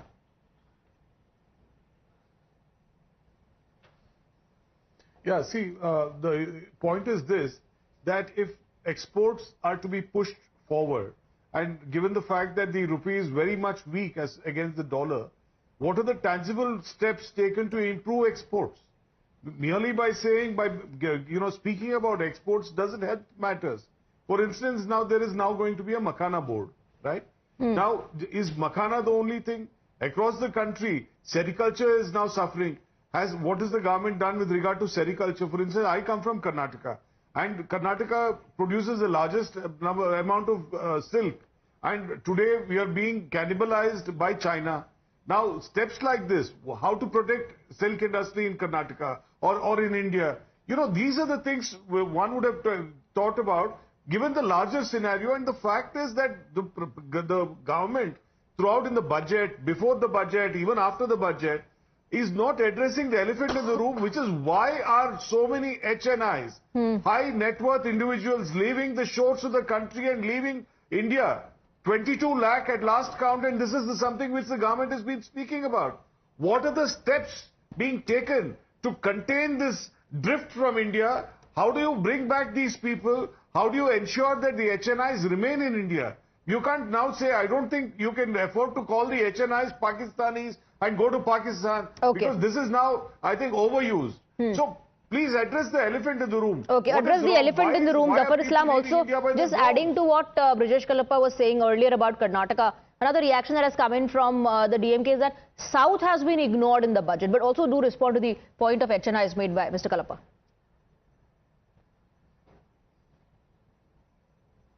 See,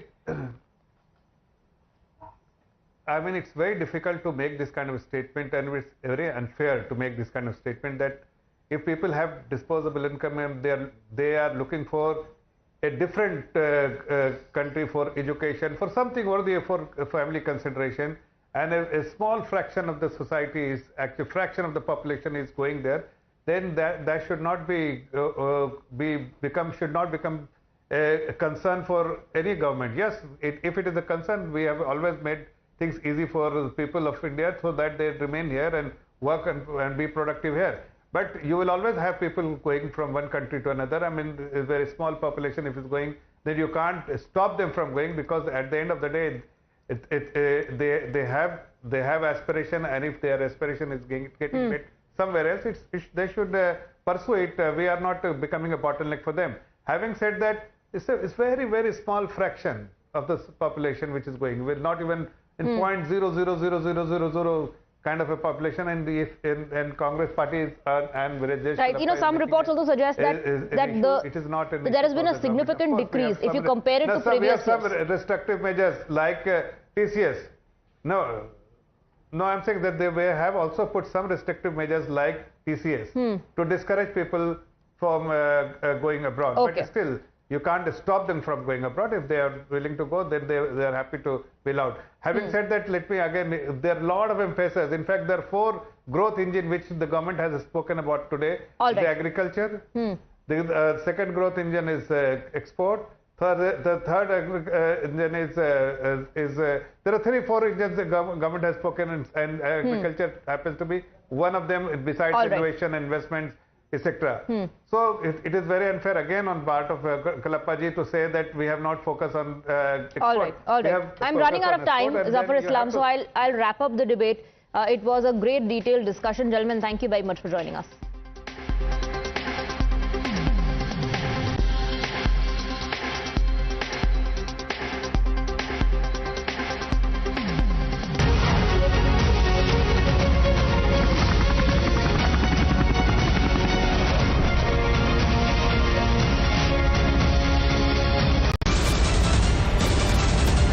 The biggest news break of the day.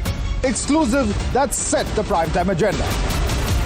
Bringing you stories that matter. News breaks that shake up the system. Join us for the biggest revelation on Blueprint Exclusive weekdays at 6 p.m. only on Times Now. She asks tough questions like no other journalist. आप भाग रहे हैं सवाल पे. बड़ा simple सा straightforward सवाल है. Mr. D.K. Shivkumar, what next for you? When are you taking over as Chief Minister? She takes on the masters of Indian politics like no one else can. How do you see skill census versus caste census if you would want to respond to the current political climate? कहीं भी चले जाओ, कहीं भी आ जाओ. अजीत पवार जी भी कभी भी शरद पवार जी के पास चले जाएंगे, कभी भी इधर आ जाएंगे. क्या ऐसी politics है? Because she speaks for you the way no one else can. What's the chemistry between Prime Minister Modi and Democrats? The profile of India as a country, has it grown? Are you going to get onto a SpaceX spaceship anytime soon? Because your voice must be heard, your questions answered, above all else. Frankly Speaking with Navika Kumar.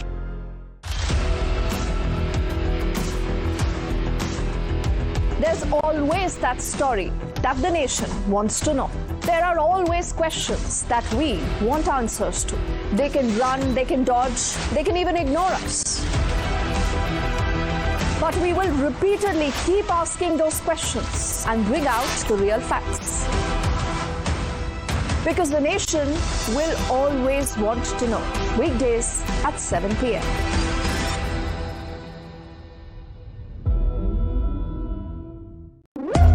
When the stakes are high and the answers are elusive, there's one voice unafraid to challenge the status quo. At 8 p.m., I am not here to sugarcoat the truth. I am here to ask the hard questions. Because when others play it safe, I go straight to the heart of the matter. It's not about left or right. It's about what's right for India. It's about holding the powerful accountable. India Upfront with Pranesh Roy. Weeknights at 8 p.m. only on Times Now. No spin, no compromise, just the truth. For over 30 years, my journalism has been relentless, fearless, and uncompromised. My stories have breached lofty ivory towers and brought down the high and mighty. And I won't stop. When the clock strikes 9, it is time for the news hour. Navika Kumar asks the legitimate question. When your rights are trampled, I will be your voice, demanding answers from the corridors of power. News hour at 9 with Navika Kumar.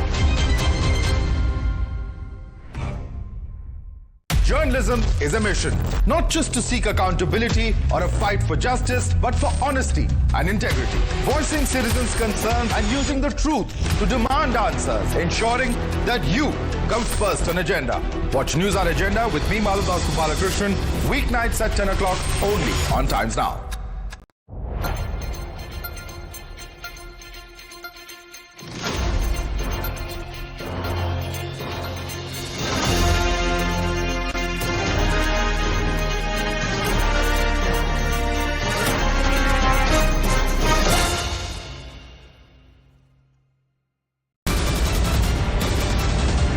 The biggest news break of the day.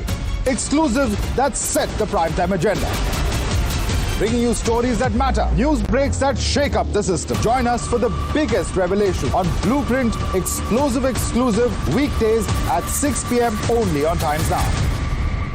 She asks tough questions like no other journalist. आप भाग रहे हैं सवाल पे. बड़ा simple सा straight forward सवाल है. Mr. D.K. Shivkumar, what next for you? When are you taking over as Chief Minister? She takes on the masters of Indian politics like no one else can. How do you see skill census versus caste census if you would want to respond to the current political climate? कहीं भी चले जाओ, कहीं भी आ जाओ. अजीत पवार जी भी कभी भी शरद पवार जी के पास चले जाएंगे, कभी भी इधर आ जाएंगे. क्या ऐसी पॉलिटिक्स है? Because she speaks for you the way no one else can. What's the chemistry between Prime Minister Modi and Democrats? The profile of India as a country, has it grown? Are you going to get onto a SpaceX spaceship anytime soon? Because your voice must be heard, your questions answered above all else. Frankly speaking, with Navika Kumar.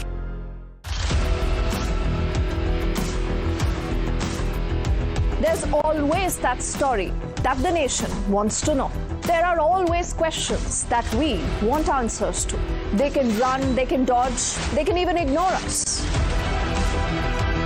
But we will repeatedly keep asking those questions and bring out the real facts. Because the nation will always want to know. Weekdays at 7 p.m.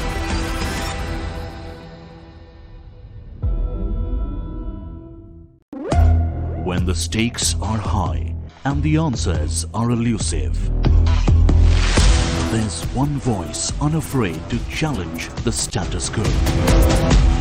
At 8 p.m., I am not here to sugarcoat the truth. I am here to ask the hard questions. Because when others play it safe, I go straight to the heart of the matter.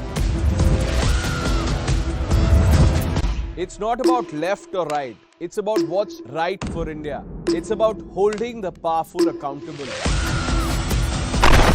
India Upfront with Pranesh Roy. Weeknights at 8 p.m. only on Times Now. No spin, no compromise, just the truth. For over 30 years, my journalism has been relentless, fearless, and uncompromising. My stories have breached lofty ivory towers and brought down the high and mighty. And I won't stop. When the clock strikes 9, it is time for the news hour. Navika Kumar inspires. Orally, what I'm seeing the budget is a good one for the middle class person or for the salarized person or for the you can say that the small kind of a income group of the persons. It's a very good of that for them because the 12 lakh the Nirmala Sitharaman which increased the exemption limit from the 7.5 lakhs from the last budget to the 12 lakh. It's a very good initiatives. My expectation was if she would have cut this capital gain or short-term gain, that might be more benefit for us. According to the tax regime, it was very good for the middle class people. From since a long time, like there haven't been anything for the middle class people. So, but even for the goods and all, the price should be reduced. It will be very good for the people, middle class people here.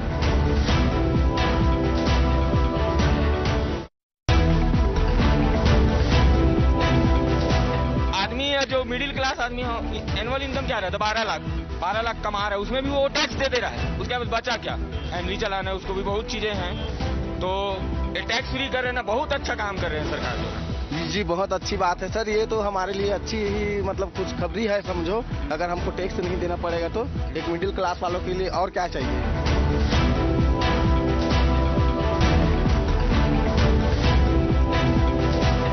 नहीं middle class के लिए तो definitely है जो tax benefits वगैरह दिया है तो मिडिल क्लास के लिए काफ़ी आई वुड से इनकरेजिंग है देखिए और बिहार के कंटेक्स्ट में आपने बात किया तो देखिए कोई भी डेवलपमेंट के लिए infrastructure is very important infrastructure एक सॉफ्ट है एक हार्ड इंफ्रास्ट्रक्चर में पिछले 8-10 साल में काफ़ी काम हुआ है और भी कमिटमेंट एक होगा तो that part can be taken out आम लोगों के लिए एक बहुत बड़ी राहत है क्योंकि मेन जो लोगों की चिंता खाती है वो टैक्स रेट है तो अब तो कम से कम ये 12 लाख रुपए तक की जो नील रेट है उससे काफी लोगों को फायदे होंगे आम जनमानस का बजट है इसको हम लोग 100 में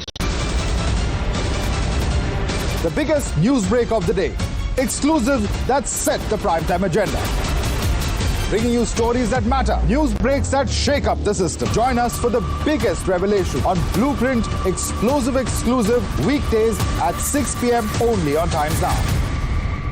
She asks tough questions like no other journalist. आप भाग रहे हैं सवाल पे बड़ा सिंपल सा स्ट्रेट फॉरवर्ड सवाल है Mr. D.K. Shiv Kumar, what next for you? When are you taking over as Chief Minister? She takes on the masters of Indian politics like no one else can. How do you see skill census versus caste census if you would want to respond to the current political climate? कहीं भी चले जाओ कहीं भी आ जाओ अजीत पवार जी भी कभी भी शरद पवार जी के पास चले जाएंगे कभी भी इधर आ जाएंगे क्या ऐसी पॉलिटिक्स है Because she speaks for you the way no one else can. What's the chemistry between Prime Minister Modi and Democrats? The profile of India as a country, has it grown? Are you going to get onto a SpaceX spaceship anytime soon? Because your voice must be heard, your questions answered above all else. Frankly speaking, with Navika Kumar.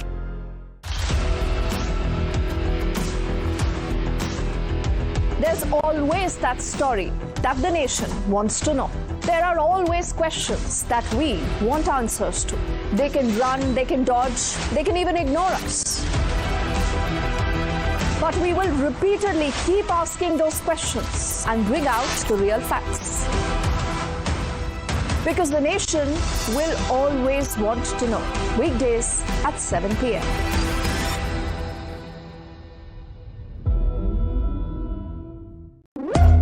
When the stakes are high and the answers are elusive, there's one voice unafraid to challenge the status quo. At 8 p.m., I am not here to sugarcoat the truth. I am here to ask the hard questions. Because when others play it safe, I go straight to the heart of the matter. It's not about left or right. It's about what's right for India. It's about holding the powerful accountable. India Upfront with Pranesh Roy. Weeknights at 8 p.m. only on Times Now. No spin, no compromise, just the truth. For over 30 years, my journalism has been relentless, fearless, and uncompromising. My stories have breached lofty ivory towers and brought down the high and mighty. And I won't stop. When the clock strikes 9, it is time for the news hour. Navika Kumar asks the legitimate question. When your rights are trampled, I will be your voice, demanding answers from the corridors of power. News hour at 9 with Navika Kumar. Journalism is a mission, not just to seek accountability or a fight for justice, but for honesty and integrity. Voicing citizens' concerns and using the truth to demand answers, ensuring that you come first on agenda. Watch News Hour Agenda with me, Madhav Balakrishnan, weeknights at 10 o'clock only on Times Now.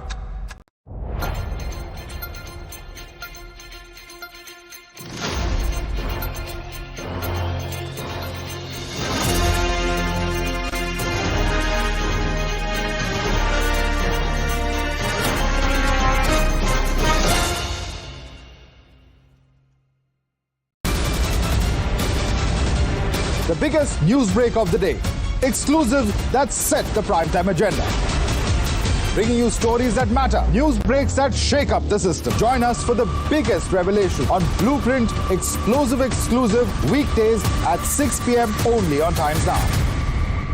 She asks tough questions like no other journalist. आप भाग रहे हैं सवाल पे. बड़ा simple सा straight forward सवाल है. Mr. D.K. Shiv Kumar, what next for you? When are you taking over as Chief Minister?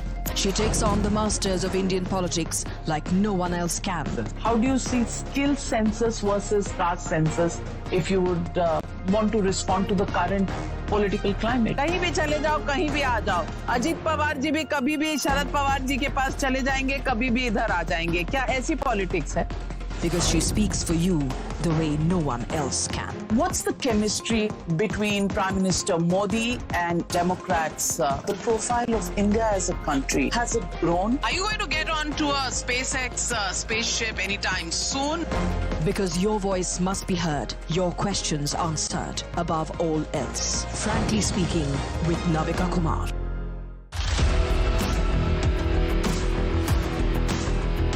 There's always that story that the nation wants to know. There are always questions that we want answers to. They can run, they can dodge, they can even ignore us. But we will repeatedly keep asking those questions and bring out the real facts. Because the nation will always want to know. Weekdays at 7 p.m.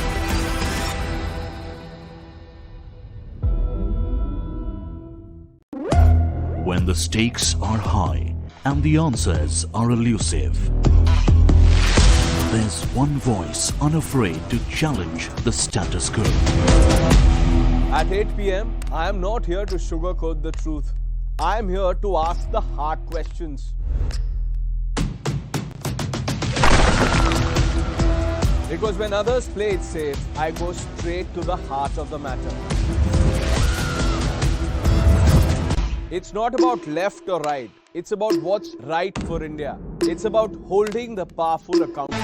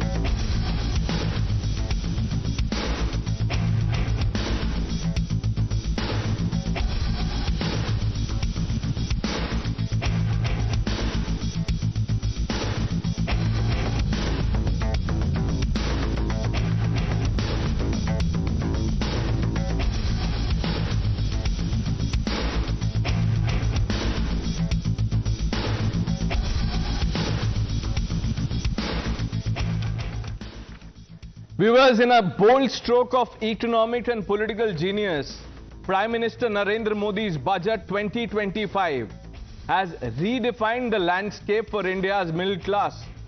By announcing no income tax on incomes up to 12 lakh, PM Modi has delivered a master stroke that will bring hope and prosperity for millions of households across the country.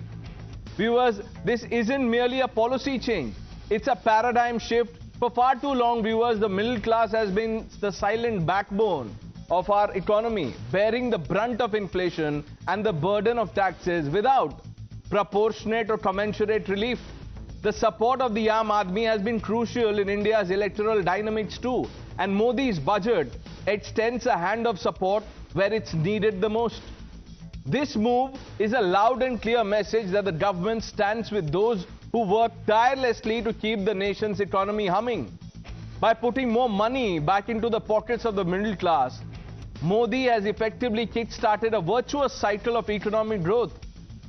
Why do I say this? Increased disposable income would mean more money for consumption, education, health and investment. This isn't just about immediate financial relief, it's about empowering the middle class to drive economic demand. Shops will see more customers, businesses will expand, and employment opportunities will multiply, viewers. Politically, this is a masterclass in understanding the pulse of the nation.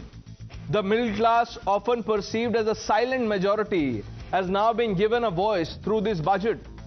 Prime Minister Modi has not only addressed their economic grievances but also built a narrative of inclusivity and shared growth. The political dividends from such a move could be far-reaching, solidifying Modi's image as a leader who directly impacts the lives of ordinary citizens, the Aam Aadmi. Viewers, the genius of this policy lies in its dual focus on immediate relief and long-term economic strategy. Well, critics might argue about the fiscal implications, but viewers, the vision here seems to be clear. Growth through empowerment.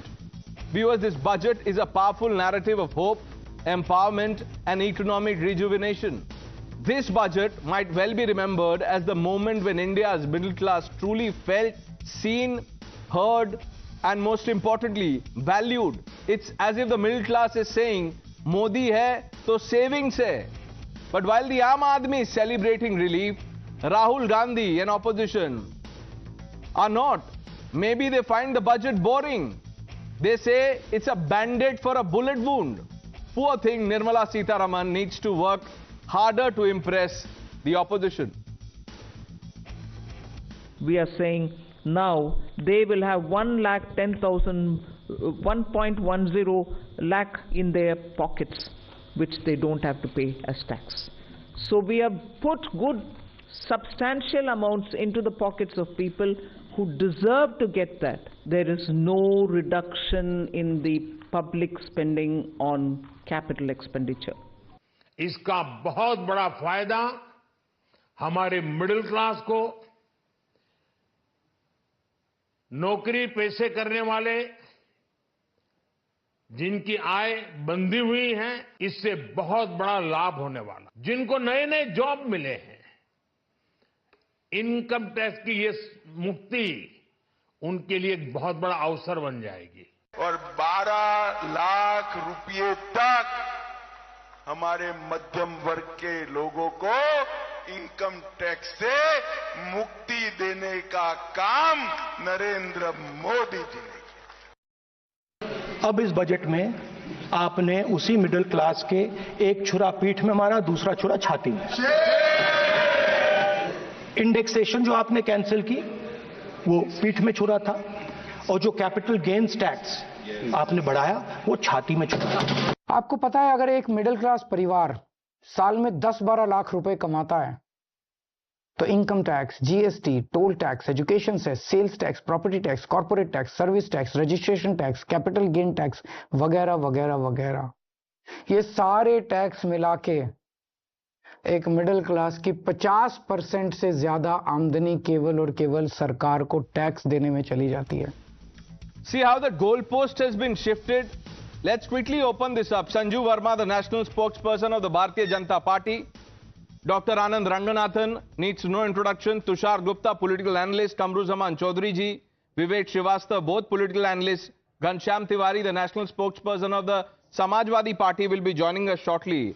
And Rohit Azad, economist, completes the panel. Rohit Azad, I want to begin by asking you, what do you make of the popular sentiment around the budget?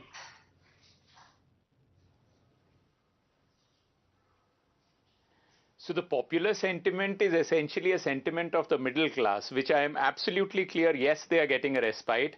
But to say that the middle class represents the entire country, it will be unfair. I mean, in numbers, they are just 3% of the, in terms of the taxpayers. So yes, it's good for them, but not for the rest necessarily, for two reasons. Number one, even for the middle class, when you said that 1 lakh crore has been given as a respite for them, if you look at the numbers, they're actually going to shell out even more. They are going to actually shell out 1.8 lakh crore more than what they had shelled out earlier. So in the net, you would actually be the same middle class will actually be paying far more taxes. So if you go by those numbers. But more importantly, the entire estimate in terms of the fiscal deficit has been made on the basis of all these numbers. What if this revenue is not going to come? If it does not come, because these are very high projected numbers, then it will cut down on expenditure. And already in many schemes, if you look at health, if you look at education, in education there has been a decline of 11,000 crores. No, so how would you describe the budget? There has been a 1,255 Mr. Azad, how would you describe it? For a layman, how would someone who's not an economist or is not friends with an economist, how would you describe the budget? Right. Yes, so this is a budget for the middle class without doubt, but this is not the budget necessarily for the entire country. Middle class is a very small proportion of the population of this country, particularly those who pay taxes. But wait, you're saying that this is undoubtedly a budget for the middle class. Wait till you're proven wrong on the show by the other luminaries. Now, viewers, you heard the India view. Let's get you the China view on budget. Vivek Srivastava, what do you make of this? Sir आप mute हैं आप आवाज नहीं आ रही है sir I can't hear anything that you are saying mute है आप All I was saying was, Pranay, that when you started the program, आपने इतनी तारीफें की बजट की, गेम चेंज हो गया, रेवोल्यूशन हो गया, भारत बदल गया और पता नहीं क्या क्या हो गया. तो मेरे ख्याल से आपको नहीं लगता अगर करना ही था तो थोड़ा पहले ही कर देते, पिछले बजट में कर देते ये टैक्स स्लैब को, अगर इतना ही उससे गेम चेंज होता. अब आप सुनिए इसकी कमियां. I am not going to talk of the personal tax, क्योंकि उसके बारे में बहुत लोग बोलेंगे ऑलरेडी. नहीं, उसके बारे में भी बोलिए विवेक श्रीवास्तव. आप तो कॉम्प्रिहेंसिव एनालिसिस कीजिए, डोंट चेरी पिक. नहीं, मैं टेक्निकली आपको बता देता हूं. हमें क्या नाराजगी है लेफ्ट को और कांग्रेस को. हमारी पहली नाराजगी है मिनिमम सपोर्ट प्राइस के बारे में कुछ भी नहीं बोला गया. दूसरी बात, मनरेगा के कोई डिटेल्स स्पेसिफिक नहीं है कि उतना ही है, क्या है, कुछ करोगे नहीं करोगे. सबसे बड़ी बात जो है, what Kumari Selja is also saying is that there is no clarity. आप इनके ट्विटर हैंडल्स अगर देखेंगे तो साफ बात है, corporate tax is missing. Corporate tax 30% हुआ करता था, घटा करके 22% किया गया था. And we protested, we said आप पहले तो सारे बिजनेसमैन के लोन माफ करते हैं, bad loans, non performing assets, ऊपर से कॉर्पोरेट टैक्स भी आपने कम किया. इस बजट में कॉर्पोरेट टैक्स शब्द गायब. पता ही नहीं है इस देश में कॉर्पोरेट टैक्स क्या है. और बड़े बड़े बिजनेस हाउसेस के सीईओ पूछ रहे हैं कि साहब पता नहीं क्या होगा, आगे क्या आएगा. अब ये 22% फिर से कुछ 25 बनेगा, 30 बनेगा, 35 बनेगा, nobody knows. Labour laws hire and fire के हैं, उसके अंदर एक यूनियन प्रोटेस्ट नहीं कर सकती, उसके इंप्लीमेंटेशन की बात की गई है इस बजट के अंदर. सो दिस बजट आपने दिल्ली के इलेक्शन को देखते हुए मिडिल क्लास को एक सौंप तो दे दिया, लेकिन overall this budget is a capitalist corporate budget और हम इसकी निंदा करते हैं. Okay, you see, very clearly. Very good. You are condemning this. I am not surprised. I thought, you would protest when I said let's get the China view, but it's a badge of honor for you. उसको आपने ना protest किया ना condemn किया. आपने बोला कि वो तो आपका रोज का है. नहीं, बट दैट्स ओके सर, मेरा तो रोज का है, आपका तो सर मेरा तो रोज का है, आपका तो घर का है. विवेक श्रीवास्तव, आपको तो कुछ तो बोलना चाहिए था, but it's okay. You see, I have no problem. Sir, we want to reflect all opinions. Diverse जितना होगा उतना अच्छा है. हाँ, बिल्कुल बिल्कुल. इस देश में कांग्रेस, लेफ्ट, ये सब देशद्रोही हैं. हम सब चाइनीज एजेंट हैं. हम सब पेट्रियोटिक है ही नहीं. एक प्रणेश रॉय पेट्रियोटिक हैं, दूसरे बीजेपी के स्पोक्स पर्सन. तो ये तो रोज की बात है. बाकी जो है doctor Ranganathan, Tushar. Election commission ने बहुत बड़ी गलती कर रखी है कि कांग्रेस को रिकॉग्निशन दे रखा है और लेफ्ट की पार्टीज को भी दे रखा है. उनको भी नहीं देना चाहिए. You see, Rohit Azad, this is what I was referring to. He will not even say what you've said, that this is a good thing for the middle class. He will not say it. Even till the end of this program, he will not say it. I will not say it's a band-aid. I know, sir. I know you will not say it. I know the answers to my question. Rahul Gandhi को सुना मैं तो, मैं endorse कर रहा हूँ. Bullet की injury है और आपने ओके, बुलेट की इंजरी. संजू वर्मा, बुलेट की इंजरी है, आपने उसमें बैंडेड लगा दिया, वो भी make in India. Pranesh, first and foremost, I think huge amount of congratulations to Prime Minister Narendra Modi and of course the Finance Minister Nirmala Sitharaman. What an astounding budget. This is a dream budget, and I say dream in capital letters, DREAM. And anybody who's shifting the goalpost and saying, oh, ये तो Delhi election को मद्देनजर रखते हुए किया गया, this is a classic case of sour and rancid grape. आपके पेट में उबाल हो रहा है, हम समझ सकते हैं, but learn to digest the hard facts. Let's get one thing very, very clear. I'll come to the tax bit later that has been discussed threadbare over the last couple of hours. The most important point is this. Despite increasing the rebatable limit to 12 lakh rupees per annum, guess what?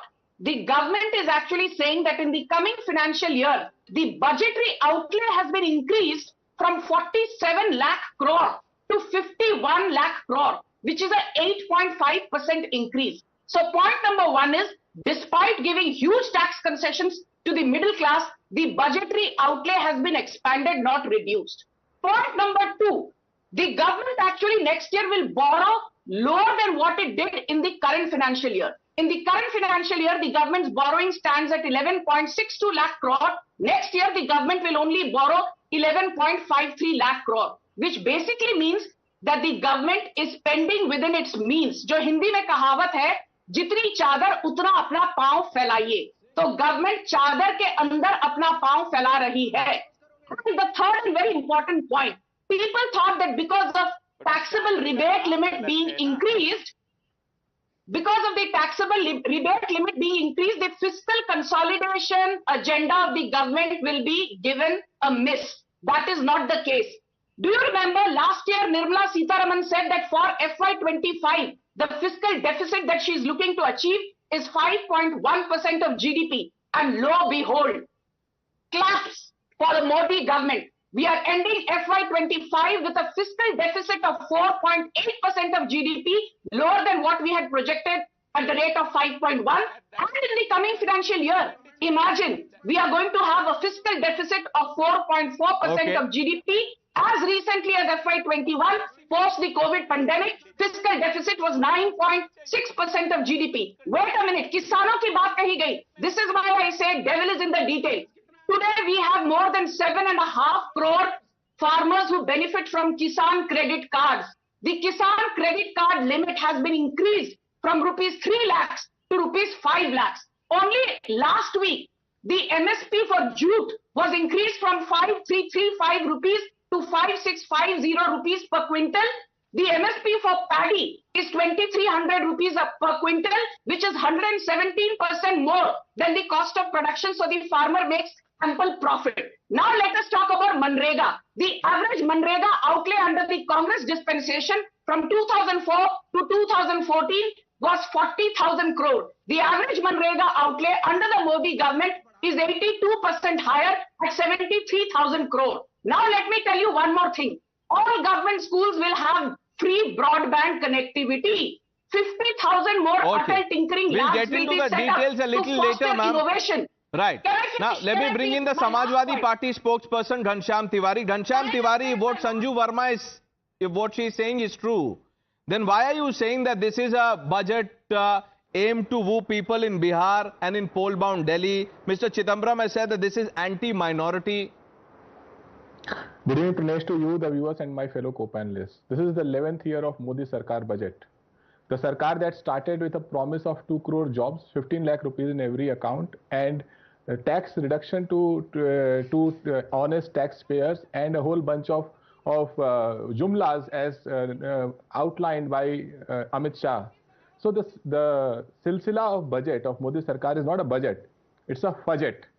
It's the ability to fudge data to continue that jumla brigade of politics. Now, why do I call it a fudget?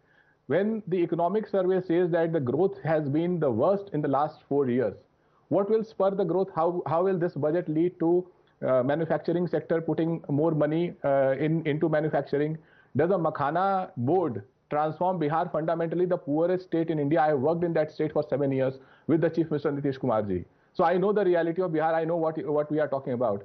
In the 11 years, BJP blamed JNU as an anti-national, but it remains our top university. They have not been able to improve the state of a single university in the country in the global rankings. Not one university with their efforts. Third, in a country where exam paper leak and Berojgari is at the prime, BJP says today morning their national spokesperson on your channel said that they have given Mudra loan to 36 crore women. Anand Ranganathan was there, 36 crore women. This is why I call them fudget party, because there are not as many women who are in the working class as they are saying 36 crore women. So from top to bottom, apart from some headlines here and there, and as far as middle class is concerned, a party that charges GST from milk powder to chutney to toothpaste is saying that, hey, middle class, we have looted you from petrol, diesel, from gas prices, bahut hui mehengai ki baar. We have broken your limbs and bones from head to toe. Let us put some balm on you, and why don't you celebrate and say Modi ji ki jai? Okay. Only BJP can do that. The reality of middle class is that GST, the complete right. So you are BJP saying that this is not some bonanza or boost. It's only a balm. It's window dressing essentially. Dr. Ranganathan, what do you make of this criticism? Pranesh, thank you very much and good evening to you and to my fellow panelists. 2-3 चीजें पहले मैं कर दूं. एक तो पहले मैंने deep speak से पूछा कि विवेक श्रीवास्तव को आज गुस्सा क्यों आ रहा है. तो डीप स्पीक, जो कि विवेक के देश की ही अपनी एआई की नई वो है, उसने कहा कि Vivek is angry because he is not going to get any benefit from the income tax relief because वो युआन में उनकी सैलरी आती है. वो कह रहे हैं वो एक्सचेंज रेट से सारा इनकम टैक्स रिलीफ. देखो हंस रहे. Thank you. But can I, before I come to that, can I please fact check my good friend Ghanshyam Tiwari. मतलब फास्टेस्ट फिंगर्स फर्स्ट में इन्होंने 1 मिनट में जितने झूठ बोल सकते थे बोल दिए. कह रहे हैं not a single university has improved it ranking. ये लिस्ट ऑफ यूनिवर्सिटीज है, Indian universities that have improved their ranking. तो पहले get your facts right. Number 2, इन्होंने बोला कि मोदी जी ने प्रॉमिस किया था कि 15 लाख हर अकाउंट में आएंगे. ये ऑब्वियसली ये फेक न्यूज इतनी बार बस्ट हो चुकी है, लेकिन अभी तक ये चल रही है. He never promised to put 15 lakhs in everyone's account. This is fake news. So please, आपके चैनल पे और स्पेशली आपके प्रोग्राम पे प्रणेश, I expect कि लोग फेक न्यूज ना फैलाएं. Now let me come to the nub of the issue. First of all, let me begin by congratulating BJP for winning the Delhi and Bihar elections. Well done. You have to choose the chief ministers now. But couple of points here. All the people who are protesting right now, many on the panel who haven't yet spoken, many have spoken. They wanted relief for the same middle class. जब relief दे दिया, तो कह रहे हैं हाय हाय छाती पीट रहे हैं. This is the same thing with farm laws. Verbatim, the 3 farm laws that Modi brought were in the election manifestos of every political party of the India Alliance, especially the Congress. Point number 11, point number 19, उठा के. बल्कि एक जो contract farming act था, वो कांग्रेस ने implement कर दिया था ऑलरेडी. जब कांग्रेस रूल स्टेट पंजाब था, वहां पे वो चल पड़ा था. लेकिन मोदी लाया तो oh my God black law. आज मोदी ने रिलीफ दिया. केजरीवाल क्या कह रहे थे? 10 लाख तक फ्री करने वाले थे, 12 लाख तक किया. अब वही बात कह रहे कि कोई फायदा नहीं हो, कोई फायदा नहीं होगा. Look, let this be a budget for the middle class, as my good friend Rohit is saying. Fine. The point of the matter is that it is also a budget for other quote-unquote classes. Why do people forget it? Can I please take 30 seconds to explain to you why this budget is so important? You have Ayushman Bharat. People, this is the problem, you see. Justifiably so, or, unkindly, this tax relief of middle class has taken away the sheen from the most important aspect. I won't even come to the science and nuclear point. Let me explain the Ayushman Bharat. Did you know that 380 million Ayushman cards that have been distributed have treated 70 million Indians, more than the population of United Kingdom. But that's not all. It was the out-of-pocket expenses that Indians were paying for their health that were the fastest pusher of Indians into poverty. That has been slashed by 21%. And let's not just talk about the poor people who have been benefiting from the Ayushman card. Recently, you have all people, senior citizens above 70 years, will be treated and given Ayushman card. So it's going to affect middle class and every other class as well. So please, let us not brand this as a middle class budget. That would be unfair to other quote-unquote classes that are benefiting from it. Kamruzaman Chaudhary ji, why is then Rahul Gandhi saying that this is only a band-aid?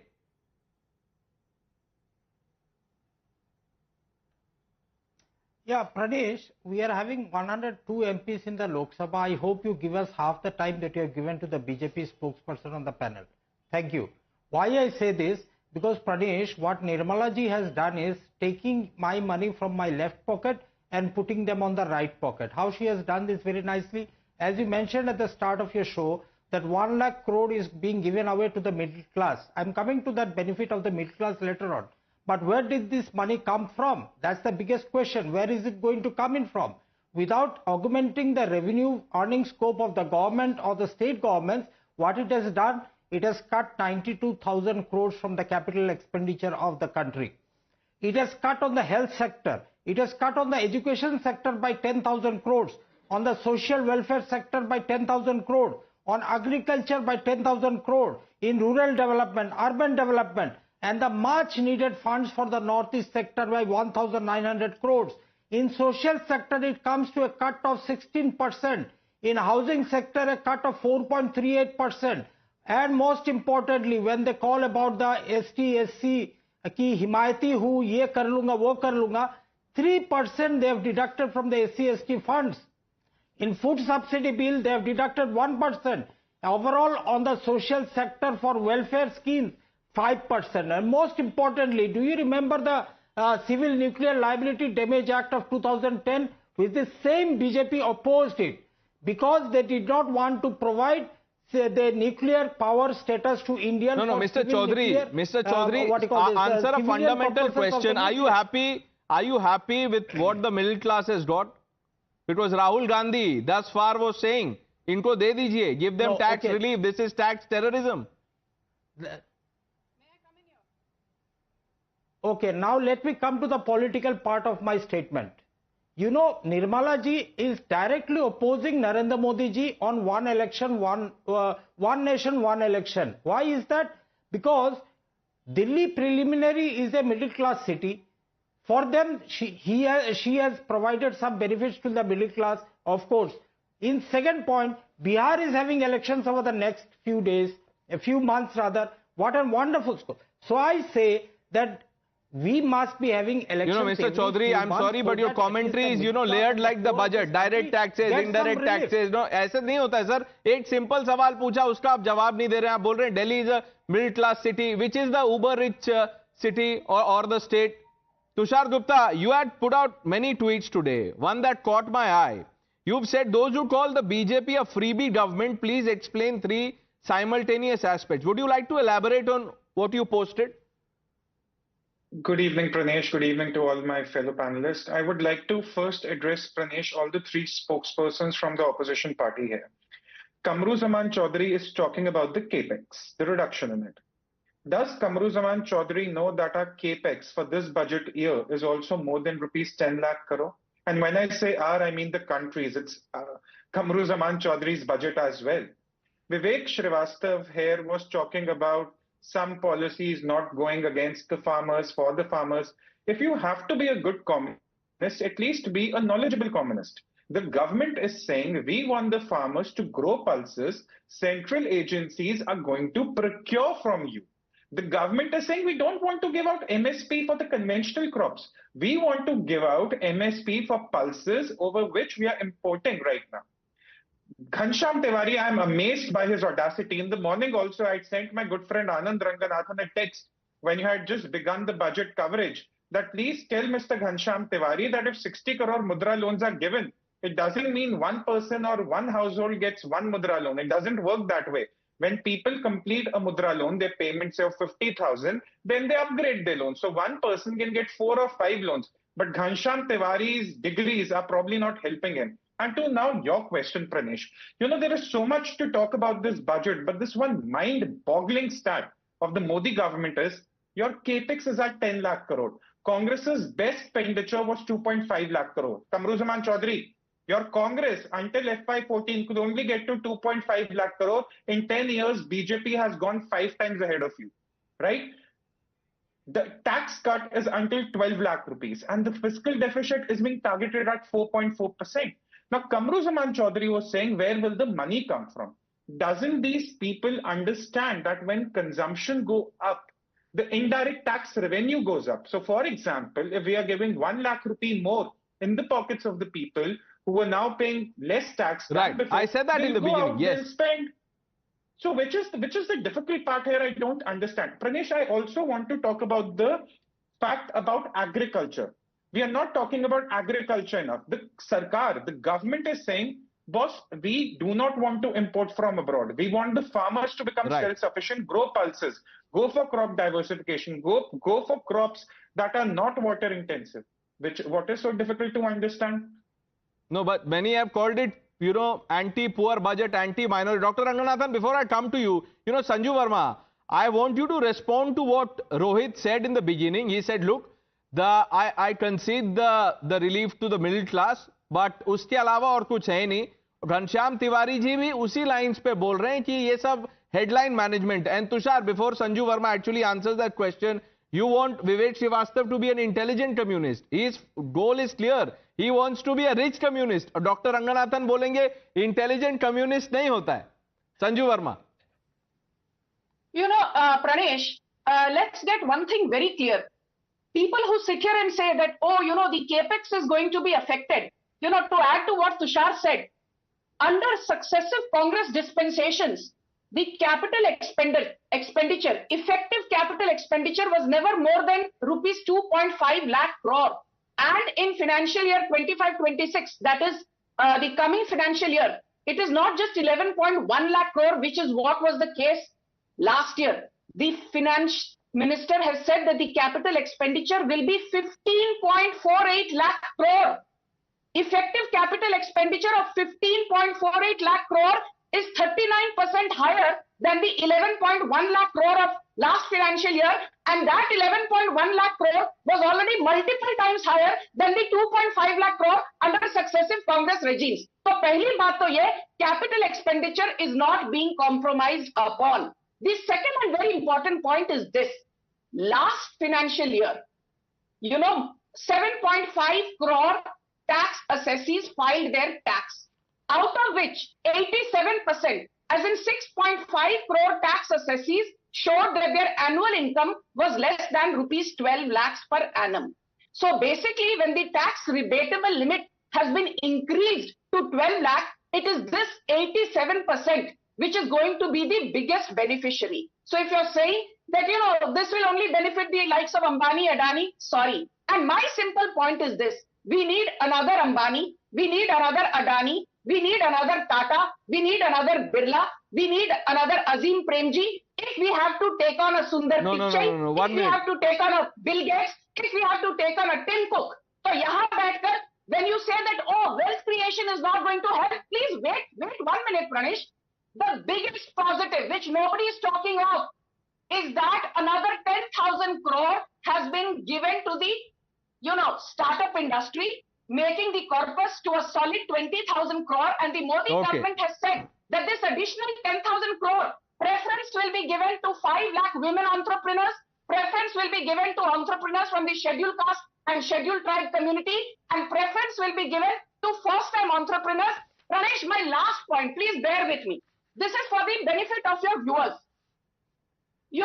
If you had, say, 12 lakh per annum income under the Congress, you would end up paying more than 5.5 lakh every year as tax. Now you end up paying 0.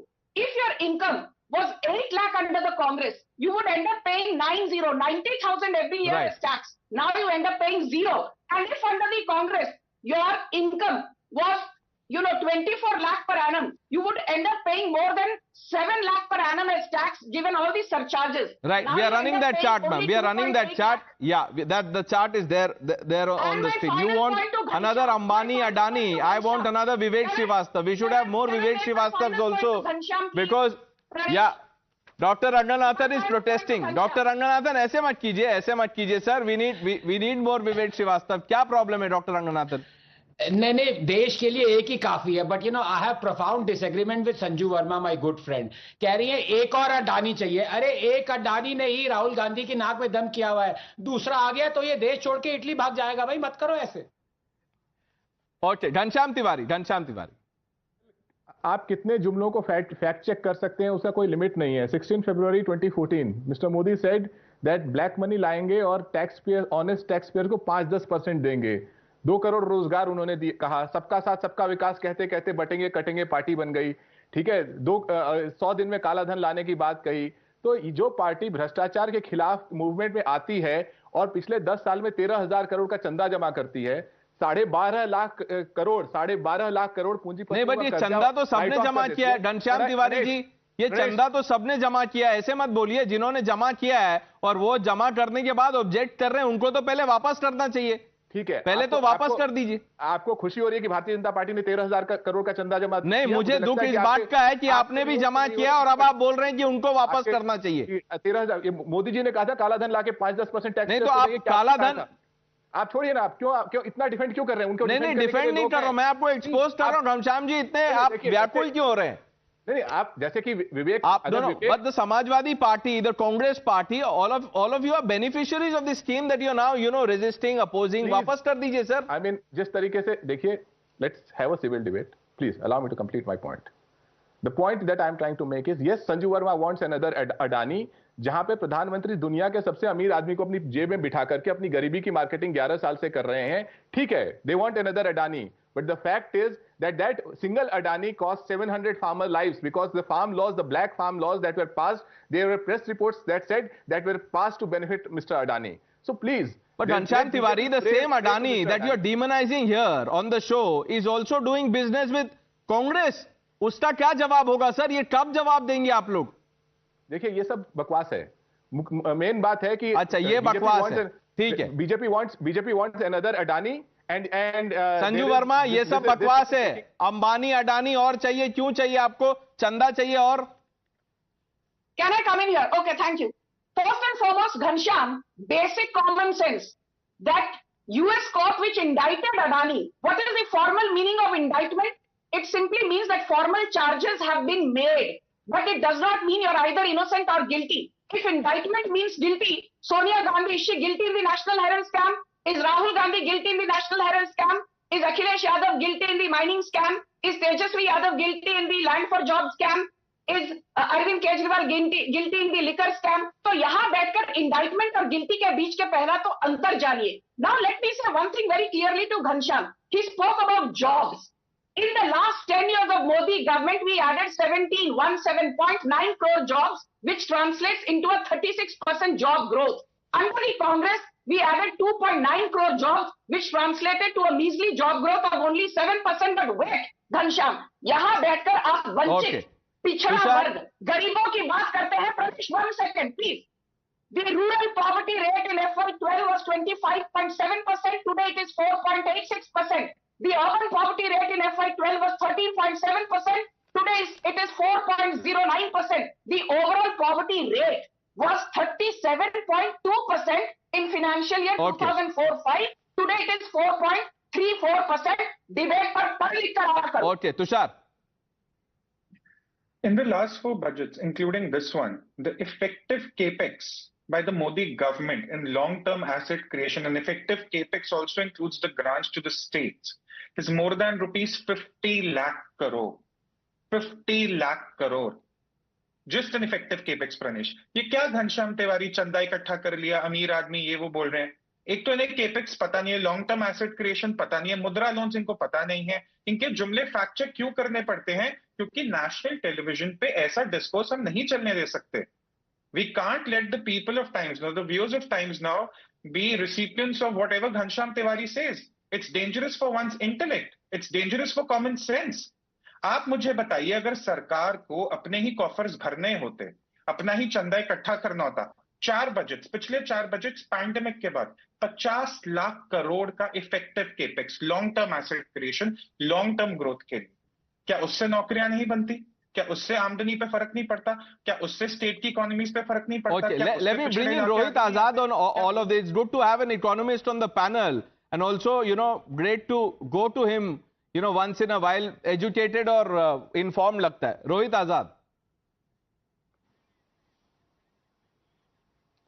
तो 2-3 चीजें मुझे please बोलने दीजिए और थोड़ा समय दीजिएगा.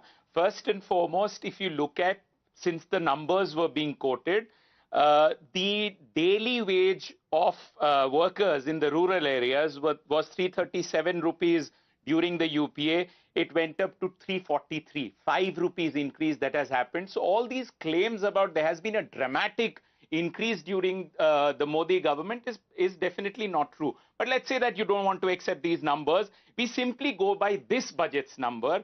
Of course, the fiscal deficit has come down. How has it come down? It has come down because you cut down on expenditure. Where have you cut it down? On agriculture.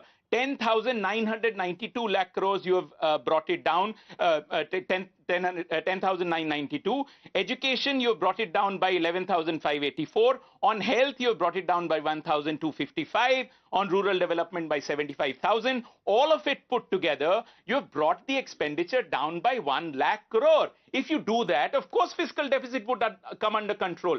Now, in this context, if you're making a claim that we have brought fiscal consolidation, yes, there will be fiscal consolidation. Okay. If you cut expenditure. Okay. It's a question from the JNU campus. Let's get someone from the JNU to answer this. Sanju Verma, मैं आ रहा हूं आपके पास. Ma'am, आप तो overall orbiter हैं. मैं पहले JNU का फैसला कर देता हूं यहाँ पे. I'll come to you, ma'am. You'll have the last word on the show. Dr. Ranganathan. It's always a pleasure to hear Rohit. But मैं इनको ये बताना चाहता हूँ, देखिए आधी चीजें मत बोलें. अगर ये वेज का कह रहे हैं सिर्फ 5 रुपए बढ़ाए, तो ये भी बता दें कि जो फ्री अनाज मिल रहा है और इतनी सारी सब्सिडीज मिल रही हैं जो यूपीए नहीं दे रहा था, वो अब इन काइंड मोदी सरकार दे रही है, उसको कैश में कन्वर्ट करके ऐड नहीं करना है. तो आधी स्टोरी मत बताइए. जो ये फ्री में 5-5 किलो अनाज मिल रहा है, इसकी कॉस्ट भी ऐड करिए ना. And the reason for that is this, that somehow you can fudge the figures. अब जैसे my good friend Ghanshyam Tiwari ने कहा कि 2 करोड़ जॉब प्रॉमिस किए थे, क्या हुआ? जुमला था. अब ये कहेंगे कि मैं क्लिम्स के डेटा आरबीआई पे भी बिलीव नहीं करता, जो यही घनश्याम तिवारी 2009 में बिलीव करते थे, क्योंकि क्लिम्स अब कह रहा है कि 47 मिलियन जॉब्स वर क्रिएटेड लास्ट ईयर. तो इनका देखिए प्रणेश, सीधी सी बात है. कुछ लोग कहते हैं ग्लास हाफ एम्प्टी है, कुछ कहते हैं ग्लास हाफ फुल है, कुछ कहते हैं ग्लास इज ब्रिमिंग, कुछ लोग कहते हैं जो नीचे पैनल में वो कह रहे हैं ग्लास है ही नहीं, पानी है ही नहीं. तो उसमें आदमी क्या कर सकता है? क्या पिए? दारू? I don't think Rohit Azad looks convinced, but because he can just walk across आपके घर के बाहर आके बोल सकते हैं कि लेके रहेंगे. आजादी नहीं आंसर. वो बोलेंगे तो आप शायद उनको बता देंगे. Sanju Verma. Pranesh, let me fact check Rohit Azad, because making generic statements is not done. I come here with hard data, and now let me quote this data. This is the All India Rural Financial Inclusion Survey, NAFIS. It has said that the average monthly income of rural households between FY17 and FY23 has risen by 57.6% from 8,059 rupees to 12,698 rupees. It translates into a compounded annual growth, CAGR, of more than 9.5%. The same survey also says that the financial savings of an average rural household have increased in the last 6 years from 9,104 rupees to 13,209 rupees. The same survey also says that a significant percentage, 66% of rural households have seen a 75% plus jump in their savings in the last 7 years. The same survey also says that the proportion of rural households with outstanding debt has fallen from 52% plus in the last 6 years to less than 37.4%. We've run out of time. So Rohit Azad, do not lie. Hard numbers there. Rohit, we've unfortunately run out of time. I just want to bring in Vivek Srivastava. Vivek Srivastava, if you were to, give headline for the papers tomorrow, तो आप क्या headline देंगे sir budget का? मैं इस budget का ये headline दूंगा, पहले तो इट्स अ कॉर्पोरेट बजट, और जो चाटुकार मीडिया है उसने इसकी बैटिंग करने में कोई कसर नहीं छोड़ी. Not a single criticism by any media. Headline देना है, प्रेस रिलीज लिख रहे हैं आप, हेडलाइन में क्या लिखेंगे? बिल्कुल लिखूंगा, मैं प्रेस रिलीज लिखूंगा, आप छापे ना छापे आपकी मर्जी, लेकिन ये प्रेस रिलीज लिखूंगा जरूर कि we don't need more Adanis and Ambani. Okay, a common man की सोचो. Sir, you know, we are times now, you know, the press, press release that you're talking about will appear in the global times. I'm leaving it at that. I thank all of you for joining us.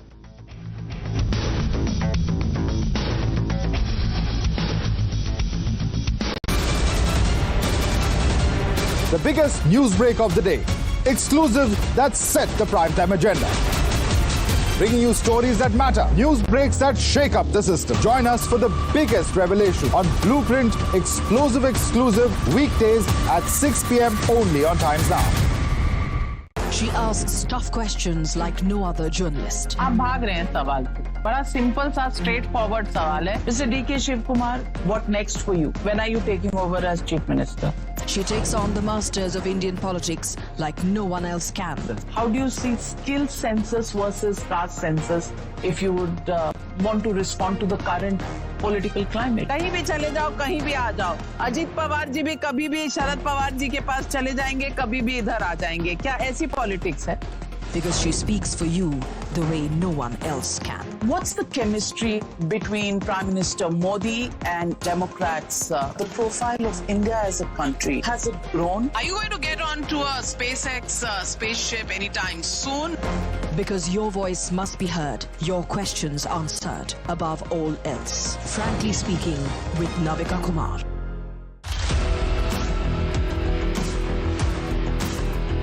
There's always that story that the nation wants to know. There are always questions that we want answers to.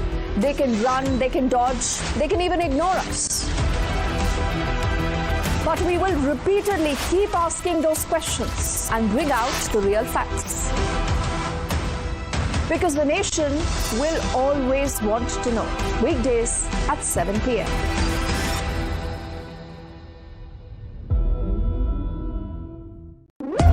When the stakes are high and the answers are elusive, there's one voice unafraid to challenge the status quo. At 8 p.m., I am not here to sugarcoat the truth. I am here to ask the hard questions. Because when others play it safe, I go straight to the heart of the matter. It's not about left or right. It's about what's right for India. It's about holding the powerful accountable. India Upfront with Pranesh Roy. Weeknights at 8 p.m. only on Times Now. No spin, no compromise, just the truth. For over 30 years, my journalism has been relentless, fearless, and uncompromised. My stories have breached lofty ivory towers and brought down the high and mighty. And I won't stop. When the clock strikes 9, it is time for the news hour. Navika Kumar asks the legitimate question. When your rights are trampled, I will be your voice, demanding answers from the corridors of power. News Hour at 9 with Navika Kumar. Journalism is a mission, not just to seek accountability or a fight for justice, but for honesty and integrity. Voicing citizens' concerns and using the truth to demand answers, ensuring that you come first on agenda. Watch News Hour Agenda with me, Maludas Gopalakrishnan, weeknights at 10 o'clock only on Times Now.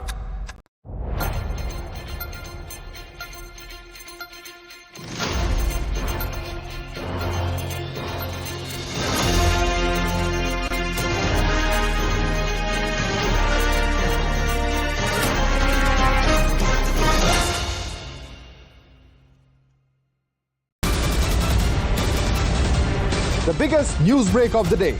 Exclusive that set the primetime agenda.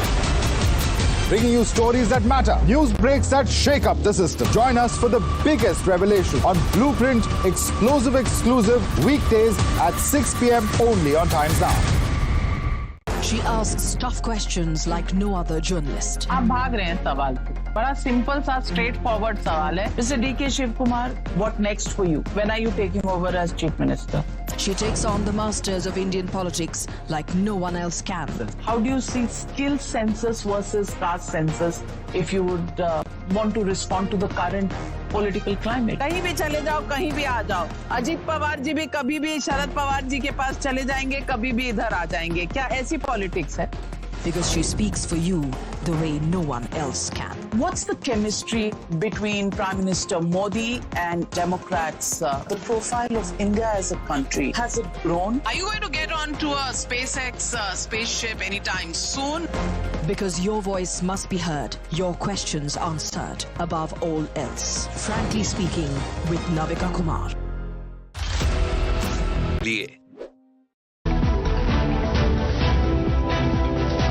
आदमी है जो middle class आदमी हो, annual income क्या रहता है? 12 लाख कमा रहा है, उसमें भी वो टैक्स दे रहा है। उसके बाद बचा क्या? फैमिली चलाना है, उसको भी बहुत चीजें हैं। तो ये टैक्स फ्री कर रहे हैं ना, बहुत अच्छा काम कर रहे हैं सरकार जो। जी बहुत अच्छी बात है सर, ये तो हमारे लिए अच्छी ही मतलब कुछ खबरी है समझो। अगर हमको टैक्स नहीं देना पड़ेगा तो एक मिडिल क्लास वालों के लिए और क्या चाहिए।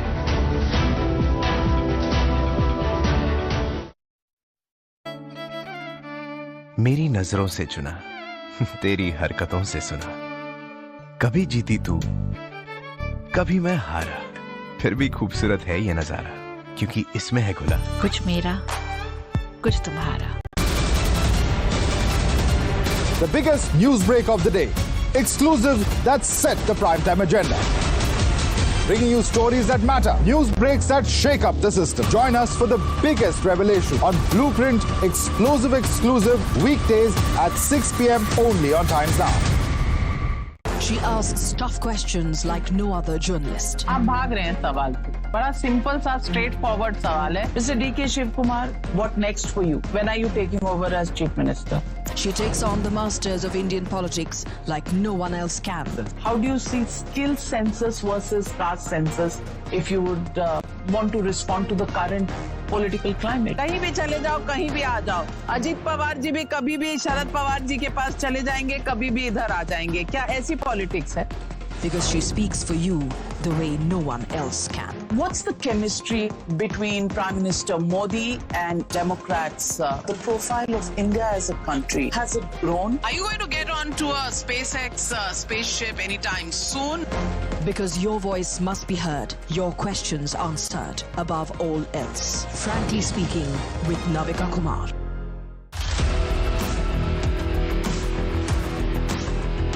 There's always that story that the nation wants to know. There are always questions that we want answers to. They can run, they can dodge, they can even ignore us. But we will repeatedly keep asking those questions and bring out the real facts. Because the nation will always want to know. Weekdays at 7 p.m.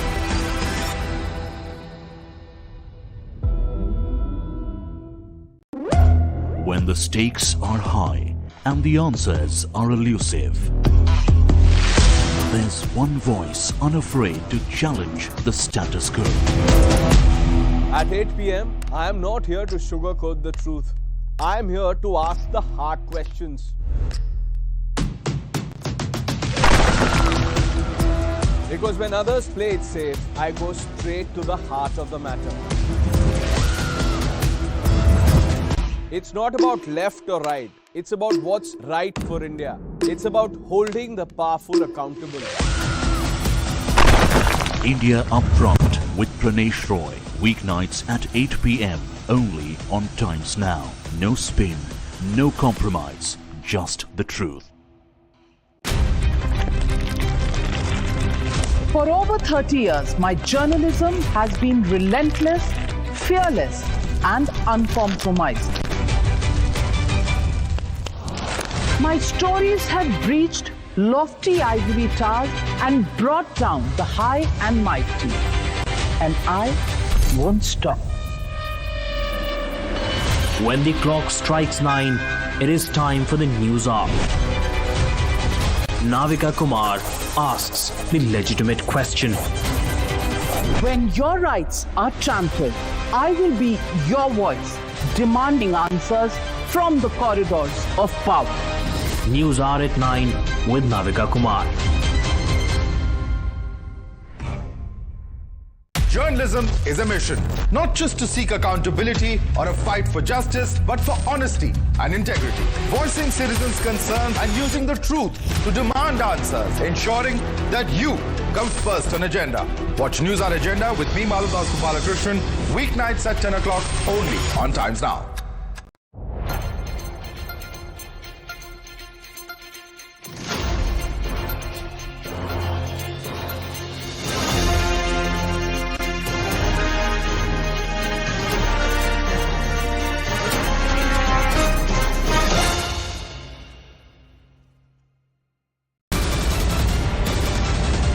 The biggest news break of the day. Exclusive that set the primetime agenda. Bringing you stories that matter. News breaks that shake up the system. Join us for the biggest revelation on Blueprint exclusive weekdays at 6 p.m. only on Times Now. She asks tough questions like no other journalist. आप भाग रहे हैं सवाल पे। बड़ा simple सा straight forward सवाल है। Mr. D.K. Shiv Kumar, what next for you? When are you taking over as Chief Minister? She takes on the masters of Indian politics like no one else can. How do you see skill census versus caste census if you would want to respond to the current political climate? कहीं भी चले जाओ, कहीं भी आ जाओ। अजीत पवार जी भी कभी भी शरद पवार जी के पास चले जाएंगे, कभी भी इधर आ जाएंगे। क्या ऐसी पॉलिटिक्स है? Because she speaks for you the way no one else can. What's the chemistry between Prime Minister Modi and Democrats? The profile of India as a country, has it grown? Are you going to get onto a SpaceX spaceship anytime soon? Because your voice must be heard, your questions answered above all else.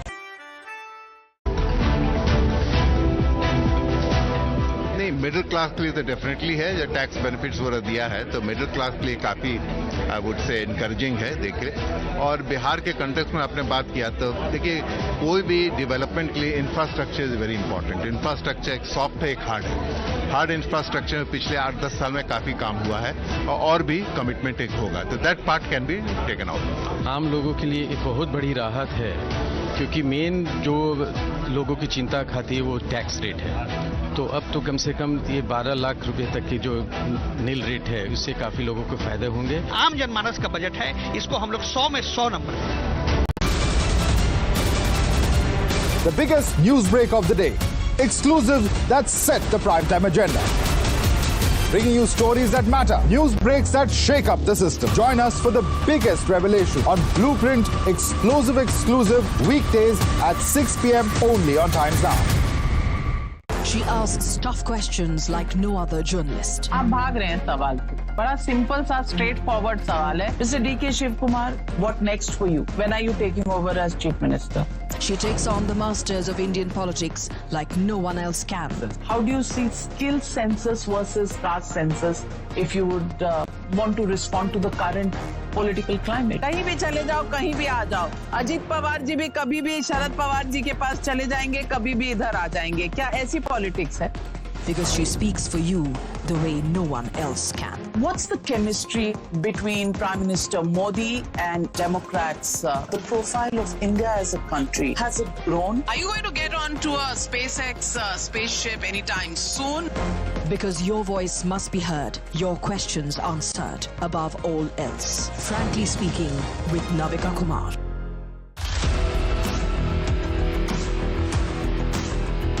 There's always that story that the nation wants to know. There are always questions that we want answers to. They can run, they can dodge, they can even ignore us. But we will repeatedly keep asking those questions and bring out the real facts. Because the nation will always want to know. Weekdays at 7 p.m.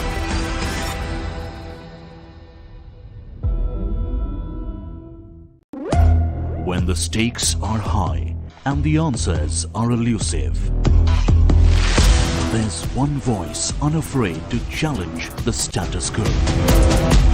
At 8 p.m., I am not here to sugarcoat the truth. I am here to ask the hard questions. Because when others play it safe, I go straight to the heart of the matter.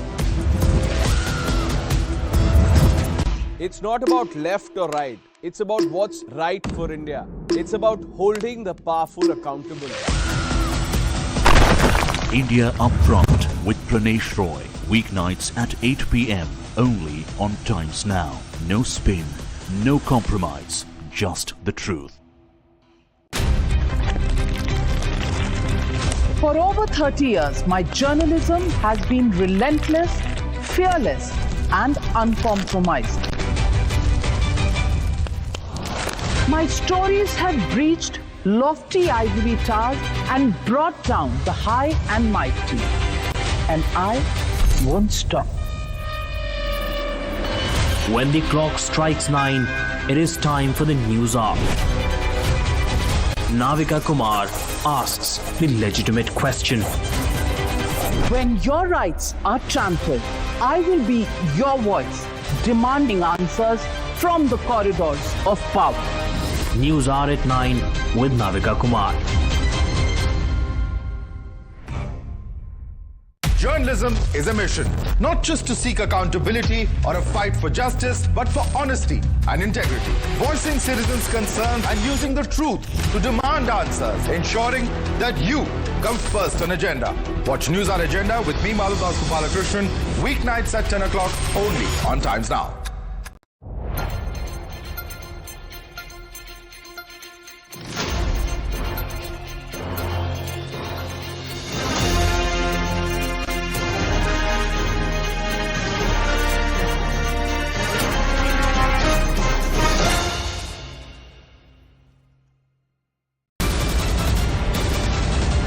The biggest news break of the day.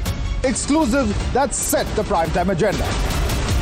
Bringing you stories that matter. News breaks that shake up the system. Join us for the biggest revelation on Blueprint exclusive weekdays at 6 p.m. only on Times Now. She asks tough questions like no other journalist. आप भाग रहे हैं सवाल पे. बड़ा simple सा straight forward सवाल है. Mr. D.K. Shiv Kumar, what next for you? When are you taking over as Chief Minister? She takes on the masters of Indian politics like no one else can.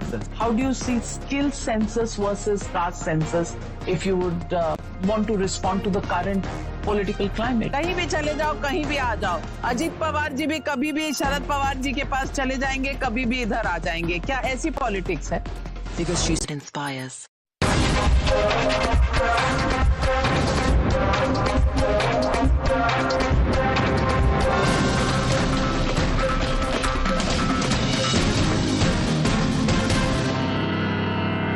मैं मां लक्ष्मी से प्रार्थना करता हूं कि देश के हर गरीब एवं मध्यम वर्ग समुदाय पर मां लक्ष्मी की विशेष कृपा रहे.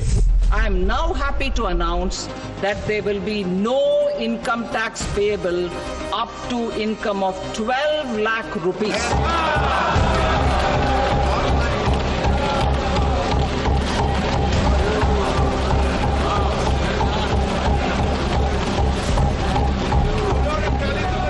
वित्त मंत्री निर्मला सीतारमण जी और उनकी पूरी टीम को इस जनता जनार्दन का बजट, पीपल्स का बजट, इसके लिए बहुत बहुत बधाई देता हूं. ये बजट एक फोर्स मल्टीप्लायर है. ये बजट देश के नागरिकों की जेब कैसे भरेगी, इसकी एक बहुत मजबूत नींव रखता है. Orally, what I'm seeing the budget is a good one for the middle class person or for the salarized person. It's a long time like there haven't been anything for the middle class. और ये आम जनमानस का budget है, इसको हम लोग 100 में 100 नंबर देते हैं.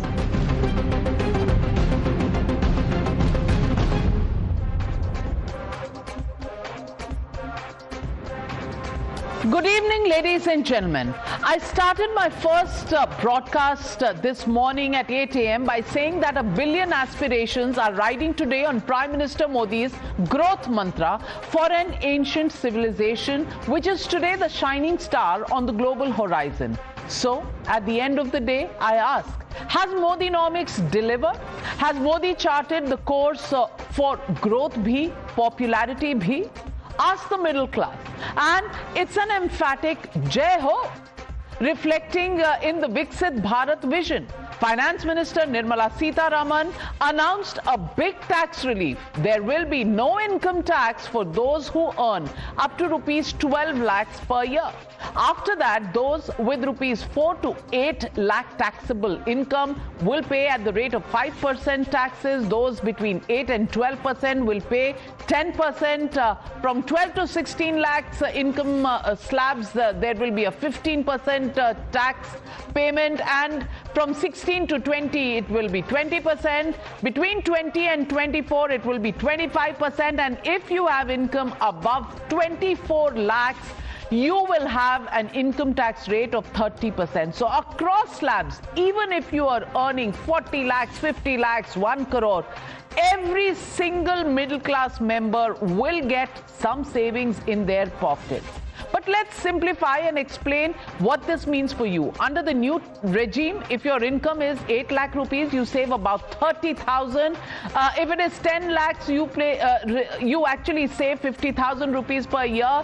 And if you have 12 lakh rupees as your income of taxable income, then you save about 80,000 rupees per year.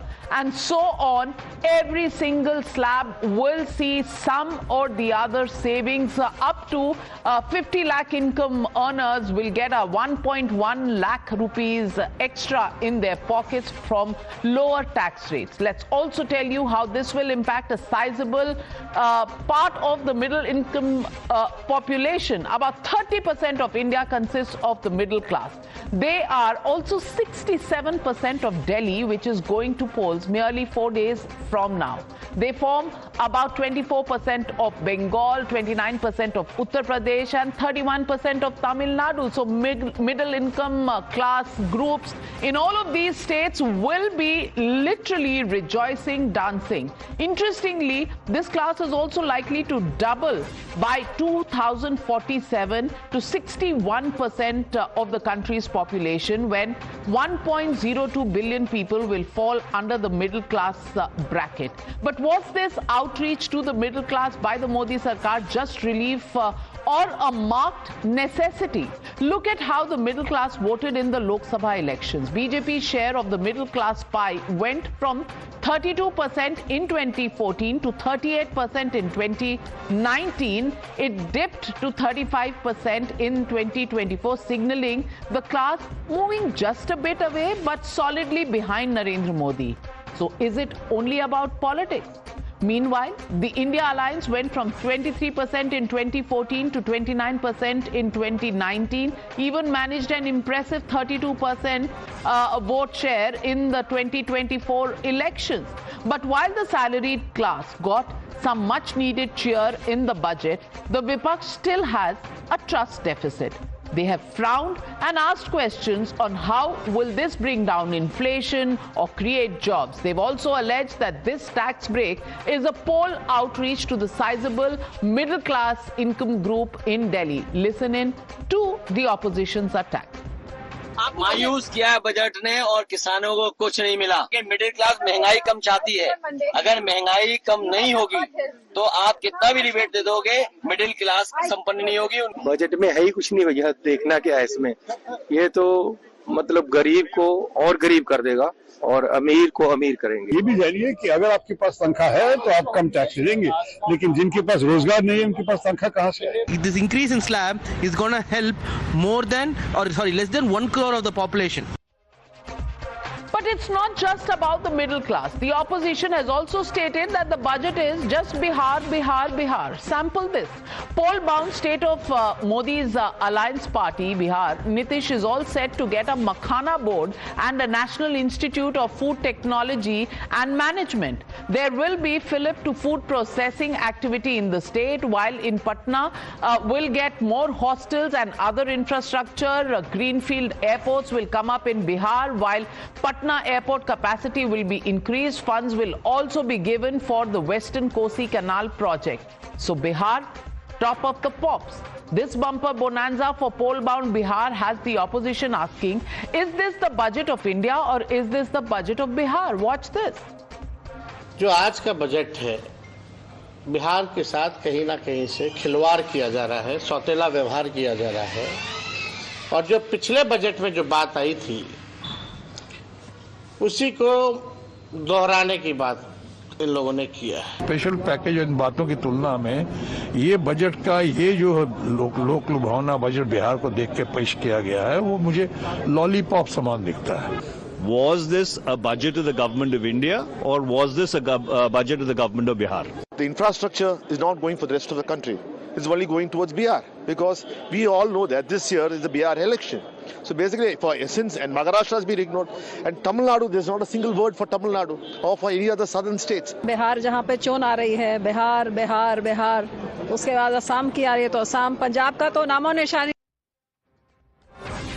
But is the opposition correct in saying that the poor, kisans and other classes have been given a raw deal? Sample this. The allocation for Ayushman Bharat Yojana has gone up from rupees 7,300 crores to about 9,406 crores. Prime Minister's Awas Yojana Grameen witnesses an increase from 54,500 crore to 54,832 crores. So there is continued boost for rural housing. Prime Minister Kisan Yojana goes up from 60,000 crores to 63,000 crore. However, Manrega remains constant at 86,000 crores. And even the Pradhan Mantri Gram Sadak Yojana remains the same at 19,000 crore. So ladies and gentlemen, the legitimate question that is being asked by many tonight, Modinomics, growth bhi, popularity bhi? That's the question and that's the debate coming up on the other side. You're watching the News Hour at 9. Debate number 1 on Times Now. Super Prime Time. Joining the debate tonight, Deepak Reddy, national spokesperson of the TDP, Sanjay Jha, author, Congress leader, Ram Pratap Singh, national spokesperson of the Samajwadi Party, Dr. Pawan Verma, former member of Parliament of the Rajya Sabha, author and national spokesperson of Jan Suraj, Kalikesh Narayan Singhdeo, MLA of the BJD, Jasmine Shah, national spokesperson of the Aam Aadmi Party, MB Rajesh, Minister of Excise in Kerala. Also joining me this evening, Rajiv Chandrasekhar, former union minister from the BJP, Dr. Anand Ranganathan and Rohit Azad, both scientists and economists from the JNU. So we have a special JNU bench in our studios tonight. But my first question goes to Jasmine Shah of the Aam Aadmi Party, who could be a very worried man tonight. Jasmine Shah, worried? Middle class, 67% population of Delhi, and that's the class that is celebrating tonight because the tax breaks given by the Modi Sarkar have literally never happened in the last 3 or 4 decades. Does that make you nervous? Navika, this entire budget is a huge disappointment for everyone, and including the middle classes. And I'll tell you why. You know, the total middle classes in India, as you said, is around 30%. Now, only 2% of Indians actually pay income tax. So yes, you gave some relief to that 2% Indians. But what happens to the remaining 98%? Mr. Arvind Kejriwal 2 weeks back articulated the pain of India's dying middle class. मतलब ये ऐसा हो गया कि ये middle class जो मर रहा था, उसको आपने एक छोटी lollipop पकड़ा दी और बोले कि जब तुम खुश रहो. The remaining middle class There are so many things that they are not getting. Look at the taxes, the indirect taxes that they are paying, which is highest, on all essential day-to-day items. GST has been imposed for the first time in the last many years. You look at the taxes they are paying on diesel, on petrol, on LPG. Forget that. What are you doing with their taxes? Are you spending on their health and education? Absolutely not. We demanded that the education and health budget should be increased to 10%. Do you know what it is? It is a shocking 2.5%, the education budget. Health budget is a shocking 1.9%. आपने बनाई education और health system की middle class मजबूर हो जाए कि private sector में जाके हेल्थ और एजुकेशन पे हजारों लाखों रुपए खर्च करे. We asked for some relief for the senior citizens. We asked कि उनके लिए पेंशन प्लान लाइए, 50% कंसेशन जो रेल टिकट्स में मिलता था वो वापस लागू कीजिए. So if you had, and we had asked that GST be rolled back on all essential day-to-day food items. The food inflation is through the roof. So by giving some relief to 2%, I think the debate should be, should the budget be for 2% of India's population or for 100% of India's population? Unfortunately, the remaining 98% of India's population के लिए कुछ नहीं है, and especially the 90% of the population that earns less than 25,000 rupees per month. उनके wages कैसे बढ़ेंगे? Just yesterday, Navika, the economic survey said that the wages, the real wages in India have declined in the last 6 years. It used to be 12,000 rupees in 2018. आज वो घट के 9,500 रुपए हो गया है. तो आमदनी बढ़ नहीं रही है, jobs आए नहीं. 2 करोड़ jobs के जुमले का क्या हुआ? There is no answer. The farmers' wage was supposed to double by 2022. MSP was supposed to be legalized. Oh my God. Plan was supposed to be there. There is no plan for them. Youth के लिए jobs कहाँ से आएंगे? उसके ऊपर कोई plan नहीं है. And what about schools? What about education? Oh. So many. It's an unending list, Jasmine Shah. It's an unending list. Let me go straight across to get the answers from Rajiv Chandrasekhar, because Rajiv Chandrasekhar, Rahul Gandhi says in his tweet, the first reaction to the budget, that a band-aid for bullet wounds. Amidst global uncertainties, solving our economic crisis demanded a paradigm shift, but this government is bankrupt of ideas. And you've heard what the Aam Aadmi Party spokesperson had to say. Rajiv Chandrasekhar, will you respond? Is this a reaction born out of cynicism? Is it born out of worry because Delhi elections are coming? Or is it the standard reaction that comes after every single budget?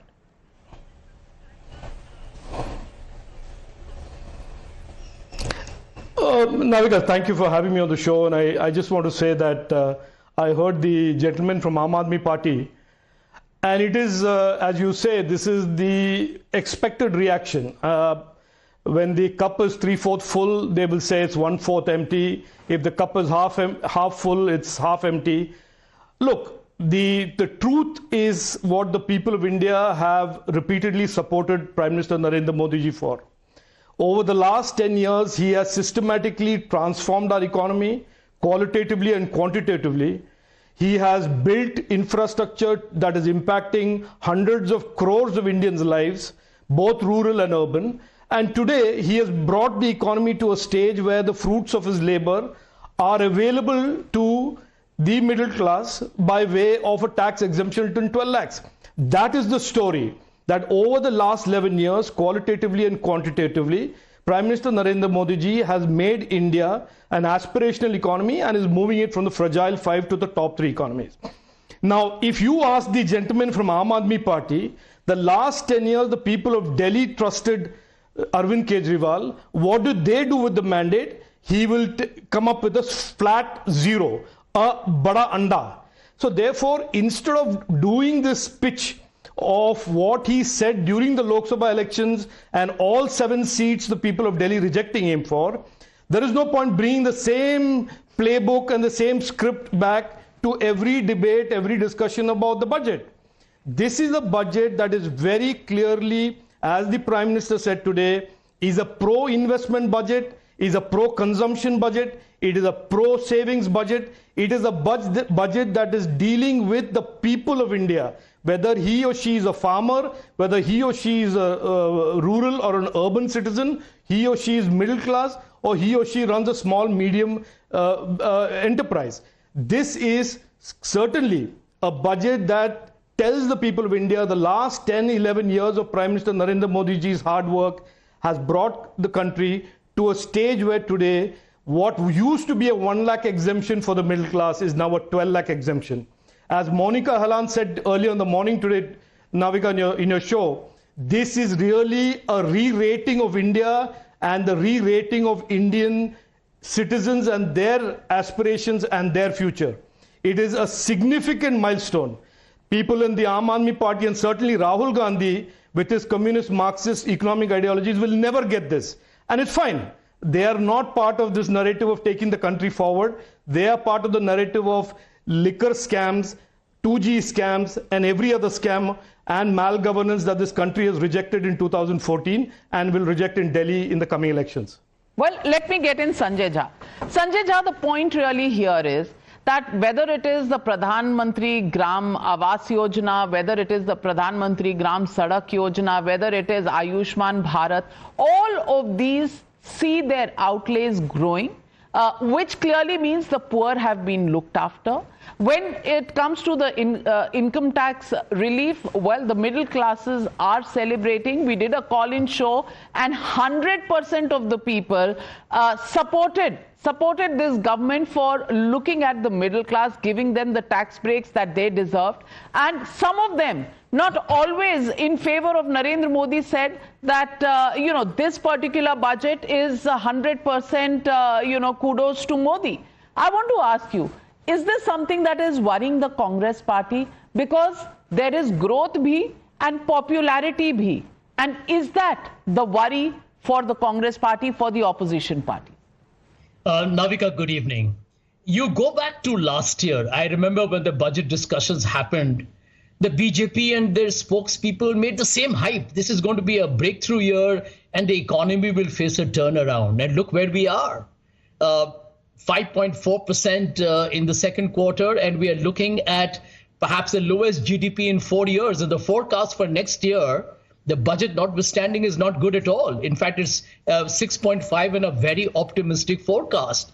The truth that Rajiv Chandrasekhar will have to accept, because I'm not going to indulge in the hyperbole that he did, is that over the last 6 years, India has grown at GDP of 5%. And in fact, pre-pandemic, we were down to 4%. So the India growth story actually eviscerated after the demonetization and the sloppy execution of GST in the year that followed, that destroyed the MSME, destroyed the informal sector. And trust me, that is why, Navika, we call this as a structural economic crisis. Jasmine has actually made some very pertinent points. I'll only add to them. I don't want to repeat what is already said. Let's look at, for example, the truth. The truth is that the economic survey itself tells you two very critical messages for the government. And this is, by the way, from the chief economic advisor to the government. Get out of the way and reduce this climate of fear and retribution, what I call is the Modi trinity of ED, CBI and income tax, that has destroyed the confidence of the Indian industry. And that is the critical part that cannot be ignored. Since the morning, I've been hearing a lot of the right-wing people saying that by cutting the income tax, it will result in a boost in consumption, investment and growth. Let me tell you, Navika, you are a student of economics and so am I, if it was possible to sort out a structural flaw by reducing income tax, then I don't think we really are talking serious economics here. I'll tell you why. Look at the four components of the GDP. Private investment hasn't grown. And Rajiv Chandrasekhar has been part of the corporate sector. And this is a question I would like him to answer. What happened, Rajiv, to that big bonanza of tax cuts you gave in 2019? And the FM talked about jobs and investment. 6 years later, nothing really has happened. Look at exports. In an age of currency wars and tariffs, India's exports have already flattened out. Look at demand. After the opposition has been screaming left, right and center, give more cash in the hands of individuals, the government has belatedly acknowledged it by giving this tax relief. But as Jasmine rightly pointed out, do you really think that a person earning 25 lakhs and 50 lakhs a year is going to be very excited at saving 80,000 or a lakh? I don't think they really even count that. So it will affect those who are probably in the margin of the benefits, which is a very small segment. And last but not the least, how do you expect government expenditure to really run an economy? That's what they've been trying to do, and it's not resulted in any gain. So here is my last point for Rajiv to answer really. If I buy your argument and disposable income goes up, do you really think that overnight everybody will spend all the money saved for the year in year one or in the 6 months? No, there's a time lag. Secondly, a lot of people will save more. They may not spend all that money. And third, many of them are going to be brutalized by inflation. So what is the net benefit for the economy? I am actually mystified as to where their optimism Absolutely, comes. You're missing every point of the budget because Sanjay Jha, I think you need a doctor because आपको कुछ नजर नहीं आ रहा, आंखों के सामने धुंधला अंधेरा है. You need a doctor more than you need the finance minister and the budget at this point. But before I get in Rajiv, I want to get in the scientist Anand Ranganathan. What do you think is the ailment Sanjay Jha is suffering from? Budget blues or is it something else? No, I mean, look, first, let me first congratulate BJP for winning the Delhi and Bihar elections. I think congratulations. They have to decide who the chief minister is going to be. But as far as the budget is concerned, first, can I talk seriously about the great things coming out of the budget? Because this income tax relief has completely clouded some other very important aspects of the budget. So please give me 30 seconds. Number one, increase in the allocation for Ayushman. People don't realize, when people are talking only about middle class out here, how beneficial Ayushman has been, not only for the health of the the socially, economically deprived segment of our population, the poor people, but also economically. I mean, out-of-pocket expenditure for health is the fastest way Indians go into poverty. And 380 million Ayushman health cards that have been distributed have slashed out-of-pocket expenditure by 21%. So this is a great step to increase Ayushman thing. And by the way, more than the population of United Kingdom, 70 million people have already been treated through the Ayushman health thing. The second is very close to my heart, and it's fantastic that, you know, we have escaped the talons of the loony left to increase our nuclear, aspirations is one of the star things that this budget has done. To have 100 gigawatts by 2047 coming out of nuclear is fantastic. To have 5 nuclear reactors by 2033, I think that's the way to go.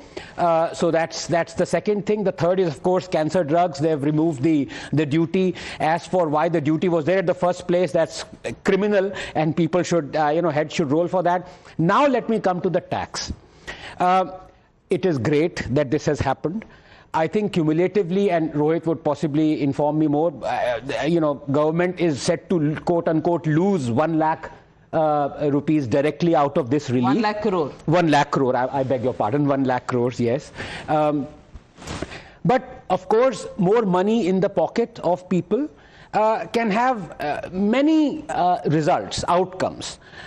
Some of the outcomes that Sanjay says are also true. I mean, you have the food inflation right now at 8%. Of course, during the UPA it was 12%, but never mind, it's high right now because retail inflation is about 4%. Food inflation is high. Now, if you do not increase the productivity and you increase suddenly disposable income, it would lead to inflation. That is the reason why when you cut interest rates, it leads to inflation at times, but it's not always true.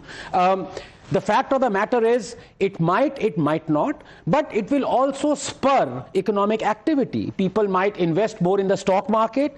With that extra money, they would spend it. It's basically, it would spur growth is my assessment. Velocity of money and the multiplier impact. Finally, for heaven's sake, as I was saying, glass half full, glass half empty, there are people who even today are not even considering that there is a glass and there is water. Can you please ask the panelists, do they accept the Clem's RBI data that last year 47 million jobs were created? This canard that jobs नहीं create हो रहे, UPA के time पे ज़्यादा jobs create, अरे भाई data आपको या तो नहीं मानना है तो कह दो. वही Clem's का data आप 2009-2010 में मान रहे थे. यहाँ पे जब आया 47 million तो नहीं ये तो सब गलत है. Well, every match is fixed when it doesn't suit you, but MB Rajesh, in terms of socialism, in terms of the objectives of the government, has this government done better than even possibly the Kerala government? Because isn't it true that the state government in Kerala has cut down on funding to tribal and minority welfare because of a fund crunch? Here you have capex, at 11 lakh crores. You have all the important schemes either staying there at the high levels or growing, and you have a tax relief that is coming in for the middle classes. Has the centre balanced its budget better than the Kerala government?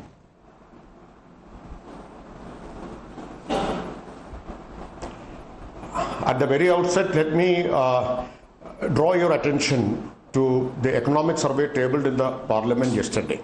In that economic survey, on several aspects, the Niti Aayog and union government has made congratulatory comments on Kerala's achievements. I would like you to go through those comments. I have seen many paragraphs praising Kerala's achievements in waste management, in poverty reduction, in agriculture, and in many other sectors. So please go through that document. It is the document tabled in the parliament yesterday. And now coming to the budget. This budget was expected to address some of the serious ailments the Indian economy is facing today. I would like to draw your attention again to a Reuters report published a couple of days ago. That report shows how Indian economy is crisis ridden. Indian economy is facing multiple crises. Economy is slowing down. There is crisis in terms of investment, in terms of trade, in terms of inflation. So this budget was expected to address these crises and ailments. But unfortunately, the measures announced in this budget are grossly inadequate to address these serious ailments. This budget, secondly, this budget is a contractionary budget. The fiscal contraction between this financial year and the next financial is likely to be 0.3%, which amounts to 1 lakh crore. That means in a time of slowing down in the economy, the budget is going to be contractionary, and the contraction will amount to rupees 1 lakh crore. And thirdly, even though some tax concessions have been announced, especially to the middle class in income tax benefits, this is also grossly inadequate because only 2% of our population pays income tax. And this is insufficient because you cannot boost spending, you cannot boost consumption by doling out benefits to just 2% of our population.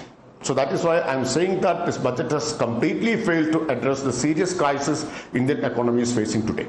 Well, it's only fair that Rajiv Chandrasekhar responds to both Sanjay Jha and Mr. M.B. Rajesh. I'll come back to you. Rajiv. So, Navika, I just want to comment on, obviously, you have a galaxy of economic stars here with whom I can't be compared.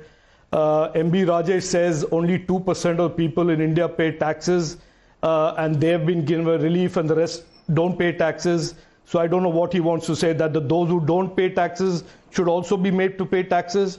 I mean, given the fact that tax GDP ratios are so low in India historically and has grown only in recent years, to the middle class, Prime Minister Narendra Modi ji, after 10 years of reform and rebuilding the economy, has given a substantial tax break. And I think anybody with some degree of common sense would appreciate that. Now, to the Right Honorable Sanjay Jha, who is obviously the ideologue of the Congress and the India Alliance and is an economist par excellence, they talk about structural reforms as if it is some magic mantra. I'm very happy to concede to him that they are much smarter. P. Chidambaram, when he talked about the UPI failing, is much smarter. Chidambaram yesterday talked about the economic survey. They are absolutely more brilliant. Prime Minister Narendra Modi ji focuses on a very commonsensical approach to economics.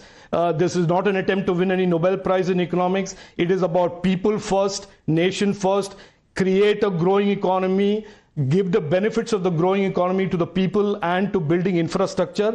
And if if the Congress is so good in economics, why doesn't he fix the Himachal economy? Why doesn't he fix the Karnataka economy, where they're all struggling to create resources for development? So my suggestion to him would be to go look there and apply all of his sophisticated economic knowledge to states of the Congress that require help. In terms of this comment, absolutely loose comment about 2019 tax break, where are the investments?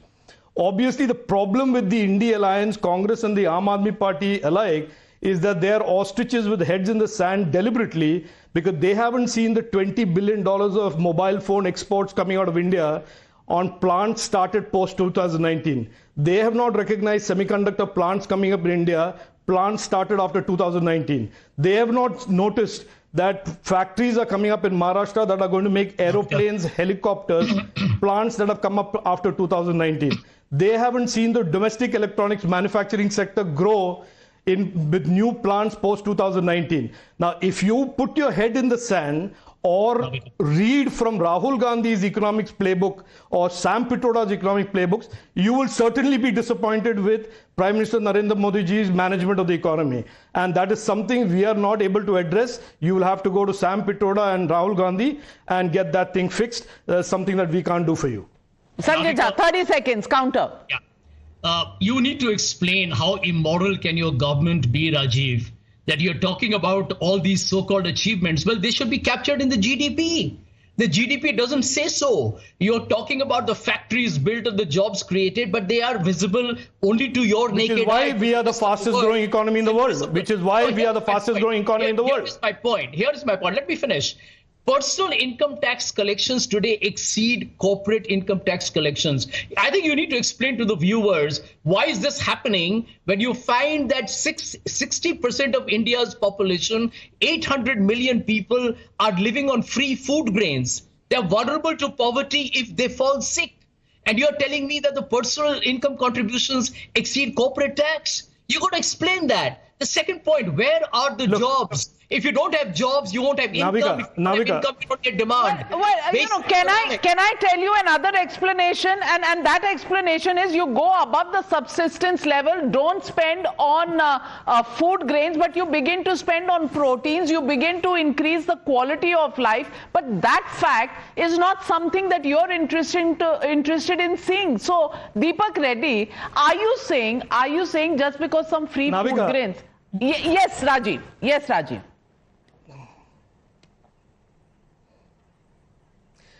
No, look, I want to tell Sanjay and his colleagues in the India Alliance, this is a very tired playbook that you are playing off of. People have heard it multiple times. They've heard it from Rahul Gandhi, so they don't need to hear it from you. And they've rejected it for the lies that they are. So therefore, let's not play this for Marxist, for socialist economics here. And if that is what you think, we think differently. We think about supporting and trusting people's enterprise for them to grow, develop. We don't believe in redistribution of wealth. You and MB Rajesh and the gentleman from Aam Aadmi Party may subscribe to that. We don't believe in that. And that is why India is where it is today versus where India was where it was after 10 years of the Congress UPA. So the people of India know. Cancel PM Kisan, cancel Manrega. Why do you have it? Well, why are you trying to even help the rural poor? Don't cancel it. Well, you know, Sanjay Jha, it's like you have to win elections to come and form the policies, and this government has won elections forming the policy. You don't like it, that's your right. But Deepak Reddy, I want to ask you, is there a problem? Is the opposition in need of a doctor rather than the finance minister's budget? Because nothing seems to be right as per them.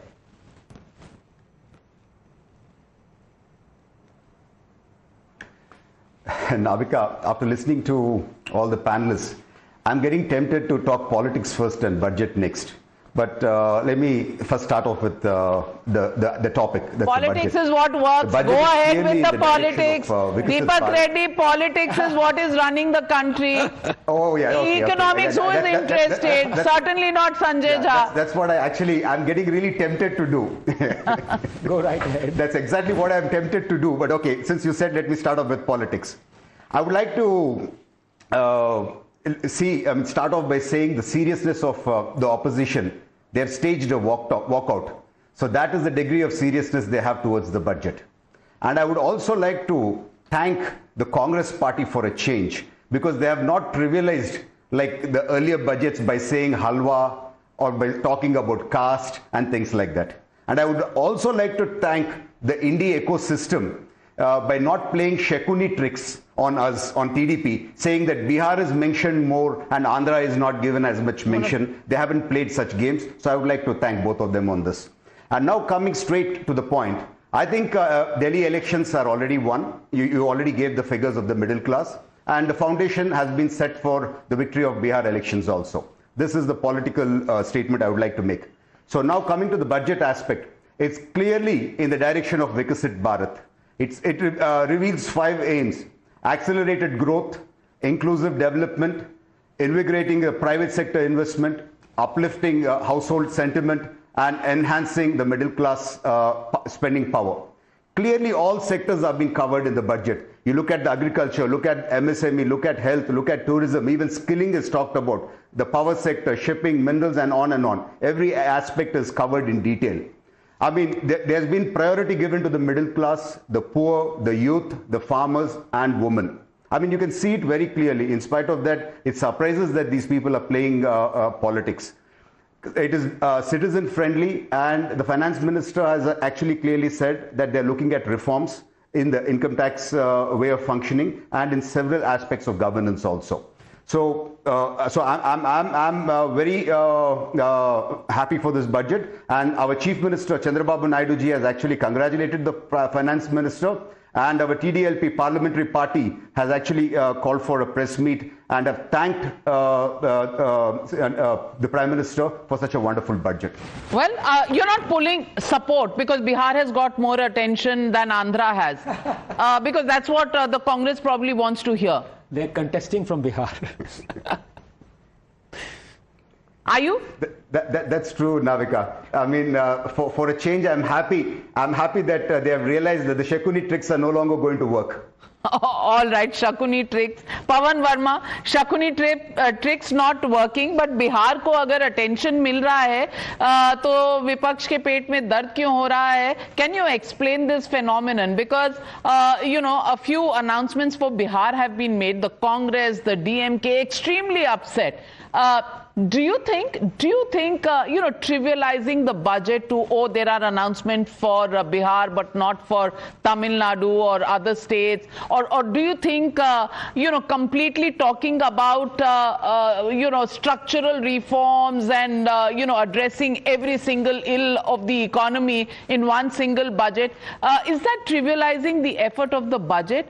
Or is the opposition trying to distract away from the big announcements and the fact that the middle class has got a huge relief, and that is something that makes them nervous about, well, adding to the popularity of the very popular Narendra Modi?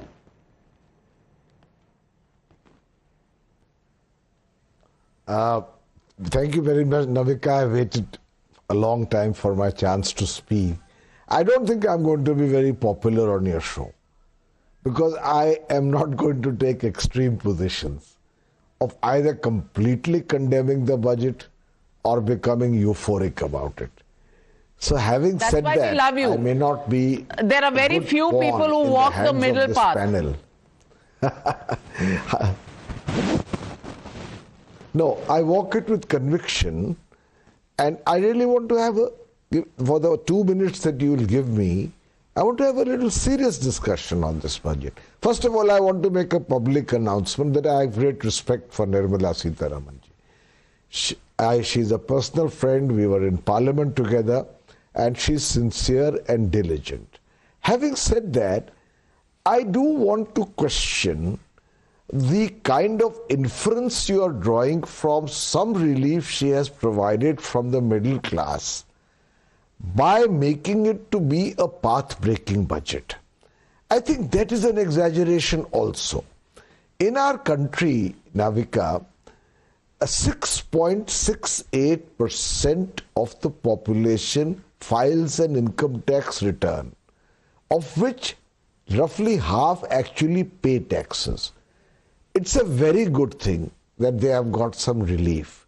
But in your opening statement, you yourself said that the size of the Indian middle class is, according to you, 30 crores. In my view, it is definitely around 200 crores and is likely to grow substantially. 30% of I've the written population. a book called The Great Indian Middle 20 Class. crores.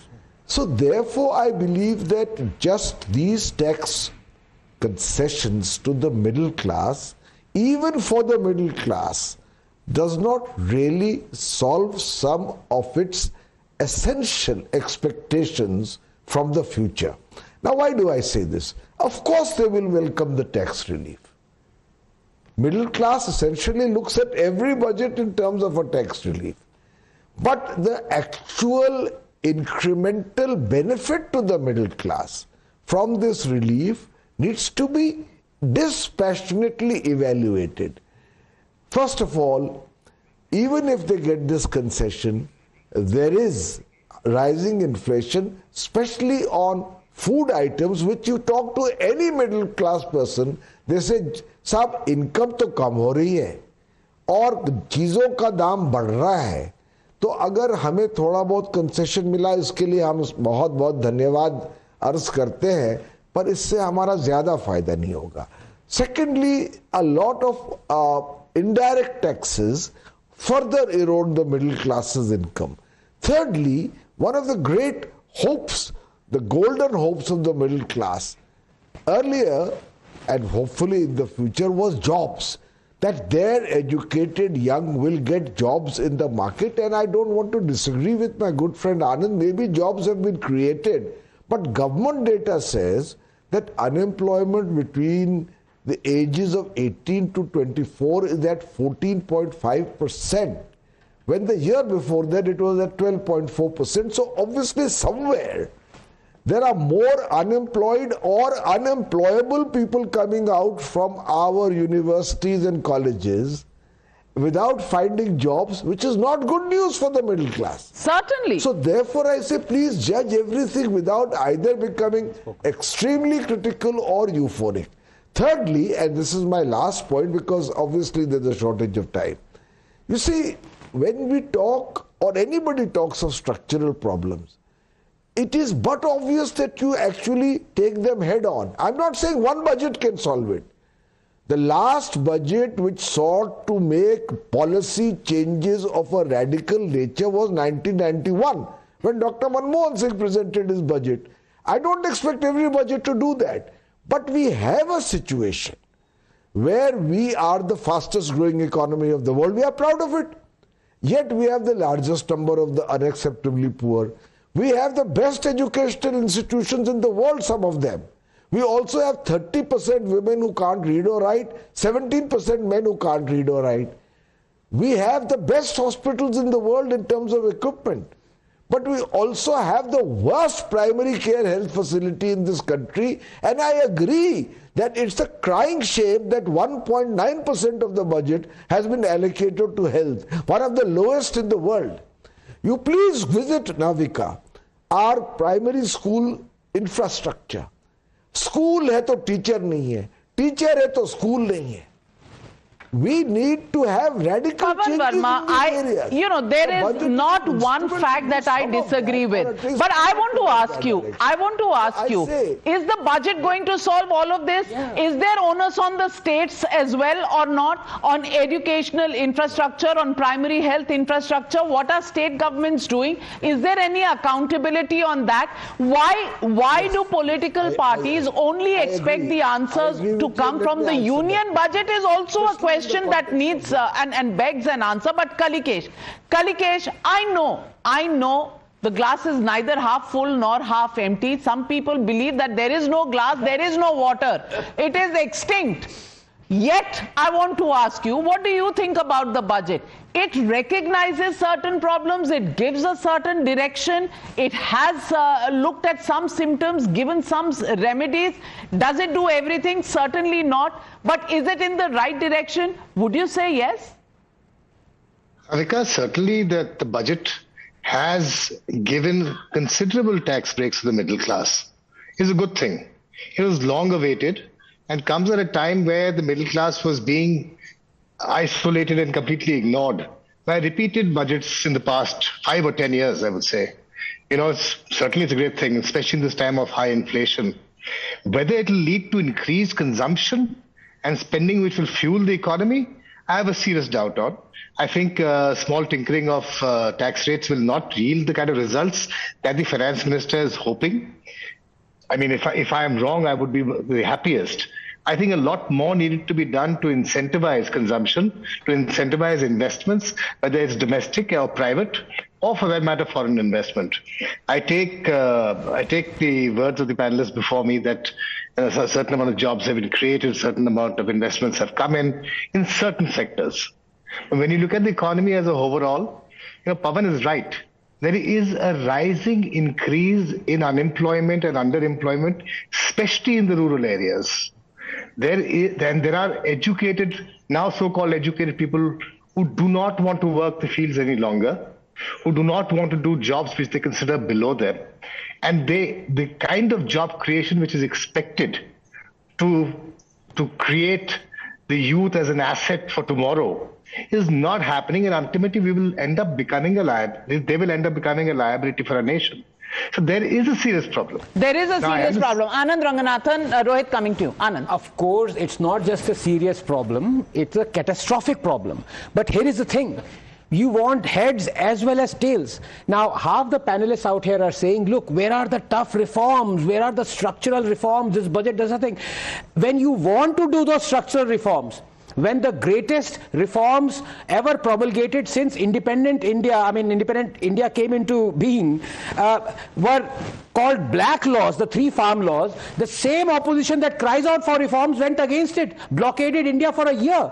The 3 farm reforms would have catapulted the agricultural sector that contributes a pitiful 14% to our GDP, yet employs 44% of our workforce, yet has 40% of the total arable land of 70 million hectares being virtually destroyed by elements in the last 6 years, drought and flood, and you're talking about reforms? So please, let's not have double standards. So if you want reforms, structural reforms, who in this country actually supports those reforms? Yes. So first, just on a lighter note, was the independence in 47 or 2014? I don't know what your position on that. But let me first speak about this tax, because it's a huge thing. I think there is a tax break which has been given. But about the glass empty or full, it's essentially going to still help only 3%, right? According to your own data, because 3% pay taxes. Right. No glass, so no water. Essentially, it's just those 3%, right? So the rest of the middle class anyway was not paying taxes. So let's look at that number. That 3%, how much market can the 3% provide, right? Let's look at the numbers. They have, and the revenue foregone as a result of this tax break is going to be 1 lakh crore. We are going to lose that money. The projection is we are going to get 1.8 lakh crore from where? Where are we getting? First, we are losing, and we are going to make up not just that 1 lakh crore, we are going to get 2 lakh crore more. Where? Where is it going to come from? I think, as I've said earlier, that there is a lot of kite flying happening here. There are certain expectations about the GDP growth. When you're only giving respite to 3%, how can you expect the GDP to grow like this? Ram Pratap Singh, do you also believe that kuch nahi hone wala, bas sab kuch samapt ho gaya hai, bas pralay aa gayi hai? Thank you, Navika. No, I see some light here in the budget. For the 2 sectors that I was talking this morning, definitely this budget recognizes that MSME is collapsing, needs to be fixed. There is agrarian distress, and that needs to be sorted. They identify the symptoms, but somehow when it comes to delivering solutions, they are not headed in the right direction. And that's where I would like to point out that MSME needs investment in infrastructure, creation of technology parks, marketing platforms, and not more credit. I mean, more credit is welcome, but the other things are also needed, which are not being addressed in this budget. Similarly, agrarian distress, will be resolved by expanding the crop basket, putting in tech inputs again into farming, using AI for better farming inputs. But that's not being addressed. What we are talking about is just AI in farming, when you actually support those sitting on Shabbu border, is a bit rich coming from the opposition. Rajiv Chandrasekhar. Well, Rajiv Chandrasekhar, last word, very little time, but in 30 seconds, can you tell me, Dil Mange more for the opposition is very evident, but you know, are they completely removed from reality? Will they ever talk about supporting some of these so-called structural reforms that they desire, but when you implement, they go in the other direction?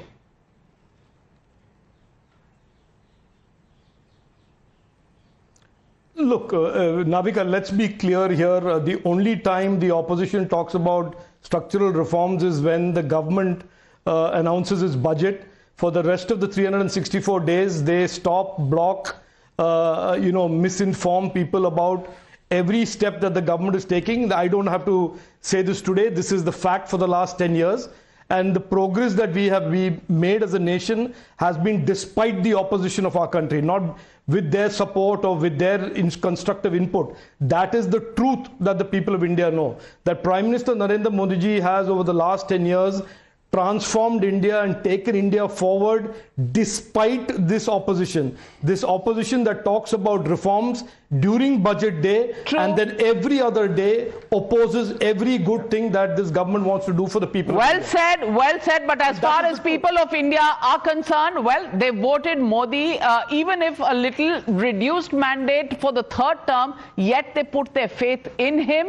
And today, when they heard the finance minister making these announcements about the tax cuts, there was a resounding applause from the people of India. Opposition thinks it's too little, but for Modi, growth bhi, popularity bhi, well, people of India and people for Delhi will answer very soon what that answer will be. Well, we'll keep bringing you back budget after budget and election after election, because economics is politics and politics is economics in this country. We'll be back, but thank you very much to all my panelists and our experts in the studio here for being with me once again this budget day in India. Thank you.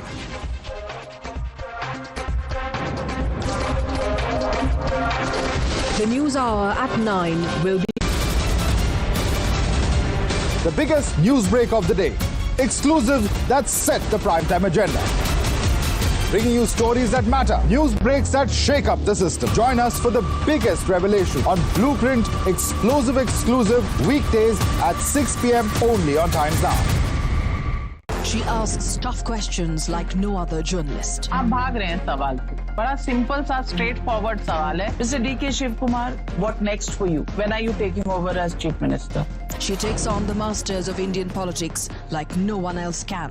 How do you see skill census versus caste census if you would want to respond to the current political climate? कहीं भी चले जाओ, कहीं भी आ जाओ. अजीत पवार जी भी कभी भी शरद पवार जी के पास चले जाएंगे, कभी भी इधर आ जाएंगे. क्या ऐसी politics है?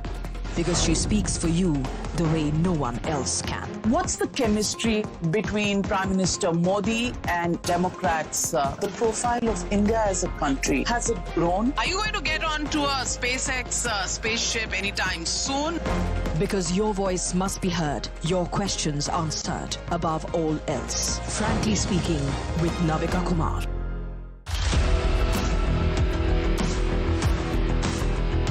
There's always that story that the nation wants to know. There are always questions that we want answers to. They can run, they can dodge, they can even ignore us. But we will repeatedly keep asking those questions and bring out the real facts. Because the nation will always want to know. Weekdays at 7 p.m.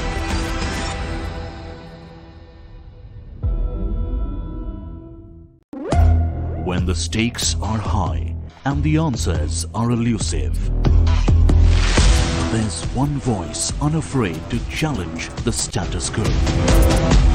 At 8 p.m., I am not here to sugarcoat the truth. I am here to ask the hard questions. Because when others play it safe, I go straight to the heart of the matter. It's not about left or right. It's about what's right for India. It's about holding the powerful accountable. India Upfront with Pranesh Roy. Weeknights at 8 p.m. only on Times Now. No spin, no compromise, just the truth. For over 30 years, my journalism has been relentless, fearless, and uncompromised. My stories have breached lofty ivory towers and brought down the high and mighty. And I won't stop. When the clock strikes 9, it is time for the news hour. Navika Kumar asks the legitimate question. When your rights are trampled, I will be your voice, demanding answers from the corridors of power. News Hour at 9 with Navika Kumar. Journalism is a mission, not just to seek accountability or a fight for justice, but for honesty and integrity. Voicing citizens' concerns and using the truth to demand answers, ensuring that you come first on agenda. Watch News Hour Agenda with me, Maludas Gopalakrishnan, weeknights at 10 o'clock only on Times Now.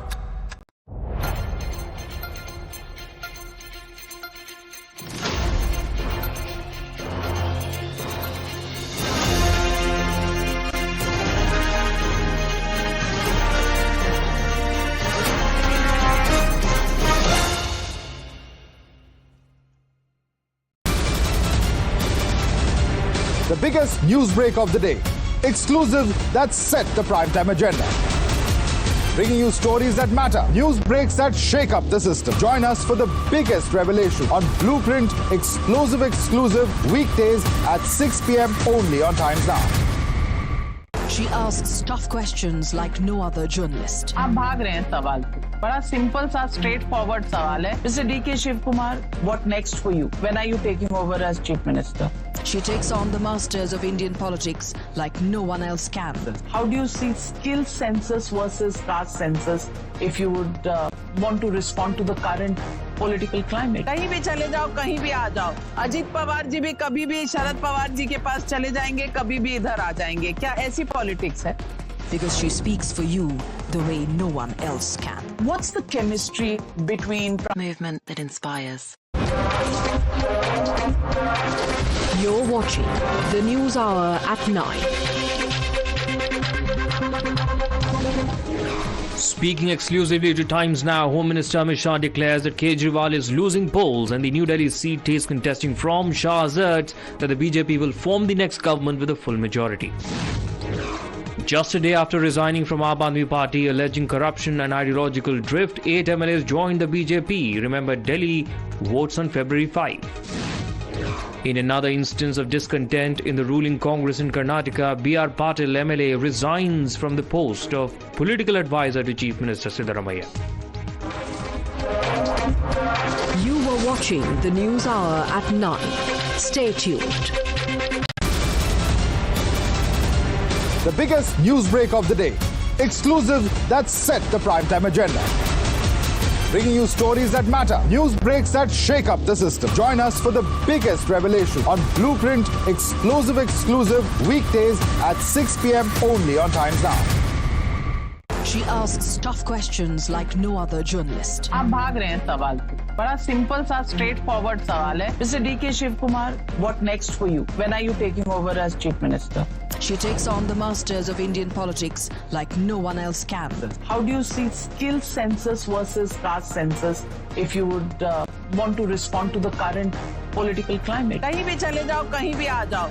Ajit Pawar ji भी कभी भी शरद पवार जी के पास चले जाएंगे, कभी भी इधर आ जाएंगे। क्या ऐसी पॉलिटिक्स है? Because she speaks for you the way no one else can. What's the chemistry between Prime Minister Modi and Democrats? The profile of India as a country, has it grown? Are you going to get onto a SpaceX spaceship anytime soon? Because your voice must be heard, your questions answered above all else. Frankly speaking, with Navika Kumar.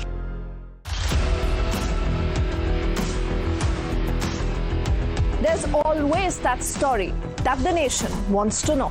There are always questions that we want answers to. They can run, they can dodge, they can even ignore us. But we will repeatedly keep asking those questions and bring out the real facts. Because the nation will always want to know. Weekdays at 7 p.m.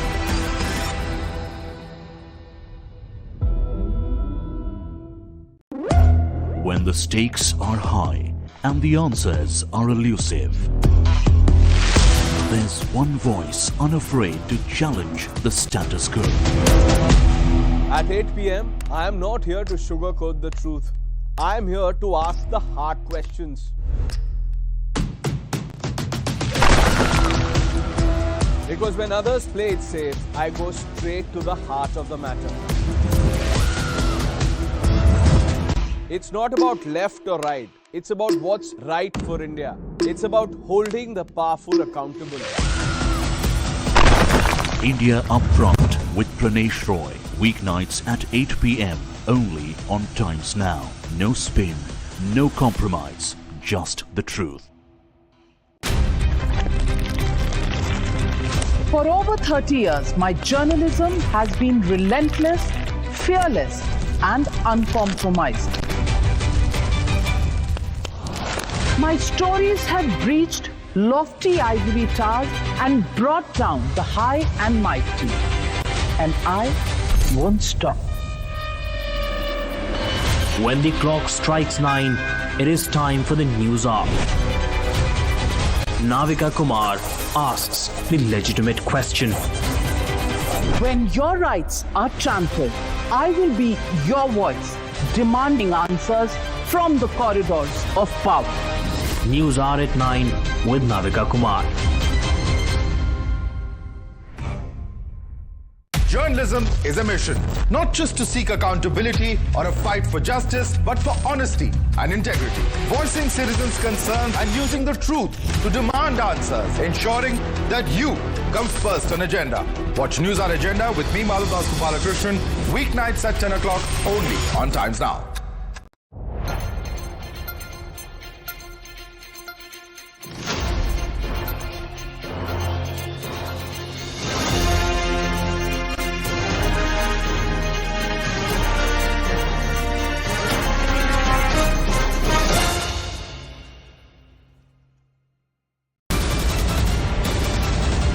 The biggest news break of the day. Exclusive that set the primetime agenda. Bringing you stories that matter. News breaks that shake up the system. Join us for the biggest revelation on Blueprint exclusive weekdays at 6 p.m. only on Times Now.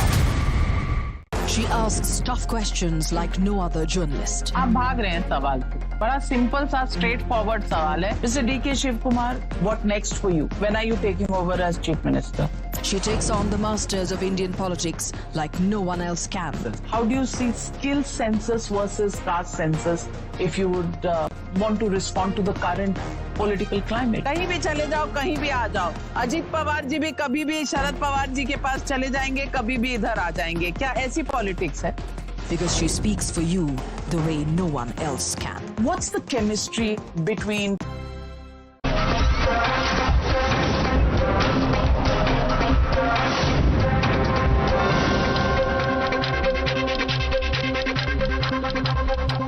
Good evening and welcome to the News Hour Agenda. Modi government 3.0's first full budget has kept the middle class at the center. Finance Minister Nirmala Sitharaman, who presented her 8th consecutive budget, announced major tax relief for the middle class. Those earning up to 12 lakh rupees per annum won't have to pay any taxes at all. This essentially means that the middle class will have more money on their hands, which will spur household consumption and drive growth. Here's what the tax relief would mean for the middle class. Now, this is the impact as far as taxpayers' income is concerned. Let's take a quick look at the scenario 1, where the income is at 8 lakh rupees. The old tax is at 30,000. The saving is of 30,000. The same applies for 9, 10, 11, up to 12 lakhs, where in fact the tax that was there earlier at 40, 50, 65 and 80,000, the tax now is a 0. So from 8 to 12, your taxable income is 0. The saving in each of those circumstances increases from 30 30 to 40 to 50 to 65 to 80,000. But what happens if the tax-free amount that is now at 12 lakhs or 1 lakh rupees a month salary, if it increases say to 16 lakhs? Then the earlier tax would have been 17 lakh rupees. It now comes down to 1.2 lakh rupees or a saving of 50,000. What if it's at 20 lakh rupees? Then the salary, the tax, I beg your pardon, is at 2.9 lakh rupees. It's now come back to 2 lakh rupees or 90,000 rupees of saving. For those earning 24 lakh rupees, it is at 4.1 lakh earlier and at 3 lakh rupees now, which is 1.1 lakhs that has been reduced. At 50 lakh rupees, for instance, it would be at 11.9 lakh rupees of tax that you would have paid earlier, and now it would be 10.8 lakh rupees that would go, or a saving of 1.1 lakh. But what is really the impact on the double income houses where both the husband and wife would be earning the level of 12 lakh rupees? If the husband earns up to 12 lakh rupees a year and a wife earns up to 12 lakh rupees a year, the combined income is at 24 lakhs. The household income entirely, this entire 24 lakhs, will now be tax-free. And that is the real impact as far as middle class is concerned. Now, while the Prime Minister has called it a budget that will act as a force multiplier, Finance Minister Nirmala Sitharaman said that putting more money in people's pockets will boost consumption. ये budget एक force multiplier है। ये budget savings को बढ़ाएगा, investment को बढ़ाएगा, consumption को बढ़ाएगा और ग्रोथ को भी तेजी से बढ़ाएगा। We are saying now they will have 1,10,000, 1.10 lakh in their pockets, which they don't have to pay as tax.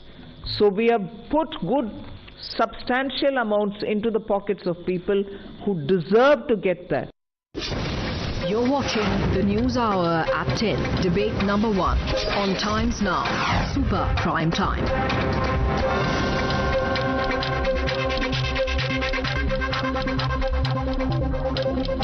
All right, let's take this across to our guests. With us is Manish Barrier, political analyst. With us is Rohintan Sidhwa, who's a partner at Deloitte India. Also with us is Gauri Puri, who's a partner at Shardul Amarchand Mangaldas and Co. We also have Dr. Rohit Azad, economist, joining us. And viewers, this is a call-in show. We're asking you to call in, join us with your queries, and we'll put them across to the experts on our panel. Our first viewer joining us is Raj from Hyderabad. Yes, Raj, what's the query? Good evening to all the panelists there. This is Raj from Hyderabad. This budget is definitely a boost in the economy and the middle class in particular. The 7 to 12 lakh jump which has been given by Nirmala Sitharaman is definitely a wonderful boost. And this puts more money in the pocket of these taxpayers, which was not there last year. Hence, I feel that, more money which comes into the market, the liquidation will be better, and it will definitely, boost the economy, boost the capacity, the expendable income of the individual increases by leaps and bounds. Absolutely. I mean, that's the purpose of actually doing that, increasing the spending. But I think yours is more of a observation than a query. So let's move across to our next caller. Our next viewer with us is Sarvana from Chennai. Yes, Sarvana. Yeah, good evening. Basically, this budget has put in middle class people to save more and spend more. This will, in fact, middle class is the largest chunk of people in India, and this will help the when middle class person goes out for a tour for a village, there is a spending, and the village, the rural economy also gets boosted, and vice versa. If he is going to purchase the mobile phones and the need for, the charging of the batteries cost is going down. And moreover, the electric vehicle cost is going down because the electric vehicle lithium-ion batteries cost is going down in this budget. And definitely this budget is going to...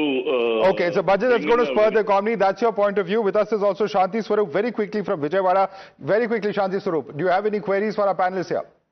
Namaste. This budget must implement to the only rural people. It must affect to the first rural people. Implementation should go to the rural and 51% amount should go to the rural people. Due to middle class people are there only. So please and please again and again, the total Okay, I'm not able to hear you very clearly, but if I've understood the gist of your question, you're talking about it going to rural areas, and that was part of the query that was made by the previous viewer as well. Let me take this question across to Dr. Rohit Azad. Dr. Rohit Azad, this is what the government is saying, that as far as spending is concerned, that's what we wanted. It's not just about the urban areas where, people perhaps typically would earn, salaries of this kind of nature, but it will also spur spending as far as rural India is concerned. How are you looking at that argument? No, Madhav, so I think there are certain problems there. There's a huge gamble being played by this government, and I say it with all sincerity. Look, if the taxes are going to fall, tax rates are going to fall by 7%, the budget is actually thinking that the revenue is going to go up by 12%. So all the expenditure in rural areas that the government is thinking of is banked on that one number. So the growth has to be that high of incomes despite a fall in the taxes, the revenue to go up by 12%. Very, very seriously doubt that. And that's why it's important. So when the revenue receipts had got down last year, in the last budget, they had to actually cut down on expenditure. I can give you many schemes, but overall the expenditure went down by 1.1 lakh crore. What does that mean? If you're going to further restrict fiscal deficit, which is what fiscal contraction means, then the expenditure in rural areas has to come down. Okay. With tax revenue that... Manish Bariyar, is that necessarily true? Because it's a big gamble that the government is taking, is Rohit's view. And he says that where is that extra money going to come? Where is that cushion? Where is that room for maneuver left if you're going to, actually expect more revenue while cutting down on tax revenues? So I would, in fact, humbly differ from observation of Mr. Azad, because if you look at if the consumption side is on the higher side, then the government is also going to earn from the indirect taxes. So therefore, I'm sure, the plan must be that the fillip which you give to the economy would really increase the consumption side, and everybody is talking about that the consumption is something, the kick-starting of consumption cycle of this economy was something which was very, very important. And I think, in my view, the entire country right now, a couple of viewers of yours, instead of asking questions, they all have observation. Madhavji, you must have really done these kind of shows earlier also, and you could see the difference. Everybody is very optimistic. Now, it's not something which is like a very little amount which is coming to the country to really kickstart the cycle. On the consumption side, government expects that it's going to go high. Even on expenditure side, the government is pushing. So if you look at fiscal deficit margins, you don't see government being very aggressive on that. Okay. We have more viewers joining us. In fact, hold on to your thoughts, Manish, and also requesting Gauri and Rohinton to just hold on with us. We have some more of our viewers joining us. Asha is with us from Mumbai. Yes, Asha, your query. Hi, I'm here again talking to you.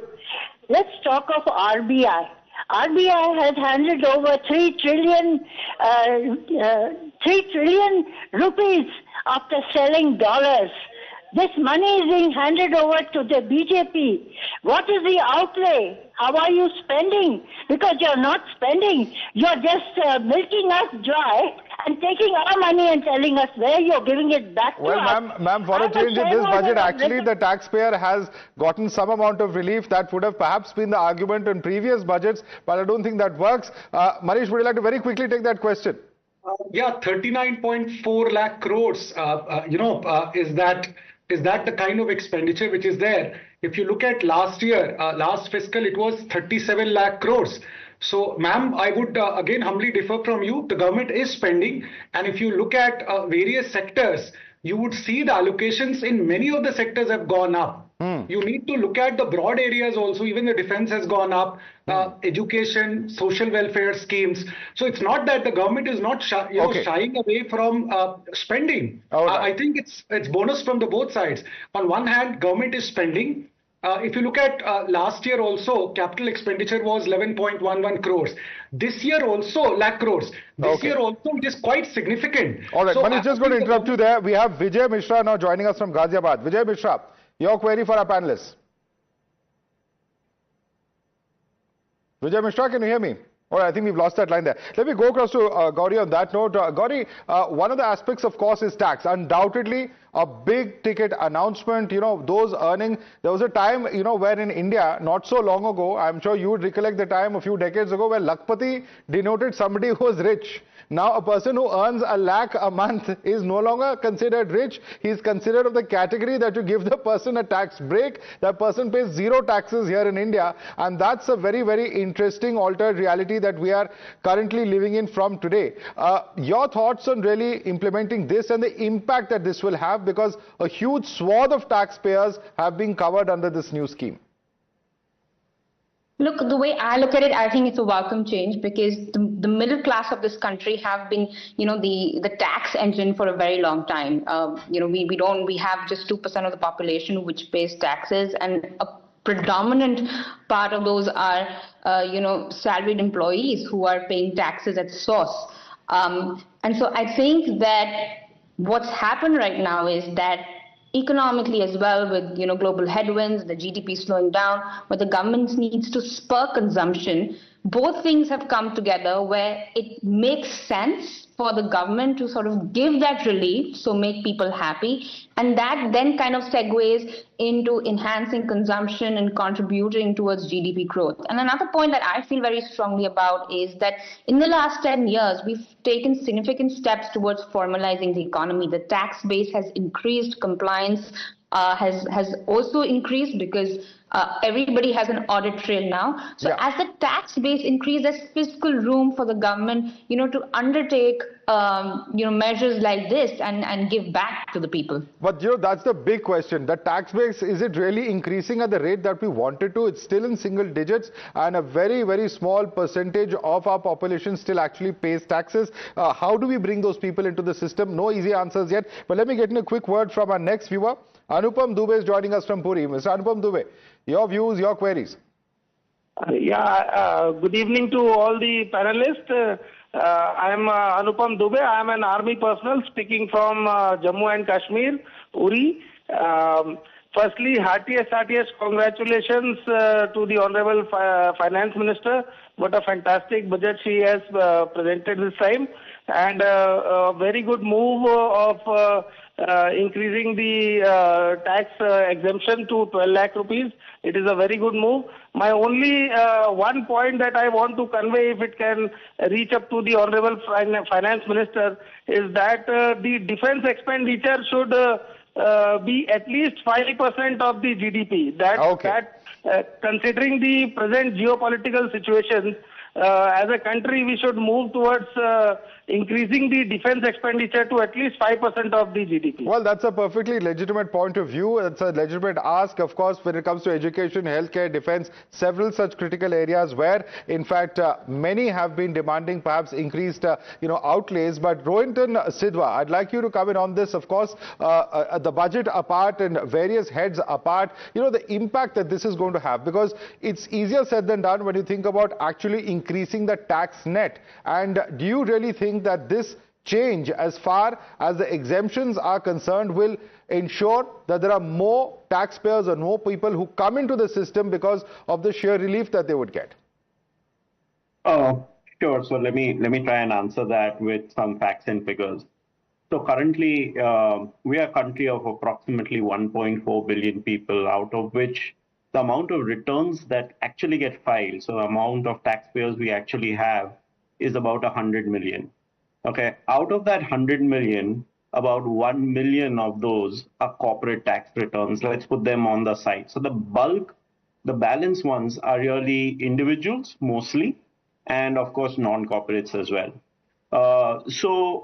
Essentially what you're really looking at is it's this component of returns which get filed, which actually contributes the bulk of our direct income tax revenues.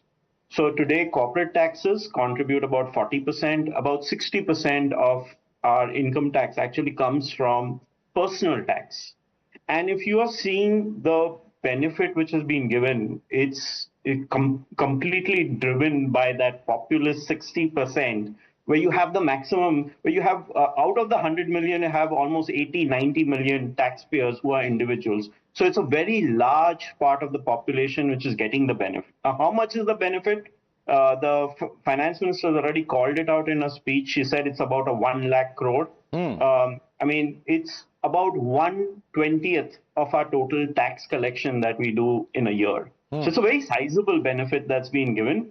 Obviously, the reason why this benefit, and actually Gauri alluded to it earlier, is that personal tax collections are actually growing at a blazing fast pace. Even the latest figures show that personal tax is growing at around 20% net collections, which means after refunds being given, which is a very healthy sign.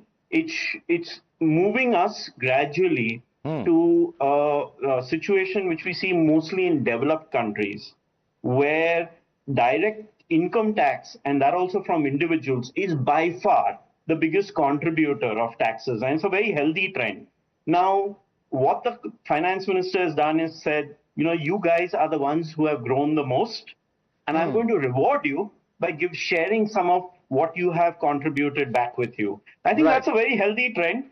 It's the hope that we probably get more and more growth out of it. Also, what's contributed has largely been the fact that this taxpayer base is also growing by all the technology measures that the department has kept doing. And that's also contributed in a large part to the growth. So the more we can grow this base, the better it is for the entire country. All right. Very, very interesting perspective that you put there, comparing it to certain Western countries. And Rohit, have you got an answer to what your query was from what Rohinton has said over there? Because he says that this is not unlike what's happening in other economies, particularly the more developed economies. No, so simply, if you bring the corporate tax rates down, it's obvious, it's tautological that the other tax would go up. So it has nothing to do with the fact that the other countries, if you bring, which is what the government had done, brought the corporate taxes down, the direct tax rates would, as a proportion of GDP, would go up. It's like if one is falling, the other would rise. To make this into an argument that we have become a developed nation as a result of that, I think requires He's saying we're taking a cue from the developing nation, from the developed world. He's just saying we're taking a cue. Is it something so wrong? Yeah, I'm saying to take cue from the developed nation in your corporate sector. If you're going to put all the burden of tax mobilization on a very small section of the population, how is that a thinking of a developed nation? Okay, Rohinton, you want to respond to that? In fact, a large part of your taxes actually comes from indirect taxes. So, yeah. Rohinton, quick response from you, please. Yeah, sure. So, no, actually, the trend, I just lay the trend and, we can debate it a little more. So the trend has always been that direct tax or income tax has to be the main contributor for tax. So as our nation develops, that share is constantly increasing. Okay. Currently, indirect tax has fallen over the years from being almost 65% of total tax collections. Now it's somewhere around 40%. It's not that indirect tax collections have slowed down. GST has actually significantly increased over the years. All right. Rohinton, I'm sorry I'm interrupting you. It's only for the want of time. Very, very interesting debate, but time is a big limitation here. Manish Bharyar, Rohinton Sidhwa, Gauri Puri, Dr. Rohit Azad, thanks so much for joining us and in fact breaking down several aspects of what really the meaning, the thought process and the impact of this change in tax slabs will be, particularly for the common man.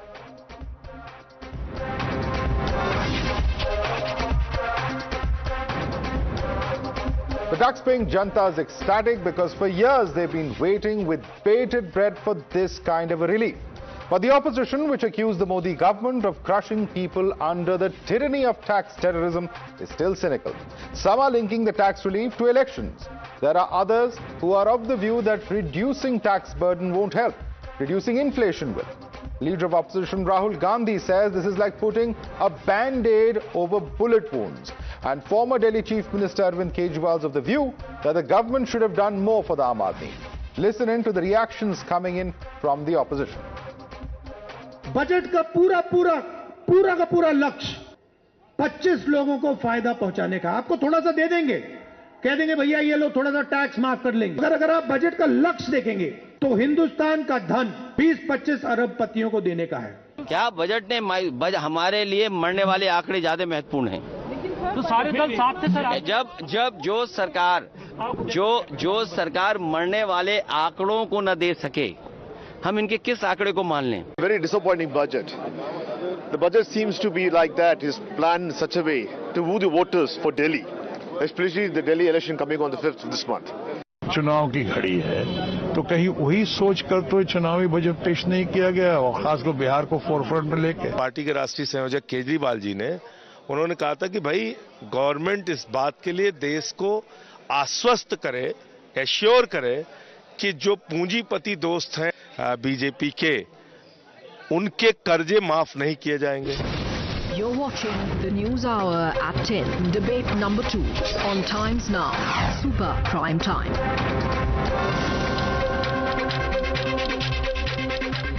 And for more of this, we're now joined by our guest, Pradeep Bhandari is National Spokesperson of the BJP. We also have with us Pattabhiram Komareddy, National Spokesperson of the TDP. Joining us also is Tehseen Poonawalla, Political Analyst. Preeti Sharma Menon is Spokesperson of the Aam Aadmi Party. Mohammad Salim is CPIM West Bengal State Secretary, also has served 2 terms in the Rajya Sabha and 2 terms in the Lok Sabha.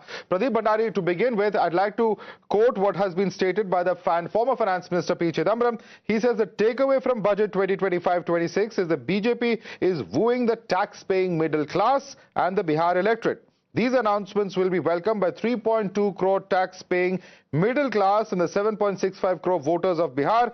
For the rest of India, the Honorable Finance Minister had no more than soothing words, punctuated by applause of BJP members led by Honorable Prime Minister. Is this a fair assessment, sir? Well, I think, Madhav, it's absolutely not a fair assessment, and it tells you that the Congress party in particular is realizing that it's a meltdown, and I'll tell you how. If you recall and remember, when Mr. Chidambaram was the finance minister, anything above more than 2.5 lakh was taxed. After the Prime Minister Narendra Modi's government took power and was in governance, we ensured that the income tax slab for the middle class increased gradually. So we increased it to 5 lakh. Till 5 lakh there was no tax. Then we increased it to more than 7 lakh. There was no tax. And now we made a historic decision where till 12 lakh there is absolutely no tax. Now, which means that out of roughly 9 crore income tax payers, 8 crore will have to pay zero tax. Now, this is something which will boost demand, this will boost consumption and will propel economic activity to more than 7-8% growth rate. That is point number 1.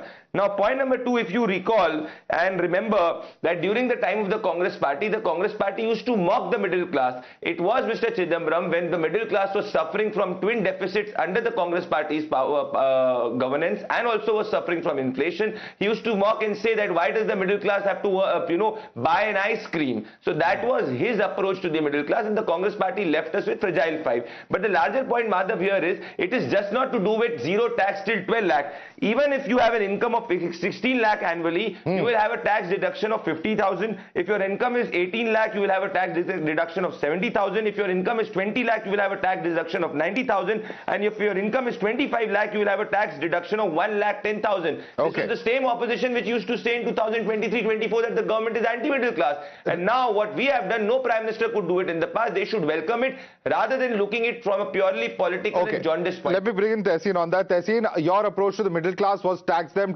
more. We have changed that approach, says the BJP, and we have not just included middle class but a large swath of the salary earning class. Your response to Pradeep? So at the onset, let me take this opportunity to congratulate the Finance Minister and the Union Government on the tax relief and the recalibration of the tax slabs that they have done. I was one on social media and on channels including yours asking that there is tax terrorism, so they've made an attempt. That is an attempt, no doubt. It's a small attempt nevertheless. I think if you really want to help the middle class, bring in consumption, increase consumption and have money to come in for investments, what we need to do, the further steps is, number 1, reduce the tax slabs from 6 to 3. This is something that they need to do urgently. Number 2, you'll have to get your highest tax slab at a 20% and bring your corporate tax down to 20% in line, so that India can become an attractive investment destination and compete, especially with Southeast Asian countries, Dubai, Singapore, etc., etc., Thailand, Vietnam, where most of the manufacturing business is going. get away with cess, long-term capital gains, short-term capital gains. Once Tehseen or Madhav pays their taxes, what they do with their money is to be done. What you also require to do, this is a first step, but a half-hearted first step. What you also require to do is two things. Now in the GST Council, where the BJP has a very heavy weight, you need to simplify GST, just two tax rates, 5%, 12%, roti, kapda, makan 5, everything else 12%. And the next and most important thing is now you need to bring in more people in the tax net. As Pradeep said, oh, now 80% or 90% of the people will not pay taxes. The aim should not be not pay taxes. The aim should be lower taxes and get more Indians inside the tax net so that the middle class, people like you and me, do not have to bear the burden for these revenues. And ultimately, I didn't see a roadmap how revenues will go and employment will be generated. Tehseen, you're saying they will that you're welcoming these tax cuts. Yes, but Mr. Rahul Gandhi says that they will give you little, they will waive little tax. But if you see the target of the budget is to provide India's money to 20-25 billionaires. There are 50% backward class, 15% Dalits, 8% tribals, 15% minorities, and suppose 5% are from poor general class people. Look at the owners of private hospital, colleges, universities, big companies. Take out a list of big judges, show me who are from backward class. He's once again going back to the same narrative that we saw him trying to build on in the last Lok Sabha election.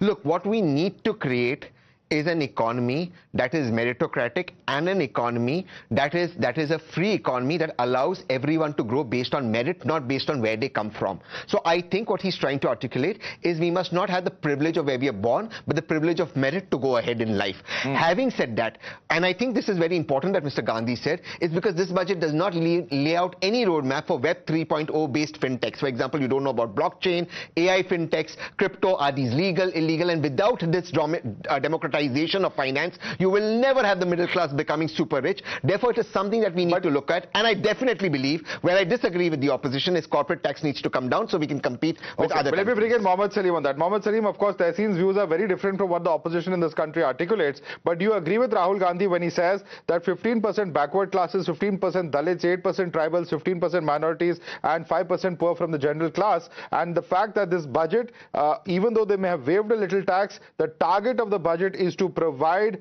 India's money to 20 to 25 billionaires. The core issue is inequality and equity. And in that case, he is right. Because it's a question of equity.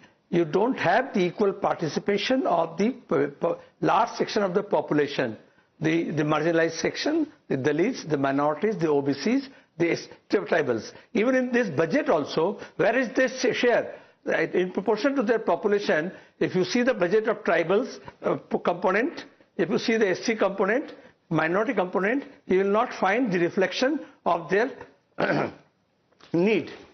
Secondly, though the slab is increased, but it is long due. Over the years, it was due. Now with the falling rate of rupees, you find the 5 lakhs become 10 lakhs. So what is the increase in that case? The dollar price is double. If you see the price parity, you will find out, and even the inflation has not taken, even if it's low, it has not taken into account. The increase in this Manrega is not there. It is less than what we had in 2023-24. Yeah, but then there's no talk about MSP. Yeah, the agriculture is the farmers who are fighting for that. Yeah, but the strange thing about Mr. Rahul Gandhi, and I don't know if Tehseen is going to defend this, is that, earlier he has said that for the middle class, and I'm quoting a previous tweet, for the middle class, nothing is certain under PM Modi's reign but debt and taxes. The budget, which does nothing to ease their burdens, has caused further pain by stabbing them both in the back and the chest. But Mr. Mohammad Salim, many would say that Rahul Gandhi is being a little uncharitable, because if in the last budget he was complaining about the middle class getting nothing, today when the middle class has received something, he is not ready to acknowledge it. It's more. Always, it's too little, as Mr. Tehseen said. There's no difference. Tehseen said also, it's too little and too late. And secondly, about GST, indirect tax is there. So you are taking the amount from some other route. Okay. Pattabhiram Komareddy. All right, I think we've lost that line with Pattabhiram there. Pradeep, would you like to respond to that? It's too little, too late. Well, I think this is a historic step, and everybody on the ground and any analyst, if you see, is saying that no government has done this for the middle class. 90% of the middle class has to pay zero income tax, and there is a tax deduction for the middle class across brackets. What the Congress party could not do for 70 years, the Bharatiya Janata Party and the Prime Minister Narendra Modi has done. In fact, this morning, a Congress party spokesperson was saying that it is impossible to get a tax deduction of up to 10 lakhs, and we've done 12 lakhs. So it's about intent, point number one. Point number two, Mr. Salim needs to be recalled and remembered that up to 2 crores is what the SC/ST women and across entrepreneurs get as loan. That is point number two. Inequality has gone down. Check the Gini quotient. Point number three. Point number four, if the Manrega demand is going down, it is good because there are alternate opportunities of employment, which is a positive sign for the economy. Because more the Manrega demand speaks about more distress in the economy. So, Mr. Salim, if the Manrega demand has gone up, that is a green shoot for the economy. Point number six, even the rural consumption has gone up, even the urban consumption has gone up. Please look at data. So if you are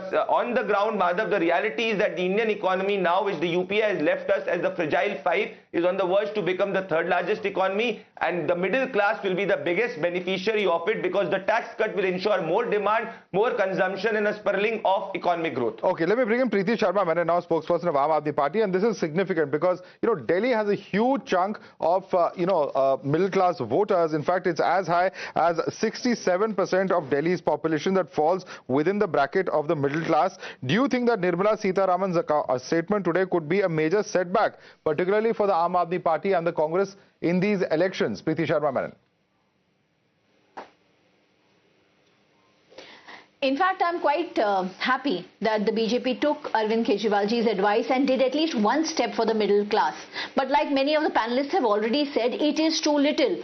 What they have also done, conversely, I would just like to point out is they've reduced their budget on capex, they've reduced on education, they've reduced on transport, they've reduced on IT telecom. Even today, the health budget and the education budget of the country is less than 2% of the entire budget. It is still very, very minuscule. We had said that do things that will make a result in a person's house. Like in Delhi, we ensure that every household saves 25,000 rupees through free bijli, free pani, education, healthcare. In fact, we've gone one step further and we are ensuring that their monthly savings can be as much as 35,000 through a good government. Now that is the process that we were hoping them to take, but they haven't. But, in fact, what has happened may I just come in on one point though? May I just come in on one point that you made? 5 lakh crore from 55 lakh crore, which I did not interrupt anybody. Ma'am, I am the moderator. Please allow me to come in now. I am asking you a simple question on the point that you have made, on the very subject that you have made. Just a few days ago, we saw Mr. Arvind Kejriwal, release a manifesto for the middle class ahead of the Delhi Assembly elections, and he had 7 demands from the BJP government. This included raising the income tax exemption limit from 7 lakh rupees to 10 lakh rupees. Now the government has in fact taken that further up to 12 lakh rupees. So how can you say you're disappointed with this? They've actually gone one step ahead of what Mr. Kejriwal has demanded. No, I am saying that this is a great thing, but I'll tell you what I'm disappointed with. Since you mentioned 7 things, we had said regulate the fees of private schools. We had said increase education budget from 2% to 10%. We had said introduce some subsidies for higher education because middle class families basically thrive only through education. Only if you are educated can we actually bring food on the table all the time. This is what we believe in. Health budget, we had requested a 10%. We had also asked them to remove GST on health insurance. Today, a sea voter survey says that most people in India, 3 out of 4 people feel that the middle class is being cheated.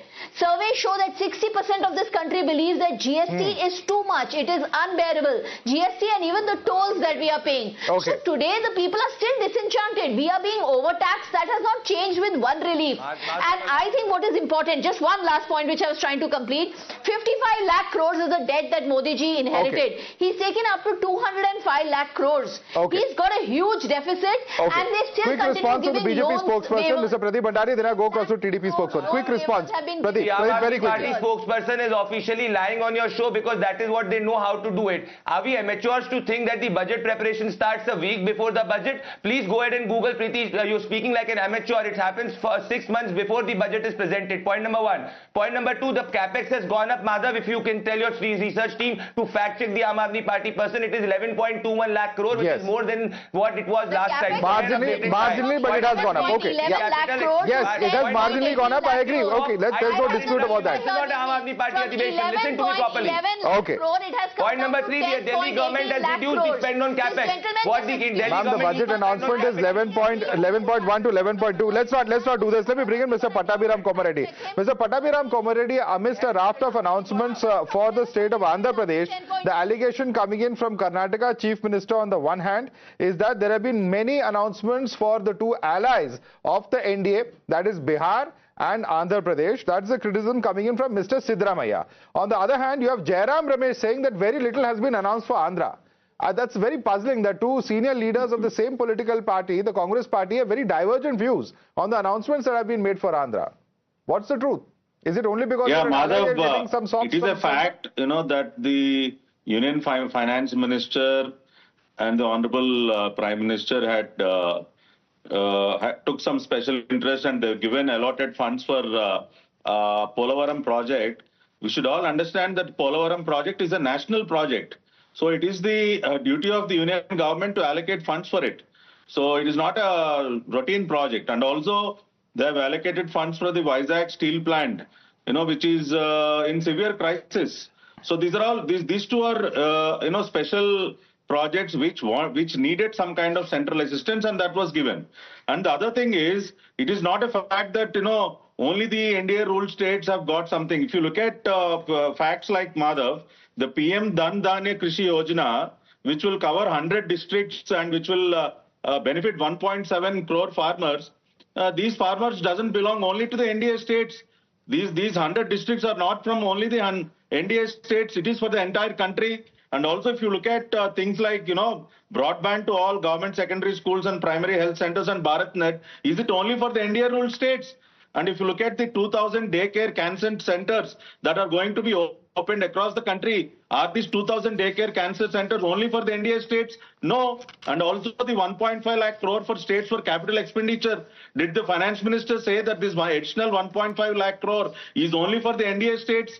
No. So this is for the entire country. Okay. How can they say, And also under the UDAN scheme, 120 new destinations are being added. Is it only for the NDA? I want Tehseen to respond to that point. Tehseen, how is it possible that, number of schemes that, of course, the TDP spokesperson is listing that are for the entire nation. So wrong to say that schemes are only for NDA ruled states. But how is it possible that both the Karnataka Chief Minister and Mr. Jairam Ramesh have such divergent views as to the announcements for a state such as Andhra Pradesh, which is an ally of the ruling party at the center? But one says there's a lot that has been given, the other says it's been ignored. Both are correct. So it's either being given or not being given. Come on, please.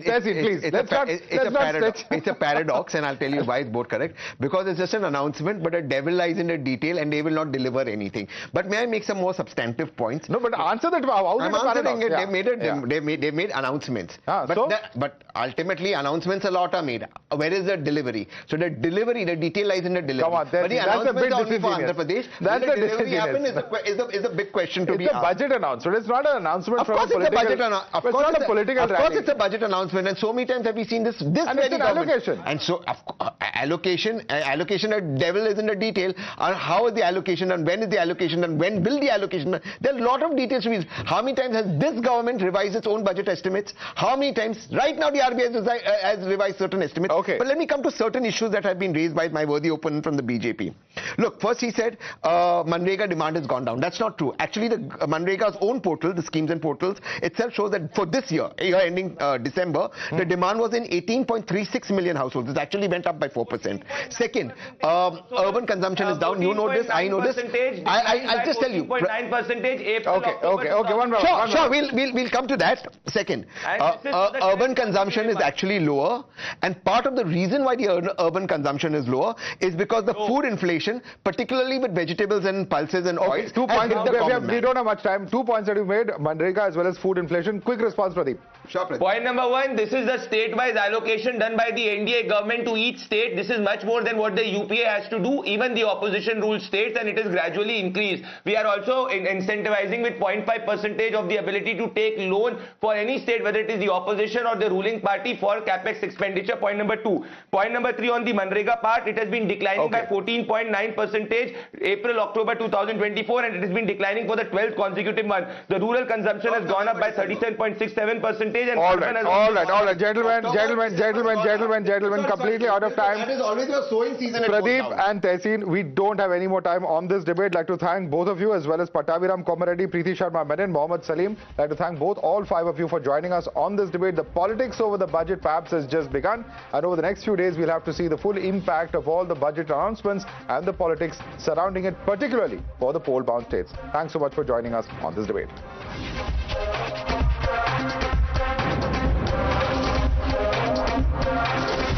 The News Hour at 10. We'll be right back after the break. Co-powered by new Kia Ceros. Bookings open. The biggest news break of the day. Exclusive that set the primetime agenda. Bringing you stories that matter. News breaks that shake up the system. Join us for the biggest revelation on Blueprint exclusive weekdays at 6 p.m. only on Times Now. She asks tough questions like no other journalist. आप भाग रहे हैं सवाल को। बड़ा simple सा straight forward सवाल है। Mr. D.K. Shiv Kumar, what next for you? When are you taking over as Chief Minister? She takes on the masters of Indian politics like no one else can. How do you see skill census versus caste census if you would want to respond to the current political climate? कहीं भी चले जाओ, कहीं भी आ जाओ। अजीत पवार जी भी कभी भी शरद पवार जी के पास चले जाएंगे, कभी भी इधर आ जाएंगे। क्या ऐसी पॉलिटिक्स है? Because she speaks for you the way no one else can. What's the chemistry between Prime Minister Modi and Democrats? The profile of India as a country, has it grown? Are you going to get onto a SpaceX spaceship anytime soon? Because your voice must be heard, your questions answered, above all else. Frankly Speaking with Navika Kumar.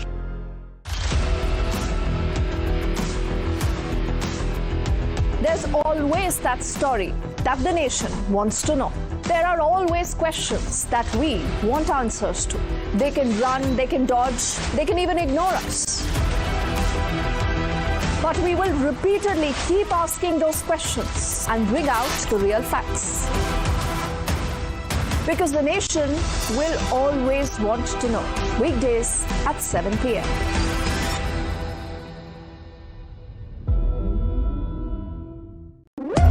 When the stakes are high and the answers are elusive, there's one voice unafraid to challenge the status quo. At 8 p.m., I am not here to sugarcoat the truth. I am here to ask the hard questions. Because when others play it safe, I go straight to the heart of the matter. It's not about left or right. It's about what's right for India. It's about holding the powerful accountable. India Upfront with Pranesh Roy. Weeknights at 8 p.m. only on Times Now. No spin, no compromise, just the truth. For over 30 years, my journalism has been relentless, fearless, and uncompromised. My stories have breached lofty ivory towers and brought down the high and mighty. And I won't stop. When the clock strikes 9, it is time for the news hour. Navika Kumar asks the legitimate question. When your rights are trampled, I will be your voice, demanding answers from the corridors of power. News Hour at 9 with Navika Kumar. Journalism is a mission, not just to seek accountability or a fight for justice, but for honesty and integrity. Voicing citizens' concerns and using the truth to demand answers, ensuring that you come first on agenda. Watch News Hour Agenda with me, Maludas Gopalakrishnan, weeknights at 10 o'clock only on Times Now.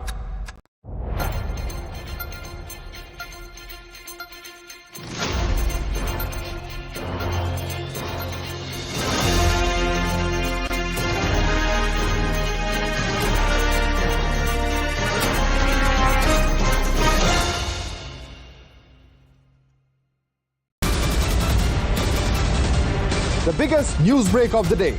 Exclusive that set the primetime agenda.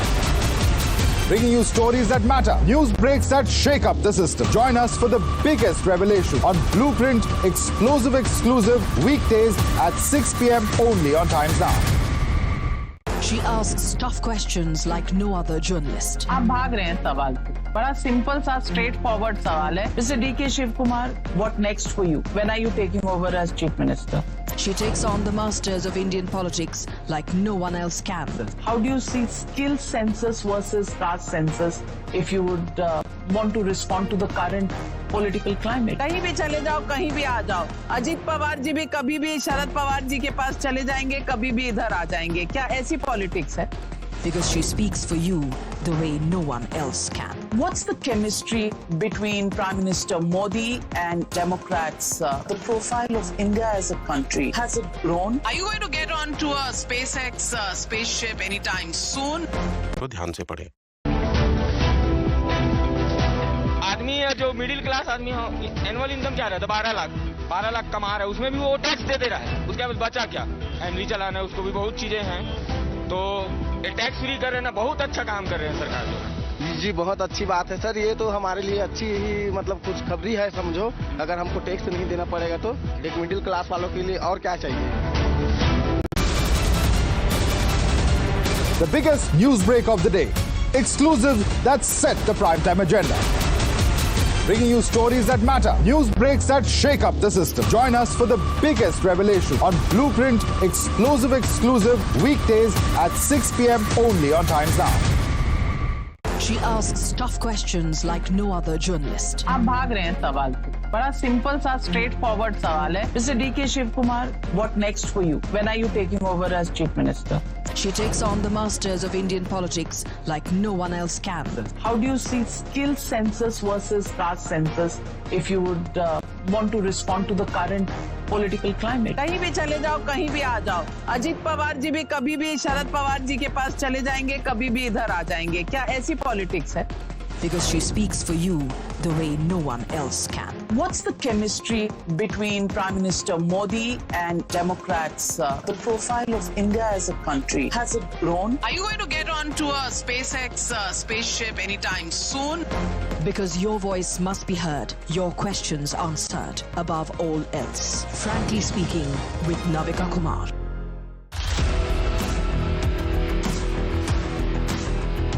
There's always that story that the nation wants to know. There are always questions that we want answers to. They can run, they can dodge, they can even ignore us. But we will repeatedly keep asking those questions and bring out the real facts. Because the nation will always want to know. Weekdays at 7 p.m.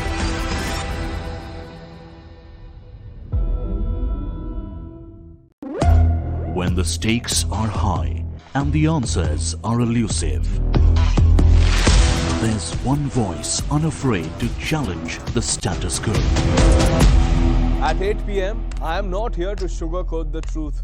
I am here to ask the hard questions. Because when others play it safe, I go straight to the heart of the matter. It's not about left or right. It's about what's right for India. It's about holding the powerful accountable. India Upfront with Pranesh Roy. Weeknights at 8 p.m. only on Times Now. No spin, no compromise, just the truth. For over 30 years, my journalism has been relentless, fearless, and uncompromised. My stories have breached lofty ivory towers and brought down the high and mighty. And I won't stop. When the clock strikes 9, it is time for the news hour. Navika Kumar asks the legitimate question. When your rights are trampled, I will be your voice, demanding answers from the corridors of power. News hour at 9 with Navika Kumar. Journalism is a mission, not just to seek accountability or a fight for justice, but for honesty and integrity. Voicing citizens' concerns and using the truth to demand answers, ensuring that you come first on agenda. Watch News Hour Agenda with me, Madhav Balakrishnan, weeknights at 10 o'clock only on Times Now.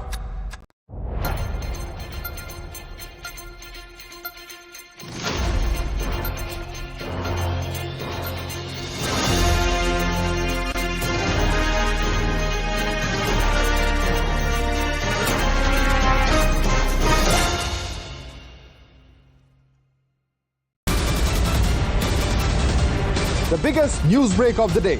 Exclusive that set the primetime agenda. Bringing you stories that matter. News breaks that shake up the system. Join us for the biggest revelation on Blueprint exclusive weekdays at 6 p.m. only on Times Now. She asks tough questions like no other journalist. आप भाग रहे हैं सवाल पे. बड़ा simple सा straight forward सवाल है. Mr. D.K. Shivkumar, what next for you? When are you taking over as Chief Minister? She takes on the masters of Indian politics like no one else can. How do you see skill census versus caste census if you would want to respond to the current political climate? कहीं भी चले जाओ, कहीं भी आ जाओ. अजीत पवार जी भी कभी भी शरद पवार जी के पास चले जाएंगे, कभी भी इधर आ जाएंगे. क्या ऐसी पॉलिटिक्स है? Because she speaks for you the way no one else can. What's the chemistry between Prime Minister Modi and Democrats? The profile of India as a country, has it grown? Are you going to get onto a SpaceX spaceship anytime soon? Because your voice must be heard, your questions answered above all else. Frankly Speaking with Navika Kumar.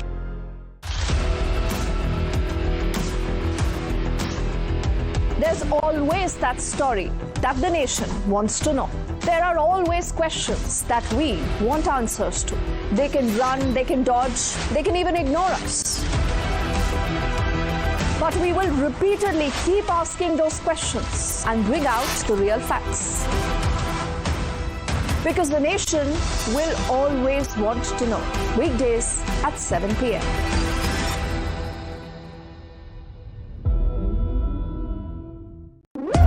When the stakes are high and the answers are elusive, there's one voice unafraid to challenge the status quo. At 8 p.m., I am not here to sugarcoat the truth. I am here to ask the hard questions. Because when others play it safe, I go straight to the heart of the matter. It's not about left or right. It's about what's right for India. It's about holding the powerful accountable. India Upfront with Pranesh Roy. Weeknights at 8 p.m. only on Times Now. No spin, no compromise, just the truth. For over 30 years, my journalism has been relentless, fearless, and uncompromised.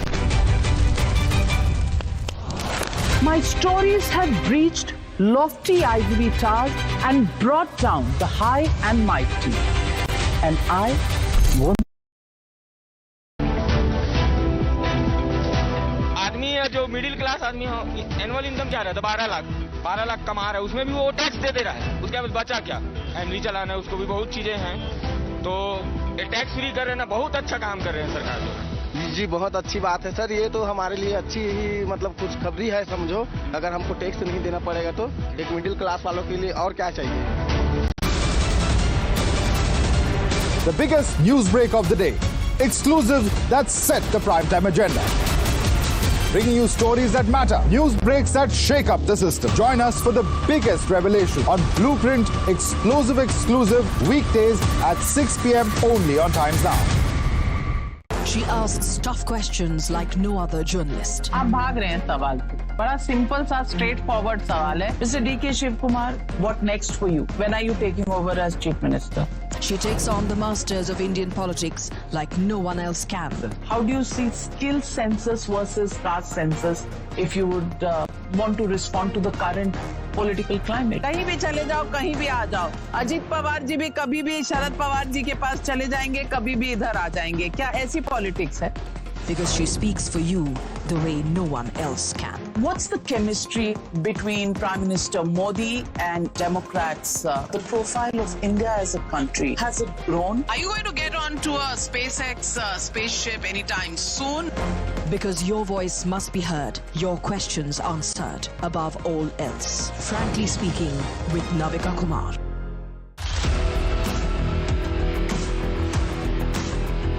There's always that story that the nation wants to know.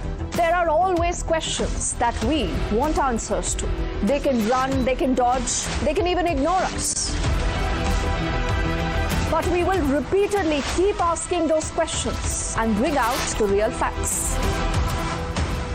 Because the nation will always want to know. Weekdays at 7 p.m.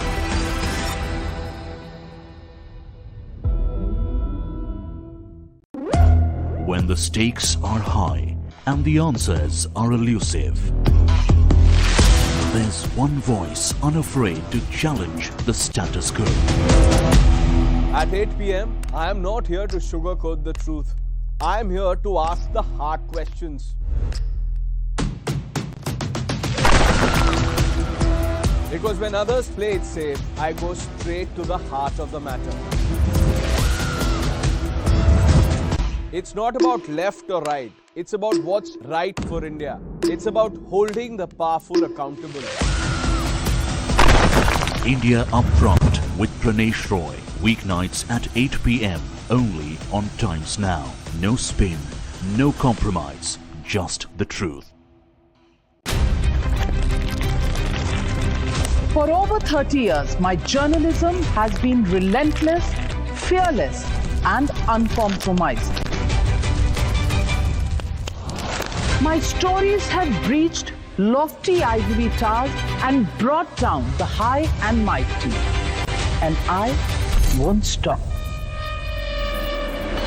When the clock strikes 9, it is time for the news hour. Navika Kumar asks the legitimate question.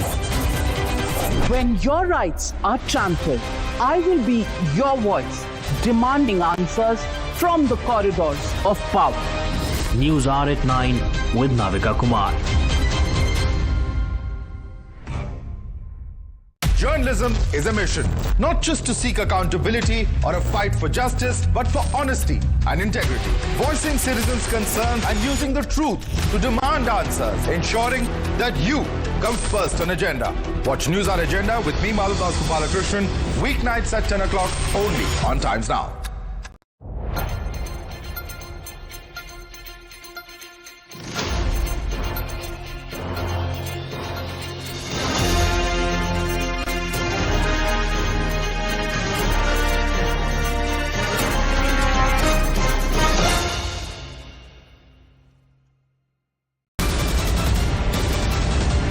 The biggest news break of the day. Exclusive that set the primetime agenda. Bringing you stories that matter. News breaks that shake up the system. Join us for the biggest revelation on Blueprint Explosive Exclusive weekdays at 6 p.m. only on Times Now. She asks tough questions like no other journalist. आप भाग रहे हैं सवाल पे. बड़ा simple सा straight forward सवाल है. Mr. D.K. Shiv Kumar, what next for you? When are you taking over as Chief Minister?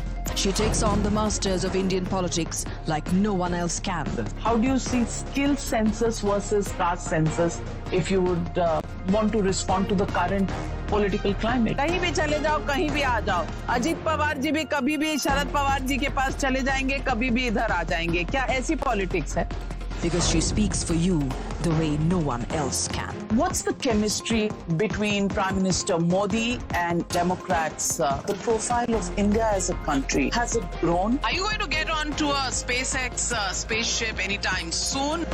Because your voice must be heard, your questions answered, above all else. Frankly Speaking with Navika Kumar.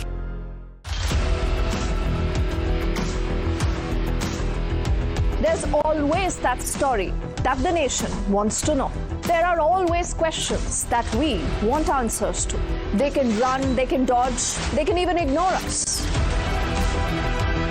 But we will repeatedly keep asking those questions and bring out the real facts.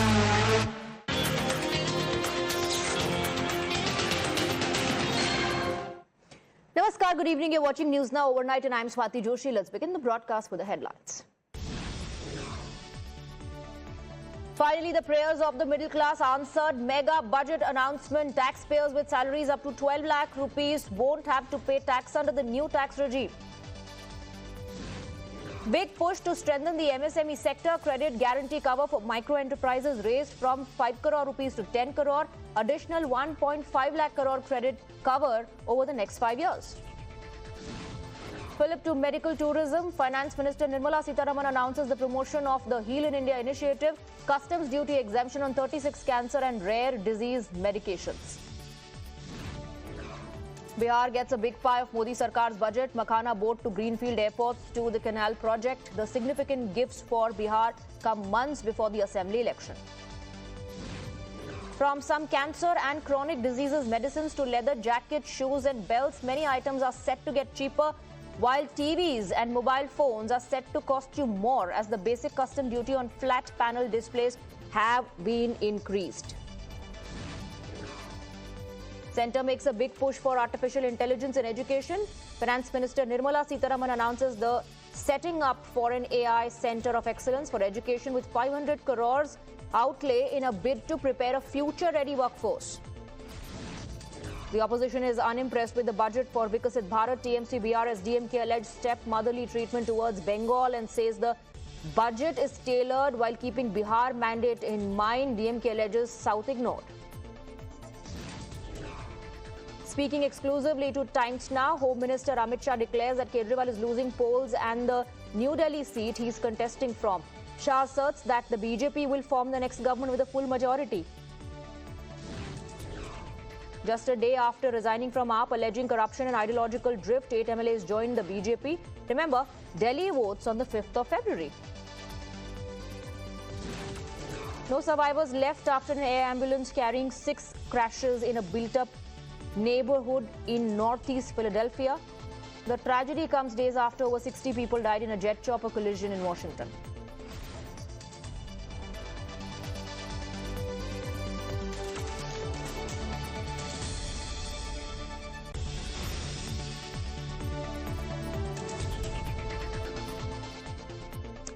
Well, it's nothing short of a bonanza budget for the middle class, with Modi government giving it a mega tax exemption, the biggest since the year 2005. So if you earn up to 12 lakh rupees a year or approximately 1 lakh per month, you will have to pay no tax. Finance Minister Nirmala Sitharaman made the big bang announcement during her budget speech, where she said that income slabs and rates are being changed across the board to benefit all taxpayers. So what does this essentially mean? This means the middle class will have more money in their hands. This will help them save more and spend more, and will also spur household consumption, which has been the focus of the government. So the biggest talking point of the Modi government's first full budget after 2024 general elections is that nil tax slab will apply for those with an annual income up to 12 lakh rupees, which will help one save up to 80,000 rupees a year.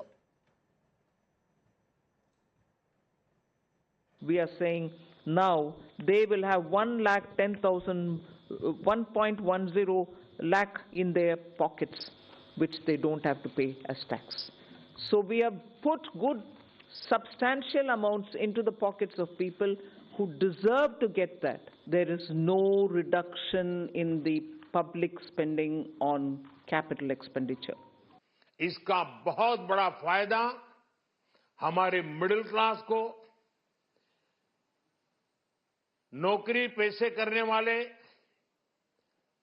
जिनकी आय बंधी हुई है, इससे बहुत बड़ा लाभ होने वाला। जिनको नए नए जॉब मिले हैं, इनकम टैक्स की ये मुक्ति उनके लिए एक बहुत बड़ा अवसर बन जाएगी। और 12 लाख रुपए तक हमारे मध्यम वर्ग के लोगों को इनकम टैक्स से मुक्ति देने का काम नरेंद्र मोदी जी ने। Now, as far as the tax-paying Janata is concerned, the Aam Aadmi, the middle class, is ecstatic. For years, they have been waiting with bated breath for this kind of relief. For the opposition, which accused the Modi government of crushing people under the tyranny of tax terrorism, is still cynical. Some are linking the tax relief to elections, and there are others who are of the view that reducing tax burden won't help reducing inflation. And the leader of opposition, Rahul Gandhi, says this is like putting band-aid for bullet wounds. And former Delhi Chief Minister Arvind Kejriwal is of the view that the government should have done more for the Aam Aadmi.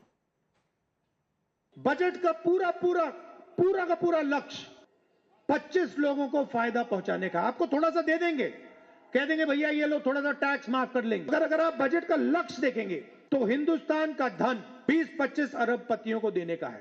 क्या budget ने हमारे लिए मरने वाले आंकड़े ज्यादा महत्वपूर्ण हैं?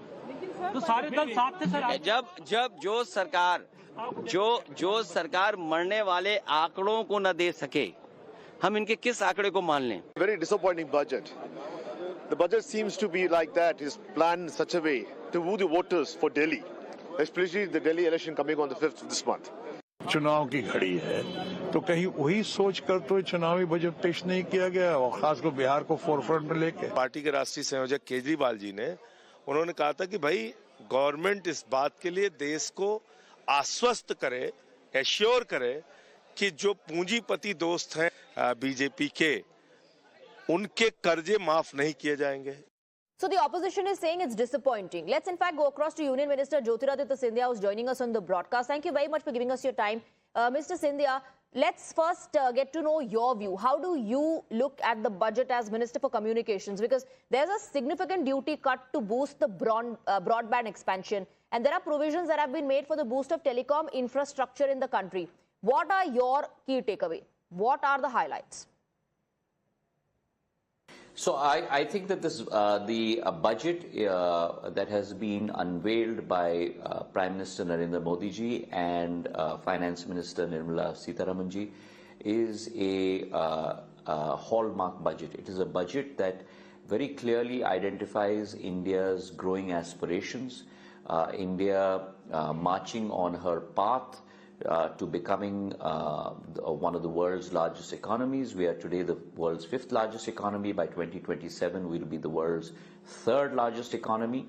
$5 trillion by 2026, $6.5 trillion economy by 2030. And this budget ensures that we are consolidating our way forward on that path. It's a budget that takes into account 4 major constituencies in India. The disadvantaged, our Garib, our Annadata, our Yuva, and our Mahila.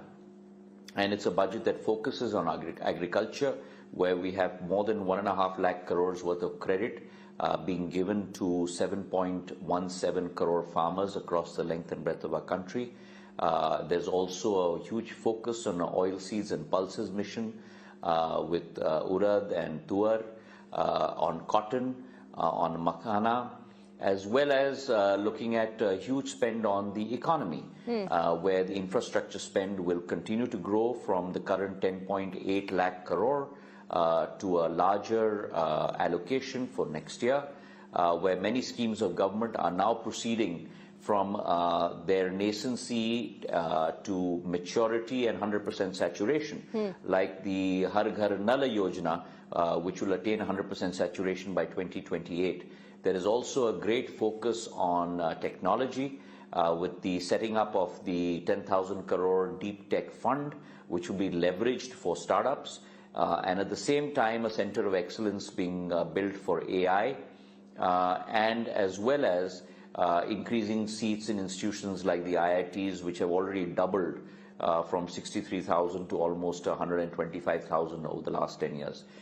So it's a budget which is all-round and focused. It's also a budget that takes care of our middle class in terms of our salaried individuals, where up till 12 lakh of rupees, there will be zero income tax. This is unheard of in India. And it's for the first time that it's happening. It's a continuum since 2014, where only 2.5 lakhs was at zero income tax. That was increased in 2015 to 5 lakhs, and then 2019 to 7.5, and then 2023 to 9, and now to 12. So it's a continuum on that path. Indirect taxes are also being consolidated into 8 slabs, including the 0% tax rate. And most importantly, we are on a path of fiscal consolidation, where our fiscal deficit is 4.8% for FY 24-25, and which will be lowered by 400 basis points to 4.4% in FY 26. Now, mind you, the Fiscal Responsibility Management Bill very clearly outlines 4.5% for fiscal year 26, but we are even 100 basis points below that level. So all in all, it is a budget that empowers every citizen of India. It is a budget that takes forward the government of India's aspirations to grow India. It's a budget that talks about cooperative federalism, where states are being given a resource envelope of an additional 1 lakh crore to fund their developmental plans. And it's a budget for every single citizen of our country. Right. You know, the opposition says that it's not impressed. Yes, you've taken into consideration the concerns of the middle class, but the poor have been abandoned. That's their criticism. And the opposition is pointing out to Manrega allocation, and they say that it has remained unchanged. How would you respond to this? Those that have never concerned themselves with the upliftment of our Dalits, our Adivasis, our poor, are now talking a different tune. Over the last 10 years, 25 crore people in India have been lifted out of poverty. In the last 10 years, infrastructure expansion has changed the environment in Tier 2, Tier 3 and rural India.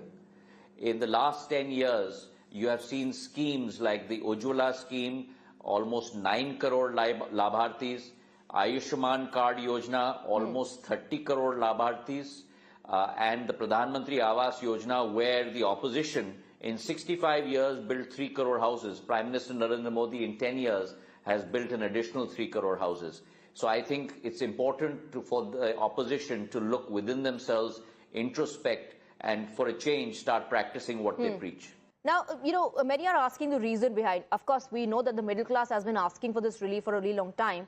But the reason behind this, was it an apprehension that a section of the middle class had moved away from the BJP during the Lok Sabha polls?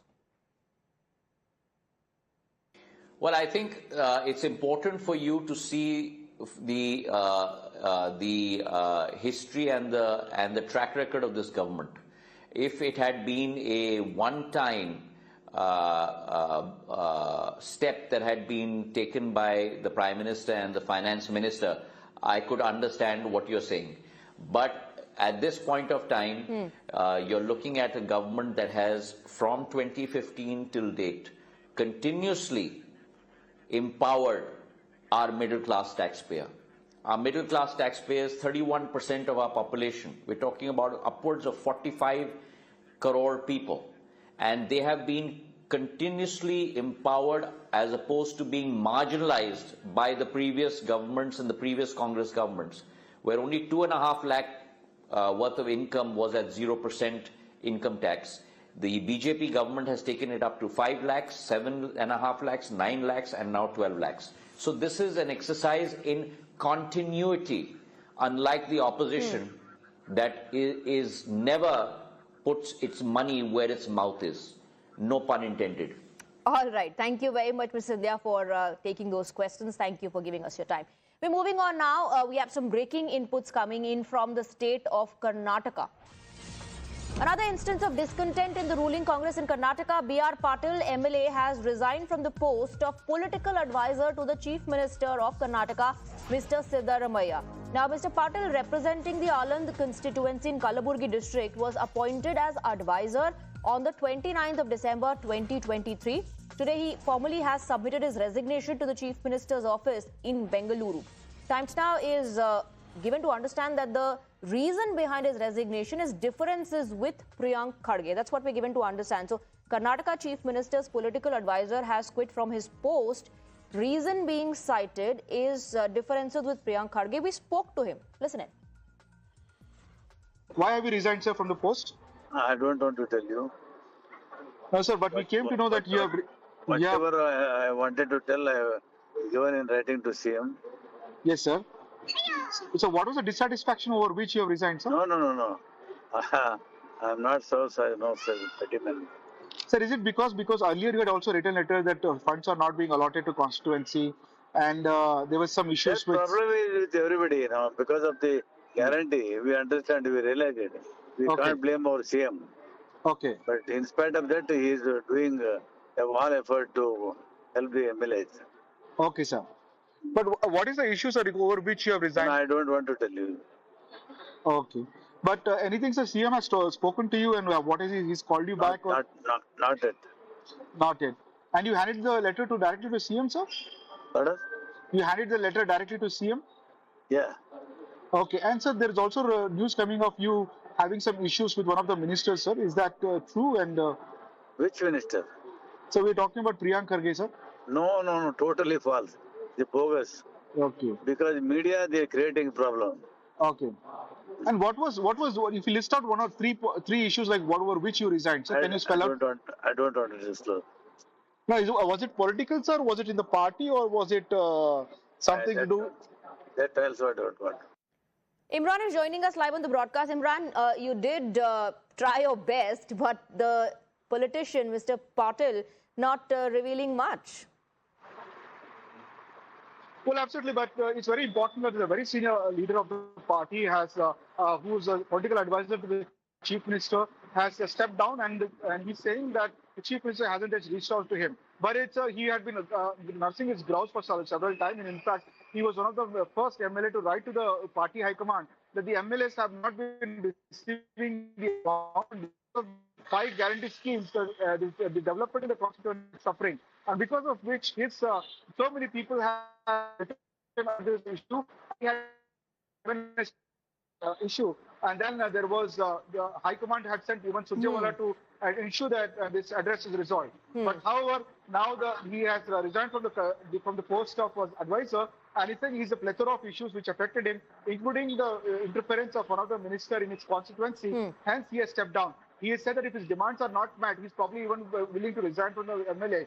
But we have to wait and see how this crisis, which is a Karnataka Congress, has been playing with one after another, how they manage to resolve it and how they manage to overcome it. All right, Imran, thank you very much for getting us the details. With that, we're slipping into a very short break. The biggest news break of the day. Exclusive that set the primetime agenda. Bringing you stories that matter, news breaks that shake up the system. Join us for the biggest revelation on Blueprint Exclusive weekdays at 6 p.m. only on Times Now. She asks tough questions like no other journalist. आप भाग रहे हैं सवाल से। बड़ा simple सा straight forward सवाल है। Mr. D.K. Shiv Kumar, what next for you? When are you taking over as chief minister? She takes on the masters of Indian politics like no one else can. How do you see skill census versus caste census if you would want to respond to the current political climate? कहीं भी चले जाओ, कहीं भी आ जाओ। अजीत पवार जी भी कभी भी शरद पवार जी के पास चले जाएंगे, कभी भी इधर आ जाएंगे। क्या ऐसी पॉलिटिक्स है? Because she speaks for you the way no one else can. What's the chemistry between Prime Minister Modi and Democrats? The profile of India as a country, has it grown? Are you going to get onto a SpaceX spaceship anytime soon? Because your voice must be heard, your questions answered, above all else. Frankly Speaking with Navika Kumar.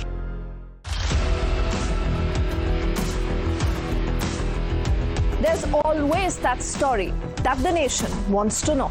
There are always questions that we want answers to. They can run, they can dodge, they can even ignore us. But we will repeatedly keep asking those questions and bring out the real facts. Because the nation will always want to know. Weekdays at 7 p.m.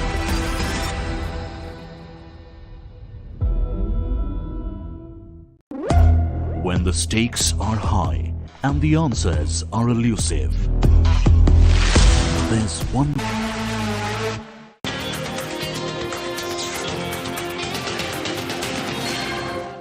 Welcome back. With only 4 days to go for the Delhi Dangal, Union Home Minister Amit Shah, while speaking exclusively to Times Network's Himanshu, has rained fire on Arvind Kejriwal, asserting that BJP is going to come to power in the national capital and that Aam Aadmi Party will be defeated with a huge margin. हम रोहतास नगर में इस वक्त मौजूद हैं और आप देख सकते हैं यहाँ पर गृह मंत्री अमित शाह जी रोड शो कर रहे हैं। चारों तरफ आप देख सकते हैं किस तरीके की जो भीड़ है वो आपको नजर आ रही होगी। सर, क्या कहना चाहेंगे, ये जो पब्लिक का हुजूम है क्या बता रहा है, किस तरफ संकेत दे रहा है? दिल्ली इस बार परिवर्तन करने जा रही है। 8 तारीख को मोदी जी के नेतृत्व में डबल इंजन की सरकार बनी। आपने कहा कि नई दिल्ली भी जो है आम आदमी पार्टी हारने वाली है। जी, निश्चित रूप से नई दिल्ली की सीट पर प्रवेश वर्मा जीतेंगे। बड़े मार्जिन से केजरीवाल जी हारे। केजरीवाल जी ने आज कहा, जब बजट आया तो उन्होंने कहा कि केंद्र सरकार ने चंद अमीरों का ऋण माफ कर दिया है, दिल्ली वालों को कुछ नहीं दिया। 18 लाख रुपया अगर करोड़पतियों के 12 लाख रुपया की आय केजरीवाल को करोड़पतियों की लगती है तो उनको भगवान ही बचाए। मध्यम वर्ग के 12 लाख तक की आय के सभी लोगों का इनकम टैक्स माफ किया है। ये इनके नजर में नहीं आएगा, इनकी आंखों में मोतियाबिंब हो गया है। सर, आपको क्या लगता है इस बार चुनाव का सबसे बड़ा अहम मुद्दा क्या है? भ्रष्टाचार है, शीश महल है, क्या है? भ्रष्टाचार, शीश महल, वादा खिलाफी, कूड़ा कचरा, प्रदूषित पानी, ढेर सारे मुद्दे। हर मोर्चे पर सरकार विफल गई। सर, लेकिन आम आदमी पार्टी की तरफ से ये बार बार कहा जा रहा है, मैसेज आ रहा है, लोगों के पास कॉल आ रहे हैं कि बीजेपी की सरकार आएगी तो योजनाएं जो हम चला रहे थे वो बंद कर देंगी। ये लगातार उनकी बात को कोई नहीं मानता। हमारी पार्टी ने स्पष्ट कर दिया है कि हमने बहुत सारी नई योजनाएं भी घोषित की है और पुरानी कोई योजना बंद नहीं करेगी। सर, एक अंतिम सवाल जानना चाहता हूँ, कांग्रेस पार्टी भी मैदान में उतर गई है। आज प्रियंका जी ने कहा कि एक ने शीश महल बनाया, एक ने राजमहल बनाया। देखिए, कांग्रेस और आप पार्टी दोनों से ज्यादा वोट भारतीय जनता पार्टी को मिले। और सर, कितनी दोनों के टोटल से ज्यादा। और सर, कितनी सीटें इस बार आपका अनुमान लगता है? अब तक के सबसे बड़े मार्जिन से हम जीते। Now, as the battle for Delhi inches closer, Uttarakhand Chief Minister Pushkar Singh Dhami campaigned for the BJP in the national capital. In his address, he launched an attack on Congress and Aam Aadmi Party. Listen in. आपदा की सरकार, नकारी सरकार, भ्रष्टाचारी सरकार। इस सरकार ने न तो यहाँ पर जल जीवन मिशन के अंतर्गत लाकर अच्छा पानी लोगों को नहीं दिलवाया, यहाँ पर लोगों को आयुष्मान कार्ड देकर गरीबों को स्वास्थ्य की सुविधा नहीं दी, इलाज की सुविधा नहीं दी। भाइयों बहनों, आज दिल्ली में 40% पानी लोगों को बाहर से खरीद कर पीना पड़ रहा है।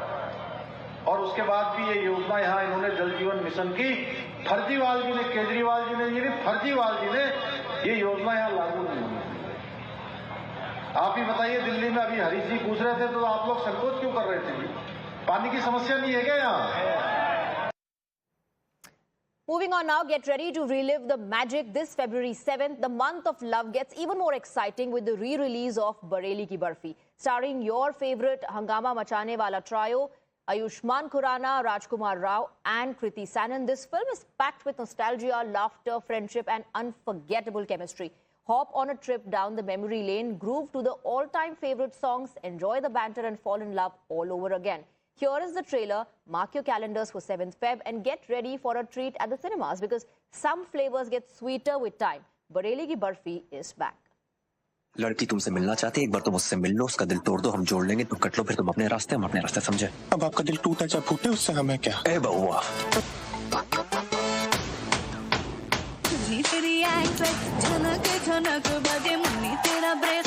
बरेली में रहती है, ब्रेक डांस करती है, इंग्लिश फिल्में देखती है। ओह बेटा, ये तो तुम ही हो। बरेली की बर्फी 50। इतने लड़के देखने आए, किसी को पसंद नहीं आ रही? अरे कोई तो कमी होगी लड़की में। क्या वर्जिन है? नहीं है। और तुम्हारा नाम क्या बेटा? चिराग दुबे। शादी होगी तुम्हारी? और कोई तो है भैया इस दुनिया में जिसे लगता है कि हम जैसे भी हैं ना अच्छे हैं और उसे पसंद है। प्रीतम विद्रोही, ये कहाँ मिलेंगे? ये कहाँ मिलेंगे? सिर्फ तुम ही जानते हो ना, एक बार मिलवा दो ना हमें। गजब प्रीतम प्यारे, साड़ी उतारने की उम्र में साड़ी पहना रहे हो। बन जाओ लीचड़ और रंगबाज। सुन बे, हम बोल रहे हैं तुम्हारे पप्पा। तो हम क्या करें बे?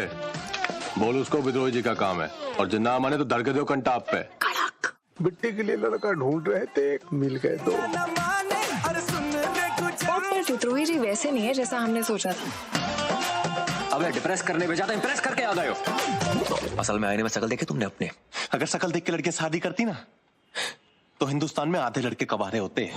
तेरे है दीवाने, तू माने या न माने, और सुन दे गुजरिया बलम होई गवा।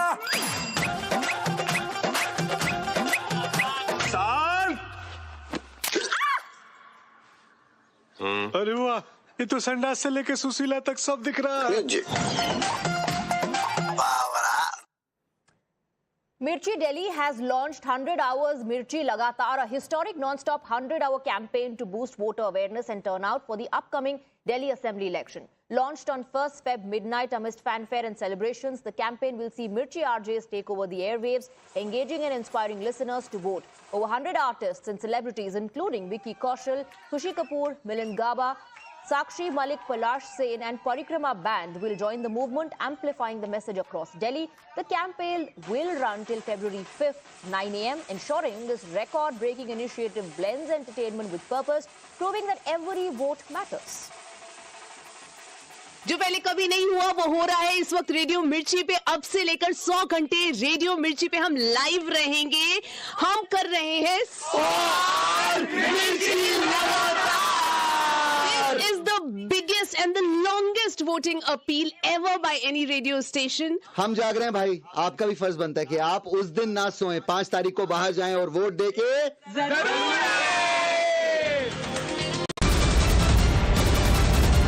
The biggest news break of the day. Exclusive that set the primetime agenda. Bringing you stories that matter. News breaks that shake up the system. Join us for the biggest revelation on Blueprint Exclusive weekdays at 6 p.m. only on Times Now.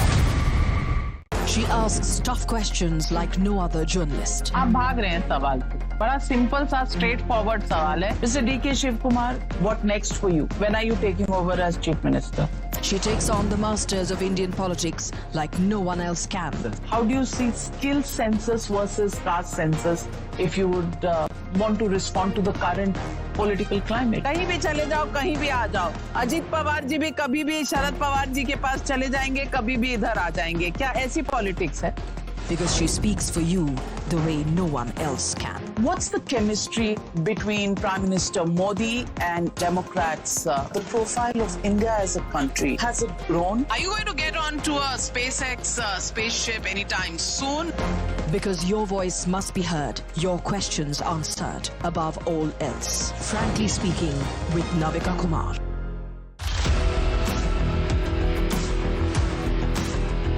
There's always that story that the nation wants to know. There are always questions that we want answers to. They can run, they can dodge, they can even ignore us. But we will repeatedly keep asking those questions and bring out the real facts.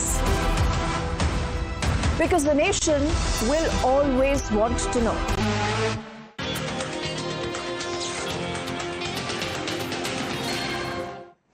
Namaskar, good evening. You're watching News Now Overnight and I'm Swati Joshi. Let's begin the broadcast with the headlines.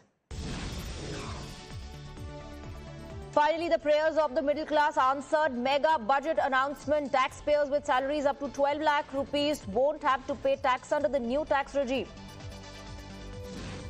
Big push to strengthen the MSME sector. Credit guarantee cover for micro enterprises raised from 5 crore rupees to 10 crore. Additional 1.5 lakh crore credit cover over the next 5 years. Flip to medical tourism. Finance Minister Nirmala Sitharaman announces the promotion of the Heal in India initiative. Customs duty exemption on 36 cancer and rare disease medications.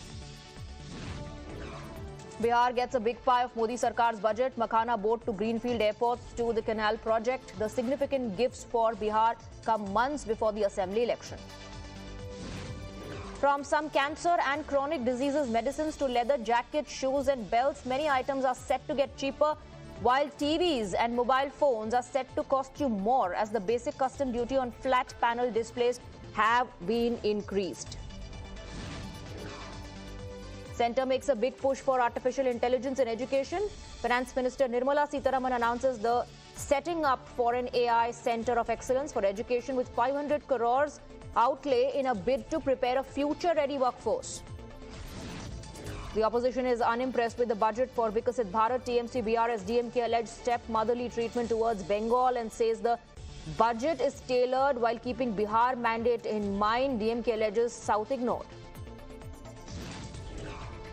Speaking exclusively to Times Now, Home Minister Amit Shah declares that Kejriwal is losing polls and the New Delhi seat he is contesting from. Shah asserts that the BJP will form the next government with a full majority. Just a day after resigning from AAP, alleging corruption and ideological drift, 8 MLAs joined the BJP. Remember, Delhi votes on the 5th of February. No survivors left after an air ambulance carrying 6 crashes in a built-up neighborhood in northeast Philadelphia. The tragedy comes days after over 60 people died in a jet chopper collision in Washington.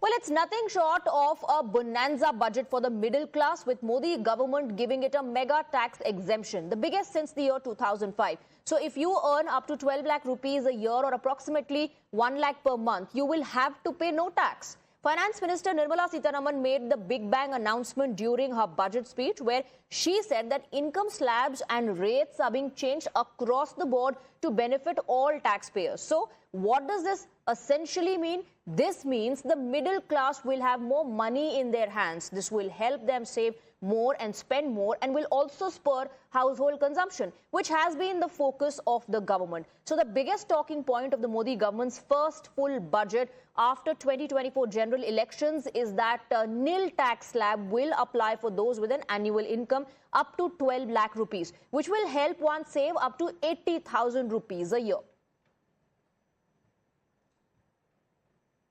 We are saying now they will have 1,10,000, 1.10 lakh in their pockets, which they don't have to pay as tax. So we have put good substantial amounts into the pockets of people who deserve to get that. There is no reduction in the public spending on capital expenditure. इसका बहुत बड़ा फायदा हमारे middle class को, नौकरी पेशे करने वाले जिनकी आय बंधी हुई है, इससे बहुत बड़ा लाभ होने वाला। जिनको नए नए जॉब मिले हैं, इनकम टैक्स की ये मुक्ति उनके लिए एक बहुत बड़ा अवसर बन जाएगी। और 12 लाख रुपए तक हमारे मध्यम वर्ग के लोगों को इनकम टैक्स से मुक्ति देने का काम नरेंद्र मोदी जी ने। Now, as far as the tax-paying Janata is concerned, the Aam Aadmi, the middle class, is ecstatic. For years, they have been waiting with bated breath for this kind of relief. For the opposition, which accused the Modi government of crushing people under the tyranny of tax terrorism, is still cynical. Some are linking the tax relief to elections, and there are others who are of the view that reducing tax burden won't help reducing inflation. And the leader of opposition, Rahul Gandhi, says this is like putting band-aid for bullet wounds. And former Delhi Chief Minister Arvind Kejriwal is of the view that the government should have done more for the Aam Aadmi. Budget का पूरा लक्ष्य 25 लोगों को फायदा पहुंचाने का। आपको थोड़ा सा दे देंगे, कह देंगे भैया ये लो थोड़ा सा टैक्स माफ कर लेंगे। अगर आप बजट का लक्ष्य देखेंगे तो हिंदुस्तान का धन 20-25 अरबपतियों को देने का है।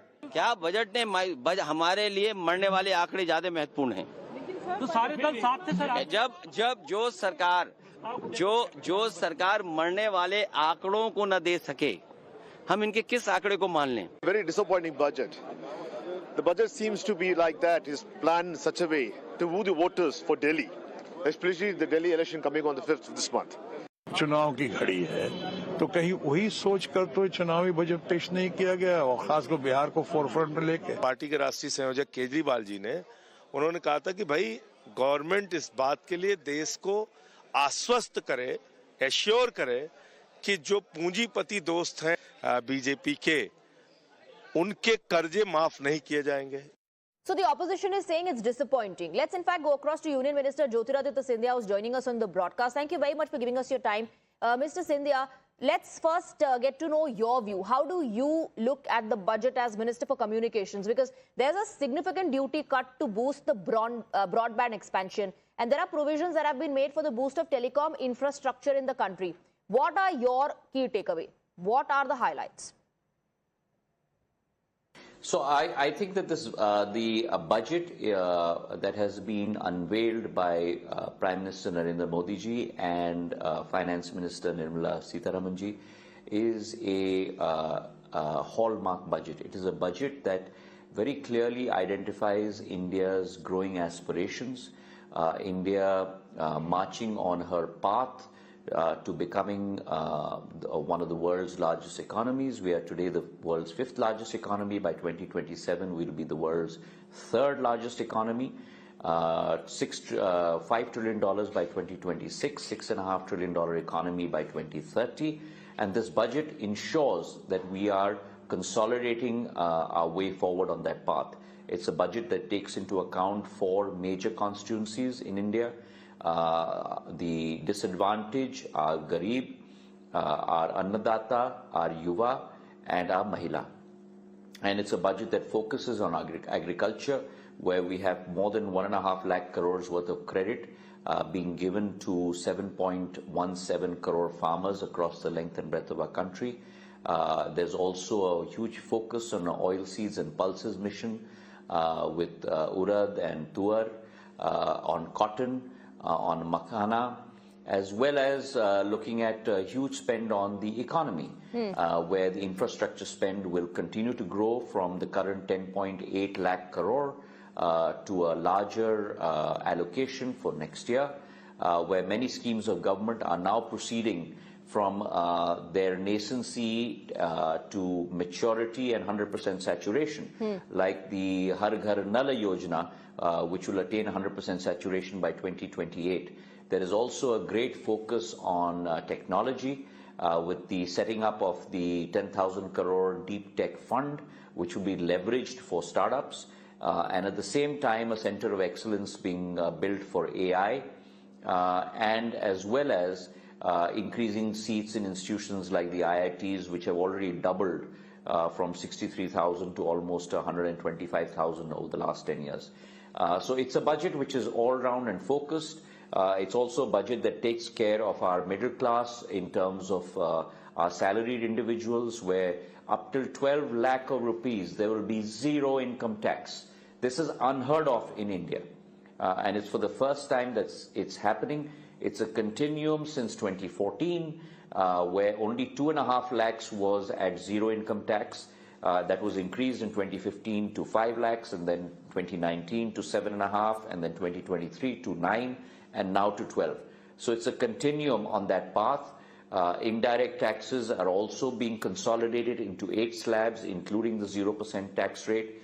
And most importantly, we are on a path of fiscal consolidation, where our fiscal deficit is 4.8% for FY 24-25, and which will be lowered by 400 basis points to 4.4% in FY 26. Now, mind you, the Fiscal Responsibility Management Bill very clearly outlines 4.5% for fiscal year 26, but we are even 100 basis points below that level. So all in all, it is a budget that empowers every citizen of India. It is a budget that takes forward the government of India's aspirations to grow India. It's a budget that talks about cooperative federalism, where states are being given a resource envelope of an additional 1 lakh crore to fund their developmental plans. And it's a budget for every single citizen of our country. Right. You know, the opposition says that it's not impressed. Yes, you've taken into consideration the concerns of the middle class, but the poor have been abandoned. That's their criticism. And the opposition is pointing out to Manrega allocation, and they say that it has remained unchanged. How would you respond to this? Those that have never concerned themselves with the upliftment of our Dalits, our Adivasis, our poor, are now talking a different tune.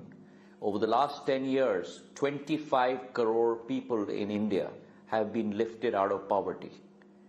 In the last 10 years, infrastructure expansion has changed the environment in Tier 2, Tier 3 and rural India. In the last 10 years, you have seen schemes like the Ujjwala scheme, almost 9 crore Labhartis, Ayushman Card Yojana, almost 30 crore Labhartis, and the Pradhan Mantri Awas Yojana, where the opposition in 65 years built 3 crore houses. Prime Minister Narendra Modi in 10 years has built an additional 3 crore houses. So I think it's important for the opposition to look within themselves, introspect, and for a change, start practicing what they preach. Now, many are asking the reason behind. Of course, we know that the middle class has been asking for this relief for a really long time. But the reason behind this, was it an apprehension that a section of the middle class had moved away from the BJP during the Lok Sabha polls? Well, I think it's important for you to see the history and the track record of this government. If it had been a one-time step that had been taken by the Prime Minister and the Finance Minister, I could understand what you're saying. But at this point of time, you're looking at a government that has, from 2015 till date, continuously empowered our middle-class taxpayer.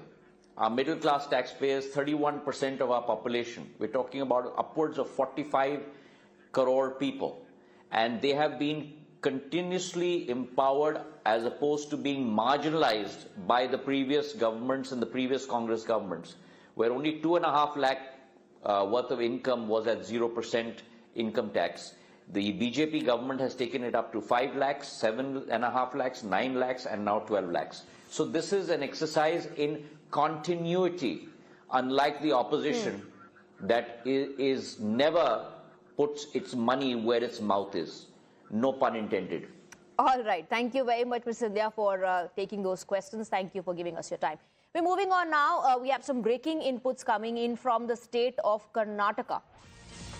Another instance of discontent in the ruling Congress in Karnataka. B.R. Patil, MLA, has resigned from the post of political advisor to the Chief Minister of Karnataka, Mr. Sitharaman.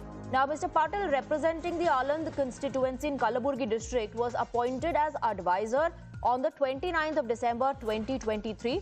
Today, he formally has submitted his resignation to the Chief Minister's office in Bengaluru.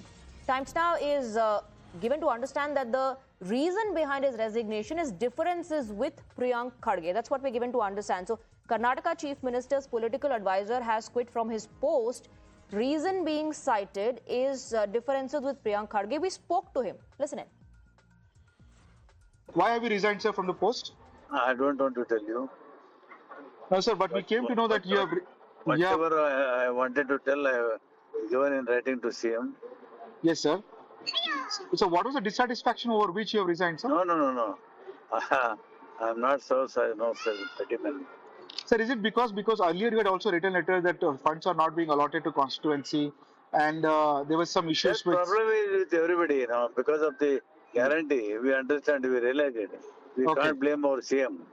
Okay. But in spite of that, he is doing all effort to help the MLAs. Okay, sir. But what is the issue, sir, over which you have resigned? No, I don't want to tell you. Okay. But anything, sir, CM has spoken to you and what is he's called you back? Not yet. Not yet. And you handed the letter directly to CM, sir? Pardon? You handed the letter directly to CM? Yeah. Okay. And, sir, there is also news coming of you having some issues with one of the ministers, sir. Is that true? And which minister? So we're talking about Priyank Kharge, sir? No. Totally false. The bogus. Okay. Because media, they're creating problem. Okay. And what was if you list out one or three issues like what were which you resigned, sir? Can you spell out? I don't want to disclose. No, was it political, sir? Was it in the party or was it something to do? That also I don't want. Imran is joining us live on the broadcast. Imran, you did try your best, but the politician, Mr. Patil, not revealing much. Well, absolutely, but it's very important that the very senior leader of the party has, who's a political advisor to the chief minister, has stepped down, and he's saying that the chief minister hasn't reached out to him. But he had been nursing his grouse for several times, and in fact, he was one of the first MLA to write to the party high command that the MLAs have not been receiving the amount of 5 guarantee schemes, the development in the constituency is suffering, and because of which so many people have written on this issue. He had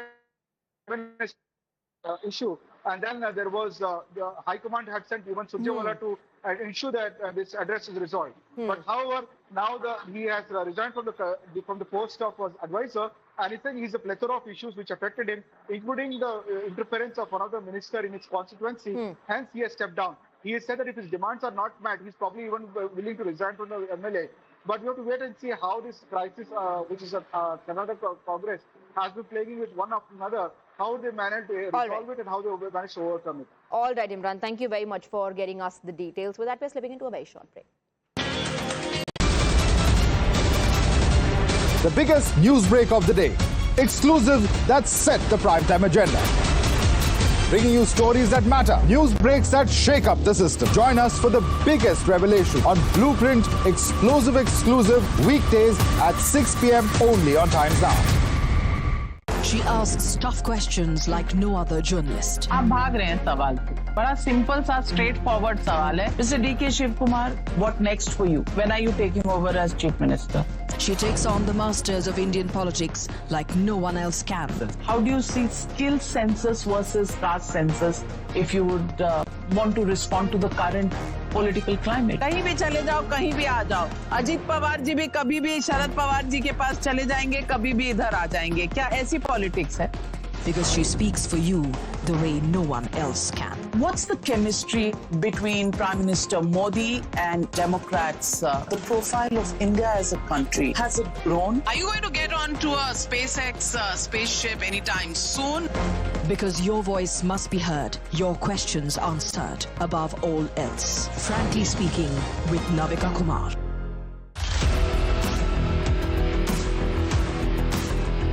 There's always that story that the nation wants to know. There are always questions that we want answers to. They can run, they can dodge, they can even ignore us. But we will repeatedly keep asking those questions and bring out the real facts. Because the nation will always want to know. Weekdays at 7 p.m.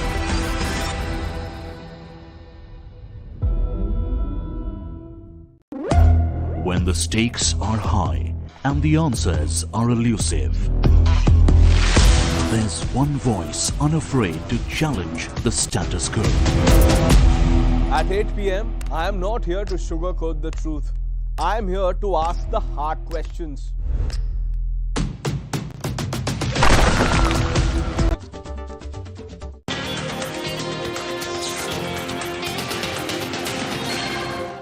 Welcome back. With only 4 days to go for the Delhi Dangal, Union Home Minister Amit Shah, while speaking exclusively to Times Network, Himanshu, has rained fire on Arvind Kejriwal, asserting that BJP is going to come to power in the national capital and that Aam Aadmi Party will be defeated with a huge margin. हम रोहतास नगर में इस वक्त मौजूद हैं और आप देख सकते हैं यहाँ पर गृह मंत्री अमित शाह जी रोड शो कर रहे हैं। चारों तरफ आप देख सकते हैं किस तरीके की जो भीड़ है वो आपको नजर आ रही होगी। सर, क्या कहना चाहेंगे, ये जो पब्लिक का हुजूम है क्या बता रहा है, किस तरफ संकेत दे रहा है? दिल्ली इस बार परिवर्तन करने जा रही है। 8 तारीख को मोदी जी के नेतृत्व में डबल इंजन की सरकार बनी। आपने कहा कि नई दिल्ली भी जो है आम आदमी पार्टी हारने वाली है। जी, निश्चित रूप से नई दिल्ली की सीट पर प्रवेश वर्मा जीतेंगे। बड़े मार्जिन से केजरीवाल जी हारे। केजरीवाल जी ने आज कहा, जब बजट आया तो उन्होंने कहा कि केंद्र सरकार ने चंद अमीरों का ऋण माफ कर दिया है, दिल्ली वालों को कुछ नहीं दिया। 18 लाख रुपया अगर करोड़पतियों के 12 लाख रुपया की आय केजरीवाल को करोड़पतियों की लगती है तो उनको भगवान ही बचाए। मध्यम वर्ग के 12 लाख तक की आय के सभी लोगों का इनकम टैक्स माफ किया है। ये इनके नजर में नहीं आएगा, इनकी आंखों में मोतियाबिंब हो गया है। सर, आपको क्या लगता है इस बार चुनाव का सबसे बड़ा अहम मुद्दा क्या है? भ्रष्टाचार है, शीश महल है, क्या है? भ्रष्टाचार, शीश महल, वादा खिलाफी, कूड़ा कचरा, प्रदूषित पानी, ढेर सारे मुद्दे, हर मोर्चे पर सरकार विफल गई। सर, लेकिन आम आदमी पार्टी की तरफ से ये बार बार कहा जा रहा है, मैसेज आ रहे हैं, लोगों के पास कॉल आ रहे हैं कि बीजेपी की सरकार आएगी तो योजनाएं जो हम चला रहे थे वो बंद कर देंगी। ये लगातार उनकी बात को कोई नहीं मानता। हमारी पार्टी ने स्पष्ट कर दिया है कि हमने बहुत सारी नई योजनाएं भी घोषित की है और पुरानी कोई योजना बंद नहीं करेगी। सर, एक अंतिम सवाल जानना चाहता हूँ, कांग्रेस पार्टी भी मैदान में उतर गई है। आज प्रियंका जी ने कहा कि एक ने शीश महल बनाया, एक ने राजमहल बनाया। देखिए, कांग्रेस और आप पार्टी दोनों से ज्यादा वोट भारतीय जनता पार्टी को मिले। और सर कितनी दोनों के टोटल से ज्यादा। और सर कितनी सीटें इस बार आपका अनुमान लगता है? अब तक के सबसे बड़े मार्जिन से हम जीते। Now, as the battle for Delhi inches closer, Uttarakhand Chief Minister Pushkar Singh Dhami campaigned for the BJP in the national capital. In his address, he launched an attack on Congress and Aam Aadmi Party. Listen in. आपदा की सरकार, नकारी सरकार, भ्रष्टाचारी सरकार। इस सरकार ने न तो यहाँ पर जल जीवन मिशन के अंतर्गत लाकर अच्छा पानी लोगों को नहीं दिलवाया, यहाँ पर लोगों को आयुष्मान कार्ड देकर गरीबों को स्वास्थ्य की सुविधा नहीं दी, इलाज की सुविधा नहीं दी। भाइयों बहनों, आज दिल्ली में 40% पानी लोगों को बाहर से खरीद कर पीना पड़ रहा है। और उसके बाद भी ये योजना यहाँ इन्होंने जल जीवन मिशन की फर्जीवाल जी ने, केजरीवाल जी ने, ये फर्जीवाल जी ने ये योजना यहाँ लागू नहीं हुई। आप ही बताइए, दिल्ली में अभी हरीश जी पूछ रहे थे तो आप लोग संकोच क्यों कर रहे थे? पानी की समस्या नहीं है क्या यहाँ? Moving on now, get ready to relive the magic this February 7th. The month of love gets even more exciting with the re-release of Bareilly Ki Barfi. Starring your favorite Hangama Machane Wala trio, Ayushmann Khurrana, Rajkumar Rao and Kriti Sanon. This film is packed with nostalgia, laughter, friendship and unforgettable chemistry. Hop on a trip down the memory lane, groove to the all-time favorite songs, enjoy the banter and fall in love all over again. Here is the trailer. Mark your calendars for 7th Feb and get ready for a treat at the cinemas because some flavors get sweeter with time. Bareilly Ki Barfi is back. लड़की तुमसे मिलना चाहती है, एक बार तुम उससे मिल लो, उसका दिल तोड़ दो, हम जोड़ लेंगे, तुम कट लो, फिर तुम अपने रास्ते, हम अपने रास्ते, समझे? अब आपका दिल टूटा चाहे फूटे, उससे हमें क्या? ए बउआ,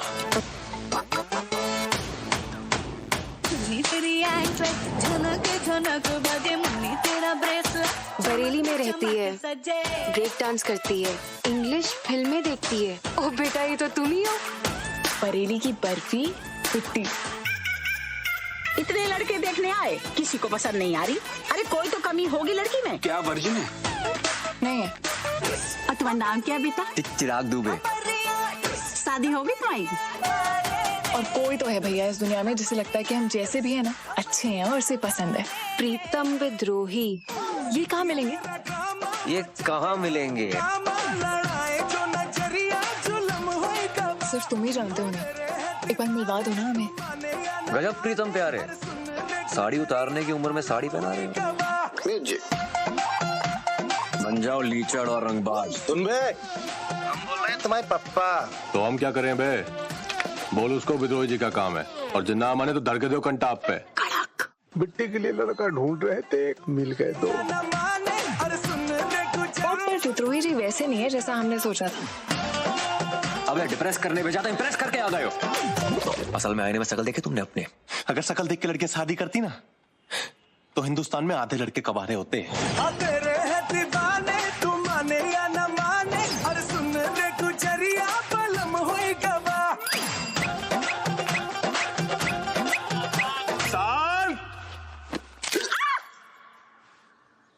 अरे वाह, ये तो संडास से लेके सुशीला तक सब दिख रहा है। Mirchi Delhi has launched 100 hours Mirchi Lagatar, a historic non-stop 100-hour campaign to boost voter awareness and turnout for the upcoming Delhi Assembly election. Launched on 1st Feb midnight amidst fanfare and celebrations, the campaign will see Mirchi RJs take over the airwaves, engaging and inspiring listeners to vote. Over 100 artists and celebrities, including Vicky Kaushal, Khushi Kapoor, Milind Gaba, Sakshi Malik, Palash Sen and Parikrama Band will join the movement, amplifying the message across Delhi. The campaign will run till February 5th, 9 a.m., ensuring this record-breaking initiative blends entertainment with purpose, proving that every vote matters. जो पहले कभी नहीं हुआ वो हो रहा है इस वक्त रेडियो मिर्ची पे। अब से लेकर 100 घंटे रेडियो मिर्ची पे हम लाइव रहेंगे।